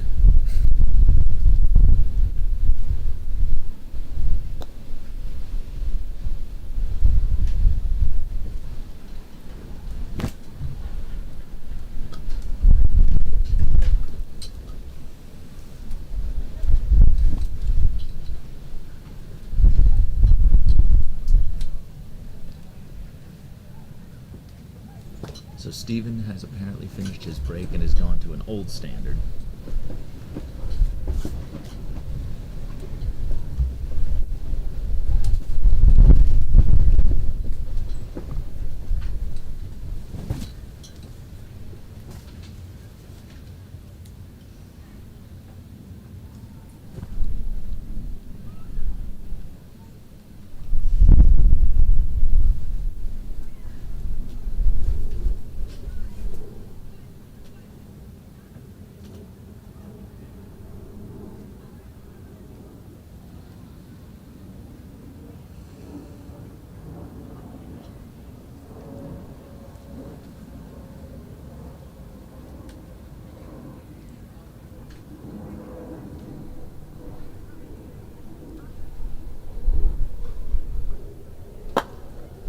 No. All right. Okay, so how's Carl at delayed TPs? As fair as the next person. So. And again, depending on if you want to do the roll shots, then you could get it back on time. He's left the rush. He's left the More rush to corner one vaguely than at black, time. so And also, black is deep enough. It's in the position where doing the full Hogan is pretty appealing if you trust the court. So.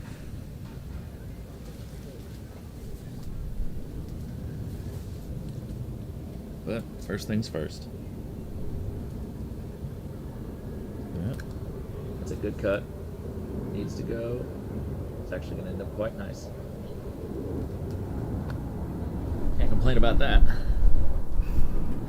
So, we have a couple people watching from West Palm Beach. We have Carol Firth. Hi, Carol. Watching from West Palm Beach, enjoying watching the USA playing. And then we have Jack Rush, another one of our young teaching pros Okay. from the United States, tuning in. I actually had the privilege of staying with Mr. Rush for a few months when we were both working in the same area down in Florida this past winter. So, good friend of mine. Kyle approaching his hoop. And it's a decent approach. A little short.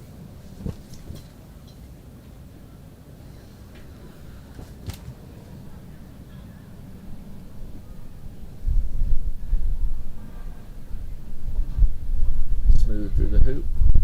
Oh, and he's just run into yellow, which is kind of...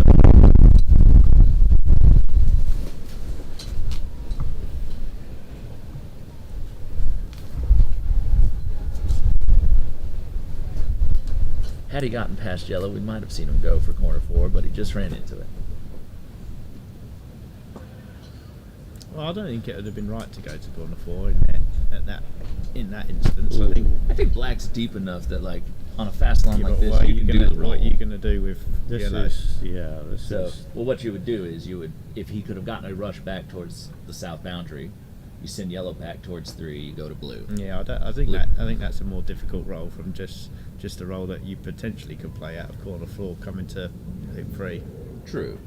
So I think the Hogan roll's only really worthwhile if you've got a partner at hoop 2.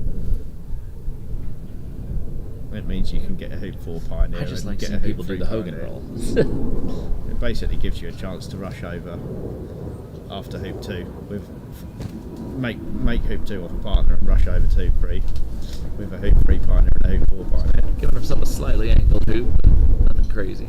This wind is picking up though. Thankfully that mallet has very little surface. Ooh. Oh, and it may have gone to a... It's awkward. He's It's doable. He's far enough through that he can get his mallet on it, I think. Yeah. Let's see it again. It just hangs up in this hoop just a little bit. Yeah. For the viewers at home, it is through that by over a mallet length. Yeah, he can get on this. Only just. He doesn't need... He's thinking about... Yeah, that's probably safer. He can do this straight. He can just kind of bunt it with the sweep. He doesn't really even need to come across it. Yeah, I think this is tough. It's not trivial.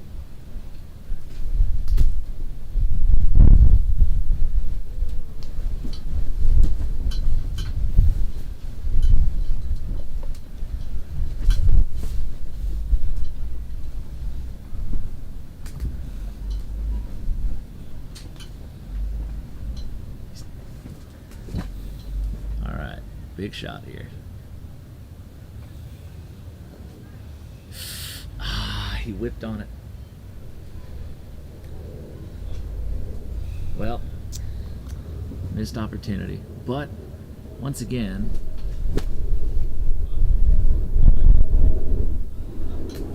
Well,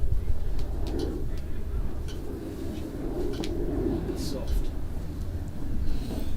Well, it's off of black, but I'm assuming if black makes a roquet, it'll probably come over to yellow. It's not Yeah. going to approach the hoop from where it No. makes a roquet to, I don't no. think.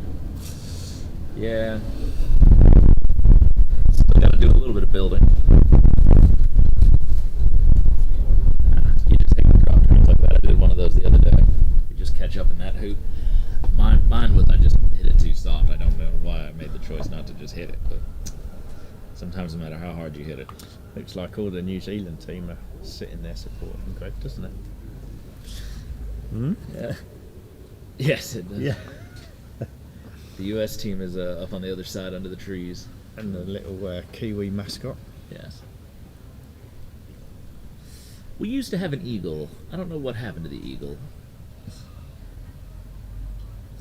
Yeah, you did. Yeah, that was a little bit before my time, but they talk about how we had an eagle.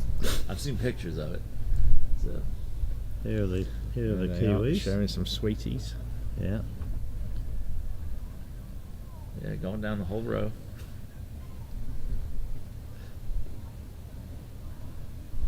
The Edmund. Kiwis used to have a frog back in Frog? the day. A frog. Apparently it was called Herbie. What about New Zealand is represented by the frog? Here we go. Let's see how good this black is. Looks short, It's doesn't it? short. Yeah, it's short. That's not good This at all. is- And he's put Kyle in perfect position in his hoop. Well, based on what I've seen so far, Kyler's going to win this Greg match. appears to be struggling, doesn't he? I mean, Yeah, he does. He might be able to hit this yellow somewhere near black, somewhere near blue, down in corner 4, maybe.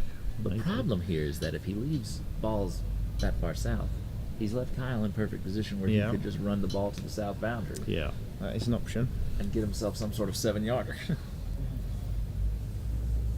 Probably no triple coming off of that, but I think he must have been playing for a rush back to hoop 2 there, mustn't was. he? He Yes, was. Yeah, he just- definitely. Yeah, Yeah. it's just probably about I think 2 yards short, 3 yards short. I've been noticing that the front balls have been jumping off a little aggressively, Mhm. and what it ends up doing sometimes is when you're worried about sort of clubbing the front ball, you just don't trust it enough to give the back ball that little extra oomph that it needs to get there. So you almost have to Yeah, I step your ratio think way up. this has all the hallmarks of somebody just quitting on it slightly. If you decelerate slightly, because something goes, oh, don't hit it too Yeah. hard, then you don't get the Yeah, ratio. don't go too far past your hoop. Well, or send red too far or whatever. Then you don't get the ratio you were expecting. I'm gonna say this, fully acknowledging that I am not an authority because I do this myself, but I always do try to remind myself that before a shot like that there's 2 errors. I can either be too long or too short, and one of those is much more acceptable than the other. Yeah, sure. So like in a shot like that, if he was 2 or 3 yards too long, he still has some shot back towards his hoop. Anything short is no good. When you're approaching a hoop, short rather than long, if you're approaching from the front. So, I try sometimes to stop myself, and when I'm picking my shot, remind myself, like, if I'm going to err on the side of one error or the other, because I'm not 100% certain how to play this, I'm going to try to err on the side of the less egregious error. He's got to go to blue, because you can't leave it there. So, okay, I'll get yellow over to blue's hoop. But where are you going to put? I can't see him rolling blue to corner 2 though. Can you? No.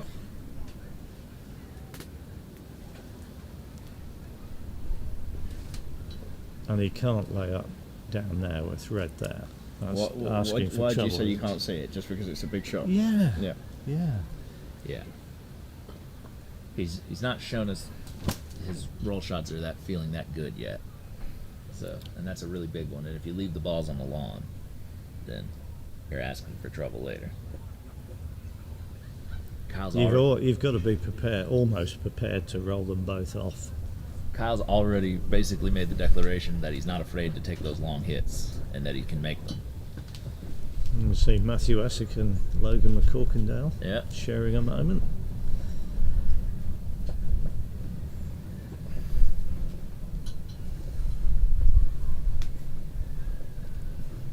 We are going to see a roll by the look of it.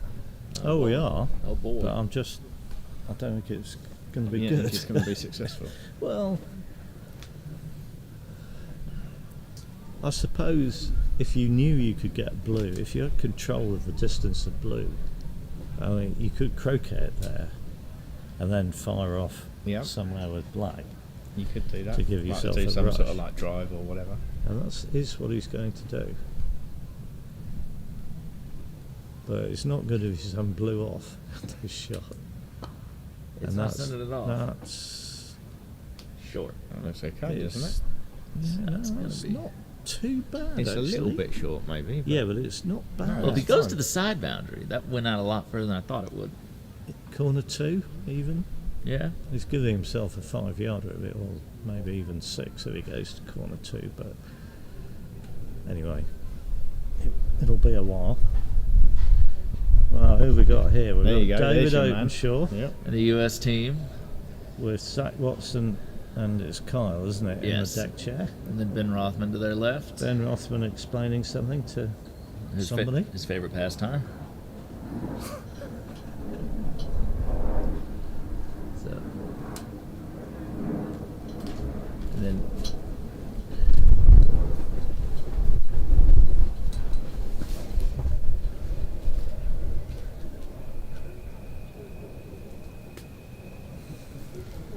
Well, he's found a spot.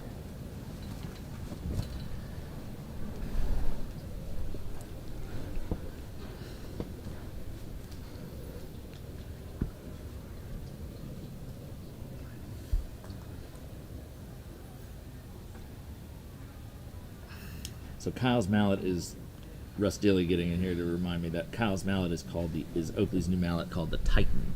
Titan. Yeah, that may be a working title, but I wanted to call it Pipe Dream. Pipe dream. Yeah, look at it.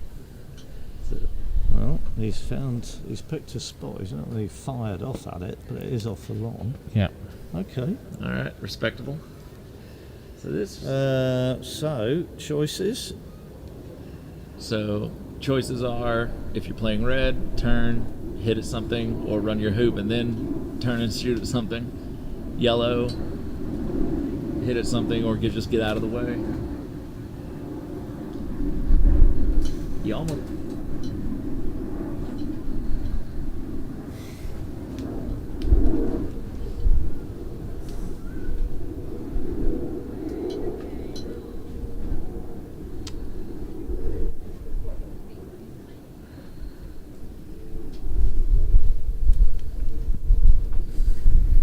All right, so he's elected to shoot. There may even no, there's no double, but Okay, well, you. I have a suggestion. Here we go. Go on. This is going to be good. How about red to corner 3? red to corner Any 3. takers? Um, But on the basis that although yellow's at hoop 1, what can you do? well, the problem is that if blue turns around and hits black and does a decent thick takeoff, you get somewhat of a usable pioneer, and you get down to hoop 1. I don't. Well, you've got a ball behind hoop 2, pretty much near the boundary, don't you? So Anyway, I'm just tossing it out there. shooter's gonna shoot, Keith. Shooters will shoot, Shooters yeah, will which is shoot. one of the great reasons that you could pretty much make any leave you want. I wonder if you could design a leave that an American croquet player won't shoot at. Well, you can design a leave that we won't hit, or maybe. Oh no, I want you to not shoot though. That may be more of a challenge. That one was clearly too aggressive. He had to shoot at that. Don't you think?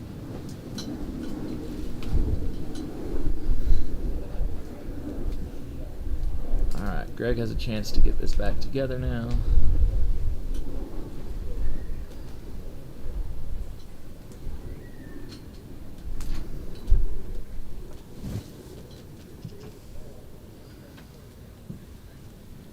Well, Greg really ought to get a break going here. Yeah.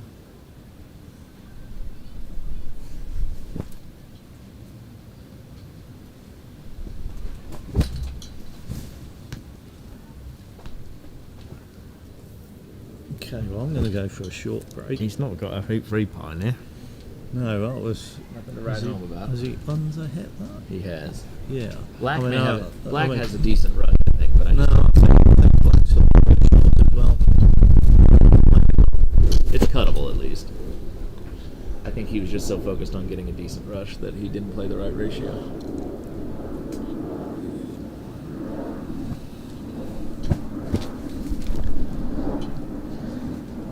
Ooh.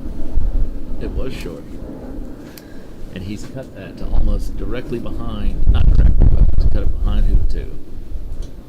He's not playing well. Is Not what I yet, would no. say. I think I agree with that.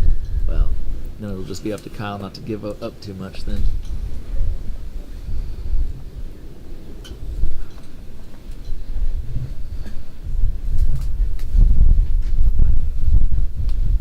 You got good position off of that.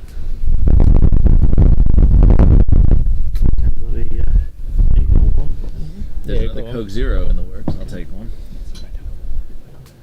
Cider. Thank you. So he's run that hoop, but he's running a little long. He's going to end up... I guess he could rush it down to yellow. Yellow is retrievable. Thank you.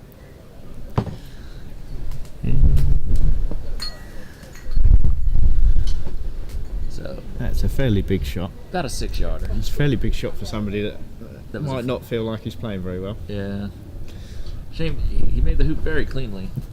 It's kind of the opposite, and he hit it quite solid. It was kind of the opposite of Kyle's shot, where he tumbling and it caught wire. So he's hit it, but it's no man's land. So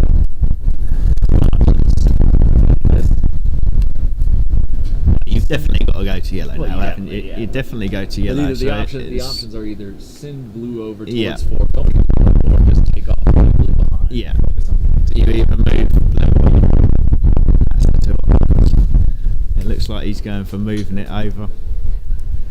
Moving it over as a hoop 4 pioneer and going to yellow, maybe hoping to get a rush back up the lawn. 'Cause Or you're going else. to need good shape on red. And Yeah. it's a little dicey. That's red's hoop, so you don't want to be having to approach that from. That's a good point. So he's going to send blue over towards 4.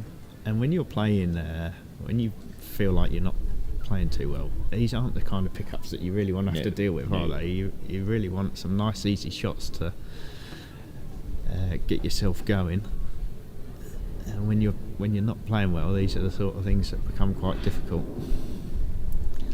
Is you really do need to get past yellow to get a rush up the lawn. I mean, it's not a disaster if you don't, but, No, but it's gonna you've make got getting position on you've red got a so much 30-yard harder. takeoff back to red to try and get a rush on it. With the potential. Oh, and he's got no rush. It's an alright length. No, it's short, It's and wide, though. yeah, it's a bad line. Yeah, so it looks like he's got the rush pointing at corner 1. Yeah. So this is just a roquet, and then like I say, a 30-yard So- takeoff. It's just going to be the touch of the takeoff here. Yeah.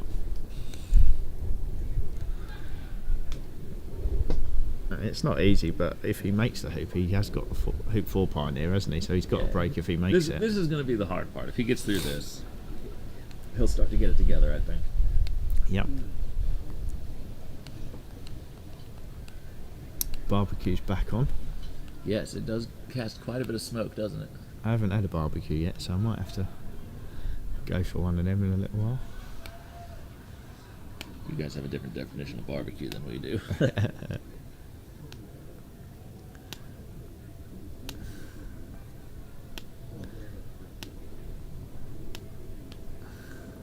But then again, there's like 40 different types of barbecue in America, and they all think the others are all pretenders. Yeah.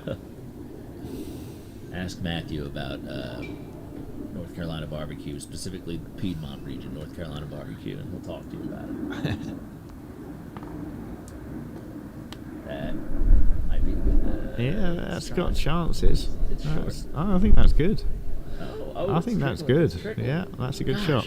I thought that was going to die 10 feet sooner than that. That's a really good shot.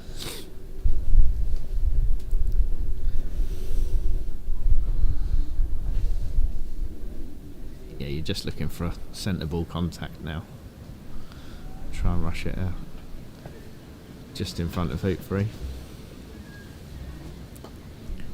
That's good. Yeah, that's nice. We will take that. That's perfect, I would say.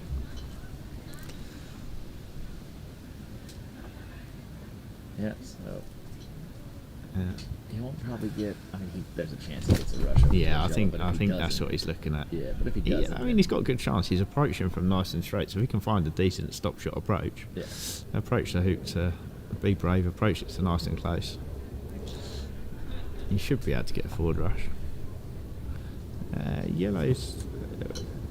Red's not gone as far as it might have done, but. No, and black is a little angled, so he may not run Yeah, this as I think gently you're as right. I otherwise. don't think this is going to be a forward rush, is it? But if he doesn't get a forward rush, he'll just ignore yellow, won't he, Yeah. until after he's made hoop 4. Just a decent roll up to blue.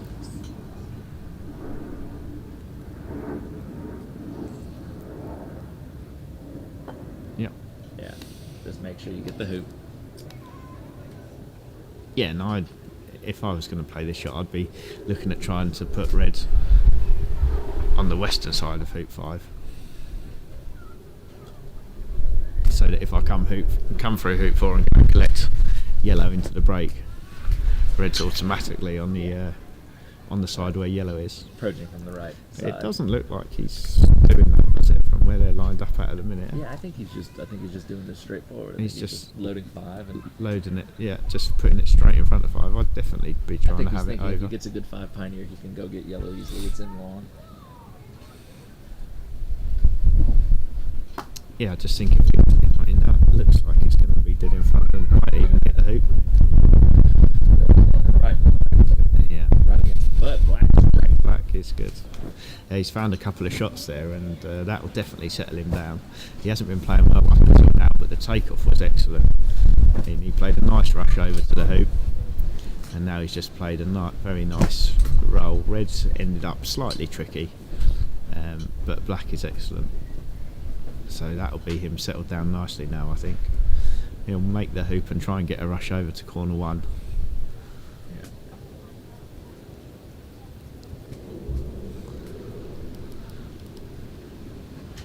With red being where it is, you do ideally want to rush yellow closer to it.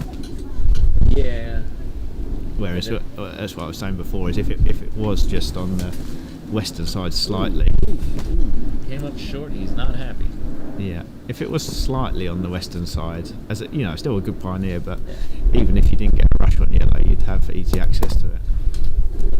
If he ends up running this long, he's going to keep having these 6-yard returns. Yeah, he's No, he took a little off that. he's not got a rush over towards yellow, has he? So he might still ignore yellow again now. He might just go straight to red, make hoop 5, and then go to yellow after hoop 5. Which I think is fine, if you decide to do that.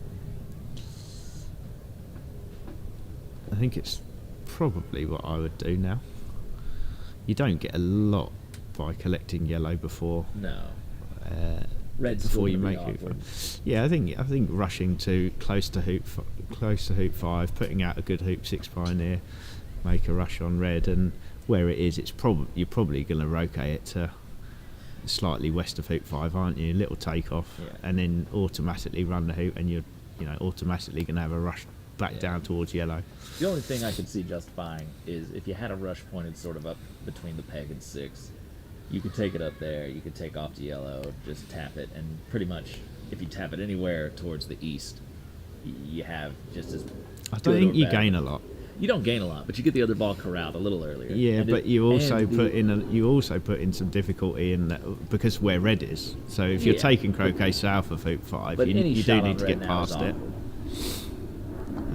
Whereas doing this, you're automatically taking croquet from closer to red. So I think this is the right thing to do.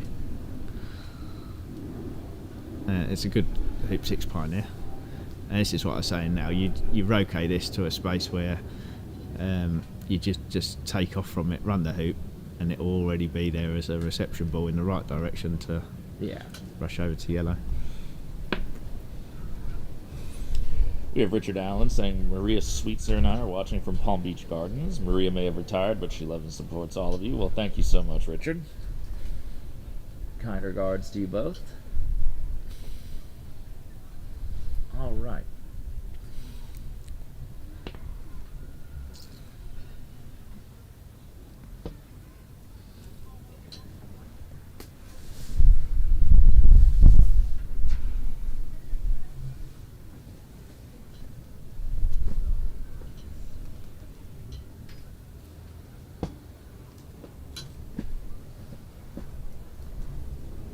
Looks like Greg's starting to get his touch in.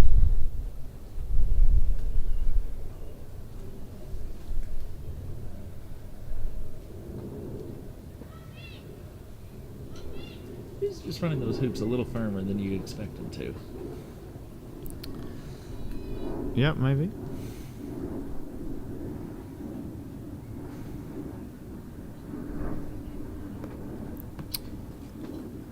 Now I've put on the board a leaf that me and Keith were talking about the other day. So if we can pull that up, that will illustrate a leaf that's possible at the end of this turn. I don't know whether it's something that Greg would think about, but we can have a look at it anyway. So blue and black joined up in corner 2 with a rush along the west boundary. Yes. Red in red sort of really could be anywhere around here. Keith was talking about maybe trying to have it in the NSL position if you've got enough control, but it could be anywhere around here. I'm just going to put it there. And yellow in the jaws of hoop 2, so it does rush to hoop 1, but it doesn't rush to hoop 3. So what this does is tries to encourage yellow to play, and the reason that you want to encourage yellow to play is because it's obviously already for 4 back. Right. Obviously it depends on how much control he's going to have in a minute if he's got a hoop 2 back pioneer. So he's doing a pass roll. Ooh, that's just trailed on him. Yeah, that's a shame because that's a bad shot and he's not got any sort of rush on So, yellow. He has preloaded an opponent ball at hoop 8, but he's going to have a sizable roll up unless he gets a decent cut here. But I doubt we'll see too much power out of it. Well, it's not disastrous, is it? But it's just another. It's not bad actually. Another big roll he's got to play. Well, yeah, as you say, he's played it well, so it's not actually a big roll at all now, is it? He's just got to make sure black misses the peg, obviously. Yeah, slight awkwardness with the peg there. It's probably on his most desirable line, but he can go around it. Yeah.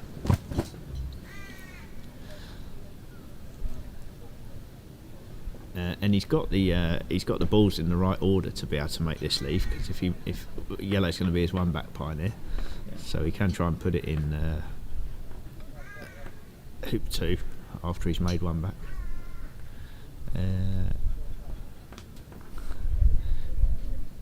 The issue he's got is that he's 3 back pioneer is going to be partner. Yeah. So that probably means that he won't be able to position red particularly well. So that's why I was talking about having red just floating around over there near hoop 4, which he can do easily. It can just be anywhere around here. So if he makes 2 back, rushes red across to 3 back, and then sort of tries to organise it. So even though blue's his 3 back pioneer, he rotates red first. We'll wait and see if he's sort of anything like this. He might not well. Yellow's do a this. decent pioneer. He's got a decent position on blue. The break will continue. Looks like Kyle's going to be having to get up and hit something.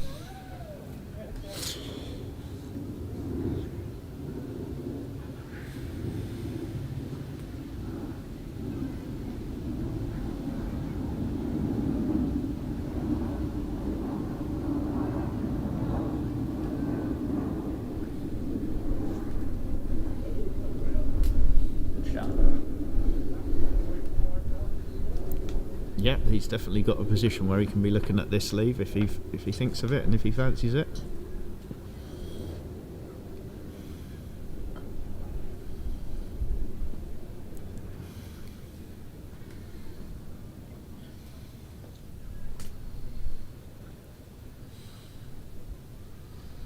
over on lawn 2, Stephen Morgan's been on the court in a potentially finishing turn for quite a while. I saw him make 3 back just a second ago. Actually, he probably just made 4 back. Not sure if he's getting his peels done, but... Now, Greg had a little pause there, and I would interpret that to mean that he hadn't, up until this point, hadn't thought about what leave he was going to make. And he just took a minute there just to think about where the balls were and clip positions and what he thinks he can do. But he doesn't appear to favour the suggestion that we made. Yeah. So he might just leave yellow up around hoop 2 by the look of it, 'cause he's keeping blue close, but not close enough to be able to put yellow in the front of hoop 2. Yeah.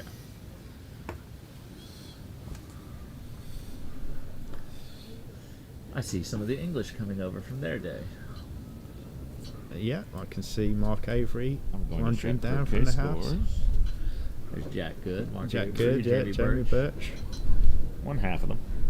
Let's see. What are your guys doing tonight? Do you stick around while you've got games going on? Or? Oh yes, we don't leave. Yeah. So we support each other fully. Okay. So it looks like That's Jack Good on the screen there. yeah. So they played doubles today, I think, on their schedule.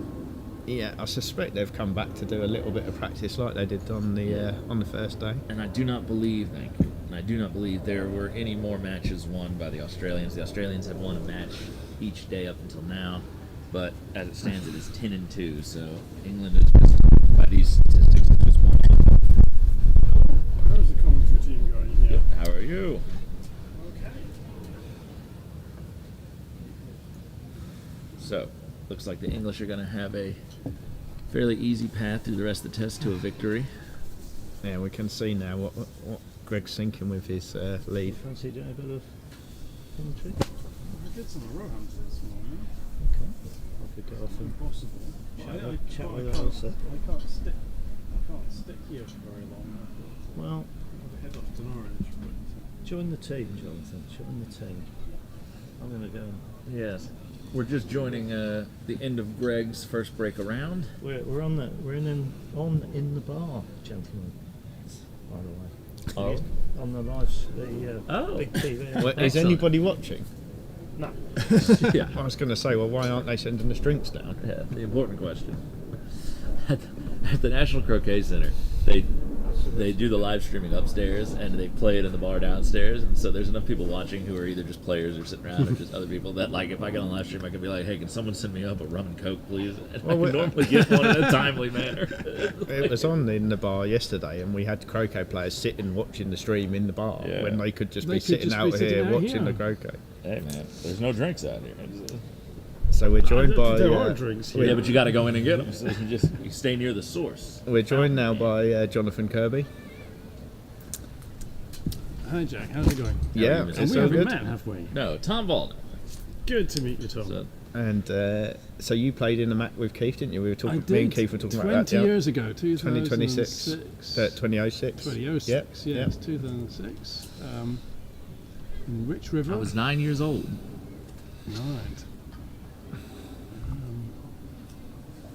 So, And we played against Greg, and he was quite slow then too. So we can have another go at attempting to predict what leave he's going to make here. It's going to be some kind of NSL, I guess. probably. And he's going to want. I think he definitely wanted yellow much closer to that hoop. He might go like something like this, mightn't he? Ooh, he nudges red on the way by. He'd kind of overhit that maybe. So, on the black ball, but he got a nudge on red. Yeah, the problem with this kind. Yes, Nigel. We've now charged Nigel's phone up enough that he's happy to come and get it. The problem with this sort of leave is that you're joining up all the balls ahead of red's break, so we might not see this. So we're asked for an update from the Stephen and Aaron match, and it looks like Stephen did not manage to get his peels finished, but he is setting some sort of a diagonal-looking leave around the peg. I don't think he got his peel started. Oh, did he not? Can't No. see the clips from over here. No, nor can I. But he had a speculative go at fullback after 6, but it was from well south of hoop 6, All right. and he missed the hoop entirely. So it looks like then he is now for 4-back and peg, and Aaron will have to hit a hit in, and then Stephen would be expecting to run those last 3 hoops and finish. Is this game 1 or 2 for them? Do we know? I seem to remember. I think it's game 2. I think it's game 2. I think we decided that Aaron had taken game 1, I didn't think we? so. I wonder if it's on Croquet scores. Now, what's Greg looking at now? He's gonna put red It's somewhere up towards the big look of it, isn't it? It's just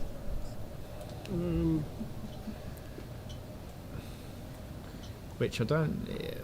Maybe that means he's not going to do any kind of NSL. Because if you was going to make an NSL, you just keep all the balls here until you'd make 3 back.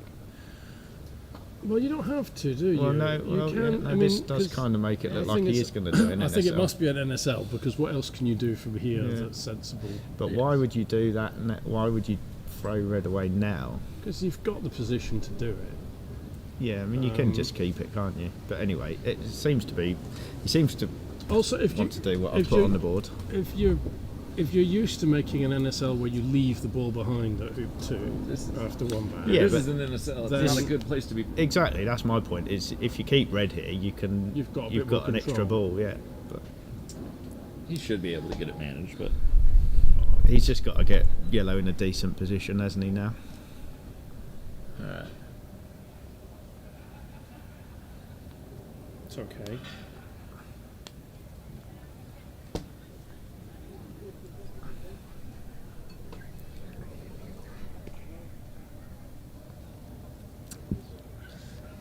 Yeah, I think this leave is good in a sense that it kind of well, it gives a standard TP if red misses, so that's a good objective to achieve.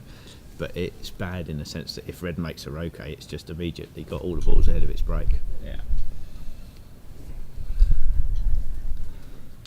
So it's going to be a little tricky for him to get through the hoop and keep control of yellow. He may end up having to try to position this from almost due north of the hoop. Yeah. So probably want to yellow a little further to the east. Yeah. And he's Yeah, nudged on the just way through. Nudged it, but you can just send it straight onto the wire.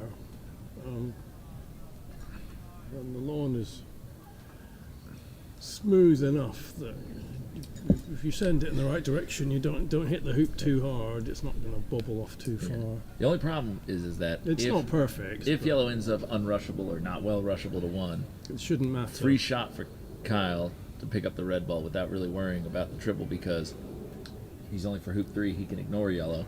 Well, if yellow goes in a space where it's not particularly rushable to hoop 1, you can leave a rushable part in it. You can either hit to hoop 1 or you can hit towards hoop 4, and so that you've got an opportunity to sort of can it out of the way. But that actually looks alright, but it might be short.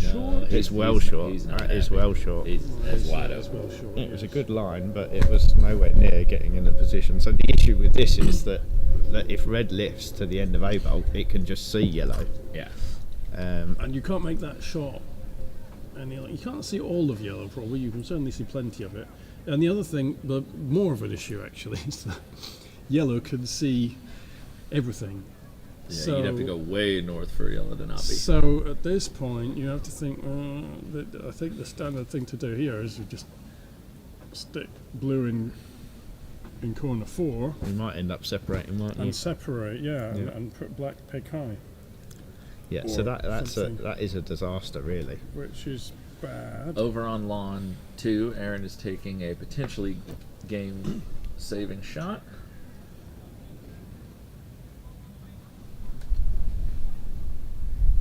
And he hits Hit. resoundingly. Center ball.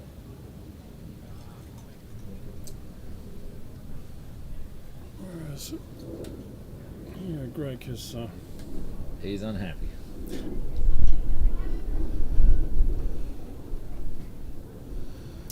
And, well, if red was still down there and he still had red to play with, I think you probably would have hit red first, wouldn't you? no, he ran into yellow. But ideally, you set it up. Well, of course, you can always also set it the other way around, Yeah. can't you? But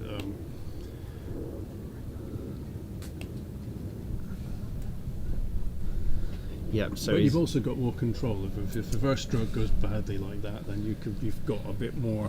What do I do with the other ball? Because you can send red somewhere up here and then go to corner 2 with partner, which you can't do now.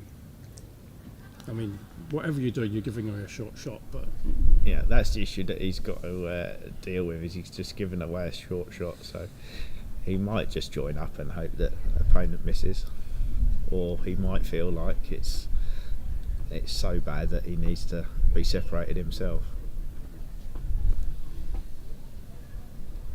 Yeah, I think he's trying to fight. He's desperate to find a space where he can join up that's wide from yellow. Looks like what he's trying to find over on the east boundary. that's going to be quite far north. It's going to be quite far north. Yeah, I think that's what he's sort of going to try and find this space now. If you go far enough, the shortest shot is still going to be red from a ball cut yellow, but you're going to guard the shot.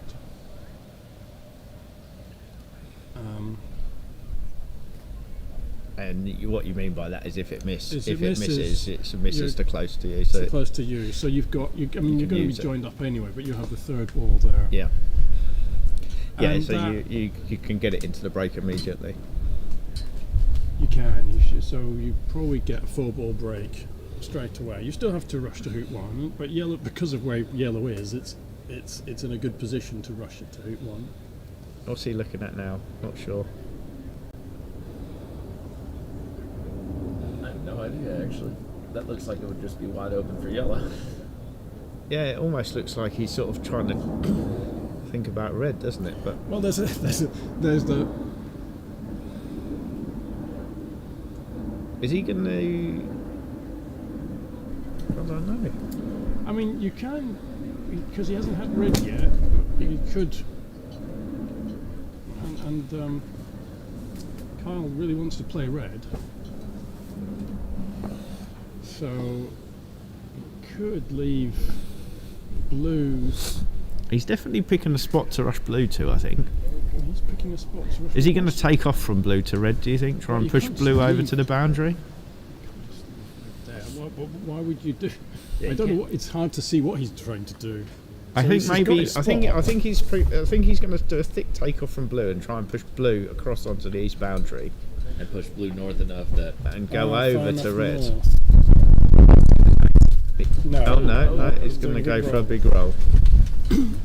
this also seems dicey.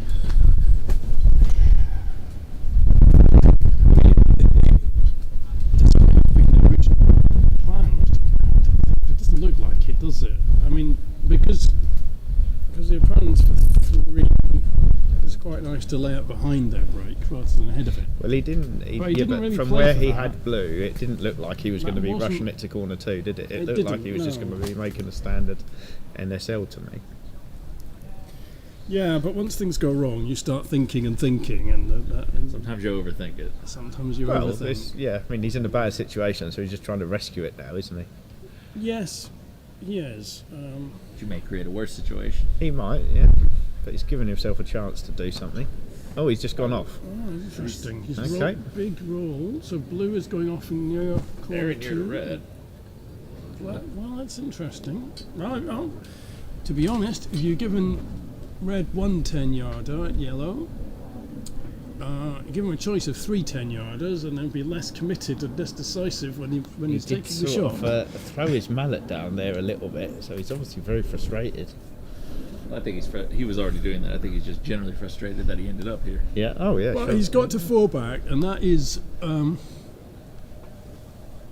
important. Well, that's better than breaking down before fall back. What's the referee doing over there with him? Just telling him where it went off? Or?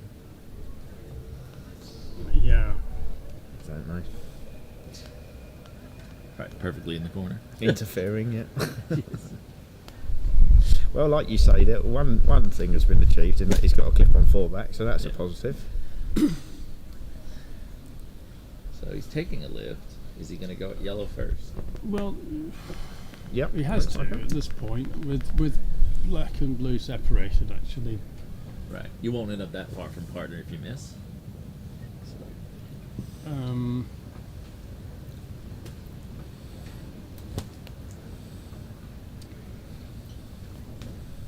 just might as well trickle at it, as long as you're not in danger of getting crosswired. It's not an easy pickup from here. I think the goal, after you hit, assuming you hit, is to make a leave.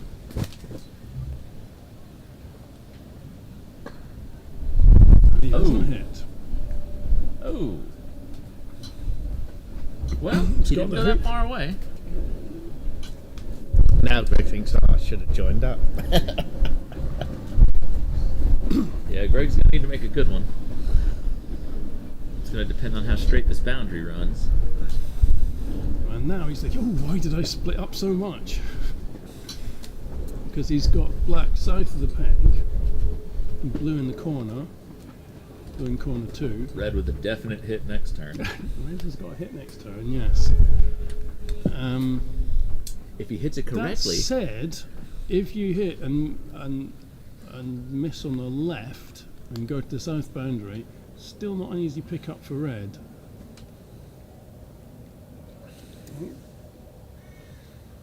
Yeah, I There's think this also is, blue this up. is a clear blue at black, isn't it? Well, the problem is if the boundary's bad, I don't know what the boundary's like over there, and you miss on the right and you end up joined up, then suddenly red's got a break. I don't think he's going to be able to not take blue at black here. He's got blue at red. I'd say blue as red the doesn't give up alternative. much. That's mental. If you end up in the corner. No, I agree. Blue at black is the right shot. That's what he's taking. Let's see if this boundary stays true. Greg doesn't have the firmest pace either. So what are we looking at here? What you're saying it's south of the peg, are you? Yeah. About you say level with south? it, just nearly south, maybe. So to the peg is what, 7, 7 and 3.5?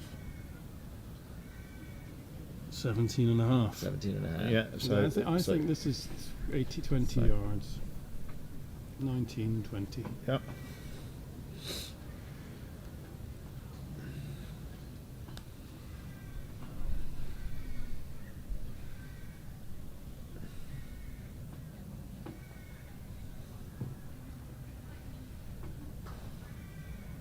Inside, but he's made it all the way It down. was a bit wristy, wasn't it? But like you say, he's not joined up with it, so that's good. It was a little inside to start, but it may have There also was fallen off. definite wrist twitch there. Yeah. Okay, so I like the setup with the instant replay. it's good, very informative. Mm. So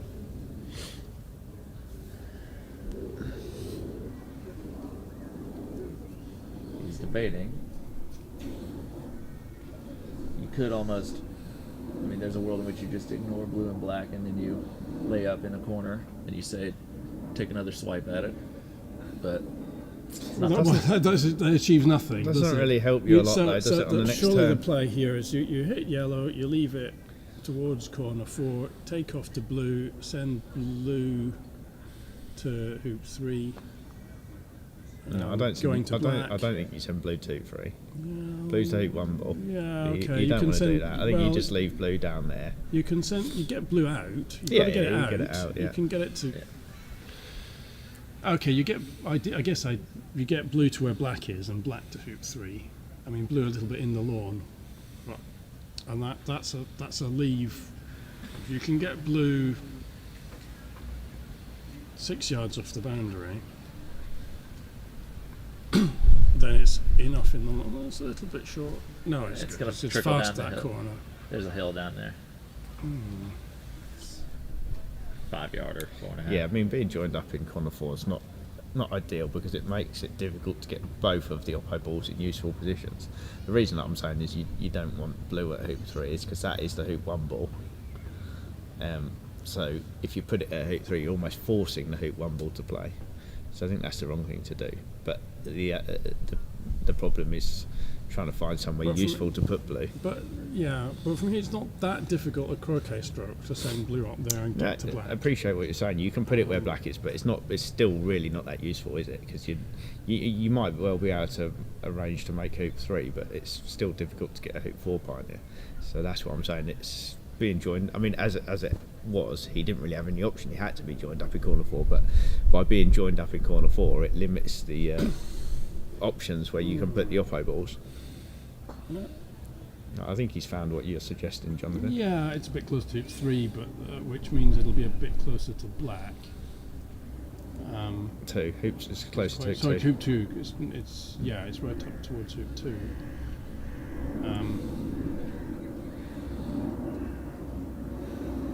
And so it's a bit further from hoop 4 and 5, which is where you might actually be thinking of it. It might actually become your pioneer for 4 or 5. If yeah, this is what I'm saying. It's not easy.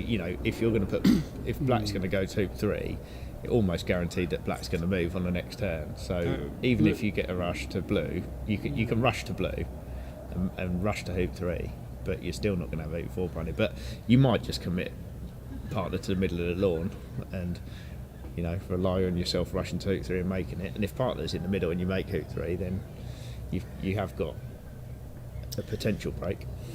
Right, so he's playing this as a sort of half roll, isn't he? So not trying to get all the way back to point. Oh, no, it's quite a big split.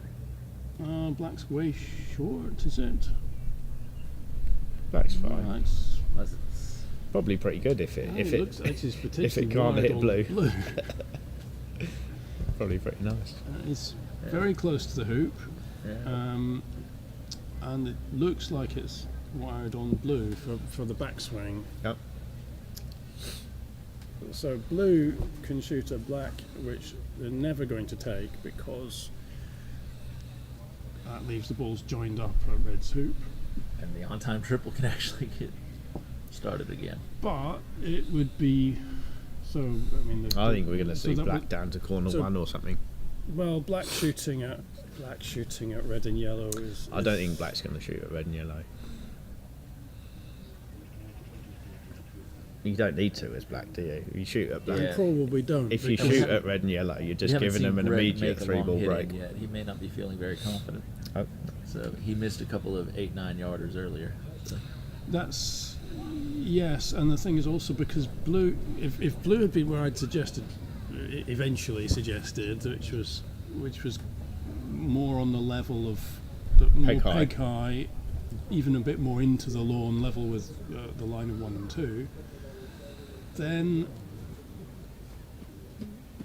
it doesn't look so appealing to go to corner 1 because you feel that Carl might go around anyway, and that's the thing is when you're cornering. I can't see black but shooting with at but red with and yellow here. but with blue over there, Because what you're saying, it's further away from corner 1. If black away ends from up in corner 1, yeah. And also, so you can't play a croquet stroke out of corner 1, getting to blue, getting a rush to 3.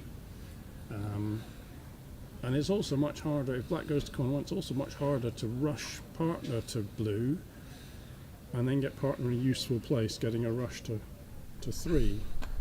Yeah, well, especially if you have a 2-yard rush by the look of it. No, it's not that bad actually, it's alright. Yeah, when I was playing, I didn't really care about that. 2 yards apart, that's fine. You just hit it hard and get it in the vicinity of where you're going. It's probably only a yard. I think he's given That's black fine. some type of a double target. But it's a lot. It's a Yeah, long it way gives away. It's away a long too way much. away. If you miss, it gives away too much. It gives away an immediate 3.5 ball break. Yeah, he's looking at corner 1. Yeah, back to corner 1 it is. Yeah, I mean this is slightly different now because you can rush partner to hoop 3. and you can make a leave laid up at your hoop if you want to, if you're not going to try and go round, which must be better than being laid up in corner 4. I think being laid up in corner. I mean, generally, you think being laid up in corner 4 is great because it's one hoop ahead of you, and if the opponent shoots at you, no, I don't think you it get is. your break. I don't think it is, because you can't put this is what I was saying before. You can't put both opponent balls somewhere useful. If you're joined up at hoop 3 and you do something similar to what you said, but let's imagine there's a ball floating around where you were suggesting over there, and a ball at hoop 4. This looks like a rush to blue. You've got you just get going. I think I would be surprised if he's. Nice shot. Yeah. Yeah, so he's just going to commit yellow into the middle of the lawn, isn't he? In that hope that he rushes to hoop 3 and makes it. I think he's got enough space there to get it all the way back to hoop 4. I mean, I don't think hoop 4 is the middle of the lawn. I think that's. He does have quite a bit of space. You can get it down south of the peg, at the very least. And that's still way away from black. So.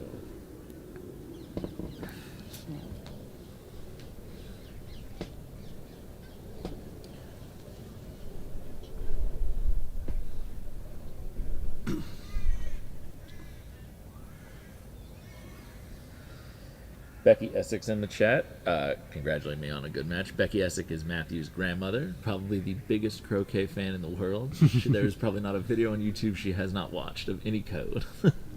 Well, I'm sure Matthew Essex has been in an awful lot of those videos. Oh, yes. Yeah, this is the problem. That's a good shot. Well, no, it's not a good shot because he hasn't got the rush. Oh, I didn't This see is the that problem. ball. I was saying you've committed partner into the middle of the lawn, And then you've not got a rush to hoop 3. I didn't see red. Yellow was good. But Yellow is good, but not but not if red's going to be there. I mean, it's what do you do? I think at this point I would just say, oh, he's missed his cut rush. damn. And now Greg's cornering he's got full value out of that. Opponents are separated. Well, he can just join up now, He can can't now he? just join up in the corner. Yeah. He hasn't got anything else to do. Yellow is, and then it's going to be yellow to shoot, which is the 4-back ball.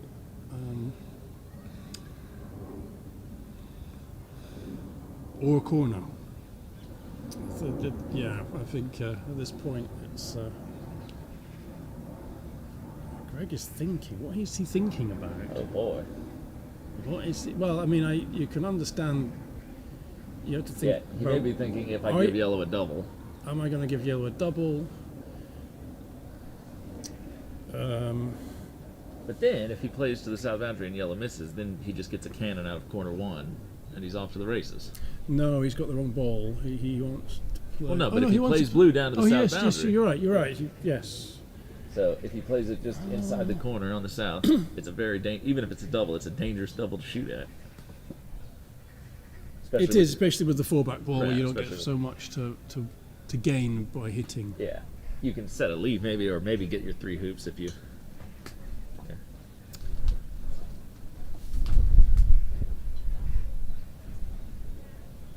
Well, I would be surprised if this game if making the 3 hoops for yellow was a good strategy. I think making a leave is better.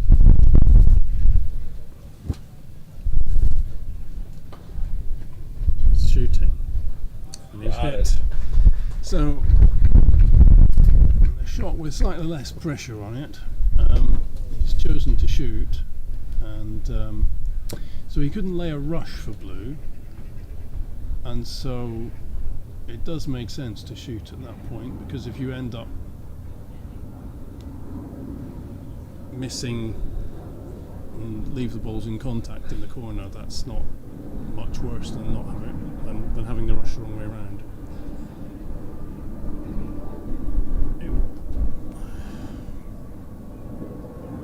I'd be surprised if he has a. But then what's he doing? He's just taking off. He has to get black out of the corner, otherwise you haven't got made much by Otherwise, there's not much benefit of hitting it in the first place. You don't just want to I wonder if lengthen the I wonder if the hitting it was more just trying to groove his swing in, because he has missed most of his other hit ins. No, he's okay. No, he's got black. He's got black off a bit. A little bit. But and the other thing he might be doing, he might have wanted to rush. He might be wanting to rush back to 1 and get going, but it's pretty ambitious.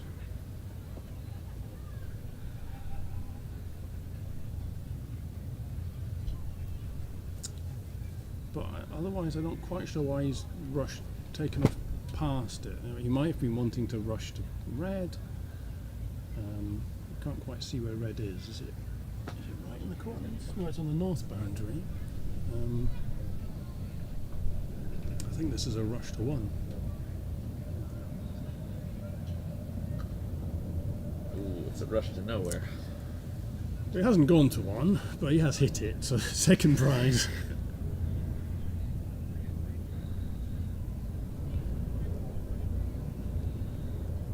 And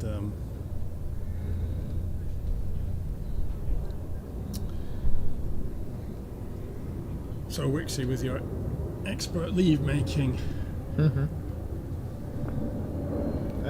knowledge, where is he going to put? So what's he done? I wasn't watching. So he's roquette yellow, is he? He's just roquette yellow. Yeah. Black is now presumably a yard north of corner 1. Yeah. Or 2 feet or something. Yeah. Red is on the north boundary. It looks like it's not. It's nearly north of hoop 2. Yeah. Well, it's a big shot if you're going to try and go to red, isn't it? I mean, ideally, I always think when you're making leaves, ideally you want to try and move both off by balls. Off the boundary, yeah, because leaving balls on boundaries doesn't really stop them from just putting the other ball back on the boundary again. So you can if you do that, you end up with a few turns. You just keep doing the same thing.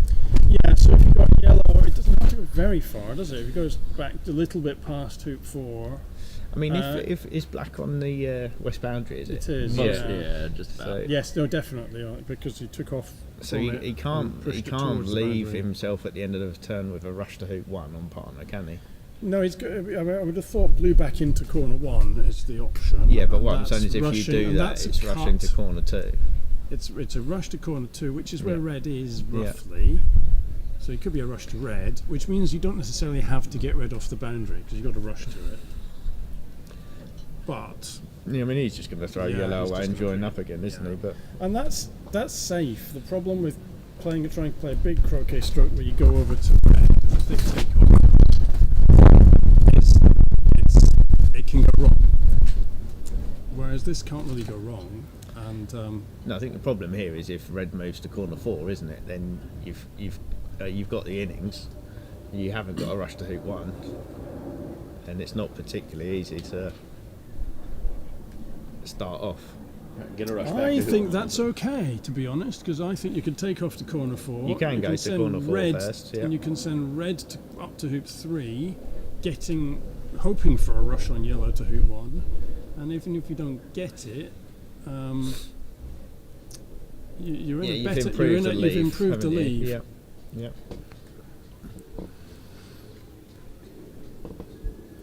Anyway, I am going to have to love you and leave you, so I have to go and catch a train. Okay, no Good to meet problem. you, sir. Yeah. Good to meet you Thanks too. for joining us. Um, If you see Keith on the way, you can send him back down. I can do that. Yes. Tim Crane-Borg says, "Where's Steven?" Steven is 2 lawns away. He's currently not on lawn. Aaron is on the lawn. Aaron is on the lawn, but Steven will have, I think, one more hit-in attempt to save this. Red at the opponent's. Nice. Oh, got him. Not only did he get them, blue cannoned into black and pushed it to the south boundary a little bit to the east. So now he'll be able to manufacture a rush to get over towards yellow. Or black cannon into blue, maybe. Yes, I'm sorry. Black was the northerly ball. Yeah. Whoops. I got excited there. No, that's fine. Let's see this shot again. The actual live stream, not the real live. But this a little is behind, so I get to see it. so this is his hoop 3 ball. Yeah, this is the ball he wanted to play. Yeah, and this is the ball he wanted to play, and Greg has almost giving him definitely a useful ball for hoop 3. Yeah. You wouldn't call it a pioneer, but it's Has the makings. it's something that Blue can rush to and get a hoop 4 pioneer as well as a rush to hoop 3. So over on lawn 2, Aaron has finished his turn. Stephen Morgan will have his hit in a minute. That corner might be a little low there. You might need to be a little touchy with this. You can see there's some brown there. These are those ones that if you don't play it really safe, it might get away from you. It would be disappointing if you went off, having taken off from a yard away, wouldn't it? But stranger things have happened. Ooh, it threatened to. He wants some relief by the look of it. He's calling the referee. Yeah, there's might be a little divot there. So that rush looks pretty aimed almost at. Well, it does, but black's Yellow. in the way, isn't it? Or Well, it might be yeah. in the way. If you go even a little north, though, it's okay. Yeah. Yeah, because actually, he can still get that south of hoop 5, I think, even if he cuts it a little north. Yeah, the trouble is that I find with these is if you play a shot where And you Stephen is hit. if you play a shot and you want to cut it towards black, it becomes a lot harder. If you play a shot where you're cutting it away from black, then Well, there's I don't no think issue. he has to cut it hardly at all. No, well, he could hit it centre ball, couldn't he? I think center ball takes him almost immediately to yellow. Yeah, it's hard to see from where I am. I In think fact, I think it goes well north of yellow, but it would But that's be the fine. side you It would, kind of yeah, want. yeah, You it would almost be want it to be fine. on anyway. Yeah. If you get it a few yards north of yellow.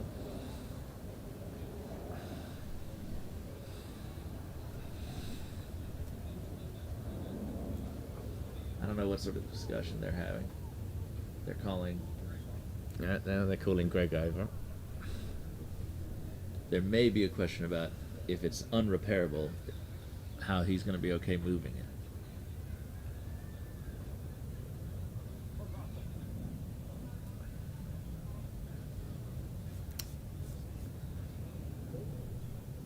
Well, presumably they're sort of talking about if they move red and blue, they also have to move black. Yeah. We haven't got a mic. We've got the camera down that end, but we haven't got a mic, so we can't pick up what they're saying. And my hearing aid isn't strong enough either. Me neither. My ears are good, but not that good. I'm not good at this sort of thing. Keith would be a lot better than me, but I don't know what the rules are. Is it sort of like if there's something that's not in sort of keeping with the law, then you can move Yeah, it? I think the general rule, I'd have to look. I know it better in GC. The general rule of thumb, at least in GC, is that if there is what might be considered special damage yeah, that is yeah, not a widespread feature of the lawn yeah. or man-made, if it's an old hoop hole, like today I had relief. I repaired. There was around 3 back there after my NSL. My opponent ball that I'd put there was in a Like a hoop hole or something? old plugged hoop hole. Yeah. And when I put it there, I had tried to get it an inch or so past that, and it just like swirled around there. Look, we're getting a little heated. Yeah, it certainly looks it, doesn't it? Stephen has unfortunately slightly overrushed to 4-back. He'll have a longish takeoff now, but if he can get through the hoop, he should be able to finish.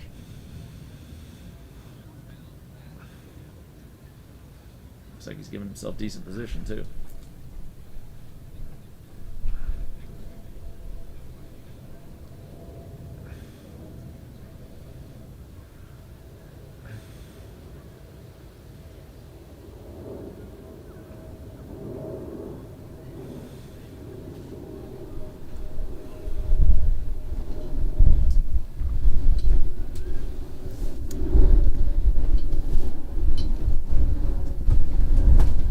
I looked away from what's happening, but they seem to be putting markers down now or something. I don't know what that's doing. It's gonna be an interesting conversation I'll have later with him. Figure out what all's going on. What's she So, doing? over on the other lawn, Stephen has ran 4-back. They seem to have agreed that they can move the ball. And has just okayed a slightly long-ish reception ball. He's driven his partner to the west boundary next to 2. He has both opponent balls on the lawn. One of them is vaguely 4 yards behind Pinault as a Pioneer. He'll have to do some more building before he gets this well under control, but if he gets a good takeoff to black here, he can come back for his partner later with a rush. Oh, he's going to do the roll. All right, never say die, brother.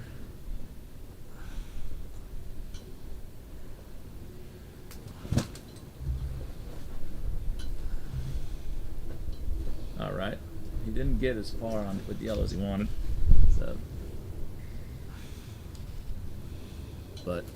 So they seem to have moved the balls, all 3 balls, directly south a foot or so, and that just to I think he was over some arguing that it was damage more or level something. ground. Right. Okay. Maybe there's been some sodding over there.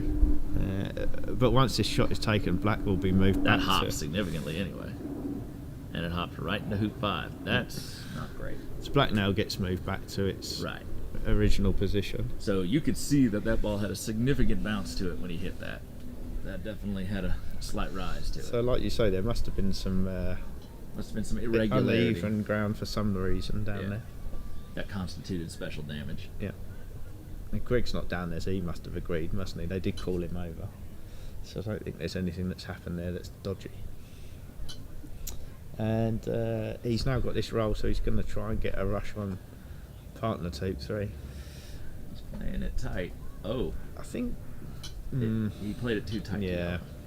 But this is okay because if he can, rush this somewhere up north, he can lay up here, and it's not a horrible leave. No, I don't think he's in danger of making the hoop this time, but as Tom says, he can just join up at hoop 3.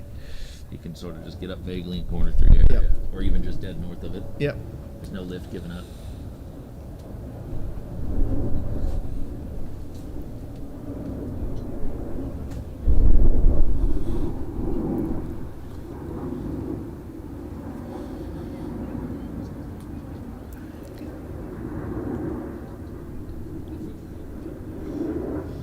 And that is the England team, or half of the England team on the screen there. Yes.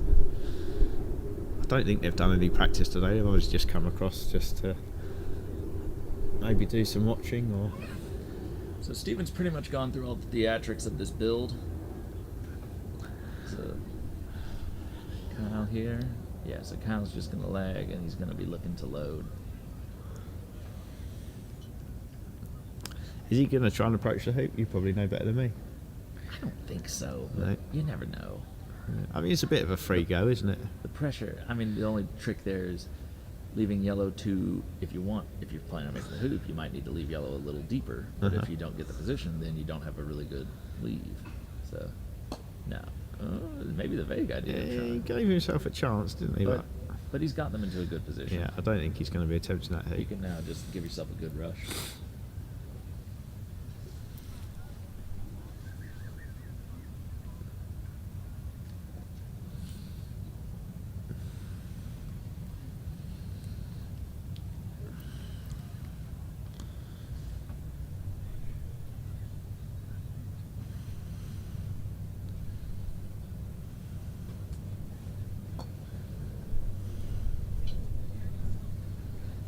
Good turn, Kyle.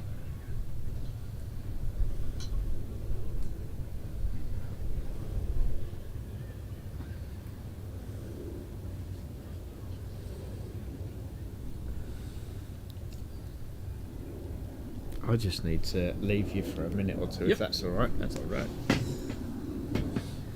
Okay, so William Pritchard asking, what is going on? Well, we don't know what disagreement they were having over there in the corner. The substance of it is probably just related to what type of relief Kyle was entitled to hit that rush out of what was a somewhat low and patchy corner. You saw that when he did hit the rush, his ball, the Rocade ball jumped significantly into the air. So, and then over on Stephen's lawn, Stephen is attempting a 1 yard peg out to win game 2, and he gets it. So Stephen Morgan has just made the match against Aaron Westerby 1 apiece, going into game 3, around 6 o'clock. In this game here, Kyle, unfortunately, did not get. He got a little unlucky with the blue ball bouncing off of hoop 5. It looked like it was on a really good line up until it sort of drifted into the wire. And he was unable to get the rush he wanted, but he now has the innings back and a perfect rush to his hoop 3 from the corner. But Greg did the smart thing and just didn't shoot at anything. He went to corner 2 defensively behind where Kyle's going, so black just outside of corner 1, blue in corner 2. And this is the first game of this match.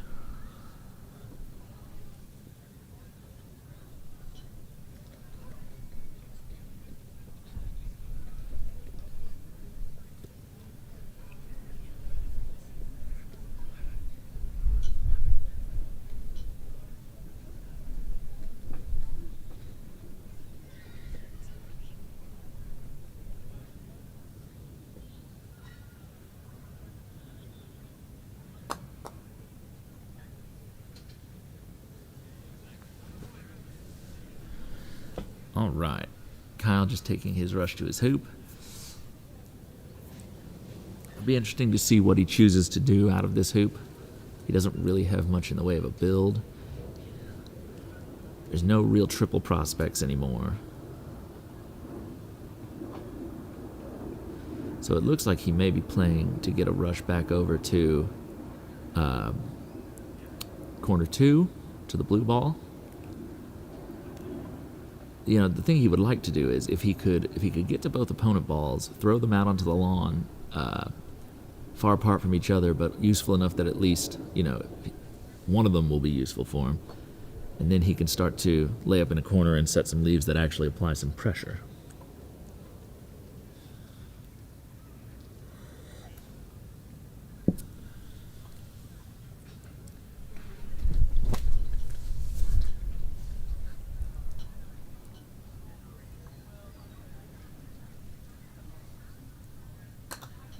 So Kyle taking the rush, a little south of the corner by a few yards.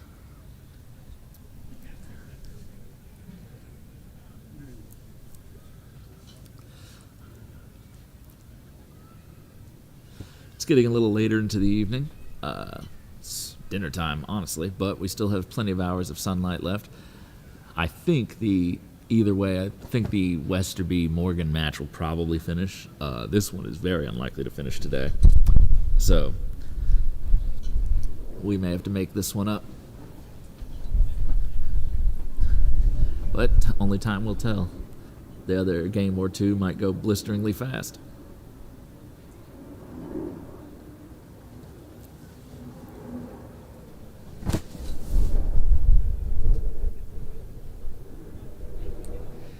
And oh my goodness, red has gone out of bounds.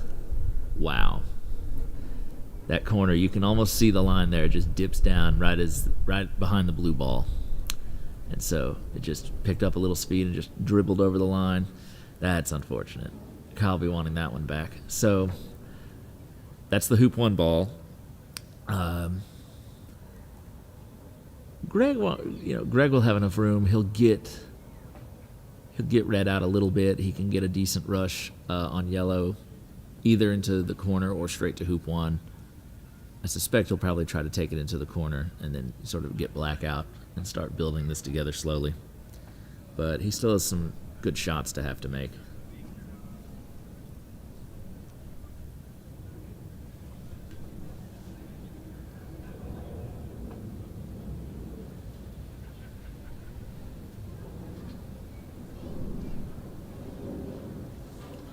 What's up, Ben? Left you all alone over here? I think Jack is coming back, but he did have to abscond for a second. All right, so unfortunately, that corner is just a little treacherous. You can see on the other camera angle that the corner dips down just a little bit by the painted line. Kyle's ball just couldn't hold. Really good clutch win by Steven. Yeah, Game 2. great hit and finish there. Got his 3 hoops. Yeah, so keeping the dream alive. Yeah, they're headed to game 3 once they get the hoops firmed up and get some caffeine in them or something like that. That's right. What was all the discussion with corner 1? I have a suspicion, just based off what I could see, that there's a lot of uneven ground in that corner. There's some bare dirt. It dips down. There may have even been some resodded parts. Not sure. So I think the conversation was about what sort of relief he might be entitled to where his ball was lying. Gotcha. And so they called Greg over, and they were like sort of feeling around on the ground with their hands, and they ended up marking each of the balls slightly off position, and then returned it to position once he played the shot. So this is his hoop 1 ball. Yes. He's trying to get a rush behind black in that mottled ground area. Yes. When Kyle hit the rut, honestly, the ground may have played a contributing factor, even with the relief of that rush failing, because when Kyle hit it, the ball he roquetted jumped at least 6 to 7 inches in the air. Yeah. Shortly right after he made contact. So, and then it just caught the wire of hoop 5. And Kyle played a decent split shot. He overhit it slightly, and he just played his ball too tight across the ball he needed to rush. So, but he did get hoop 3, so he's for 4 and 4 back. he's for 4 and 4 back. So, getting out, I doubt we'll see any, even if Kyle hits back in or gets something going, I doubt we'll see any triples from this position. Well, Greg could start a triple right now. Well, I'm not. I see. was saying Yeah. for Kyle. So yes, I said if Kyle gets back in. The trick is, if he gets in from a leave, generally you hit partner first and send it to Pioneer, which would be 5, which Yeah. makes it really hard to start a triple. But if he hits in, then he might be able to make 4 off partner, and that's how a lot of delayed triples are. You can If see you Greg can just- make 4 off partner. They don't trust that corner. Well, trust but verify. Fool me once, shame on you. Fool me twice, shame on me. You can see Zach, Kyle, and a little one, a future Team USA player. Shall not be named. Making some sort of flag decoration for the players. Good to have our supporters out here. Yes. Oh, yeah, more conversations about relief. Yeah. Everybody worried And about the ball popping Kyle up. seems to be signaling to him that he doesn't mind. Take what you need to take. Greg wants a ref involved, even though Kyle Even just though- says, move them. Move them, play the shot. Yeah. Yeah. Yeah. After the little exchange they had earlier, I doubt Kyle would ever be too picky about letting him take relief out of the same corner. So.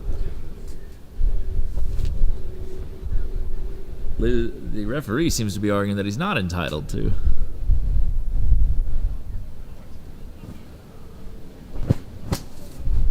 Oh, there we go.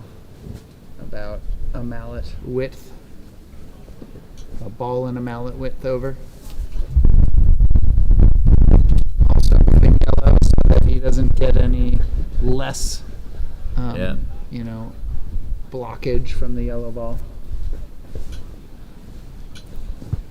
So you could see with yellow's a little bit in the way. If you were to cut it to the right, you might hit yellow, and it would greatly slow down and affect your rush. So they want to make sure it's no advantage to the striker when they're taking relief. So hopefully the same shot he would have if it were on normal level ground. And then because yellow didn't move, he's gonna move it twice the same direction. Yeah, there we go. Moving it back the other direction. That's right. He made a good rush. He's in really good position in front of hoop 1, so. But yellow's gonna be hard to dig out. Normally, if you were to run a triple, you make 1 off partner is great because you send partner ahead to 3, and you have a chance to peel 4 back after you make 3. But with yellow dug into the corner, he would have to do that on a 3-ball break probably, and he'd have to come get yellow after. So slow down any peeling ambitions. Yeah. Leaving yellow dug in the corner there. He struggled early in the game with his touch. He had a couple of attempts to get in front of hoop 2, didn't get them. Up until he hit a very long one a minute ago, he had missed a sizable portion of his hit-ins, in fact, all of them. But so 100% is a sizable it is portion. sizable. I tell no lies, man. So I stretch the truth, but I tell no lies. But So he's going to see if he could rush back into corner 1 and maybe Yeah. trade a ball that was in the corner for a where yellow is now, just a yard or two out, and then if he can rush back in, he could trade Or he can a miss the ball whole just ball. out of the corner for a ball back near the hoop. And he missed it. Greg is struggling. Yeah. I love the spinning MacRobertson shield as our It's a little- good graphic. Instead of a star wipe, it's our MacRobertson shield wipe. Yeah. So Okay, great so- news for Team USA here. Yeah, unfortunately, it's not Kyle's the ball he forward ball, wants. Yeah. But it's the innings. So yeah, we do have So now blue is for 2, red is for 4. So Kyle's probably going to want to put one of these balls over at hoop 4. Yeah. You'd prefer black. Our clips are scoreboard slightly wrong. I'll look at it. Yeah. Red just needs to be changed So- to 4. So when I played with Reg, I'd ask him, what kind of leave do you want me to set? And he would generally say, well, why don't you leave him like a 30-yarder? Which, while it was technically like direction, it wasn't exactly specific or helpful. So Much in like telling theory, someone to eat more eggs. right, in theory, Kyle could put a ball like deep near corner 4 and another ball deep near corner 3, go hit his partner, and be middle of the west boundary there. And that would be maximum distance, but we'll see what he does to actually get himself a chance to run hoop 4 on the next turn. Yeah. This match is not finishing today. I doubt guess. it. I doubt it. Yeah. At this pace. Our scoreboard still needs updating. Yeah, so red is for 4, so we might see blue not go to 3. If red were for 3, we might see blue at 4, black at 3, and then he'd go to his partner, but 3 isn't as helpful to him. It looks like he's sending blue over between 3 and 4. Yeah. Maybe all the way to 4. I think he'd try to. He's got And then maybe we'll see black kind of he in underhit the that. between 1 and 2. So he's left that a little shorter than maybe where he wanted it to. Red is in corner 2, so he's got to end up there eventually. So in theory, if you're not tripling anymore, he's thinking about a crosswire. putting one ball at red's hoop and one ball at yellow's hoop and joining partner, whichever ball he moves, if he doesn't hit in, you've got a pioneer. Yeah. But He's- with the he's trying to lift get a crosswire situation here. Yeah, I'm not sure the ball at 1 is particularly useful though. Especially if it's crosswired from 4. That would be hard to rush to 4, I imagine. Right, and Greg wants to play blue anyway, so Yeah, the advantage of this is it takes away blue's shorter shot. So blue can't just shoot at black if it's wired on black. Yeah. The disadvantage of this is if blue plays into a corner, which Greg has been wanting to do he's these been very couple willing. days. I think it's okay though. I think it's just fine as long as you leave a rush to black. Right, but if black is wired from blue, it's wired from a significant portion of You can 4. still rush it. you get it a few yards north of the hoop. Yeah. I think it's fine. I think this is okay. It's a corner hoop. You can kind of fudge it. Well, gave himself a nice closer okay on partner here. Oh, I forgot how far out into the lawn red was. Now he's got to Yeah, give a rush to black we without can't giving a physically- double, unless he doesn't mind giving black a double. So from my seat over here, I can't physically see even hoop 2. I think he's noticed that hoop 2 is blue's hoop, so he's moving away from that, which is a good idea. Yeah. Alright. Meanwhile, you guys saw Steven equalized over in his Yes, match with a heroic hit and finish. hit and finish. Steven's now taking a short shot to hopefully take innings into the opening. Looks like 4th Oh, that's a turn. very nice roll from Kyle.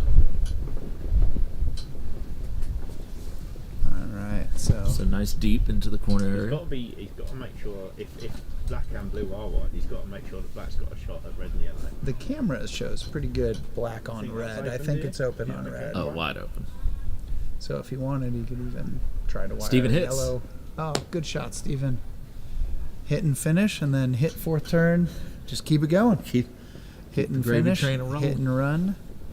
He said he attempted the triple in his game and had one go at the 4-back peel, but it didn't. It hilled off, and That seems danger of being a bit of a target, I think, for black. we will see. So Tom asking if Kyle remembers what Hoopy's for. This could be one of those things where if black, for some reason, were to shoot at red and yellow, red could peel yellow going to black.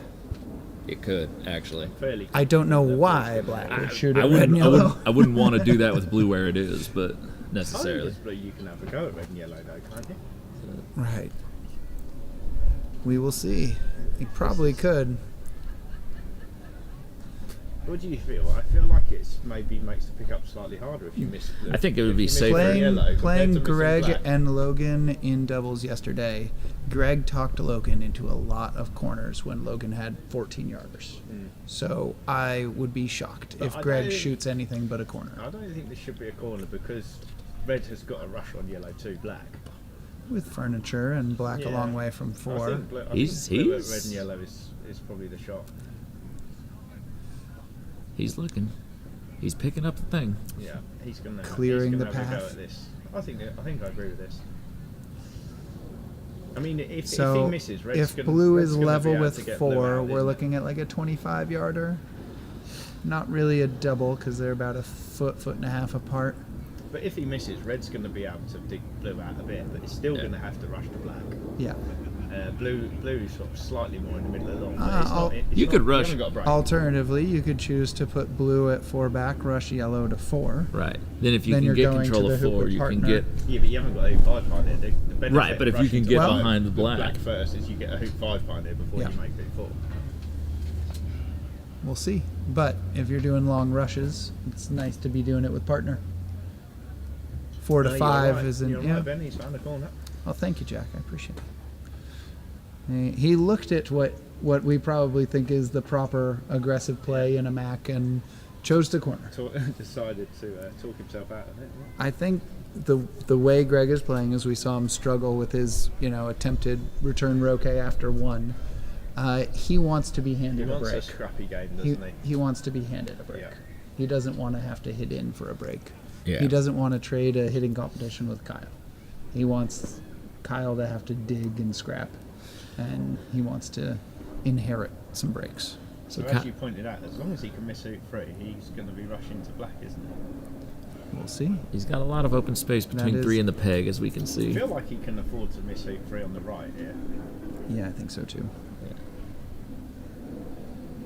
Tough cut to hoop 4, but a good rush to black. Yeah. That's a pretty and good he's shot. done it just like Jack said. Avoided hoop 3, rushed to the right, and yeah, it's a bit of an angle to this split, but Yeah, it's just one shot. About a isn't it? drive If shot, you can yeah. play one shot well, you've got a 3-ball break. you're immediately. playing with the oppo, but the oppo's forward ball. So even if you crash and burn at your hoop, You are they you are aren't doing finishing. What we spoke about before, though, you are committing partner to the middle of the lawn. Yeah. Relying on getting a rush to. But 4 is also a nice, easy hoop to build with because you can put a deep ball and just run it to the boundary. You don't have to have control. You don't, through right. hoop If he 4. can get his rush anywhere within like a 5-yard radius of the hoop, you pretty much bank on just getting a deep.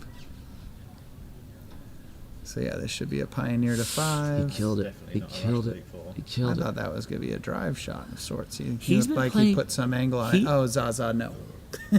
He's been playing a lot of roll shots where I thought you should be playing flatter strokes. And yeah, so Ben has to go corral And the. now he's got the problem that we sort of spoke about before, where he's got partner in the middle of the lawn So, yeah, without. I think he's still going to take this. He's going to take I mean, this he's roll. got no choice. has he? I don't Partner's in the know. middle, I don't know so- if it's the. I don't know if it's his feel with the new mallet, but he's been taking a lot of higher ratio roll shots than, and oversending the back ball than what I. Is it a new mallet for this event? He's used it for a little while now, but it's a fairly new mallet for him. Yeah, I think Stephen said that he got a close up of it. There it is on the screen. That's not enough. That, I think, was the one given to Reg So similar for to that, winning or the not? AC World Champs. Yes. That was a prototype. And then by Jay Carey, who helped sponsor the AC Worlds, and then he gave the prototype to Reg, who won the AC Worlds. And then Kyle and Don Oakley took the prototype. And Well, actually, Don there's- Oakley made a version for Kyle that I think Kyle said this is the 3rd or 4th. Fourth. So Matthew has one, Kyle has one, David has one, Don Oakley still is the 4th. David Malouf being Kyle's father, Yes. former Mac player. So, So yeah, certainly it makes great use of the end weighted theory, where you want those weights at the end of the mallet and peripheral weighting even in the corners rather than in the middle. mm-hmm. And and we can see now because partner's been committed to the middle of the lawn before he made a hoop. He's felt like he's unable to join up there. Yeah, that was sadly a shot where you'd really want the rush rather than worrying about partner being in the right spot on the lawn. And Yeah, it felt got like you partner had to near prioritize 5, the but rush, didn't it? get the rush. Yeah, he should have been. So there we see the English team, very successful 3-0 today in doubles against the Aussies. I think puts them at 10-2 for the 10-2. test. Yep. Yeah. So they've come over hoping to practice, only to find we are nowhere near finished. It looks like Steven has Oh, there we failed go. hoop 1, 10-2. but I think he failed it off of partner, so it doesn't look like Aaron has anything easy. Including Greg Hill yesterday joining. I think there's Robert Fulford was like 93 and 18, now 93 and 19 in MacRobertson Shield. Good lord. So very few people have beaten Robert Fulford in his 9 MAC appearances, but Greg Hill joins that group. Oh, he's missed one ball. Yeah, he missed Yeah. the other. Wasn't it? 'Cause he had a shot at Shot at yellow that was joined automatically partner. Joining up with partner. Yeah, so Yeah. that's nice. All right. So now Kyle's got to hit back in to get the innings. Yeah, that was unfortunate. So what's this? About a 12 yard? It's 7 and 7, isn't it? And minus 1 and 1, so it's 12 yarder. Yeah, it would be 13 yards from the hoop to the yard line. So yeah, if that's a yard off the hoop, It's a little more than a 12, yard. It's like a yard and a half, maybe. 11, 12 yarder. So somewhere in that. hopefully at or under Kyle's critical distance. Hopefully this is 50-50 or better. And I don't mean cutesy math. He's moving the in-lawn ball, which is the forward ball. Yeah, so he's just making sure that if he misses, it's 2 balls together on a boundary, which is could be easy to get a rush, Nice shot. but hard for Center Greg ball. to build a break off of easily. Yeah, booped it right on the nose. Just smooth swing. We got a couple of former college tennis players, and their technique is just so smooth. It's like they're actual athletes out there. Former athletes. Gentlemen, I think I'm going to retire from the booth for a while and go get myself a drink. So, All right. Have a good one, Tom. Good win today. see you later. Yeah, thanks for joining us, Tom. All right. So, in theory, Kyle could go use those 2 balls together in corner 2, get himself to rush to 4 back and try to make some hoops. But the problem being, as soon as he makes 4 back, he's giving a lift away to Greg. And I don't think he wants to be on the peg, as Greg would happily take a ball around and peg him off. That would string this game out nicely, wouldn't it? Seems to be Greg's MO, but great weight on the takeoff. That can't be more than a 2 or 3 yarder. So we'll see if he just goes for a leave. Again, he's for 4. He's left the hoop 4 ball over on the boundary near 4. So he can't put either of these balls at hoop 4. That's the issue, isn't it? Yeah. Maybe something over near 1, something between 1 and 5, something He hit between blue 2 first, and which 6. is probably good. It means he's going to leave it somewhere up near hoop 2, doesn't it? Yeah, because Out of the way. if so- blue is 4 hoop 2, Yeah. and you leave blue at 2, that means if blue plays, it doesn't have a ball at 2. Yeah, it also means if you put black in front of red's break, it's more likely to move. And that might be something that you want to achieve because Yeah. black's the forward ball. Yeah, keep the opponent playing that forward ball.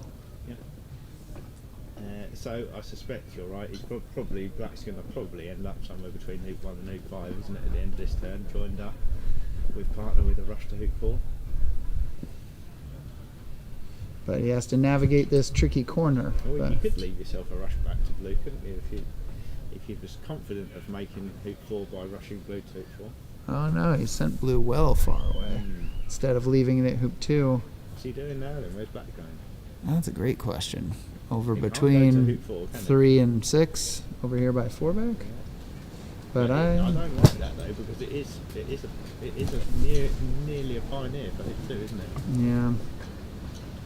I think sending blue gently I think was blue towards better hoop 2 was okay, defensive. wasn't it? It was better defensive to have blue as the ball up here on the north side of the court, and it would have just been easier to not have a Yep. 5-yard return roquet there. But His hitting is his strength, so he wasn't too worried about that 4 or 5 yarder comeback shot. So yeah, now he's looking at sending it over near us at hoop 3. Got to keep some distance from partner. Still not particularly in front of the break, is it? But, I don't feel like this achieves in much in terms of getting either ball to play. No, I mean the idea of getting both balls off the yard line, making sure that getting both balls off the yard line, so that if you get a rush to either of them, you can send out a pioneer and hopefully get a rush to your hoop.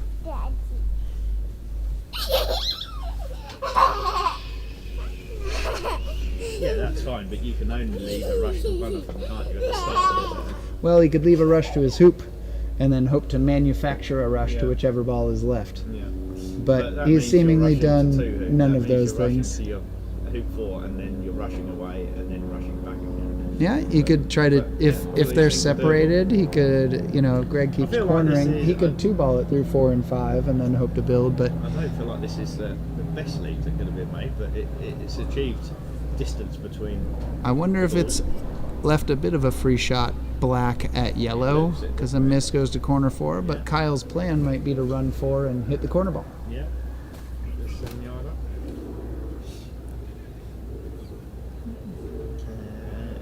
Judging on what we've seen before, though, I wouldn't be surprised if Blue found a corner. Yeah.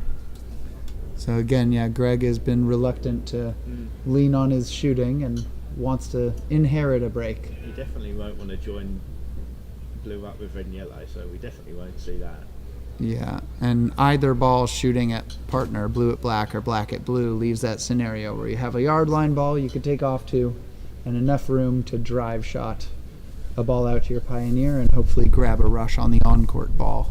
I think if Blue and Black were going to choose a ball to move, it would be Blue because it feels like it's slightly more useful to Red's break. Yeah, it's closer to 5 than anything else. So that's why I'm suggesting that Blue will move, and I can't see it shooting at red and yellow. Yeah, And in as theory, Ben says if it shoots at black, Black is Black is only 10 yards from hoop 6, but Kyle has to do a bit of work before if he's it for shoots hoop at 6. black, I'm just looking to go right and make Oh, 4. we get to see the science behind the game as Mark Ormerod tests the speed of the lawn with the ramp if contraption. Blue miss black, I'm just looking at going right. You make hoop 4, rush up to here, you rotate Blue, send it out to hoop 6 and rush to hoop 5, and you've just got a break. Yeah. But as we've You also have the option of corner 1. if you rush nice and tight to hoop 4, you could 2-ball 4 and 5 and then take off to Well, I blue. don't But even know if you'd look at that. If you rush nice to 4, you might even look at it and go, well, actually, I could rush back up and peel 4 back, going Peel to blue. going to the corner ball. Well, Greg has predictably shot away to corner 1. A finesse, is that what you call it here? Yeah, sometimes it's Finesse called to a corner finesse. 1. Instead of playing the aggressive shot, just trying to make it hard for Kyle, who didn't give himself a great rush to hoop 4, but is a really low risk roll up as his opponents are 33 yards apart. So you could Yeah, I mean, what Carl's doing bungle here is this up at hoop 4 he's and sort still of- not cost you much. He's doing well at keeping the innings, isn't he? But he's not sort of giving himself what I would sort of say gilt-edged chances of making a break. Yeah, because this is so low risk, I would have liked to see Kyle roll up, Be a bit more committed. give himself a better chance of getting a rush Yeah, to black. yeah, I think that's But fair. the way he's moved yellow a bit west, if he runs this to the boundary, he might have that rush to black. He might have something. And that that he is can his take up strength, to- is a nice, strong like single ball shot, as he's a GC player. Thank you. So he's going to try to run this to the boundary and hope to grab this rush up to corner 3 up near us. But yeah, there's a lot of places you could miss that hoop shot too, and because Greg is 33 yards apart, it wouldn't cost you anything. But there's a couple places you get stuck on the hoop where you can't run it and the balls are cross-wired and be just terrible results. Yeah, I think that would be unlucky. But he's got a Bearing in mind rush that back up here. It's hit it pointed pretty hard, maybe didn't east of 5. It's got to be a pretty decent cut to get up to black, but we'll see. Yeah, I think if you get it off the middle of the east boundary, you're fairly happy. Oh, he's got better than Yeah, he's that. got it better He's than about that, level yeah. with 6. Yep. It's a good Yeah, cut. he's got a croquet straight that's playable to send out a hoop 6 pioneer and get rushed hoop 5, isn't he? Yeah, and he's playing again with partner and the forward ball. Yeah, so he is committing partner into the middle of the lawn again, but I don't think he's got much choice now.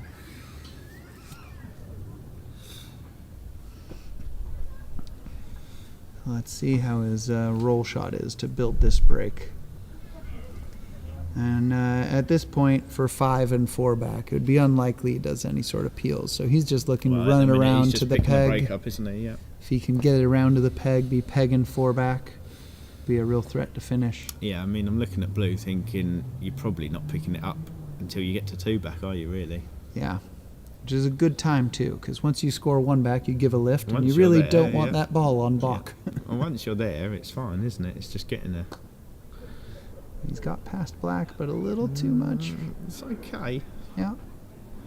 He's got a rush that's sort of pointing halfway between hoop 4 and hoop 5, but This is that scenario Definitely, where yeah. you can play a bunch of decent shots, but you need a couple of good shots or 1 great shot to really bring it well, together. I mean, this is sort of like the American strength, isn't it? These sort of rushes. Center ball. I think that's okay. He could have cut it a bit more, but I think that's absolutely fine. I think he'll be happy with that. With the center ball, he was able to kind of predict the power transfer. It looks like he expected a cut, so Yeah, the center I think the ball weight was fine. overcooked it a Yeah. little bit. I think it's fine.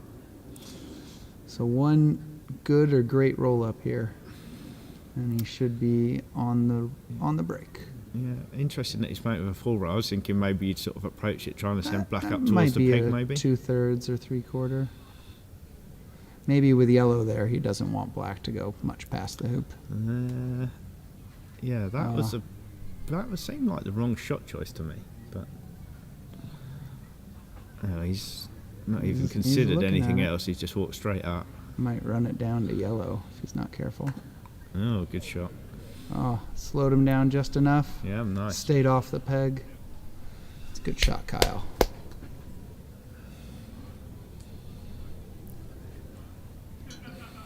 With them watering the lawns and keeping them green, they're a little bit able to bully the hoops, kind of like our lawns back home. Yeah, I don't think they're watering them a lot. We spoke to the groundsman the other day. Said they're only watering them in the mornings. So there is some brown appearing, isn't there? Yeah. But yeah, like you say, the ground's sort of soft enough that the hoops do move to let the balls go through if you hit them in the right place. All right, and sure enough, not going to blue. It's possible an aggressive player could go to blue, but you'd probably want yellow on that southwest side of hoop 6 if you're rolling to I it from think corner anybody 1. would go to blue in that situation. Maybe I think if your return Roquet on black went far south, you might as well be Perhaps. picking up the 4th from ball. where you're taking croquet from there, you He don't took think a you'd see anyone going shorter to blue. roll shot. Yeah. Yeah, I mean, And he even doesn't though, have to worry about a leave for several hoops because he'll be going all the way to the peg. even though he took the shorter roll shot, he didn't end up getting a great one back pioneer, did he? Well, maybe he's keeping it in the lawn so he doesn't need a good rush here. Yeah. Doesn't want it outside the box for sure. All right, Yeah. little hoop and Well, Roquet. I mean, where black is protects against what he's just done, doesn't it? So he's had hoop and roquet, and Yeah. because of where black is, he can. I think that's a now play reasonable this spot croquet on the as well. 3 ball. Yeah. And then you don't need great control of Yeah, hoop 6. fair point. Yeah, so this exact scenario is why, black inside the box gives him room for this. Yeah, We'll see. he's still got a attempt at getting out of 2 back pioneer. Yeah. The problem is, if you're digging out blue, you'd like a good 2-back pioneer. Yeah, yeah, because now if you go to blue before 2 back, you've now got to come all the way back past yellow, haven't you? Yeah. So I wonder if he's just waiting. If he can get a good 3-back pioneer, maybe he goes to blue after 2-back. But You can do that, but in a sense, you sort of end up leaving a ball behind, don't you? You're not going to leave it in the corner, but you're going to leave it down but near hoop 1 somewhere. After 2-back, you could do a reverse rush somewhere in the middle and take off to blue. If you go to blue before 2 back, you've not got any of that issue. But now I think, like you say, the position you are, it's okay to make 2 back first.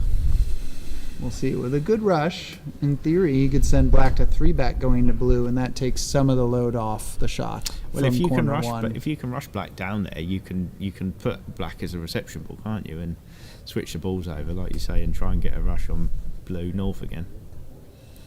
No. But he hasn't got any sort So of we'll useful rush, so see he if can't he do flirts that. with blue before two back or after. So now he's going to be giving a lift. Feels You can like see him you just staring down that blue ball.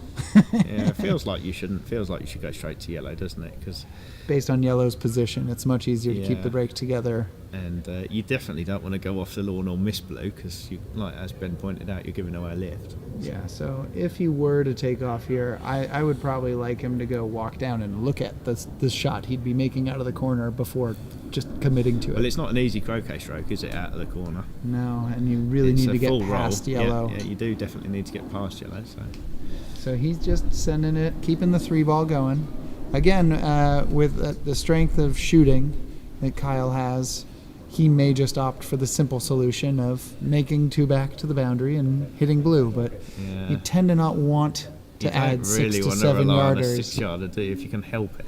No, but it's also, all I of think us there's a play difference- GC.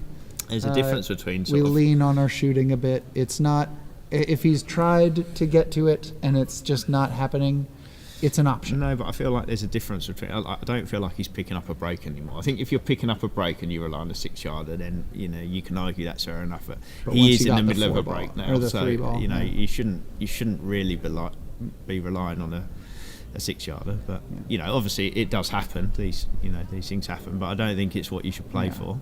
So But if having said that, it looks if you like he get might a tough do. angled hoop, his most comfortable swing is going to be to run it to the boundary, and I could understand just shooting it blue.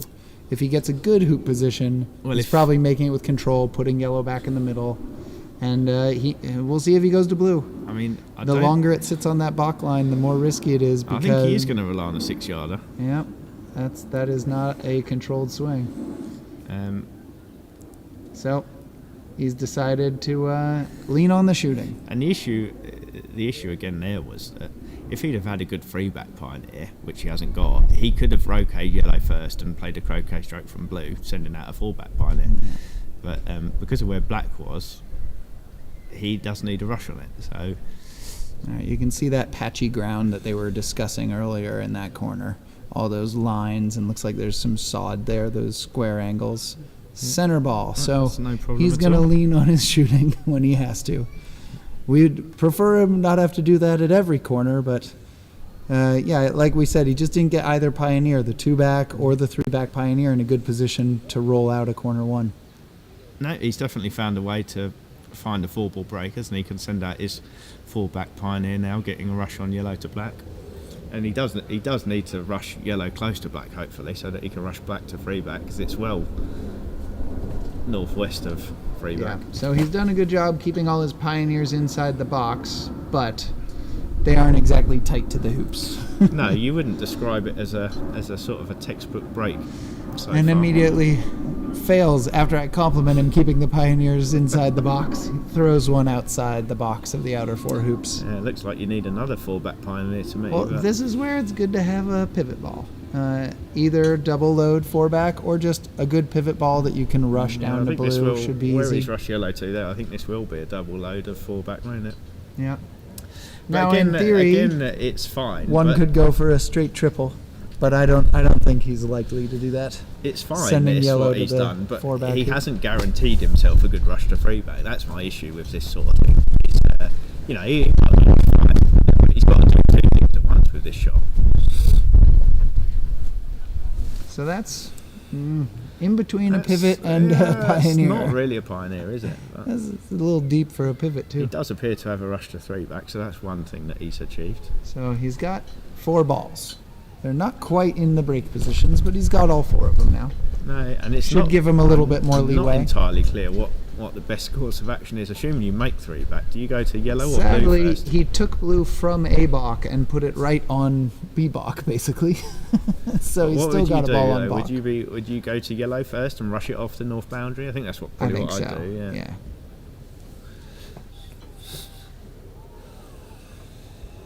If for whatever reason you're trying to speed up, you could just rush yellow to the hoop, take off, and use blue as reception. But Yeah, it feels like you should be using both balls, doesn't it, before you make the hoop? But again, that Don't would be if necessarily he's have trying to. to be speedy. I don't know why you. There's no reason to be speedy, is there?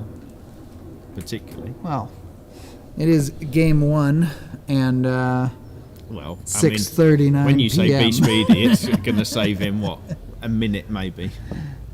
You asked why you might want to be speedy. Yeah. It's because it's but if you're nearly going dinner time and they're in game 1. to saving a minute's not really going to help, is it? I'll just ask Andrew Johnston, who runs after every rush after taking 2 minutes to line it up. Right, yeah. So we'll Well, like see. you say, you could have a look at rushing this into peeling position, couldn't he? Yeah, he doesn't The quite other have a balls aren't side in, ball for yeah, the the peel. other balls aren't in great Yeah. position. No, I think you should be rushing this off the north boundary. Yeah, that's a nice big swing. He's probably taking it to the line. Try and get it back. Try and get yellow back as a penalty pioneer. But right near the center, a rush peel might have been interesting there. Yeah, that would have been. Rush peel, send it to penalty, and all of a sudden, Yeah. Yeah, this is fine now, isn't it? He can get a proper penalty pioneer now. by the time he gets to Rover, he'll have hopefully one He'll have very collected a nice 4-ball pioneer. Yeah. Hopefully we'll get a very nice pioneer at Rover After 8 all hoops. this trouble. Yeah. Well, one of the things is when you're building the break, you have a certain amount of focus and adrenaline going. And then as soon as the break is built, sometimes you have the adrenaline drop off because you're no longer building, you're no longer scrapping, and you now fall into a pattern you're used to. Keith and I talk about it quite This a lot. is a great way of Kyle avoiding that adrenaline drop Well, off. if Is you just if you always think be you're building. good, if all you ever want to do is build a break, but I mean we talk about it a lot where you see people sort of pick up 75-80% of a break, and you go right. All they've got to do is just run this hoop or whatever it is they've got to do. Yeah, one easy rush, dolly rush. And then to they the do hoop. something, and they go, well, you've got to pick up the break all over again now. So you've gone from 75% of a break back down to sort of 20% or whatever. But I think that's the difference between the really really good players and the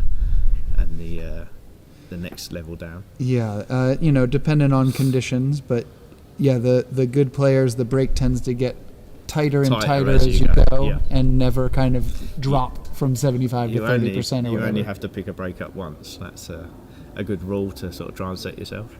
It's a great advantage to only have to pick up the break once. Yeah.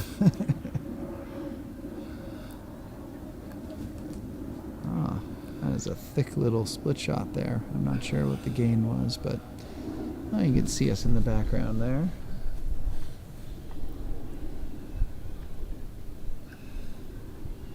So now we'll see what leave he chooses, as he's got to start organizing that leave. So he's done well to get his partner ball as the penalty pioneer, so it is definitely not the Rover pioneer.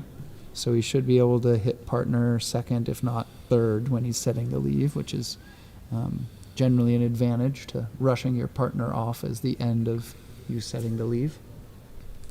So I think that's what gears are turning right now, is what leave he's going to set and how to do it.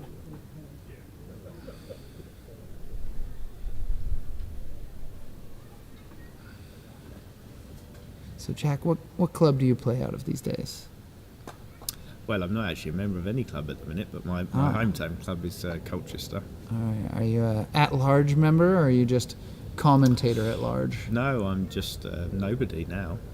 I'm not a member of Croquet Club or the Croquet. What's it called now? Croquet. I'm not even a member of Croquet England at the minute. Goodness. Well, I appreciate you coming out to support your former associations. And Colchester, how far are we away from there? Oh, it's not far from. From here it's. Well, in miles it's not that far, but the transportation is difficult. London. Yeah. But from central London, you can get to Colchester if you get the right train, you can get there in like 45 minutes. Okay. Yeah. And are you in London now? Where are you based out of? No, I live in Colchester. Okay. Yeah. Good croquet club there. We've got 4 lawns. You've never been there? No. They're sort of known as Haven't one of had the privilege. one of the clubs with the best lawns in the country. All right, so I'd say that blue counts as a good pioneer. Yeah, I think it's fine, within isn't it? 2 yards of the It's hoop. not in front of the hoop, but it's close enough. It's one of the best we've seen Yeah. this break. Can't see him doing anything else than some kind of diagonal spread though now. Yeah. Not really many other options, is there? Could do some sort of old standard or B-spread. I'm not sure what he fancies in these scenarios. But yeah, for a while when I was learning to play, all the rage was to attempt a vertical spread of putting balls in Penalt and Rover, and Yeah. and people just started hitting 13-yarders more. You can do that. Seemed- It's seemed not great not if the very ball helpful. at penalt moves, is it? A vertical Yeah. spread's not great if the ball at penalt moves and then you don't make fallback I in think the next you turn. you That's have the to get problem. one of the peels for it to be helpful. And we had Tom earlier today. There was a ball jawsed in Penalt, and he just slapped it from B-block and Mhm. finished the game. So it's not very popular anymore. But yeah, it looks like he's putting Well, yellow near the peg. Sort although of not depends how great. precise you are at positioning the ball, doesn't it? Because really a vertical spread should be, the ball should be in the middle of the hoop, but on the back side of it. Yeah, but Um, tough to do if it hills a little bit or yeah. finds a rabbit run of some sort. Hard to predict exactly where It should it'll be. really be in a position where the striker's ball, if you're attempting to rotate, the striker's ball needs to start running the hoop to make a rotate. That's the ideal Yeah. position. But like you say, if it's just poking out in the middle, then All right, so a lot Stephen easier. Morgan over there in their game 3 with Aaron Westerby. Stephen's got a break round and set a nice tidy diagonal. Aaron's lifting to A-Bach, what we call the short shot looks like. Meanwhile, Kyle's looking to set his own diagonal. It looks like a traditional diagonal where he's going to try to rush away to the east boundary after positioning black crosswired on the peg. I tend to fancy the reverse diagonal for these last 3 hoops. I don't think the reverse diagonal is the correct decision here, though, because blue's for hoop 2. Yeah. Puts a lot of things over near blue's Yeah, line of play. gives blue too many pioneers, doesn't it? I don't know if we have a camera on it, but yeah, Aaron's taking his lift shot. Could be his last shot of the match. Lawn If 2's he not misses and Steven finishes. Yeah, lawn 2's not a lawn that we cover. It's too far away. All right, well, I'll just have to pretend it's radio. As Kyle sets up for, that pioneer within 2 yards made this quite easy. Oh, there we go. We got some coverage. Oh, there you go. Big Got swing, and he's connected. Yeah, Great shot by Aaron Westerby. Well, that'll keep that match going. That's game 3 over there, and I think Aaron's clips are 1-1, although I don't quite have the vision to confirm that. So Kyle's made all the hoops from that scrappy build from 4 round to peg. So another 9 hoop break. Yeah. And now he's going to try to do the diagonal spread once again. He's done a good job of getting blue to be the ball over by 2. Yeah, that And is if the way he's- you'd want if it. he's I don't know if he's done clever- that on purpose or if it's just sort of fallen that way. I don't think he. He He did have a little thing. He didn't had partner at Penalt, so Yeah. he could have swapped after Yeah. 4 back when he he was did have having a little think. thing, didn't he, at one Yeah. point? So he's probably noticed that. Now, if he's real clever, he might be able to get black where it doesn't quite rush to 2. Mm-hmm. And then it does rush to 4 back. And that would make it even harder for Greg to get started if he hit. The risk, of course, is the closer you put black to the peg, it creates a bit of a double target where if he shoots from a balk line at black, if he misses a little bit, the peg might bounce him into black. But I think the advantage is, even if Greg hits, if black doesn't rush to 2, then Greg's got to rush to 2 from the east boundary, which is just 27 yards, 28 yards. It's a long way to go. And it looks like he's got enough. He had very little control of that break, as we talked about the Pioneers. The 1-back Pioneer inside the box on the 3 ball. 2-back Pioneer wasn't good enough to go dig the 4th ball out. 3-back Pioneer wasn't very the good. 1-back Pioneer I called out, but in the end, it Finally, it was in the right Rover place, wasn't it? Pioneer, and now this is looking genuinely tidy with getting good control of black. Yeah, the only thing I'd say about this is blue's too close to B-bulk, isn't it? But it's okay. Oh, that would force black to the forward ball to play. Yeah. So yeah, I agree. That is a short shot. We'll see if Greg takes that. I don't think he would corner off of this. No, I don't Off a think, lift I shot. don't think we'll see Greg finding a corner this time, no. Well, only if he shoots down B-block, he might find a corner. Down from B-block toward corner 4. Yeah, missing through yellow or red. So yeah, Kyle's now too close to B-box, so he's going to go a little bit more south. Again, that spot is about 2 to 3 yards past the peg, south of the peg. And that way it's 19 yards from both A-Bach and B-Bach. Doesn't it? It depends where he needs to be for if he's worried about getting black hampered. If he is worried about that, then he might have to go a bit further south. Yeah. Sometimes you don't mind if it's actually hittable, if they have to swing right next to that peg. As long as there's sort of some... enough hamper to make them of less sort accurate. of something to consider. Doesn't necessarily have to be directly in the line, but like you say, if it's in play, then it's still fairly unsettling for somebody. All right. Oh, So that sideline. he has gone further south, hasn't Yeah. he? But it's not. Is it? It's sort of level with Hoop 5, roughly, is it? Yeah, a little north of 5. Little north So it still, might yeah. be 17 yards from A-Bach, but probably more than 20 yards now from that's B-Bach. what I was going to say. If it's 17 from A-Bach, it's roughly 20 odd, isn't it, from B-Bach? Yeah, it should be. So he's managed to pull that break together off of, that was Greg cornering, yeah? So the finesse did not work out for Greg. Yeah. Kyle managed to build the break and really pulled it together, hitting that clutch 6-yarder after 2 back. Yeah. Yeah, if you can do that sort of thing, then things become easier, don't they? The croquet purists would probably not approve of it, but it was successful, so there's not a lot you can do about it. All right, Greg having a look to see if black could see blue. Black is more likely to be able to see blue than the other way around. If blue can see the middle of black, it probably can't see the right side of black. But if black is a little bit too far north, it might see all of blue. Of course, that would be playing the forward ball, making it hard, to finish. I'm not convinced Kyle that he's another worried shot. though now. If he has to play the forward ball, I think he'd be happy enough because he'll just be thinking, well, I can go round and pick. So red you out. fancy black at blue from B-Bach, maybe? That short shot? What is that? If he thinks it's worth 11 it, yarder? I don't think it. All I'm saying is I don't think he'll mind playing the forward ball because he'll just think that he can. Bearing in mind that what we've been talking about is perhaps not He's having feeling. a long look at blue at black. I can't imagine he can see more than half or 2/3 of black. No, but I mean, if he feels like he's not playing very well and he's not striking the ball very well or whatever, pegging the ball out is a nice little.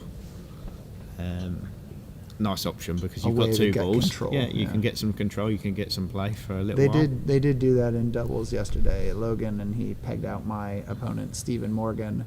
I was on 4 back, and Greg was still on Anyway, 2 he at seems the to time. have. He seems to think that he's got Does some he have kind a of double? some kind of target. Yeah.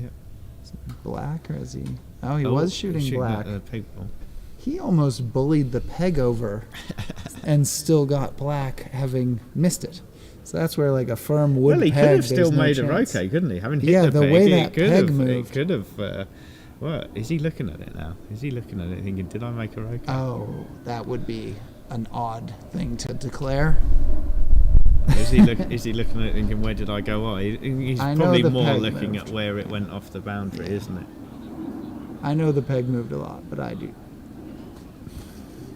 How did it get there? Lots of spin and a peg that is very flexible. The peg did move a lot. Yeah, it did. I mean, it didn't look like it Yeah, hit that. that is one difference between these clubs. Roehampton has the full wood pegs, and so you get quite a rebound off the peg, whereas this bullied that plastic. You see the plastic just shudder in place. I don't think it looked like it was in danger of making a roquet, did it? No, I think it's just he came off it and still had a bunch of topspin, so it didn't come off at a 90-degree angle. It's a Yeah, little- it little probably odd. came off at a wider angle, but then the topspin sort of narrowed it again. All right, so I've been told this story, and maybe we could ask him if he's still here, but back when David Openshaw was captain of your Mac team in the 90s, he had all these talents of, I know it was like Mom and Clark and Fulford, probably Mulliner, Avery, I don't know the whole team, but I was told that while they were starting to flirt with sextuples in the opens and things, when he got them together for practice, he told them to lay out a diagonal and to practice running the last 3 hoops. Can he make a roquet? Yeah. I think so. I think the shadows are quite deceptive from our angle. I I mean, think that ball is a lot better we hidden probably- from blue than didn't- we thought. We didn't spot it, did we? But we probably should have said that. Oh, yeah. No. I was going to say it looked like Black was in the spot where it was difficult to rush to fullback, but now he's done that. It was No, absolutely that fine. shadow on the peg Yeah. gave us some really false perspective Yeah, there. yeah. But yeah, so I'm told Openshaw had those greats of the game all making sure they ran a 3-ball for 3 hoops as Openshaw- one of their practice. Openshaw was somebody that was very into winning the game. Yep. He wasn't necessarily into worrying about letters or six-dude balls or anything like that. Right. The TP or QP or Didn't matter. SPP as Yeah, James got yeah. last week in Roehampton. So if you talk to David Openshaw, that means nothing if you didn't, the well, most especially important in thing a is team winning the event. game. It's the W is the one letter that matters. He yeah. was here earlier, wasn't he? I don't know He if was, he's still yeah. here. I think he said he did the rounds. He was at Roehampton earlier and then came here today. Yeah, I Good think hoop. he's a member of Roehampton. Yep. So a good smooth hoop stroke. Once again, Kyle's going to lean on that clean swing. His single ball shot is his strength, although he's getting better at his touch and break running and tactics all the time. Great coach with his father, David Malouf. And lots of time to practice there at Mountain Lakes in Florida, his club where he teaches tennis and croquet.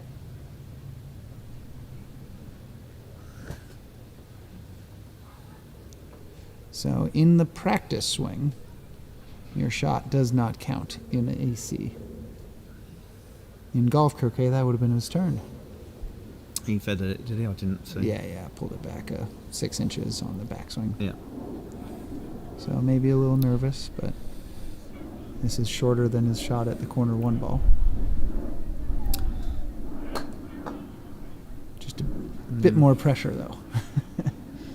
You can see this the is end the sort in of thing sight. that's okay, isn't it? But again, he's just sort of giving himself some shots to play. How's he going to get a Rover Pioneer? Well, He's going to put If Black the there. 90-degree split doesn't do it for you, you just go 5 yards back and do the split from blue. Oh yeah, sure. There's options. I'm not saying there's not options. It's just it's not as tight as it could be, and just keep giving yourself big shots to play. Eventually, these he's things. done a great job with striker, though. He has on that occasion. Within a yard. Eventually, and a rush. if you keep having to play these shots, then one of them goes wrong, doesn't it? But like Yeah. you say, on that occasion, it's fine. Yeah, this might be one where on a longer break, that black ball makes it a little less tight, Yeah, at less some point, tidy, these falls things apart. catch But he up only with you. needs to make 2 more hoops, so he doesn't have to send red anywhere specific, just somewhere it can be rushed to the peg. He could even take off to black if need be. Yeah, I think he's absolutely fine now, isn't he? I sure hope so, Jack. I sure hope so. Well, we try to be unbiased in commentary. Speak for yourself, sir. I'm wearing the uniform and everything. Got the hat on my head. All right, so no hoop in Roquet. But yeah, it might just be a takeoff. Yeah. Make sure Gotta be a that. takeoff, Oh isn't it? no, he's doing the little roll. I imagine the peg is not in the way. If you think of it, this is a roll you do all the time, trying to send a ball to 5, go That's into true, 4. Yeah, it's not And difficult. you don't actually need red to stop anywhere specific, so No. you just hit it with only the striker ball concerned, although he's shortened it a little bit. See a nice little takeoff here and controlled hoop shot, and we'll be checking hoops for game 2. Meanwhile, Aaron Westerby looks to be building his break. Looks like he's just made 2, has the other 2 balls at 3. He might be on a peeling turn. So Kyle opting to split here instead of just taking off. He's quite comfortable with these 90-degree splits. And he did it at, I think, 4 back as well. Oh, That's no. not good. But that is the cost. That looks like it might be unrunnable. I think that was That's worth added a another takeoff. hour onto the game. Yeah, it's entirely possible. Well, Is he going he's to got- thrash it this or is- jump it? what Looks is like the- he's just what is going to the chance thrash of it. running this hoop? It's less than 20%, isn't it? possibly. It's soft ground. Well, he Ooh, gave it a good wanted go, to be fair. He got it in the jaws, didn't he? I He's think stuck. if he could do that accuracy with a bit of jump, that would have spun through. Because he hit that exactly where you need to hit it. Well, it looked like to But me. it didn't have the look. spin. It didn't actually look like he hit it where he hit it to me, because it looked like he hit the near wire first, didn't it? I mean, I might be wrong. It looked like it hit the near wire, jumped, and then rolled forward. Yeah. So I don't think he did hit it down the right line. Well, he's there with the forward ball, but a bit too much trust in that 90-degree split around the hoop. Yeah, that And that's inaccurate what I was saying Pioneer before. really hurt. You know, you keep giving yourself these shots to play, and you think it's all right, and eventually, you know, you said, "Oh, he's only got Penalt and Rover to make," but you know, it was difficult enough that he didn't give himself easy shots to play, did he? So he didn't get to. Yeah, not getting down there on Yeah. the roll, which could have been a takeoff, and then not getting into good position on the split, which could have been a takeoff. Yeah.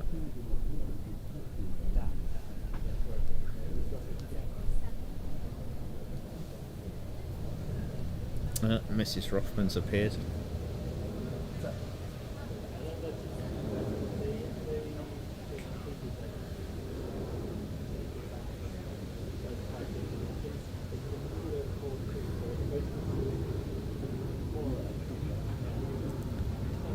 So,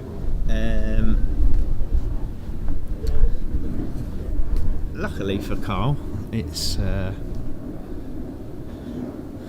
joined up with Greg's forward ball, which is for fullback. So I was saying before about Greg potentially pegging the ball out, but I don't think he will now because Yellow's got to Penalt. So I suspect this will be some kind of leave from Black, although he's got a lift, so he's looking at whether he wants to take his lift with Blue and try and build a break. But I think this is for show. I can't see him taking this lift shot.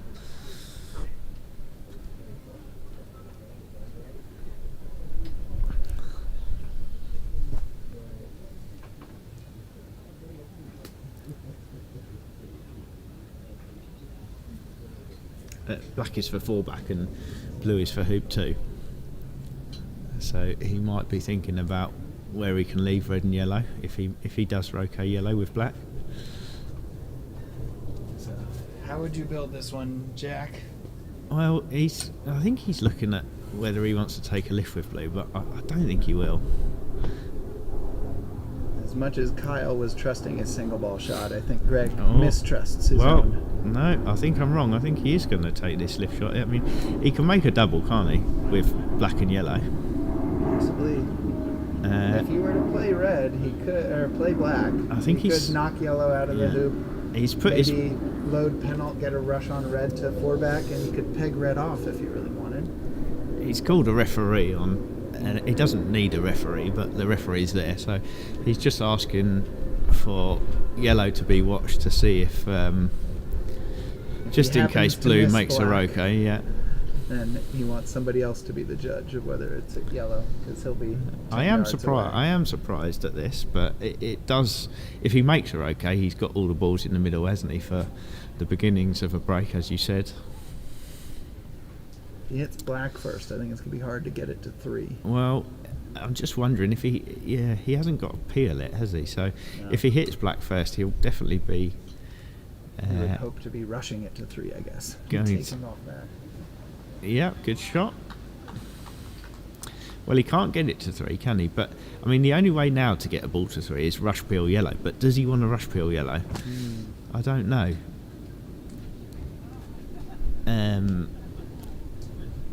Maybe you do. Maybe you do want to rush peel yellow, because if the lift's hit, you can make a leave where neither ball rush to the peg. Well, I think rush peel yellow is the play if you think you're going to get the triple. Well, I don't. Yeah, I mean, you can't get partner to hoop 3, can you? So you've got to collect partner after you've made hoop 2, which is still fine. Yeah, if you're underconfident in the triple, you really want to be able to set a leave that maybe is hard for them to finish. Well, we're about to find out whether he takes off to the north or south of yellow. and he is going to peel it. He's taking off to the north of yellow, and the reason he's doing that is to give himself enough space to play a croquet stroke, getting yellow back up to hoop 3 and rushing red to hoop 2, isn't it?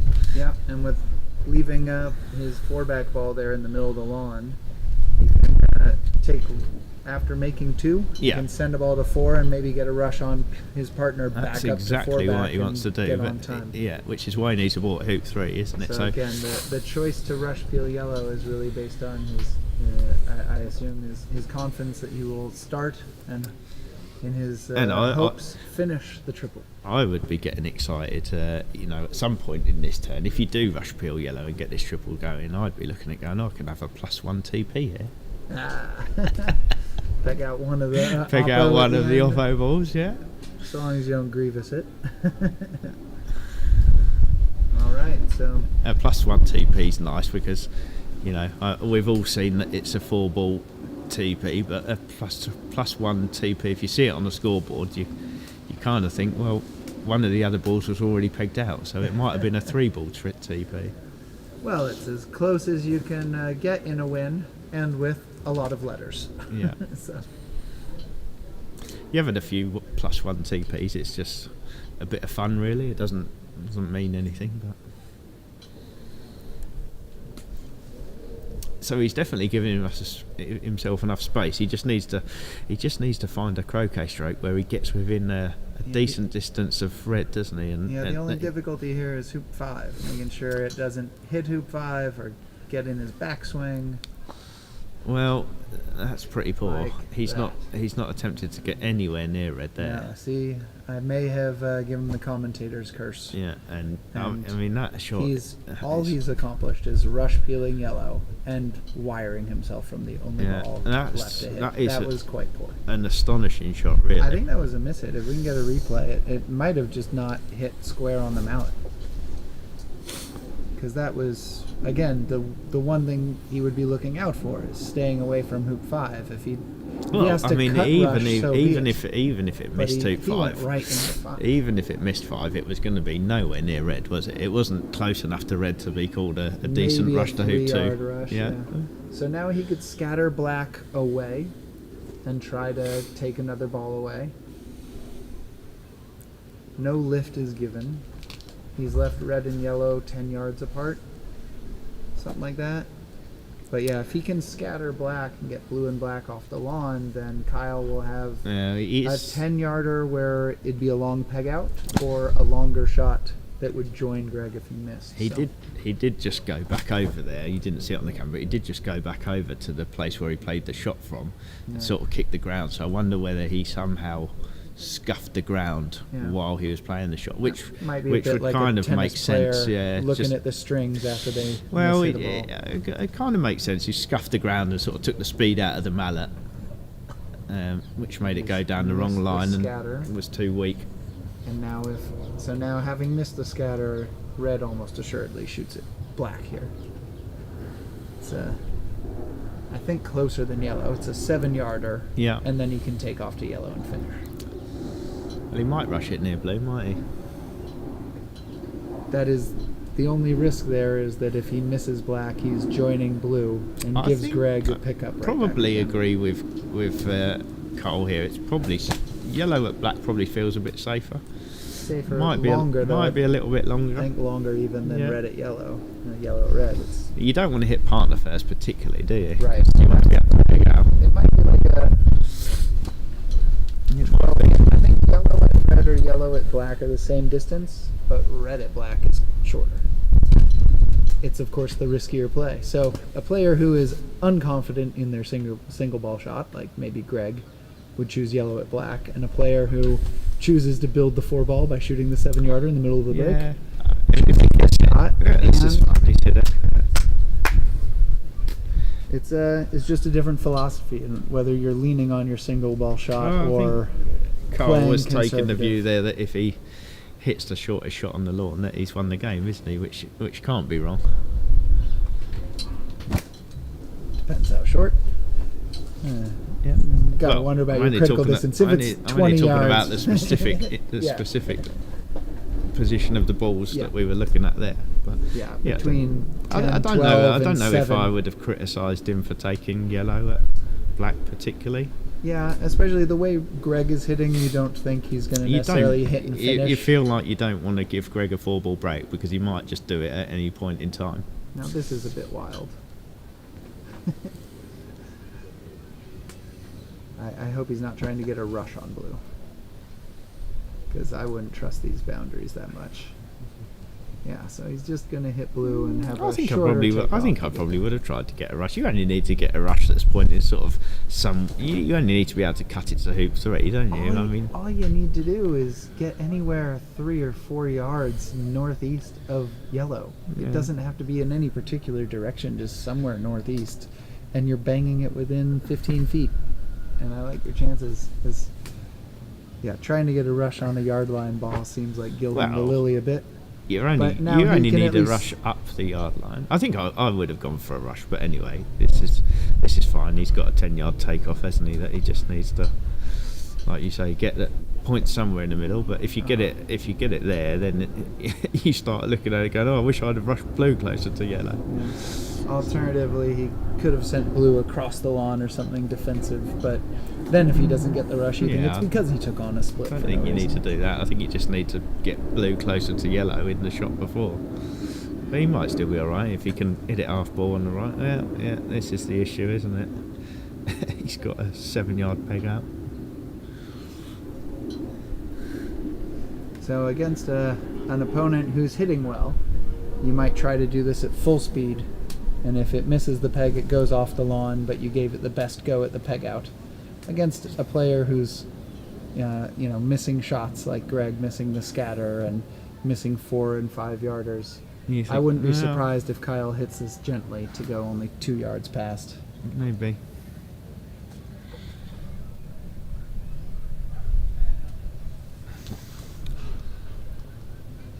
Yeah, bearing in mind how Greg's been playing, he is quite. If he for some reason only pegs 1 ball out, he is quite a long way in front. But the issue is, at some point, Greg will start playing properly. Whether that's today or tomorrow, we don't know. But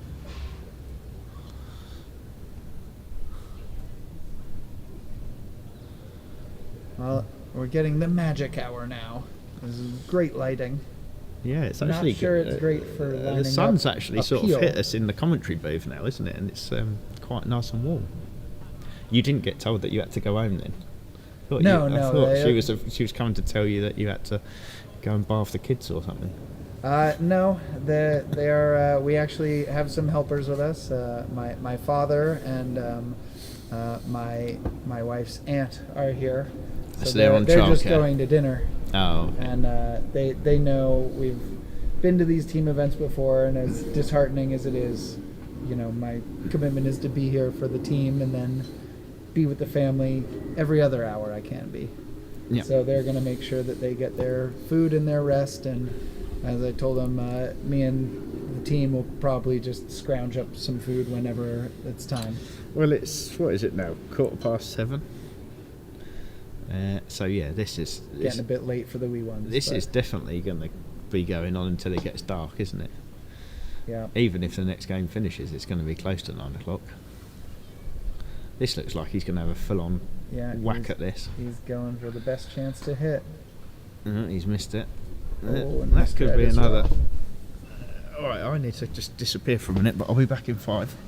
All right, so it looks like, oddly enough, yellow missed on the right and red missed on the left. So his actual swing lined up perfectly on the peg, but because the yellow ball was lined up to the right, the way that split shots work, it sent red off to the left. So that was giving it the best chance of hitting by taking away any wind or hill, hitting it hard. Problem is, he's now left Greg a chance to run a 4-ball. His other option was to roll it with maybe like a 3/4 roll, going with enough weight to go 2 yards past, but then you put all the hills in play. So if there's any hill right or left, it could take the shot away. Also, doing a 3/4 roll is not your most accurate swing usually. So you might mishit it a little bit left to right and cause a miss because of the accuracy of your swing. Based on the results of that, it looks like his swing was very accurate, but the lineup was not. Sometimes that's difficult just because the shadow is on one half of the ball. So you look down one side and you're comparing two dark colors. You look down the other side, you're comparing two bright colors. And it can be a bit deceptive. Like we had when we were looking at Kyle's rush to four back. We thought that black ball on the peg might be a little hard to cut, and then he just put it directly to four back. The shadows are a bit deceptive, even at this magic hour with all this light.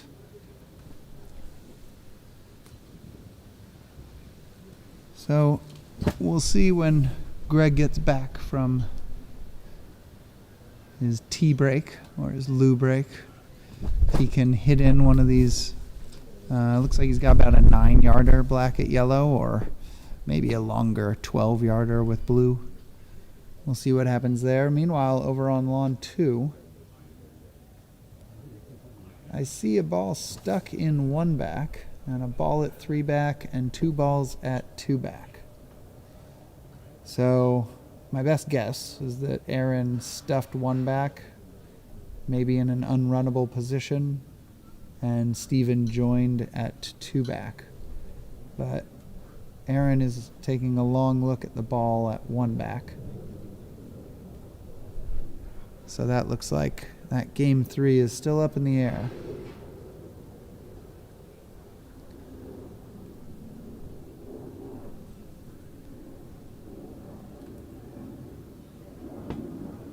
I'll see if maybe I can get a co-commentator over here.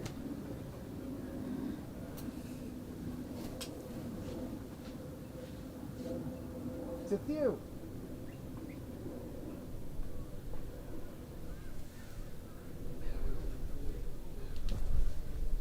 Well, in trying to attract my captain to speak, I've scared him away.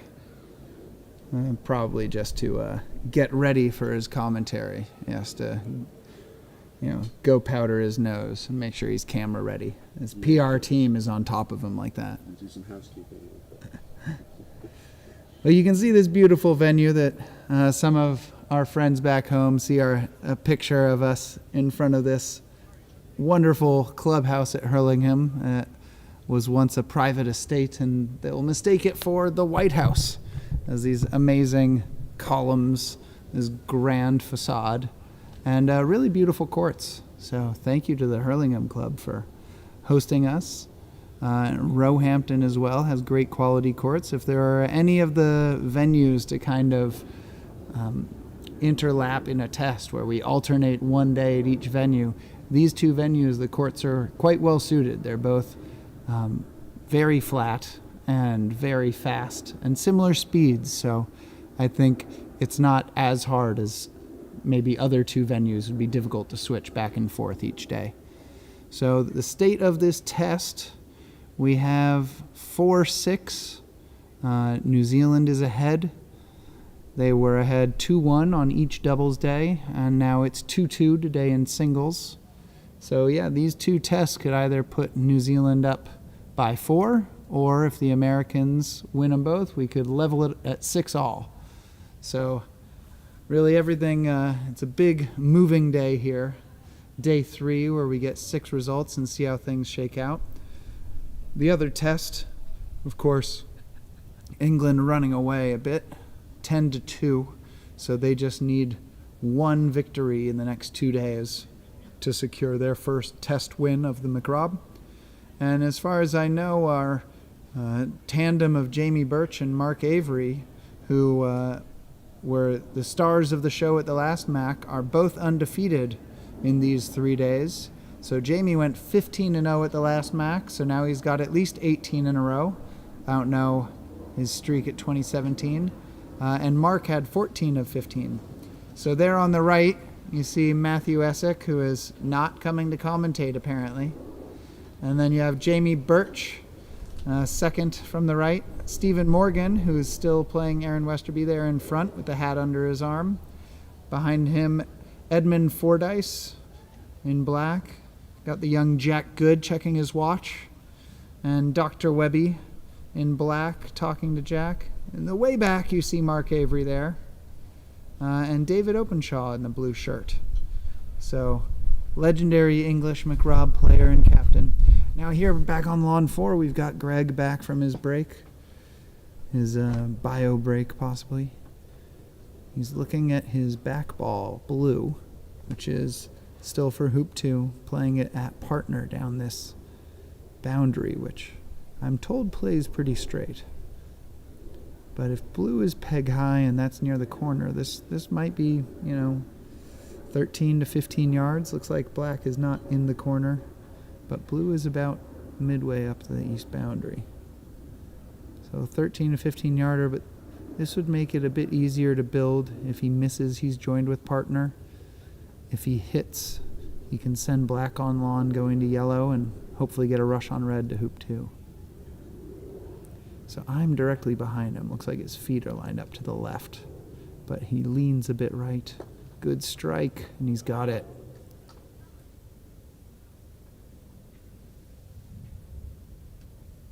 So, in retrospect, a good thing Kyle went for the peg out with power. Had he pegged off 1 and left a ball in the middle, it seems Greg would have hit. Although, hard to know in this sliding doors moment if it would still end up the same swing from Greg. So now, the way to best get the triple going, an aggressive player tries to throw black all the way down toward hoop 3 going to yellow, and also throw yellow in the middle of the lawn or all the way down to hoop 3 going to red, and rush red to hoop 2. Hoop 2 is a corner hoop facing outwards, like 2-4, 2 back and 4 back, where it's easy to start a break because you can roll up to that hoop from some distance.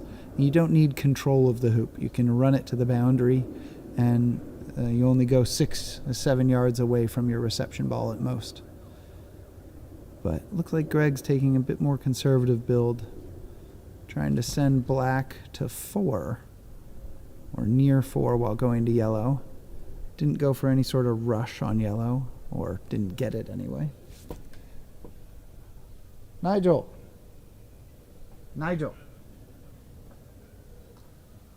All right, can't get Nigel to come commentate.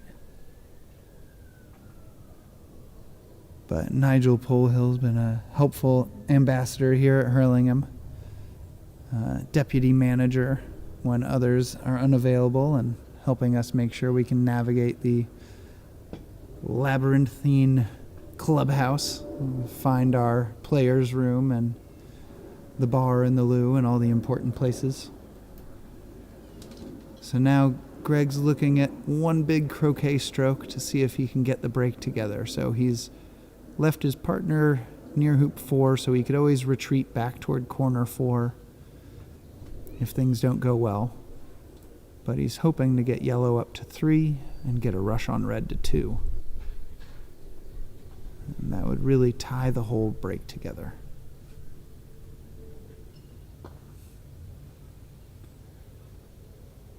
Oh, he's looking down. Looks like he's got a poor ratio there where he sent yellow outside the box past hoop 3. It does put distance between yellow and black, but he didn't get nearly close enough to red to really control this rush. So he'd like to hit red on the right half, hopefully cut it towards hoop 2. A good roll shot will give him control of this break, but struggling on his third or fourth shot here. Should be his 4th shot of the turn. Yeah, not really quality shot here. Still buildable. At the opening ceremony, we were told that Greg is the panther of the team. You can really see him stalking the ball, creeping up on it, much like a panther. He's going to give it to us one more time in instant replay, in case you didn't get it the first time round. So he's starting that practice swing before he's even got his feet set. And then he's just creeping his way up there. Real narrow stance. See how much body momentum he gets. Oh, he got the right half. He's cut it over. It's a really quality shot. So that's the one great shot that'll pull this all together after a couple of okay shots and one mid or poor shot there. He managed to pull it together. So unless he goes back to black after hoop 2, he might just be looking at running the break around or getting a delayed triple. For the standard triple, he'd really want to corral black, get it in peeling position before he makes hoop 3. First things first, though, he's going to roll up to hoop 2 here.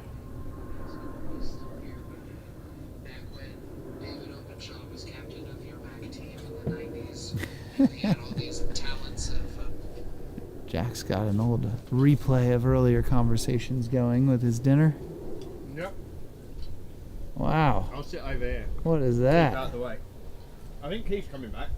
All right. Is that bratwurst? Yeah. Fully loaded. Hot dog.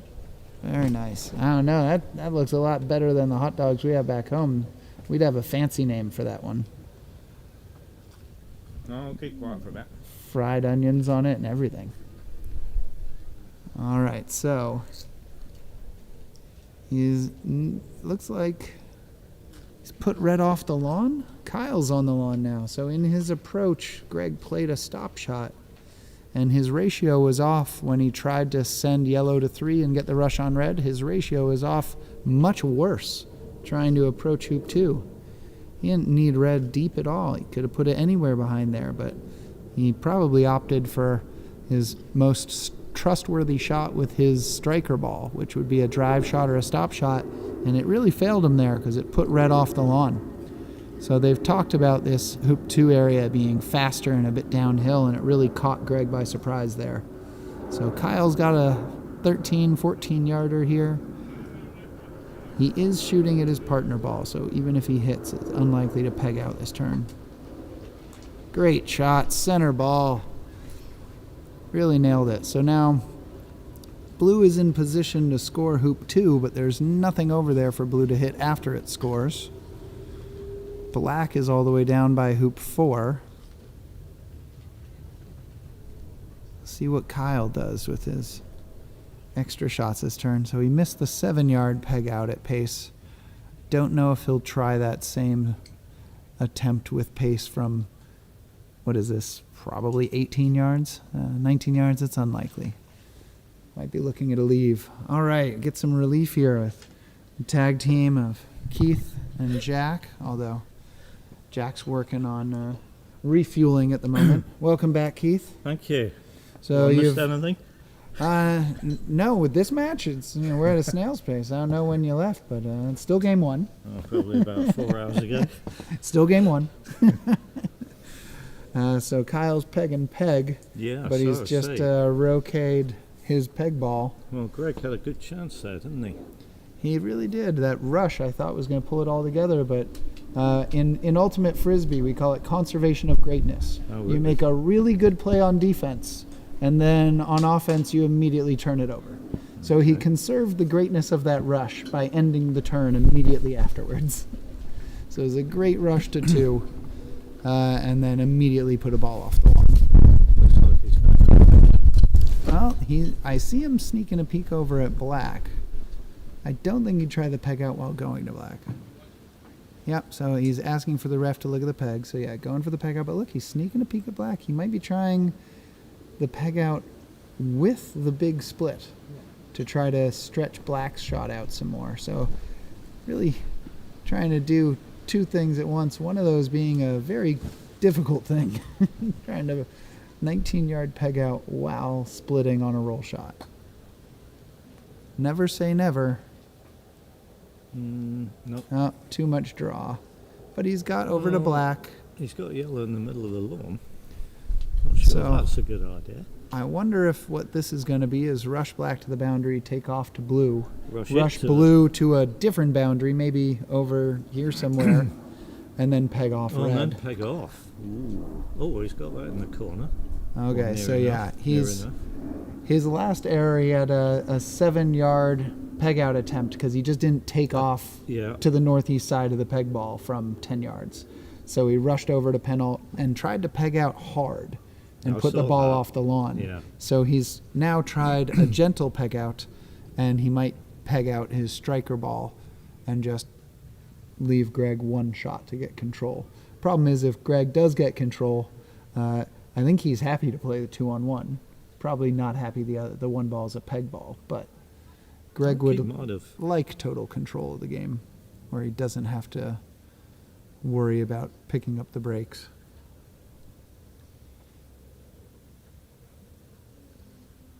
So blue might be wired, but it's put there, it was there on its own power, so no lift allowed.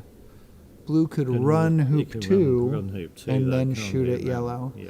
So I wonder if he's He even will going to mo- he's- bother moving blue, I or is think he he's just going to the peg? No, I think he's going to move blue. I mean, he might hit the peg on the way to blue. Probably not. But, It's like a pretty big swing. I think you're right. I think he's going to blue. Did black move? yeah, it did. Okay. Oh, well, I thought it did. Maybe we'll Just- get an instant replay. just Kyle's the shook. judge. Just shook. And so he looks like he's going to try to rush blue to corner two. So it'll be a shot at yellow. Will also join partner, but I think a miss of yellow. Kyle's planning on there not mattering that the balls are Well, joined. It could croquet away, can't he? It can croquet over. He's just hit blue. Yeah. Okay. So it can no longer run hoop two. Get a replay of this one. Well, all you need is a hit. In golf croquet, that might prove useless, but in AC, all you need is for it to hit.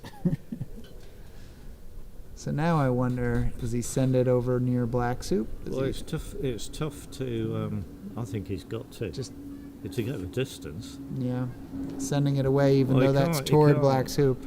He can't. He can't both get blue towards corner two and peg out red if that's what he's planning. Well, not with that attitude, Keith. He just has a 18-yard peg out. Why not? Yeah, Shooting okay. toward black. Yeah, fair point. Hadn't thought of that, Ben. Hadn't thought of that. I'm not saying it's a good Well, idea. He's going back to the peg. All right, so he's put blue north of And he is pegging black out. soup and pegging one off. There is. Okay. Well. So now blue at yellow would be the shortest shot. And what is that? 17 yards? I know it's 13 No, yards from the it's- hoop to the peg. So it's plus two, Yeah. 17, Yeah, looks like it. 16, 17 yarder. And I think Kyle's planning Greg- on Greg pegging out needs to- 100% of the time, if not moved.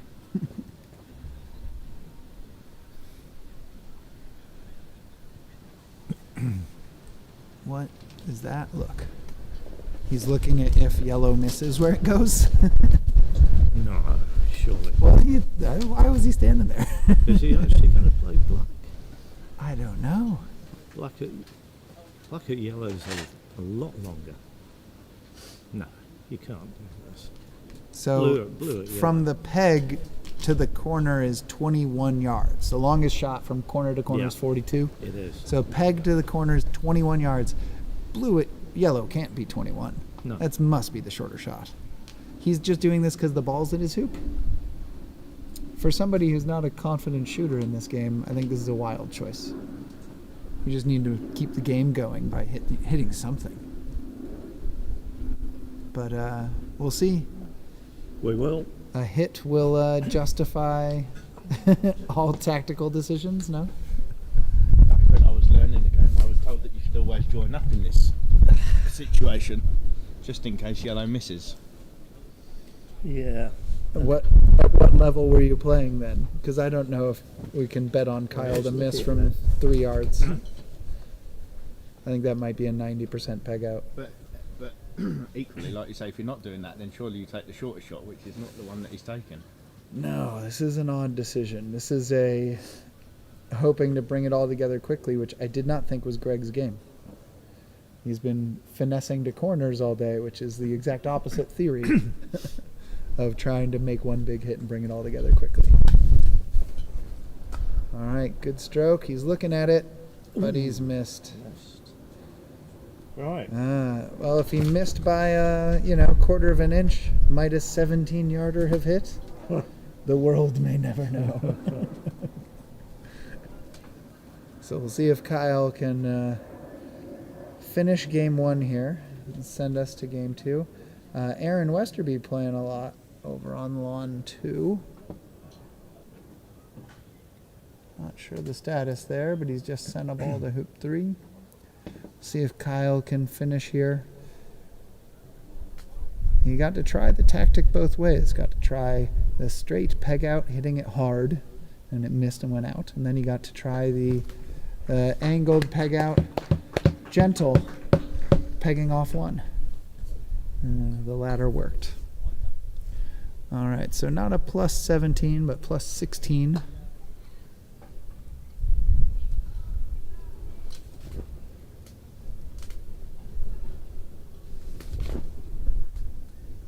The wind kicking up. Keith's put on the light it's jacket. Cooler today. I think this is the first time I've seen outer layers since the celebratory dinner when we had to wear blazers. Right. The opening reception with all our team kit. All right, so they'll just tighten up the hoops, make sure everything's firm in the ground. Should probably firm up that peg after Greg's thrash at it from the leave. All right, trying to see Aaron's status. I think he's just sent a ball south of 1 back. Got a ball over at 4 back. I think he's early stages of his second break. Okay, so this is him rushing to 2 possibly, and he's got Oppo at 3, so he's not yet set up for the triple, but partner is the Pioneer, so in theory he could still organize for a standard TP. Again, I'm guessing at the clips, so I don't know. Tell you what, I'll take a little lap, stretch the legs, and come back with some more information. Okay. Thanks, Ben. Thank you, gents. I'm just waiting to see if we've had any. I'm just trying to see if we've had any comments come in. But I seem to be on the wrong stream.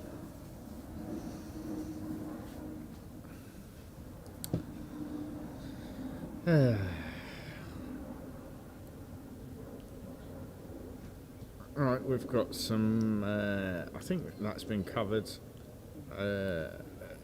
Can you give us a quick summary of USS Day? Well, I'm assuming that Ben will have done that.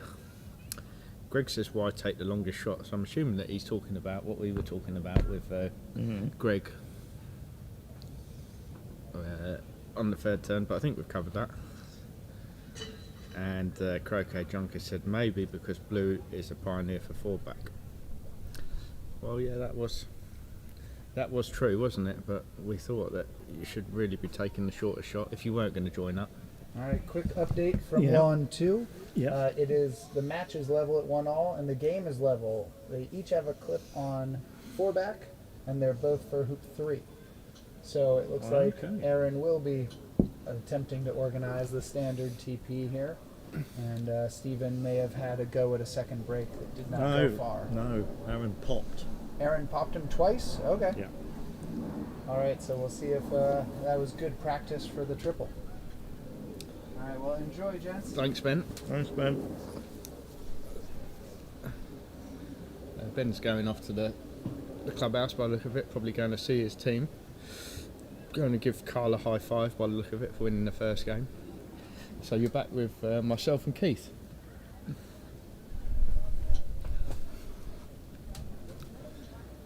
I think Keith's here anyway. I am here. Oh, I am here. here. Here he is, Yeah. He wasn't listening.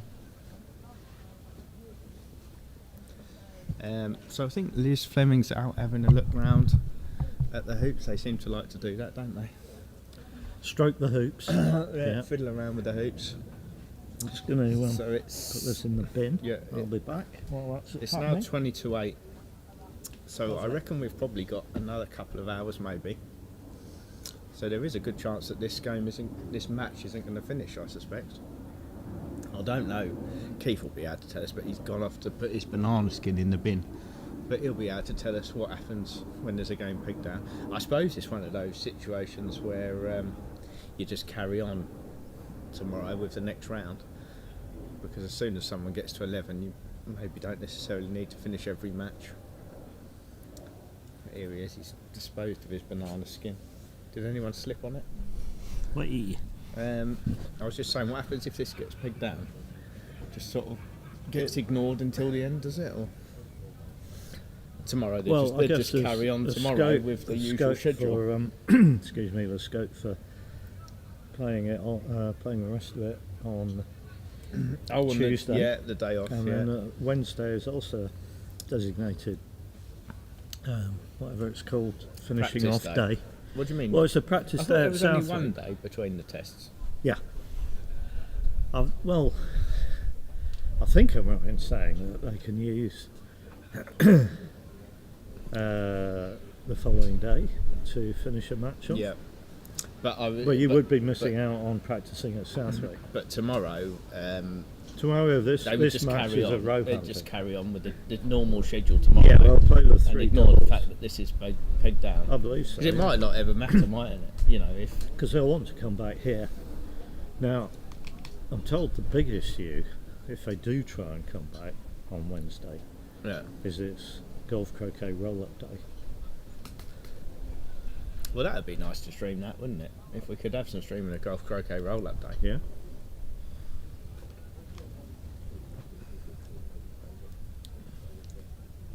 So,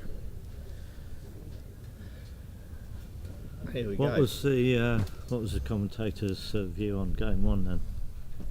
Was there much Well, to there talk was a about? lot, wasn't there? There was a lot to talk about. Mhm. Ben seemed to have quite a lot to say about most things. I don't know. I think we just thought that Greg was What's not happening now? playing up to his usual standard. I think that's fair to say. I don't think Greg would mind us saying that. Do you? Definitely didn't put out many good turns. What's Liz doing? What's she, Telling them the time, is she? What, telling them when they might be finishing? Maybe telling them how long they've got. I don't know. When a dinner reservation is? Yeah, I think that's fair to say, don't you? Greg was definitely struggling in the last game. Struggling in terms of not being able to play croquet, or struggling in... Yeah. Well, I think he could stand up and breathe and all that kind of thing. He just couldn't swing a mallet. The basics. He just couldn't hit the ball, could he, with the mallet?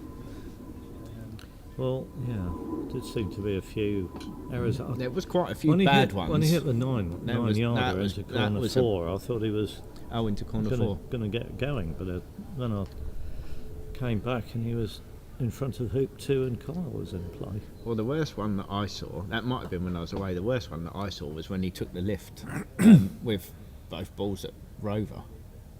Right. Did you see that? No. And he had about a 2-yarder with his forward ball. Mm-hmm. A ball that was in Rover, I think it was. Oh, here's Liz. 9 o'clock they've got 9 till. o'clock, So okay. they've got 75 minutes. So I don't think there's much chance of this match finishing, is there? And he did make her okay, but then he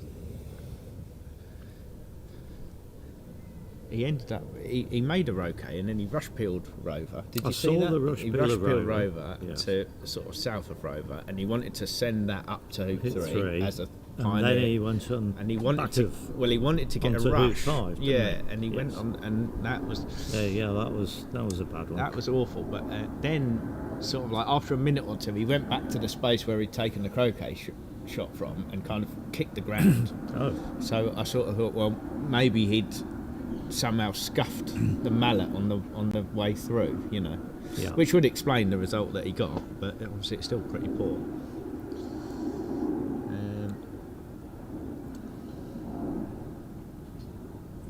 Well, this next shot might tell us how things are going to go. Yeah, he's gone for a duffer more in what we would sort of call the normal. Did you ever speak to Robert?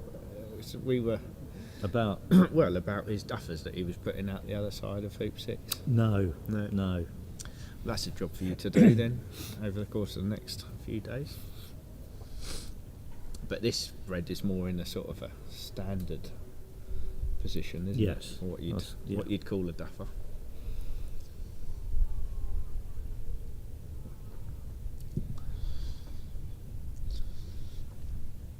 Yeah, I don't know why 9 o'clock's been picked. Feels like there's a bit of light after that, but probably not a lot. Nice round number, isn't it?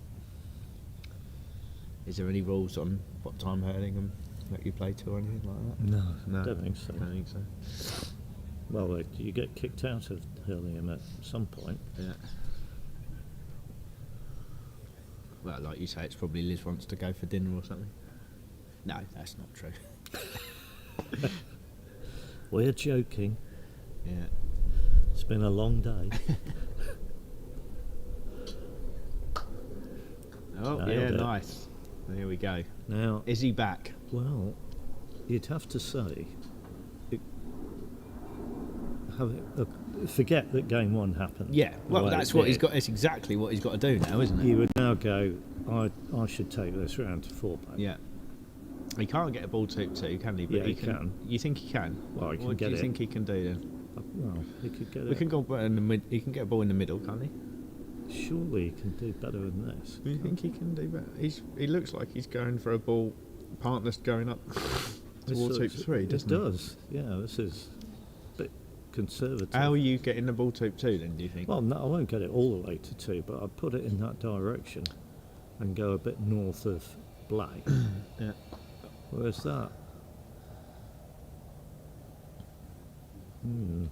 Okay, well, Well, is he going to have a look at this cannon? well, maybe. It's a good one to get because the angles work. Yeah. I think you can get a ball going towards 2 and a Sort rush of to 1 natural, yeah.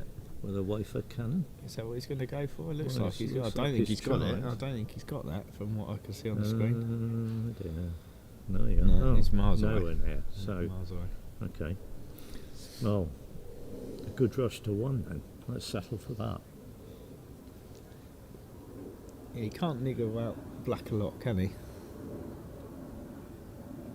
Oh, he's actually putting it inside the yard line so that it comes back on south of blue by the look of it, just to make sure he gets his nice dolly rush to hoop 1.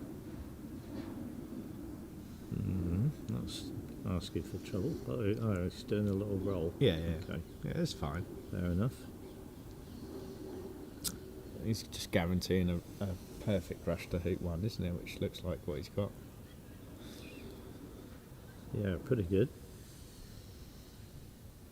So rush to 1, ideally rush back to black, or just south of black. Blue? No, he's rushing blue, isn't he? No, he's rushing back. He's rushing blue. Yeah, you're right. Yeah, rush back to black, yeah. That's pretty good. That is a rush. good shot, yeah. That's a good shot, yeah. Shadows certainly lengthening, aren't they? It's all sort of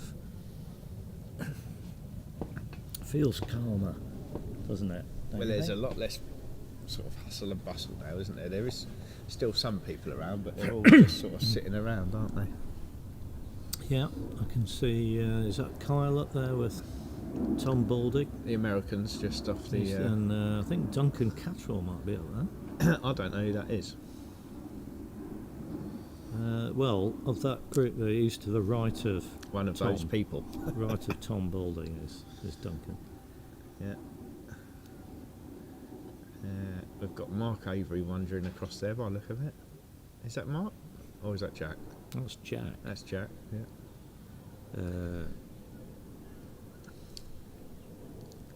Mark is sitting in front of the house.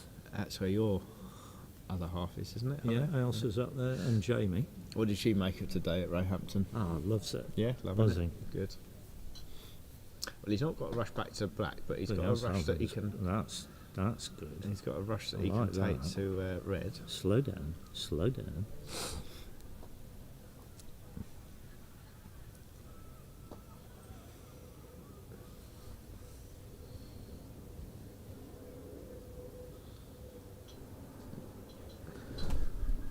Meanwhile, on lawn 2, I think Aaron has got a triple going.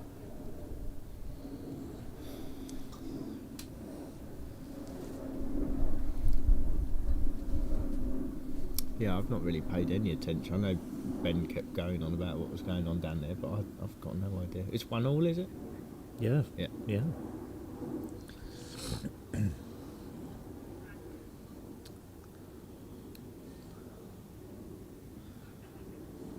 Oh, we've done quite well so far. We've had all the nations on, haven't we? Australia, Bruce, you had Australia. Gerard's been on a couple of times, New Zealand, and today we've had the Americans.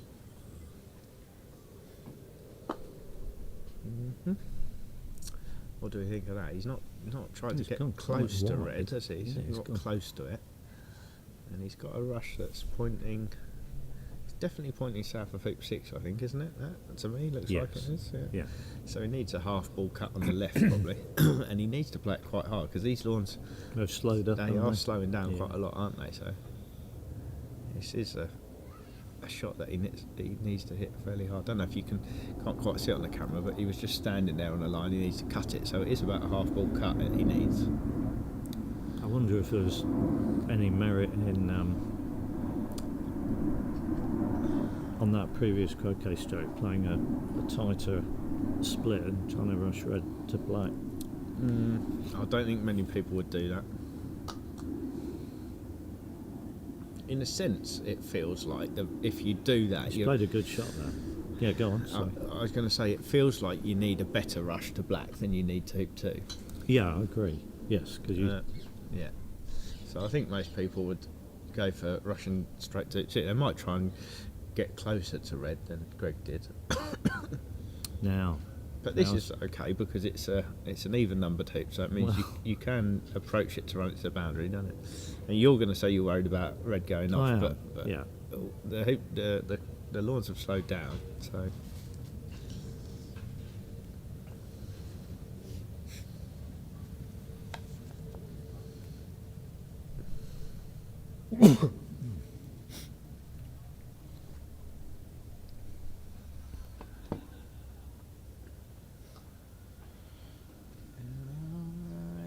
Sit.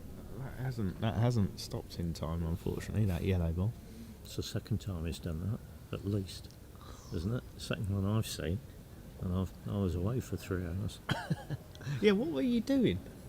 I was having a break. Yeah, what were you doing?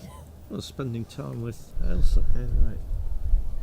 And having a bite to eat and chillaxing.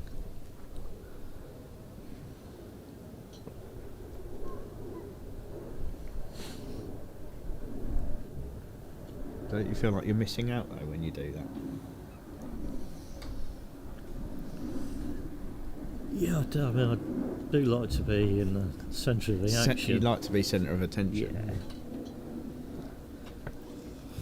Well, how many viewers have we got at the minute? Oh, just time that noise. Still got some people on. Looks like about 87 to me.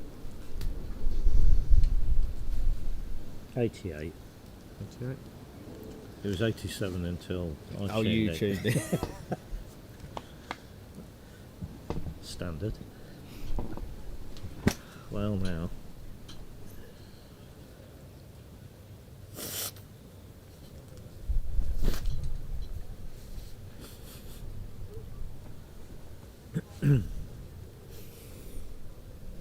Has the standard of shooting improved?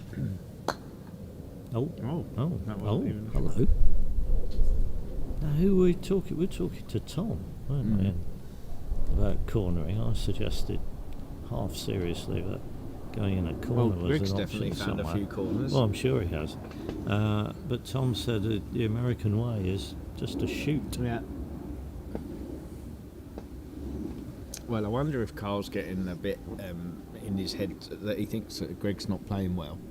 Or Don't give him anything. Yeah, so don't give him 2 balls together. It's reasonable. Now he's got. What is it? I can't actually see what he's doing from here. It looks like he's got a rush that's pointing at hoop 3, does it? Yes, or a rotate that's pointing at hoop 3. Yeah. So he might rush out a hoop 3 pioneer, might he?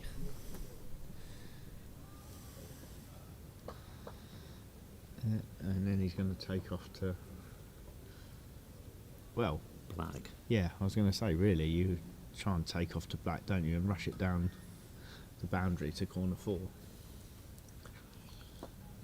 Yeah. But Ben was worried about taking. Ben was very worried, like in half an hour ago, about taking off along this boundary. I don't know why. And you could. Oh, he's taking off on that side. Well, I think Red's heading further east. What That's my guess. in case he just has to join up with it. Mm. Mm-hmm.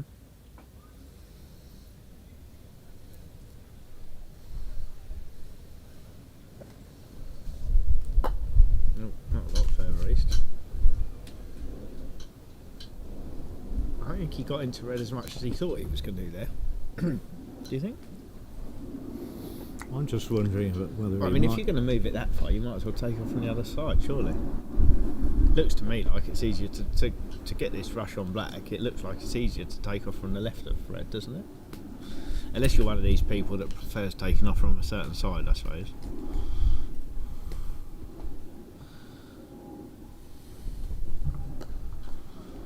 Oh, good effort.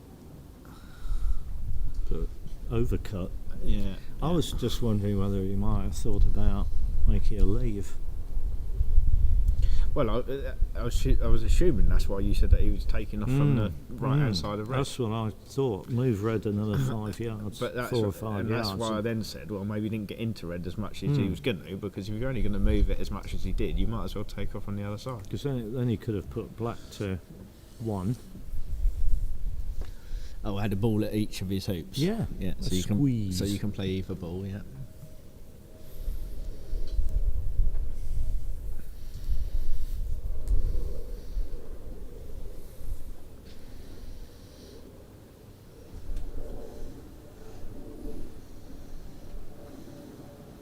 Whereas here, he's obviously prioritising trying to make hoops, and the upshot of that will be that he won't have as good a leave. No. When He's finding it hard work at the minute, isn't he? He's not quite got the confidence to get the balls going where he wants them to go for some reason.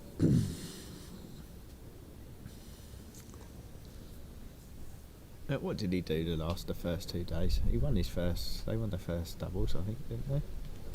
He was playing with Logan, wasn't he? He plays with Logan. Yeah. I'm not sure they did, Uh-huh. I'm going to look it up. You look it up. I'll sit here.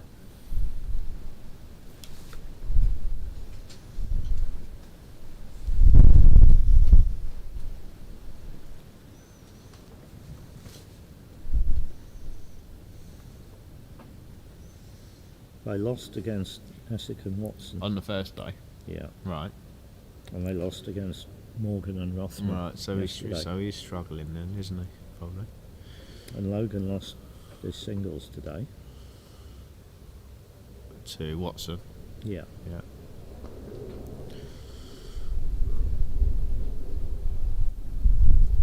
Yeah, so he needs to find something, doesn't he? I thought at one point they said that he'd... what did he play in? Did he play in the Opens? Greg? I thought at He some, did, I thought yeah. at some He point did play someone in the said that he Opens. was playing quite nicely. Yeah. He seemed to be. And he got to... He beat what did he get Felix. to the semi-finals or...? He Quarter-finals. lost yeah. to Pete Trimmer. Right.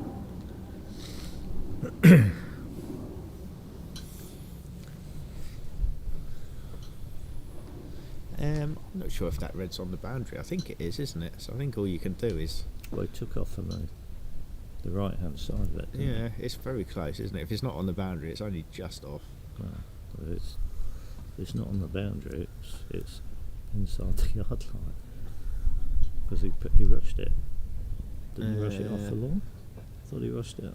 Yeah, so it must be on the line then, mustn't it? So, but I think even so. now, he's not trying to get close to it, is he? To get a rushed out to, if that's what he thinks he's doing. I think he could get closer to that, couldn't he? Closer than that to red, if he thought he was leaving himself a rushed out He's to. looking at not leaving a double target. with Right, blue. yeah, fair point.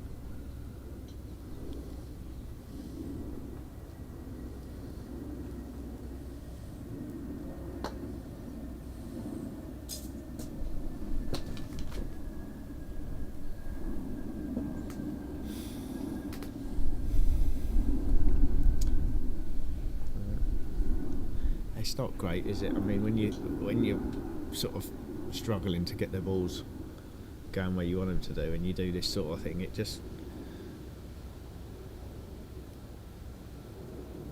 invites Blue to do something other than shoot, I think. Yeah. I was just thinking that. Well, you know, can't if I easily was- go in corner one, can't it, Blue? He could probably, yeah. I mean, if he wants to shoot, he'll shoot blue at black. You can won't shoot he? blue or black, can't you? Yeah. Just because it's as far away from hoop 2 as you can possibly get. He has found corner And he one. has found corner 1.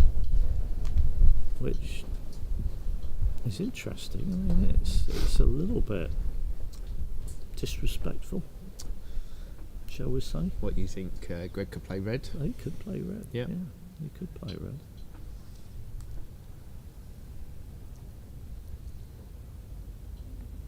No, we've got a good view of corner 1 area there. It looked like it had some turf relayed. Did you see that fun down there earlier?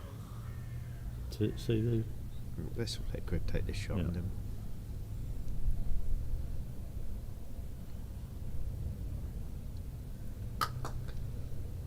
not bad. There was a few turns where they were down in corner. Started with Carl being in corner 1, and they ended up giving him some relief. Moved the balls one way or the other. Okay. And then, funnily enough, then I think on the next turn, Greg was down there and had to do the same thing. So there's obviously some kind of issue there. Well, it looked like if there were just a few sods of turf had been relayed, That's there was some probably sort what of had happened earth then. over them. Yeah. Or, I think Carl was worried about going over the ground down there for some reason. I mean, that whole area has the moisture sucked out of it by these trees, doesn't it? Right. I guess.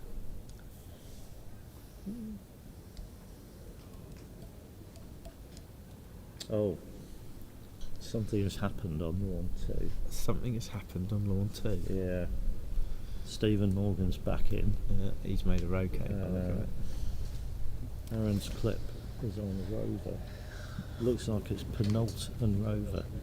Oh dear. What? What do you mean, oh dear? Well, it's not good clips, are they? Oh. Penalt and Rover. Back on our lawn, Greg seems to just be happy to make a leap again. So he's definitely finding it hard going at the minute, isn't he? Unless is he looking at trying to approach hoop 2? No, No. I don't think he is. So This isn't. this is- It still isn't great though, is it? Because you just What's he doing? let black go in the corner now, Oh, don't you? no, he looks.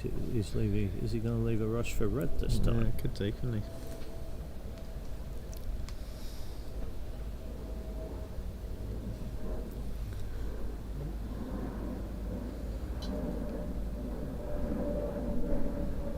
Yeah, we've only got Bruce and Liz left by the look of it, sitting by the side of the lawn. Everyone else has gone home to watch the stream at home. Why come to Hurlingham when you can just sit at home and watch it on your telly? Bruce hasn't got his yellow hat on, so he's obviously No, Bruce is having a day off. he's not a referee today. He's having a day off. Bless him.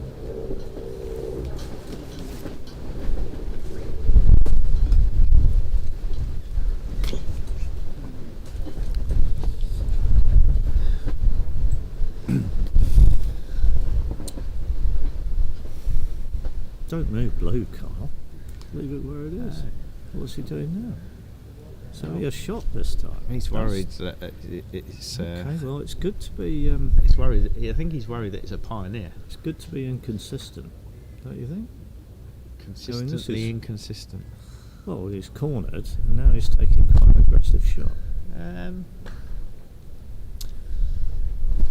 which is hit. Yeah. Well, why do you say it's aggressive? Because you think Greg, if he'd have missed, what do you think Greg would have done? Sort of rushed out a hoop 2 pioneer and taken off. Yeah. Yeah. Yeah. Yeah. That's well, that would have been absolutely winking at him, wouldn't it? We're down to well. about 55 minutes now. But he's hit, so now he's got to take off. And if he gets this successfully, then should at least get a rush to hoop 1.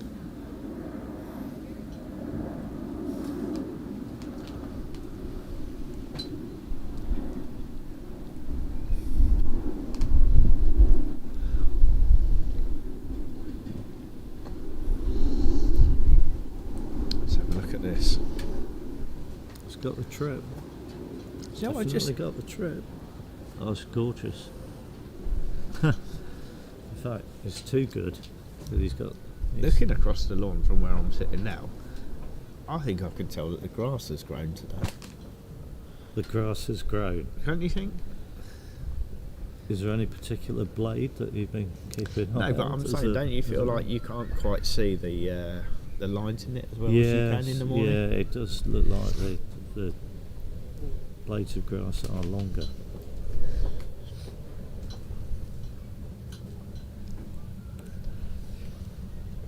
Could be a trick of a light, couldn't it? Well, it definitely looks. I mean, it's It not does, long I is see it, what but you're it saying. definitely I see what looks you're longer saying. than it did this Yes, morning. Yeah, definitely.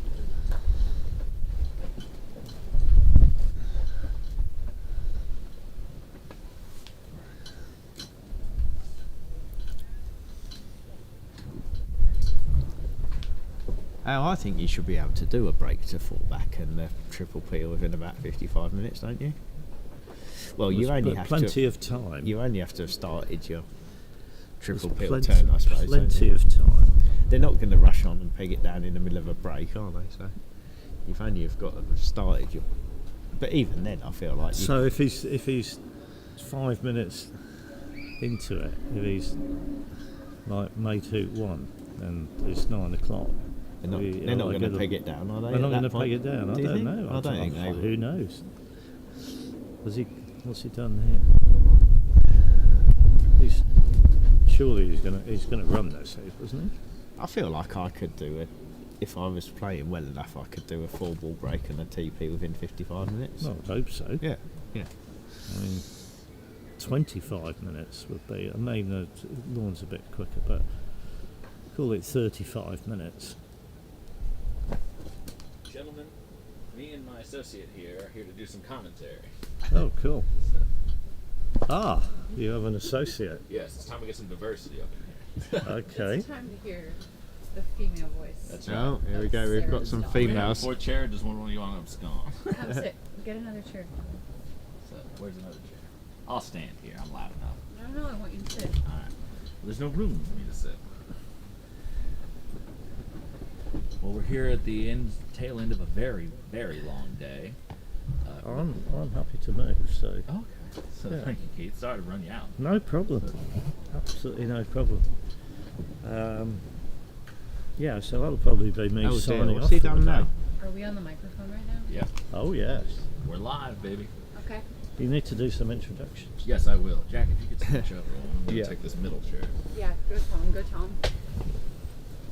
All right, everybody. We are back here in Game 2 on our featured lawn.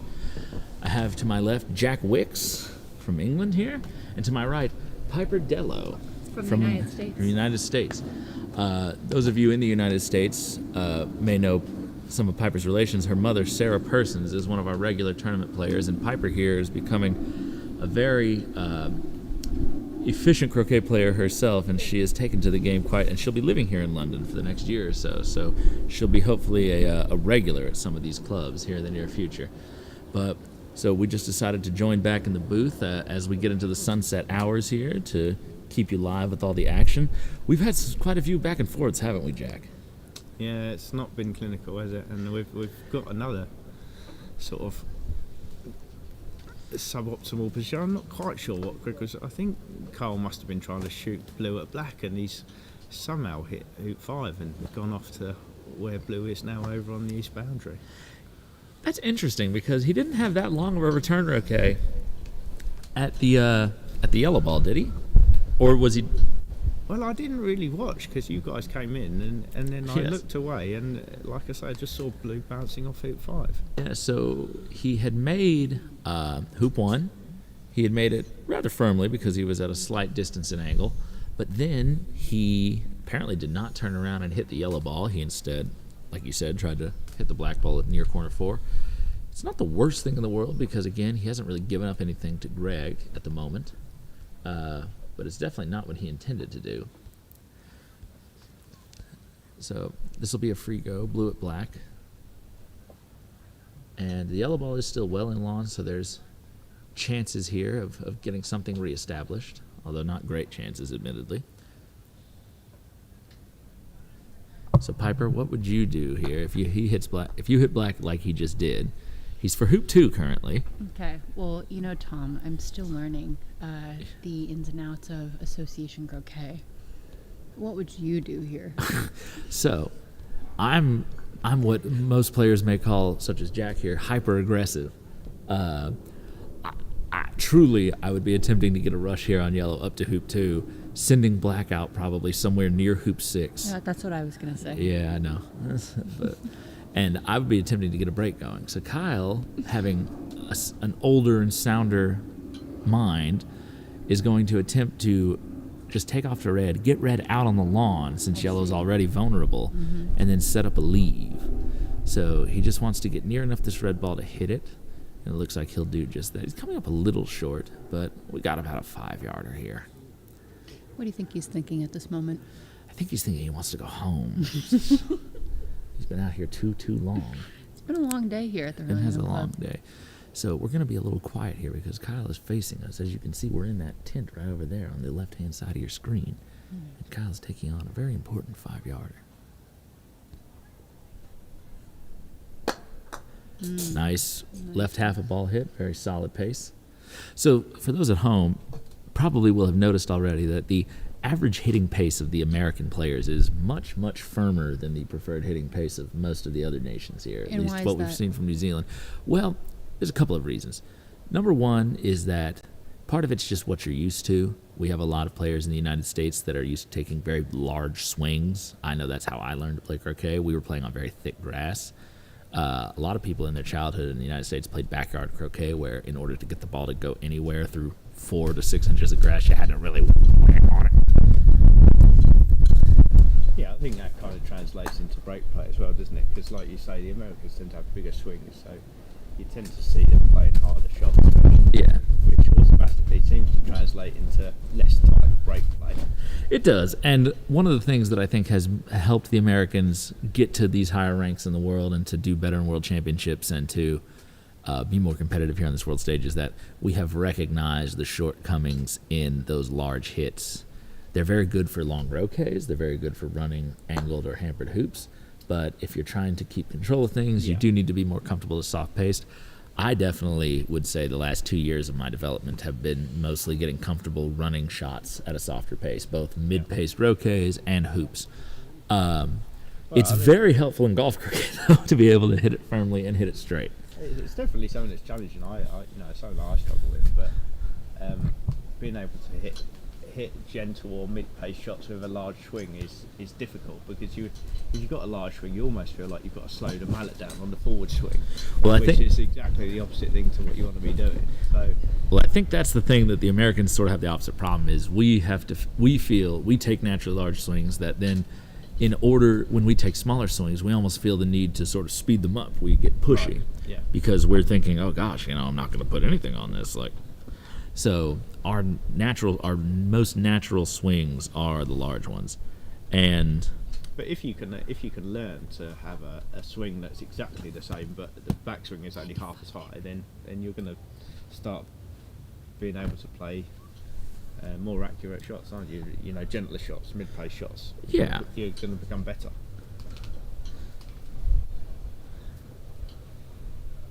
So Greg here taking the shot might be some wide-ish double. Oh, he liked it the whole way. It must have just fallen off a little bit. He just missed that. Look at this. He's looking at it, and then it just glides past. So Kyle now, he has unfortunately left red. If we lean over here and look over here, he's left red a little deep. It's not a great pioneer. He's going to have trouble keeping position on that and getting a ball to hoop 3. But Kana has the ability to pop yellow out onto the lawn, rush black up towards corner 2, and then start to build his break from there. So we would hope to see by the end of this turn a clip-on 4-back for the American. Yeah, I think you should now. Yeah. Gosh, I hope there is. We want to go home, man. The only slight issue is getting a hoop 3 pioneer, isn't it? But I mean, you can play a turn where you can play a pickup where you put black behind hoop 2 as a reception ball if you need to. Well, and the other thing is that he'll get yellow far out enough, hopefully, that it's a semi-decent ball at 4, where even if his 3 pioneer isn't great, he doesn't have to worry about sending a ball to 4. Oh, see, he put yellow in the way, and he did not get the cut he wanted. Yeah, I mean, no, you want to tie that up, really, don't you? Yeah. Before after hoop 2, but It's actually not going to be bad being that southerly, because he'll give him a little bit more room to approach I red. don't think he's got enough space to get this black over to hoop 3. No. But what I'm saying is, because yellow's in lawn at hoop 4, he could just he could put this ball out sort of towards the hoop 6 area, focus on getting through 2, focus on getting a good rush to 3, and then he'll have the pivot out, and he'll be able to deal with the hoop 4 But you can ball. do that, yeah, and that's what I'm saying. The other thing you could do is put black behind hoop 2 if you wanted to. Right. And do a load and hold of some sorts. Yeah, approach hoop 2 and send out a hoop 3 pioneer. And again, this is going back to when you're comfortable running those sort of firm hoop shots from playing a lot of GC from a few yards back, maybe a few yards at an angle. If you put black down by the boundary or up by the north Yes. boundary. We have we're one shy of 100 people tuning in to watch the live stream. Was significantly louder, you chaps. Yes, that's because Ben is significantly louder than us Okay, chaps. well, I think we need to show. Oh, Preston Stewart. Yes, Preston Stewart's here. Preston Stewart, if you can hear me, I say a big hello. Unfortunately, Kyle has not. It would have been nice if he had been able to tap red over even a little bit.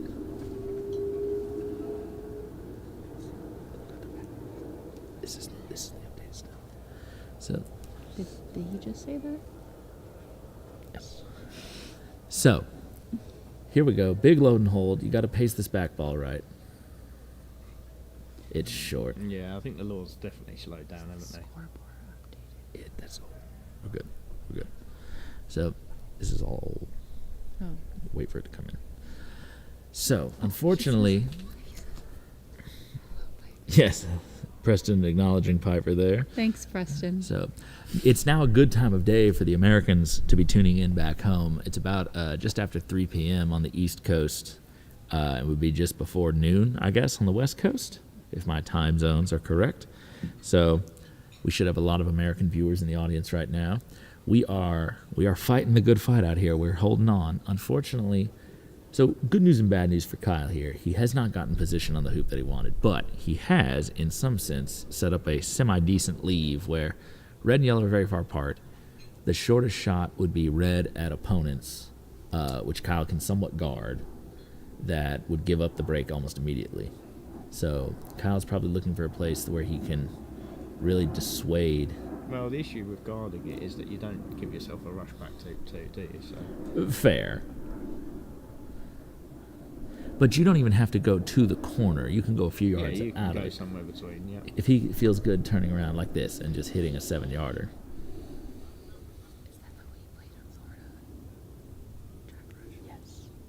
So Jack Rush been here since 7:30 in the morning. Yeah, Jack, we have too. Hi, Well, Jack. actually, that's not true. We've been here since about 9 o'clock in the morning, London time, and it is Essentially about the same thing. It is about 8:20 p.m. London time. So we're approaching our 12-hour mark. It's been about 12 hours. Kyle did not start this match until about 4 p.m. local time. So they've been at this for just over 4 hours, almost 4.5. Yeah, we've been told that they're pegging down at 9 o'clock, so we've got 9 o'clock. So we have 45 more 40 minutes. roughly. You do have a commentating voice. Yeah, I try. Hi, Jack. So Greg here. So we're going to be quiet. Greg here is taking a very important hit in.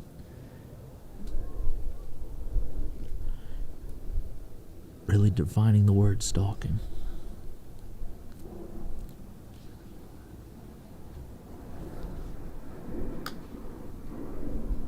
Right between them. Yeah, And he looks annoyed that yeah, missed. judging by the reaction, I think that was a little north boundary shenanigans with that ball trailing off there. You see it just miss on the inside of black. One thing to note is, so for those of you at home who are trying to maybe improve your long hitting and your playability, one important thing to think about is, do you have a side of your target that you often miss. And when I say often, I mean predominantly. So in my early years when I was playing, most of my misses were to the left of target because I would have a tendency to pull my follow-through over my left shoulder. And if I pulled it just a little fast and I got my timing a little out, I'd pull it right to the left. Then as I started to straighten my swing up, I realized that to compensate for that, subconsciously, I had started lining up to the right. And then when I straightened my swing, I would miss slightly to the right, and I've had to work back to the center. Kyle here with a 5-yarder. Nice shot. Didn't want that cut, ideally, but hey, it's a turn, right? He has enough room to get behind black. So, it's very important as you develop as a croquet player to try to identify what is your common tendency to miss. So I'm a right-handed standard grip player. I find that it's very easy to let this right hand, if you can see it on the corner of the camera, to turn inward, because that's the natural sort of place that your hand wants to rest. And it's my dominant hand, so if it starts to tug a little bit, in it goes. It doesn't really want to go out. So I find that when I teach students, a lot of right-handed standard grip players miss to the left. So it's very important when you're in your developing phase to figure out what is your biggest tendency. And if you can address that and understand it, that's a good shot. If you can address that and understand it, it can help you when you're in the middle of a game, when you're in the middle of a match, to try to fix that problem however it might arise and make more consistent shots. So Kyle here with a slight cut rush. Cuts it well. And Red is a respectable pioneer for the shot he had to play at hoop 3, wouldn't you say, Jack? Yeah, I mean, it might have been thinking he's going to put it sort of where it is, so it's slightly further away from blue and black, maybe. Yes. But yeah, it's okay, isn't it? Just need to make hoop 2 with a rush, I think. Yes. Levi Franks asks, are Aaron and Steven still playing? The answer to that is yes, Levi. So it looked like in game 3 that Aaron had everything shored up. But I guess an error, I didn't see it directly, an error must have happened in his triple turn that gave Steven a hit. And Steven has now ran his second break around to the peg and has set a reverse diagonal. He's in the process of setting it right now. Michael Kerningham, the commentator. Michael, were you the one who first called me the commentator? I know it was somebody. It wasn't an American, I don't think, or if you are an American, someone I wasn't there in person. It was during the Worlds a few months ago. I just want you to know that of the slew of 15 or so nicknames that I have been given in croquet, that one has now become one of the predominant ones. Now, a question for you, Tom. Have you tried the Titan mallet that Kyle is playing with? I have. I have hit a few shots with it. Don Oakley makes an annual visit to my club. He made it in late June, and I got to play a few shots. And there's only a few made, right? Apparently, Kyle just said that he's now produced like 20. There was only a month or so ago, there was only 4. And aside from the wind affecting it, what else do you feel when you're playing with it? Well, it's very good with the peripheral weighting, because obviously, as you can see from the image here, there is almost zero mass between the two end faces. There's some, I think those are titanium they've made the new rods out of, and then whatever material is anchoring the shaft in. I'm not intimately familiar. If someone is in the chat, they're free to tell me. That held back a little bit on him. Both of those balls held in a little bit. So it reduces wind resistance, it increases peripheral weighting, and it just, Now, how heavy is it compared to a traditional? Well, you can get mallets in all sorts of weights. Okay. I don't know what weight Kyle plays with particularly, but I would imagine the weight would mostly be dependent on how thick or milled out the brass end faces are. As you can see an image right there of one of the prototypes. But that's the people in the other tent. They can hear us. Yes, they're running the live stream effects. So that right there is one of the first prototypes that was gifted to Reg Bamford when he won the last World Championship. With that, Kyle. Oh. And Kyle has unfortunately stuffed hoop 3 with the opponent ball right there. He came up just a little. So that, folks, was an example of just a couple of shots getting a little bit away from you. His split shot was played with a good ratio, but it hilled off. Everything hills back towards that east boundary. He had to do a slight cut rush. He didn't get in front of the hoop the way he wanted. and then he ended up with a slightly angled hoop that he tried to run with control, but unfortunately just caught a little bit on. So, unfortunately, folks, his turn will not continue. So, Michael Kernahan says, yes, it was me. Michael, thank you for that. That has become my new go-to nickname whenever I'm in the booth. So, it's better than some of the other nicknames I've been given over the years. All right, so we have about, I'd say this is no more than a 5 or 6 yarder for Greg here to retake control. He just got the edge of it. It was trying to trail off on him. So Kyle will be very disappointed in dropping that turn. That was a potential. He had just done most of the hard work and gotten all the balls together, and that was a potential, not a match-winning turn, but when you have the innings and you get that first ball around and you set the lead, especially late in the day, your opponent is probably not feeling super comfortable at 8:30 at night. And they probably, by the time that turn was over, would have had to have broken for light anyway, so he probably would have been iced out.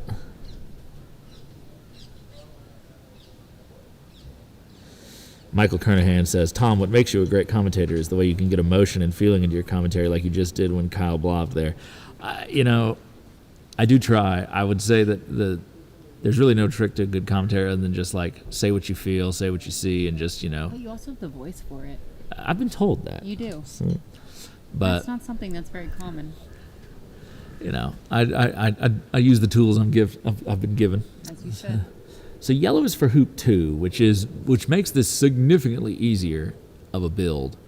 Because if he was for hoop 1, even if he gets, this blue out the way he's planning to, his rush would still be from an opposite corner of the court past another hoop, and it is a little bit sloped in that corner area. But here, and then he would still have no good 2 pioneer. So here he'll have a good 3 pioneer, or at least 2 balls in a usable area around hoop 3, and he's going to get a dolly rush. Blue's pretty much where he would want his ball to be, so he's just going to do a light little tap to move the blue out of the way and get his yellow ball in that spot, and he'll have a dolly rush to hoop 2. And barring any unforeseen errors, we're going to see Greg get his first clip around to 4 back. Tom, we've got a new comment for you. Tom, do I recall correctly that you dabbled in stand-up comedy? Did you? No, I could totally see you I have doing not. I have not. Have you tried it? No. Are you going to try it? No, probably not. Will you try it? Probably not. I think you should. I have debated it. I'm a big fan of stand-up comedy, but unfortunately, my stage fright would prevent me. No. So. You have a beer before you're fine.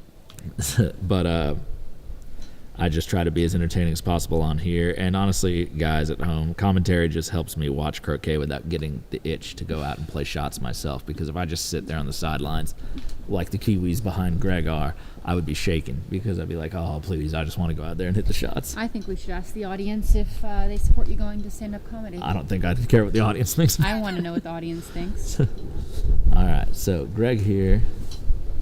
Good takeoff. Ooh, just sailed on him a bit. So the unfortunate part is if Greg runs this hoop a little firmly, he's going to go past red probably. He's going to have a nervy 6-yarder return. I know Greg's been struggling with some of these longer hits. So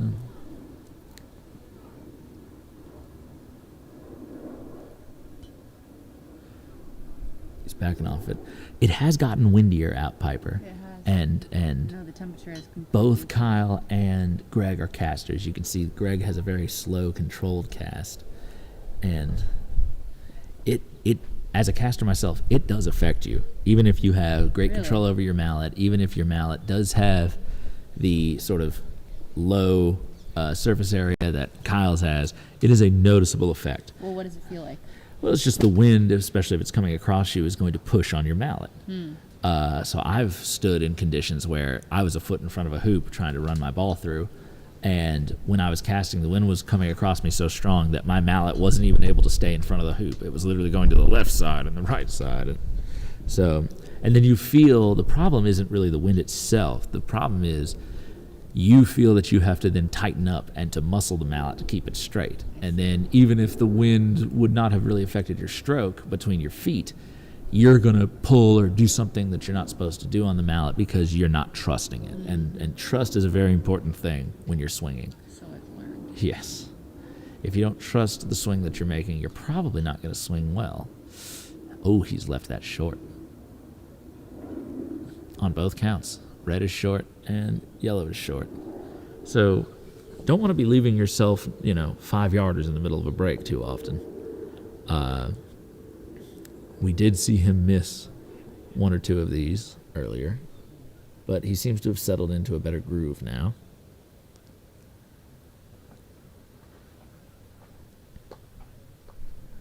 And better groove, center balled it. Croquet Junkie asked Piper, have you joined a London club yet? Croquet Junkie, do you have any insider tips for which croquet club I should join? Yes, so for those of you unaware, Piper here has been exposed to croquet in the United States, but is here on a master's program in strategic, say it again. International Strategy and Diplomacy. Yes. At the London School of Economics. So she will be a London resident for at least the next year or so, and she is on the lookout for a club that she can at least semi-regularly partake in. I don't know how busy your school and job is going to keep you, but you would like to be able to continue playing. There's always room for croquet.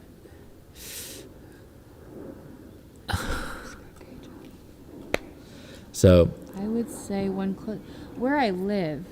Notting Hill, didn't you say? Notting Hill. I don't know if Notting Hill is really close to any. I've heard Ealing is quite close, but I'm willing to make a commute if the club is worth it. So if anyone out there belongs to one of these London or London adjacent clubs that might be able to get Piper here out on the lawns, we would greatly appreciate the heads up. So, but and let me tell you, this is how we get the future of croquet moved forward. Piper on the lawns is a whole new era of croquet. That's right. Even just looking at the New Zealand team, obviously here we're watching Greg Bryant, who has been coming to MacRobertson since 1993, 4 years before I was even alive. But the average age of the MacRob players on the New Zealand team is far, far younger. You have Logan McCorkindale, Felix Webby, Edmund Fordyce, and all of these, these people who are significantly younger, right? Edmund's in his mid-20s. I don't think Felix and Logan are much older than that, maybe early 30s at best. On the U.S. team, Ben Rothman is our oldest member in his early 40s. So here we have on the screen the lineup. So obviously you have Greg Bryant, Aaron Westerby, and Patty Chapman, old hats at this sort of thing, been around the block for a while. But then you have Edmund, Logan, and Felix, who are the young stars, the more up-and-comers. So, but even on the English team, right, Jack Good, right, 18 years old is the new sort of up-and-coming talent. Aston Wade has been on some of their GC teams. So here we have the English team. Significantly older, Mark Avery, Jamie Birch, James Deeth, Robert Fulford, Samir Patel, and Jack Good. So 5 of those 6 have been names in croquet for a very, very long time. I think Jamie might be the youngest of that group, which is in his 40s. And then obviously you have 18-year-old, or Jack may not be 18. I keep saying that, but, however old Jack is, he just played the Under-21 Worlds this last April, so, young. So the question remains is how do you replace the bulk of your talent when, other than Jack and maybe Aston Wade and Ewan Burge, most of your top star players are getting into their middle age or their older years. And, a Mac is only every 4 years. So there's quite a bit of time and quite a bit of life between each one. You don't get that many. Obviously, the Australian team, normally has the Fletchers, who are still quite young. I think, late 20s to early mid-30s. And then we have the Australian team now: Trevor Bassett, Lachlan Berryman, Stephen Forster, Greg Hill, Dwayne McCormick, and Stephen Pearce. Some of the younger players were unavailable to play for Australia, like Ed Wilson and the Fletchers. So this is slightly... good hoop by Greg. He came up a little angled on that one. He wasn't happy with his rush to hoop 4. Dwayne has played in a MAC before. Stephen Forster has played in many MACs. In fact, I believe they said during the opening ceremony that this was his 7th MacRobertson, so he's been around the block for quite a while. So, the U.S. team, even though we feel like we're a very young team, again, I think Matthew is the youngest member on the team, and he's 28. So, approaching 30. So there's a real question, and there we are. My Ugly Mug, Matthew Essick, Kyle Maloof, Stephen Morgan. Ben Rothman in a new headshot without the sunglasses on. Yeah, whatever. It's Ben Rothman and Zach Watson. Most of our players there are in their late 30s to early 40s. Me and Matthew are the two youngest at 28 and 29. And so, I'm sorry, I'm getting behind on some comments. Tom, is this a young lady you have met in England, my friend? No, Piper and I have been acquainted from the United States. I don't know. I think we should go with the story that we met in England. We could. We met in Egypt, actually. We did meet in So Egypt. it's a little more exotic than that. Yeah. And then Michael Kernigan says, could you tell us more about the Fletchers being unavailable for Australia? No. I could not tell you more. I'm not Australian. I'm not intimately aware of Tom, did everything you meet a that young has lady in happened. England? So, no, I have not met any young ladies in England. Well, the people want to know. I'm here at the Croquet Club, man. I'm here. I'm hanging out. No. I'm hanging out with all the old people. So we should tune back into the action. So Greg here just ran a rather firm. I think it was angled, but rather firm hoop 5. He's got his break together though. He's got his 6 Pioneer is a little long, but with the placement of his blue ball as a pivot, he's definitely going to be able to get shape on it. He'll just have to make a good, sort of 5-6 yard return roquet on this black ball. But he's been hitting pretty straight, so.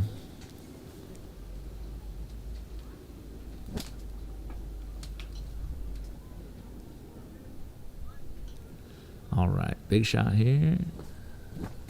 Just snicked the right edge of it. So, again, the whole match, Greg has been playing good break play, but when he starts getting into that 6 yard plus roquet territory, he just looks a little shaky. He missed a couple of 8 yarders to sort of get a break going earlier. He's barely made contact with a couple of 6 yarders. Just looks like he's not altogether that confident with his longer roquets. These courts do have a little character to them across certain sections, so pretty much this whole court, from my understanding, once you sort of get to this eastern half of it, starts to break off towards the east boundary. But so it's just, he needs to keep himself tight enough here that he doesn't have to. If he runs a firm hoop and has these repeated 6 yarders back at his reception ball, I think it's just going to test him a little more than he would like. And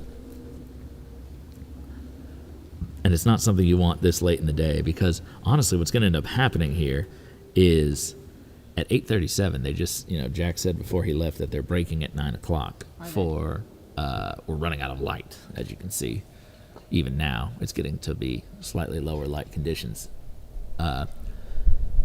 It's going to be really unfortunate if you break down and give your opponent innings and they, get their unexpected turnaround or get control of the court, and then you're going to be expected to walk out, a day or days later and have to try to salvage this. So Justin says, what's up with Steven? So I do not know what's up with Steven. Steven had set a leave. I assume either Aaron hit or Steven failed to finish, because I don't think he got any peels done. But currently what I'm looking at is Aaron is on the court, has 2 balls together. Steven's balls are nowhere near his. I don't know if he's in the midst of an active turn or what.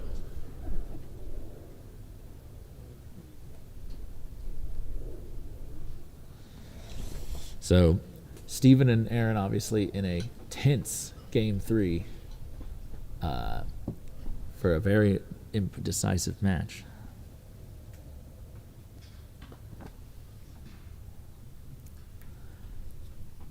Greg running again a nice hoop 6, getting about level with that black ball, have a nice 3 yard roquet on it, and he should have everything back in order shortly with a nice 2 back Pioneer. So one of the things for the people at home who want to play better association croquet, or if you're an American, if you want to play better American rules, one of the things I get asked a lot by my students is, well, why would you hit it that far? Like, why would you hit black, that far away from red if you're just going to have to go back to red? And the idea is summarized in spacing. He knows he's going to have to send this black all the way down the court, or a long, long way down the court, as you see right there. So, but he would like, in so sending black all the way down the court to 2 back, he wants to still be able to hold position on this side, this near side of red. So if he had just tapped black, he wouldn't have had the spacing to do both of those things.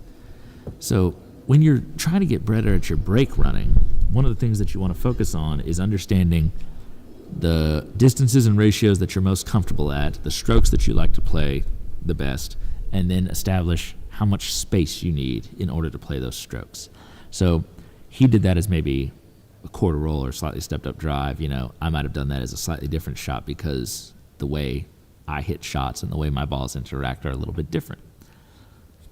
But it's just all about keeping control for what's comfortable. So start to experiment with your, every player should know the general ratio of their drive shot and their stop shot. Some players get a really, really good stop shot where it's like, a 1-7, a 1-8.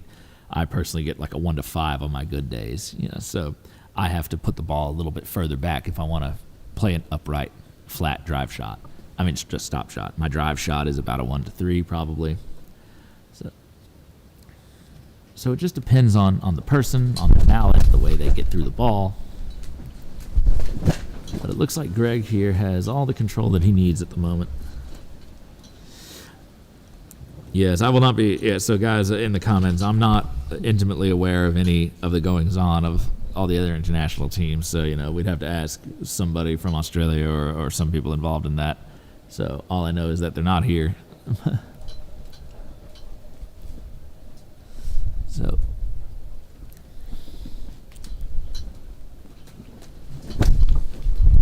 Yeah, Tommy, you really keep an audience going. I'm trying, man. You keep the viewership up the entire time you've been commentating. Yes, we have almost 100 people in here with us. I'm sure some people are getting ready for bed in some parts of the world, and some others maybe are just getting their day started. Oh, we just dropped some. Yeah, you spoke. You spoke too soon. So that's all right. People come and they go. So, but we're just trying to keep things informative enough and entertaining. A lot of people don't watch these live just because, obviously, it's a global sport. We have fans tuning in from all over the world. These 4 nations that are represented here all have people at home watching, and work has to be done, sleep has to be had. Has it always been just 4 nations? So the MacRobertson originally was 2 nations. The first MacRobertson Shield that was held in 1925, 101 years ago, which was England and Australia. Okay. And it wasn't called the MacRobertson Shield then. The shield was donated a little bit later by the Australian entrepreneur McPherson Robertson. And my understanding is that it was originally a way for World War I veterans who knew each other. Oh, look, we have a lovely list here of winners going all the way back. Wow. So, so this is a comprehensive list of all the years, all the way back from 1925 when England triumphed over Australia. There was only 2 teams then. New Zealand joined, it looks like in 1930. Actually, it's only Australia and New Zealand that played in 1930, so it didn't look like the 3 teams actually got together, and that New Zealand didn't play consistently until 1963. So I'm going to be interested to maybe learn more of the history about that. And the U.S. did not join until 1993, where we have not done spectacularly well. We've taken some 3rd places. We've taken plenty of our 4th places. I remember singing the national anthem in 2022. But we're trying to turn this franchise around, people. But it's interesting and difficult. Golf croquet, the U.S. has kind of rocketed to the top with our slew of young sort of heavy hitters. In AC, I think there's a certain aspect where we're running up against a very long history and a long tradition of really wonderful and well-developed AC communities, both in tactics and ability that gets handed down from generation to generation, trained with their mentors. I mean, I didn't get to meet him personally, but I just saw the other day at the party, Keith Ayton pointed him out to me, was Nigel Aspinall, who we've all heard stories about. That's where we get the term Aspinall peel. And so it's I think it's difficult for a country like the U.S. that comes into this somewhat recently in the history of this tournament to get to the top, because AC is one of those games that it's staying alive by inches and it's very small margins. Golf croquet, it's can I make one really good heroic shot on this critical hoop, and do that for maybe several hoops in a game, and just keep the marathon up, just keep hitting. AC, it's very tactical, it's very touchy. Yeah, Tom, what's going on behind the scenes of the... Thanks for all the sterling work on commentary, Tom. Can you elaborate on off-court scenes? Is there a Team USA house? What are you guys doing in the evenings? So this is one of the interesting things. This is the first time since I've been on the U.S. team that we have not had shared accommodations. So at my first MAC 4 years ago, we had 2 houses, 2 Airbnbs side by side, so we could just walk back and forth between, and half of us were staying in one, half of us were staying in the other. This time, because of the fact that we're using multiple venues throughout the 3 weeks and traveling between, and also we're in the city proper and have more spouses and more family in tow, we have gotten hotel rooms. And so we're all in the same hotel, and we do hang out. We all go to dinner together in the evening, but we are spending a little bit more solitary time than we usually do in our individual rooms. So I think it's going to be, I know several of the teammates expressed, not concern, but, they were interested to see how it might change the dynamic or how we all might feel each day about it, because I would say the U.S. team, one of our biggest strengths is that we are all colleagues, we are all friends, we hang out a lot, and when we go to these team events, we spend 24/7 with each other just about between the time we wake up and the time we go to bed. We're in it, man. And we like each other. So it's a little bit more solitary time, which may give us more time for reflection, but it's a balance. So it'll be interesting to see how we all feel about it by the end of these 3 weeks. More beer? No, I'm good. So, and how does or / might it differ from being in the U.S. GC team? I would say in the GC, it's really tricky to say, because obviously most of our good GC players are also really good AC players, and our teams have a lot of overlap. As you can see, of the 6 people we have here, 4 of them were on our winning Open Shot team just about a year and a half ago. And God, time flies. It feels like yesterday. And Kyle is obviously, a very strong GC player as well. And he's won GC doubles national championships in the U.S. And then it's just, I find that our temperaments are much more suited to GC, and maybe that's the wrong word to use, but... Why would you say that? What temperament do you need for AC? I think there's a certain aspect of patience. I think there's a certain aspect of knowing when enough is enough. And, the U.S. players are shooters. We often shoot at shots that, I've heard commentary from, English players, from New Zealand players, from pretty much everyone else but us, that, oh, you guys can't be shooting stuff like that, or, oh, in AC, this is suicidal, or, oh, this is not a good idea, blah, blah, blah. And in the U.S., we just kind of look at it like, man, I hit a lot of these, and if I don't hit it, then the other guy's probably going to finish, because we're just used to seeing that. So we just kind of think about it, approach it differently. It's a temperament that maybe when you're on serves you very well in AC, but it almost always serves you very well in GC, because you look at a 16-yarder and you look at it differently than maybe someone from one of these other nations that primarily plays AC looks at a 16-yarder.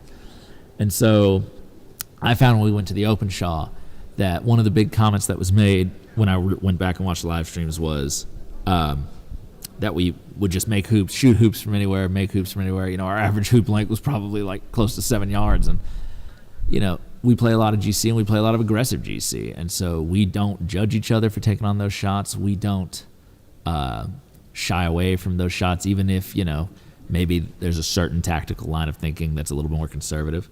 But sometimes when you play AC, that can bite you, because if things don't go, if you have a little bad luck, or if things don't go exactly where you intended them to go, or, you don't get the rush you wanted, all of a sudden these aggressive lines that you take might lead you into some trouble a little later down the line. And we see a good difference here between Greg who's maybe on the other end of the spectrum where he's extremely conservative, especially for an American standard, where he's not going to shoot at most things. He's going to corner. He cornered a lot in that first game against Kyle and let Kyle just, shoot at stuff, thinking that, okay, if he shoots it too aggressively and misses, I'm going to get a better opportunity. An American would probably shoot at half of the leaves that Greg cornered against. So this leave is interesting. I saw Patty Chapman do it earlier against Matthew, or some version of it, where Matthew was for Rover and Rover, and Patty had put Matthew in the back of hoop 1 and the back of hoop 4, or hoop 9, I should say, if we're talking about the back of the hoop. But it looks like black is a little bit more on the wire and might actually be very open from the corner. That corner is a little rough, so it might not be the cleanest shot in the world. But, so I think the idea of this break is that Kyle wants to play blue, and he's going to be heavily incentivized to lift the black ball away from that hoop 1, because that's red's hoop. I don't know what they call this leave. I haven't really seen it. It's not something that we have in our common playbook in the United States. So yeah, you can see there, he could get, that corner's rough. I wouldn't want to be shooting a slightly hampered, 10-yarder out of that corner, especially what we saw with the ball hopping earlier. So, Ms. Chang says, do you mode switch in preparing for the Open Shaw versus Mac? I think the biggest difficulty is we don't get the chance in the United States to play a lot of high-level AC against one another as much as we do GC. There's slightly more opportunities to play GC tournaments that we get to, especially the last few years when we were preparing so much for the Open Shaw. If you just look at the ranking system, we just don't get a lot of high-level AC games in. We all work seasonally as Croquet pros, which keeps us very busy.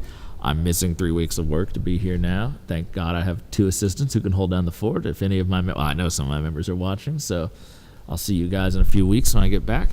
But it can be very difficult for us to actually get time to play matches, to compete with each other. We can obviously run breaks and drill and be on the court all day long, but there's only so much just running your own break will do for you. It doesn't really simulate the idea of like, okay, I gotta hit this lift shot, otherwise this opponent is going to triple on me. You don't get that same mentality, you don't get that same difficulty. All right, so he's put blue in what appears to be a standard NSL position. So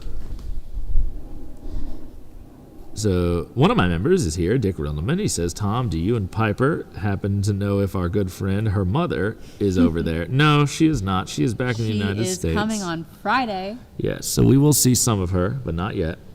And then Crooked Junkie says, yes, I don't think he was happy with Black's position. Yeah, the idea of that position is that it should be immediately in the midst of the hoop, not poking through the front, so that there is no reasonable unhampered shot from anywhere on A-balk. He's lucky that it went to the western side than the eastern, because there would be a lot more room on the western side to get to the end of the balk and see maybe more of the whole ball. But again, I think Kyle's got to lift blue here. I don't think it's... Well, I'm sorry. I say that wrong. He's got to lift black, so it doesn't matter that black is somewhat visible. If that corner were a true flat corner, sure, that's probably poor. And Kyle could probably justify shooting at that some percentage of the time with blue and get a break going. But with that corner being that dodgy, with him not being able to see the whole ball, and with Greg showing that he's a little bit more conservative, I think that we're... Oh. Are we coming to a close? It looks like Aaron Westerby has triumphed over our countryman, Stephen Morgan, in the third game.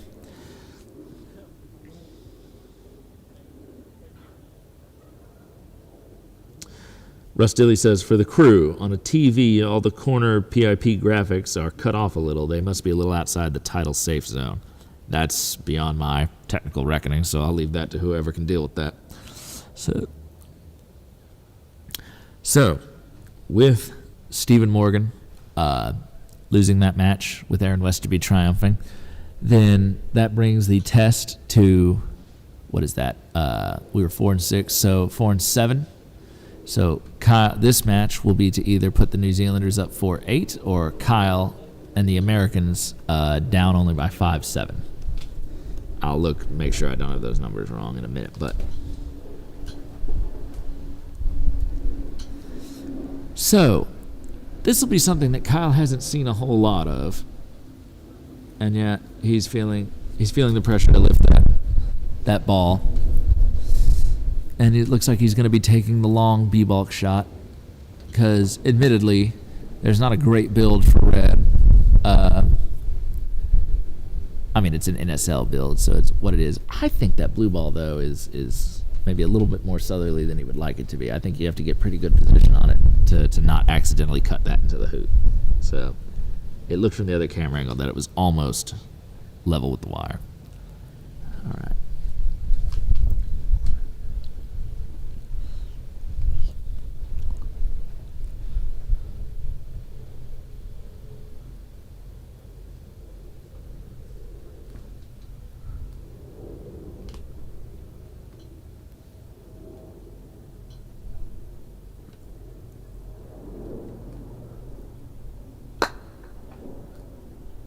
Great shot. Great hit. Okay, so keeping in the tradition that I just spoke about of, the Americans like to shoot and shooters are going to shoot, Kyle Maloof has absolutely nailed the 20-yarder. Might not be quite 20 yards, but it's close. It's south of the peg. So, and now he has his own prospects. Now, obviously, this would have been a lot better if he had had the hoop 4 ball because he's near hoop 4, but he can now build this out. He can run to 4 back. He's probably not going to get a good triple opportunity starting the next break on 4, but he's going to take the innings. He's going to take control. Might even see some sort of TPO idea if he's feeling up to it. A TPO is what we refer to as a triple peel on the opponent. I figured. And thank you. So you would typically only do it in a couple of different circumstances. This might be one of them because they're not going to finish tonight. But in general, Greg has just shown that he's not super comfortable with long hits. He had some touch issues early in the match. I would be tempted to play a 2v1 against him for a little bit. And then if I got a significant enough hoop lead to just peg my other ball out and do a 1-ball game. Because I think it's going to run into Kyle's strengths a lot more. Running hoops firmly, long roquets if necessary. Someone says, Tom, we will miss you at the NC Club Championships next week. Yes, thank you so much. So for those who are unaware, my 3 clubs, see, that blue ball is really on the wire, and when you come at it from this northerly side, you have to really get this on the right angle. Otherwise, it's just going to rocket right into the... Just to really catch the left half of this. Yep, otherwise it's going to be right off the stanchion. You'd almost want to be south of that versus north, because even if you undercut it coming from the south, you're going to drive it somewhere north of hoop 1, and you can do a takeoff back in front of the hoop. But thankfully, he's got a good deal of separation, so he can play this somewhat defensively. He's going to attempt to get position on this hoop, but as long as he can send blue a little deep towards the side boundary. That pace looks promising. It just trickles off there a little bit. That ground is not flat into that corner. We saw Greg struggle with that a couple of times. So Kyle is completely justified here, just setting a rush. Just going out behind blue, daring them to shoot, but he's going to take on this hoop. He's backing himself. And again, this is the American thing. In golf croquet, you never turn this hoop down, so nice shot. And you get quite comfortable playing that, Boom. Beautiful swing. Lovely straight follow through. So now he has about probably a 8-9 yarder back at blue, and he might get this break going. And he just pushed it a little bit to the right. He's been missing right more than he's been missing to the left. And me and him, we're doubles partners, obviously. We've talked about why that tendency is in him, and so it's something that he's aware of, that he's trying to work out. It's not the worst thing in the world, though. It's not a double, as far as I can see, for the red ball. Extremely dangerous for the red to shoot at that. And he has a rush out into the lawn in a vaguely northerly direction. Now, it is 8:59, so I think this is where we're going to... I think Greg is walking over to inquire whether or not he is going to be able to break down for another day.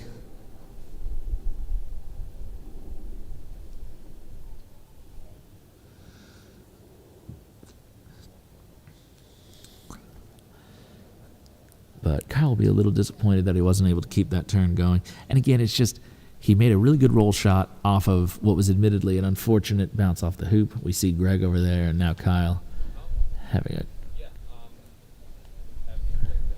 Okay.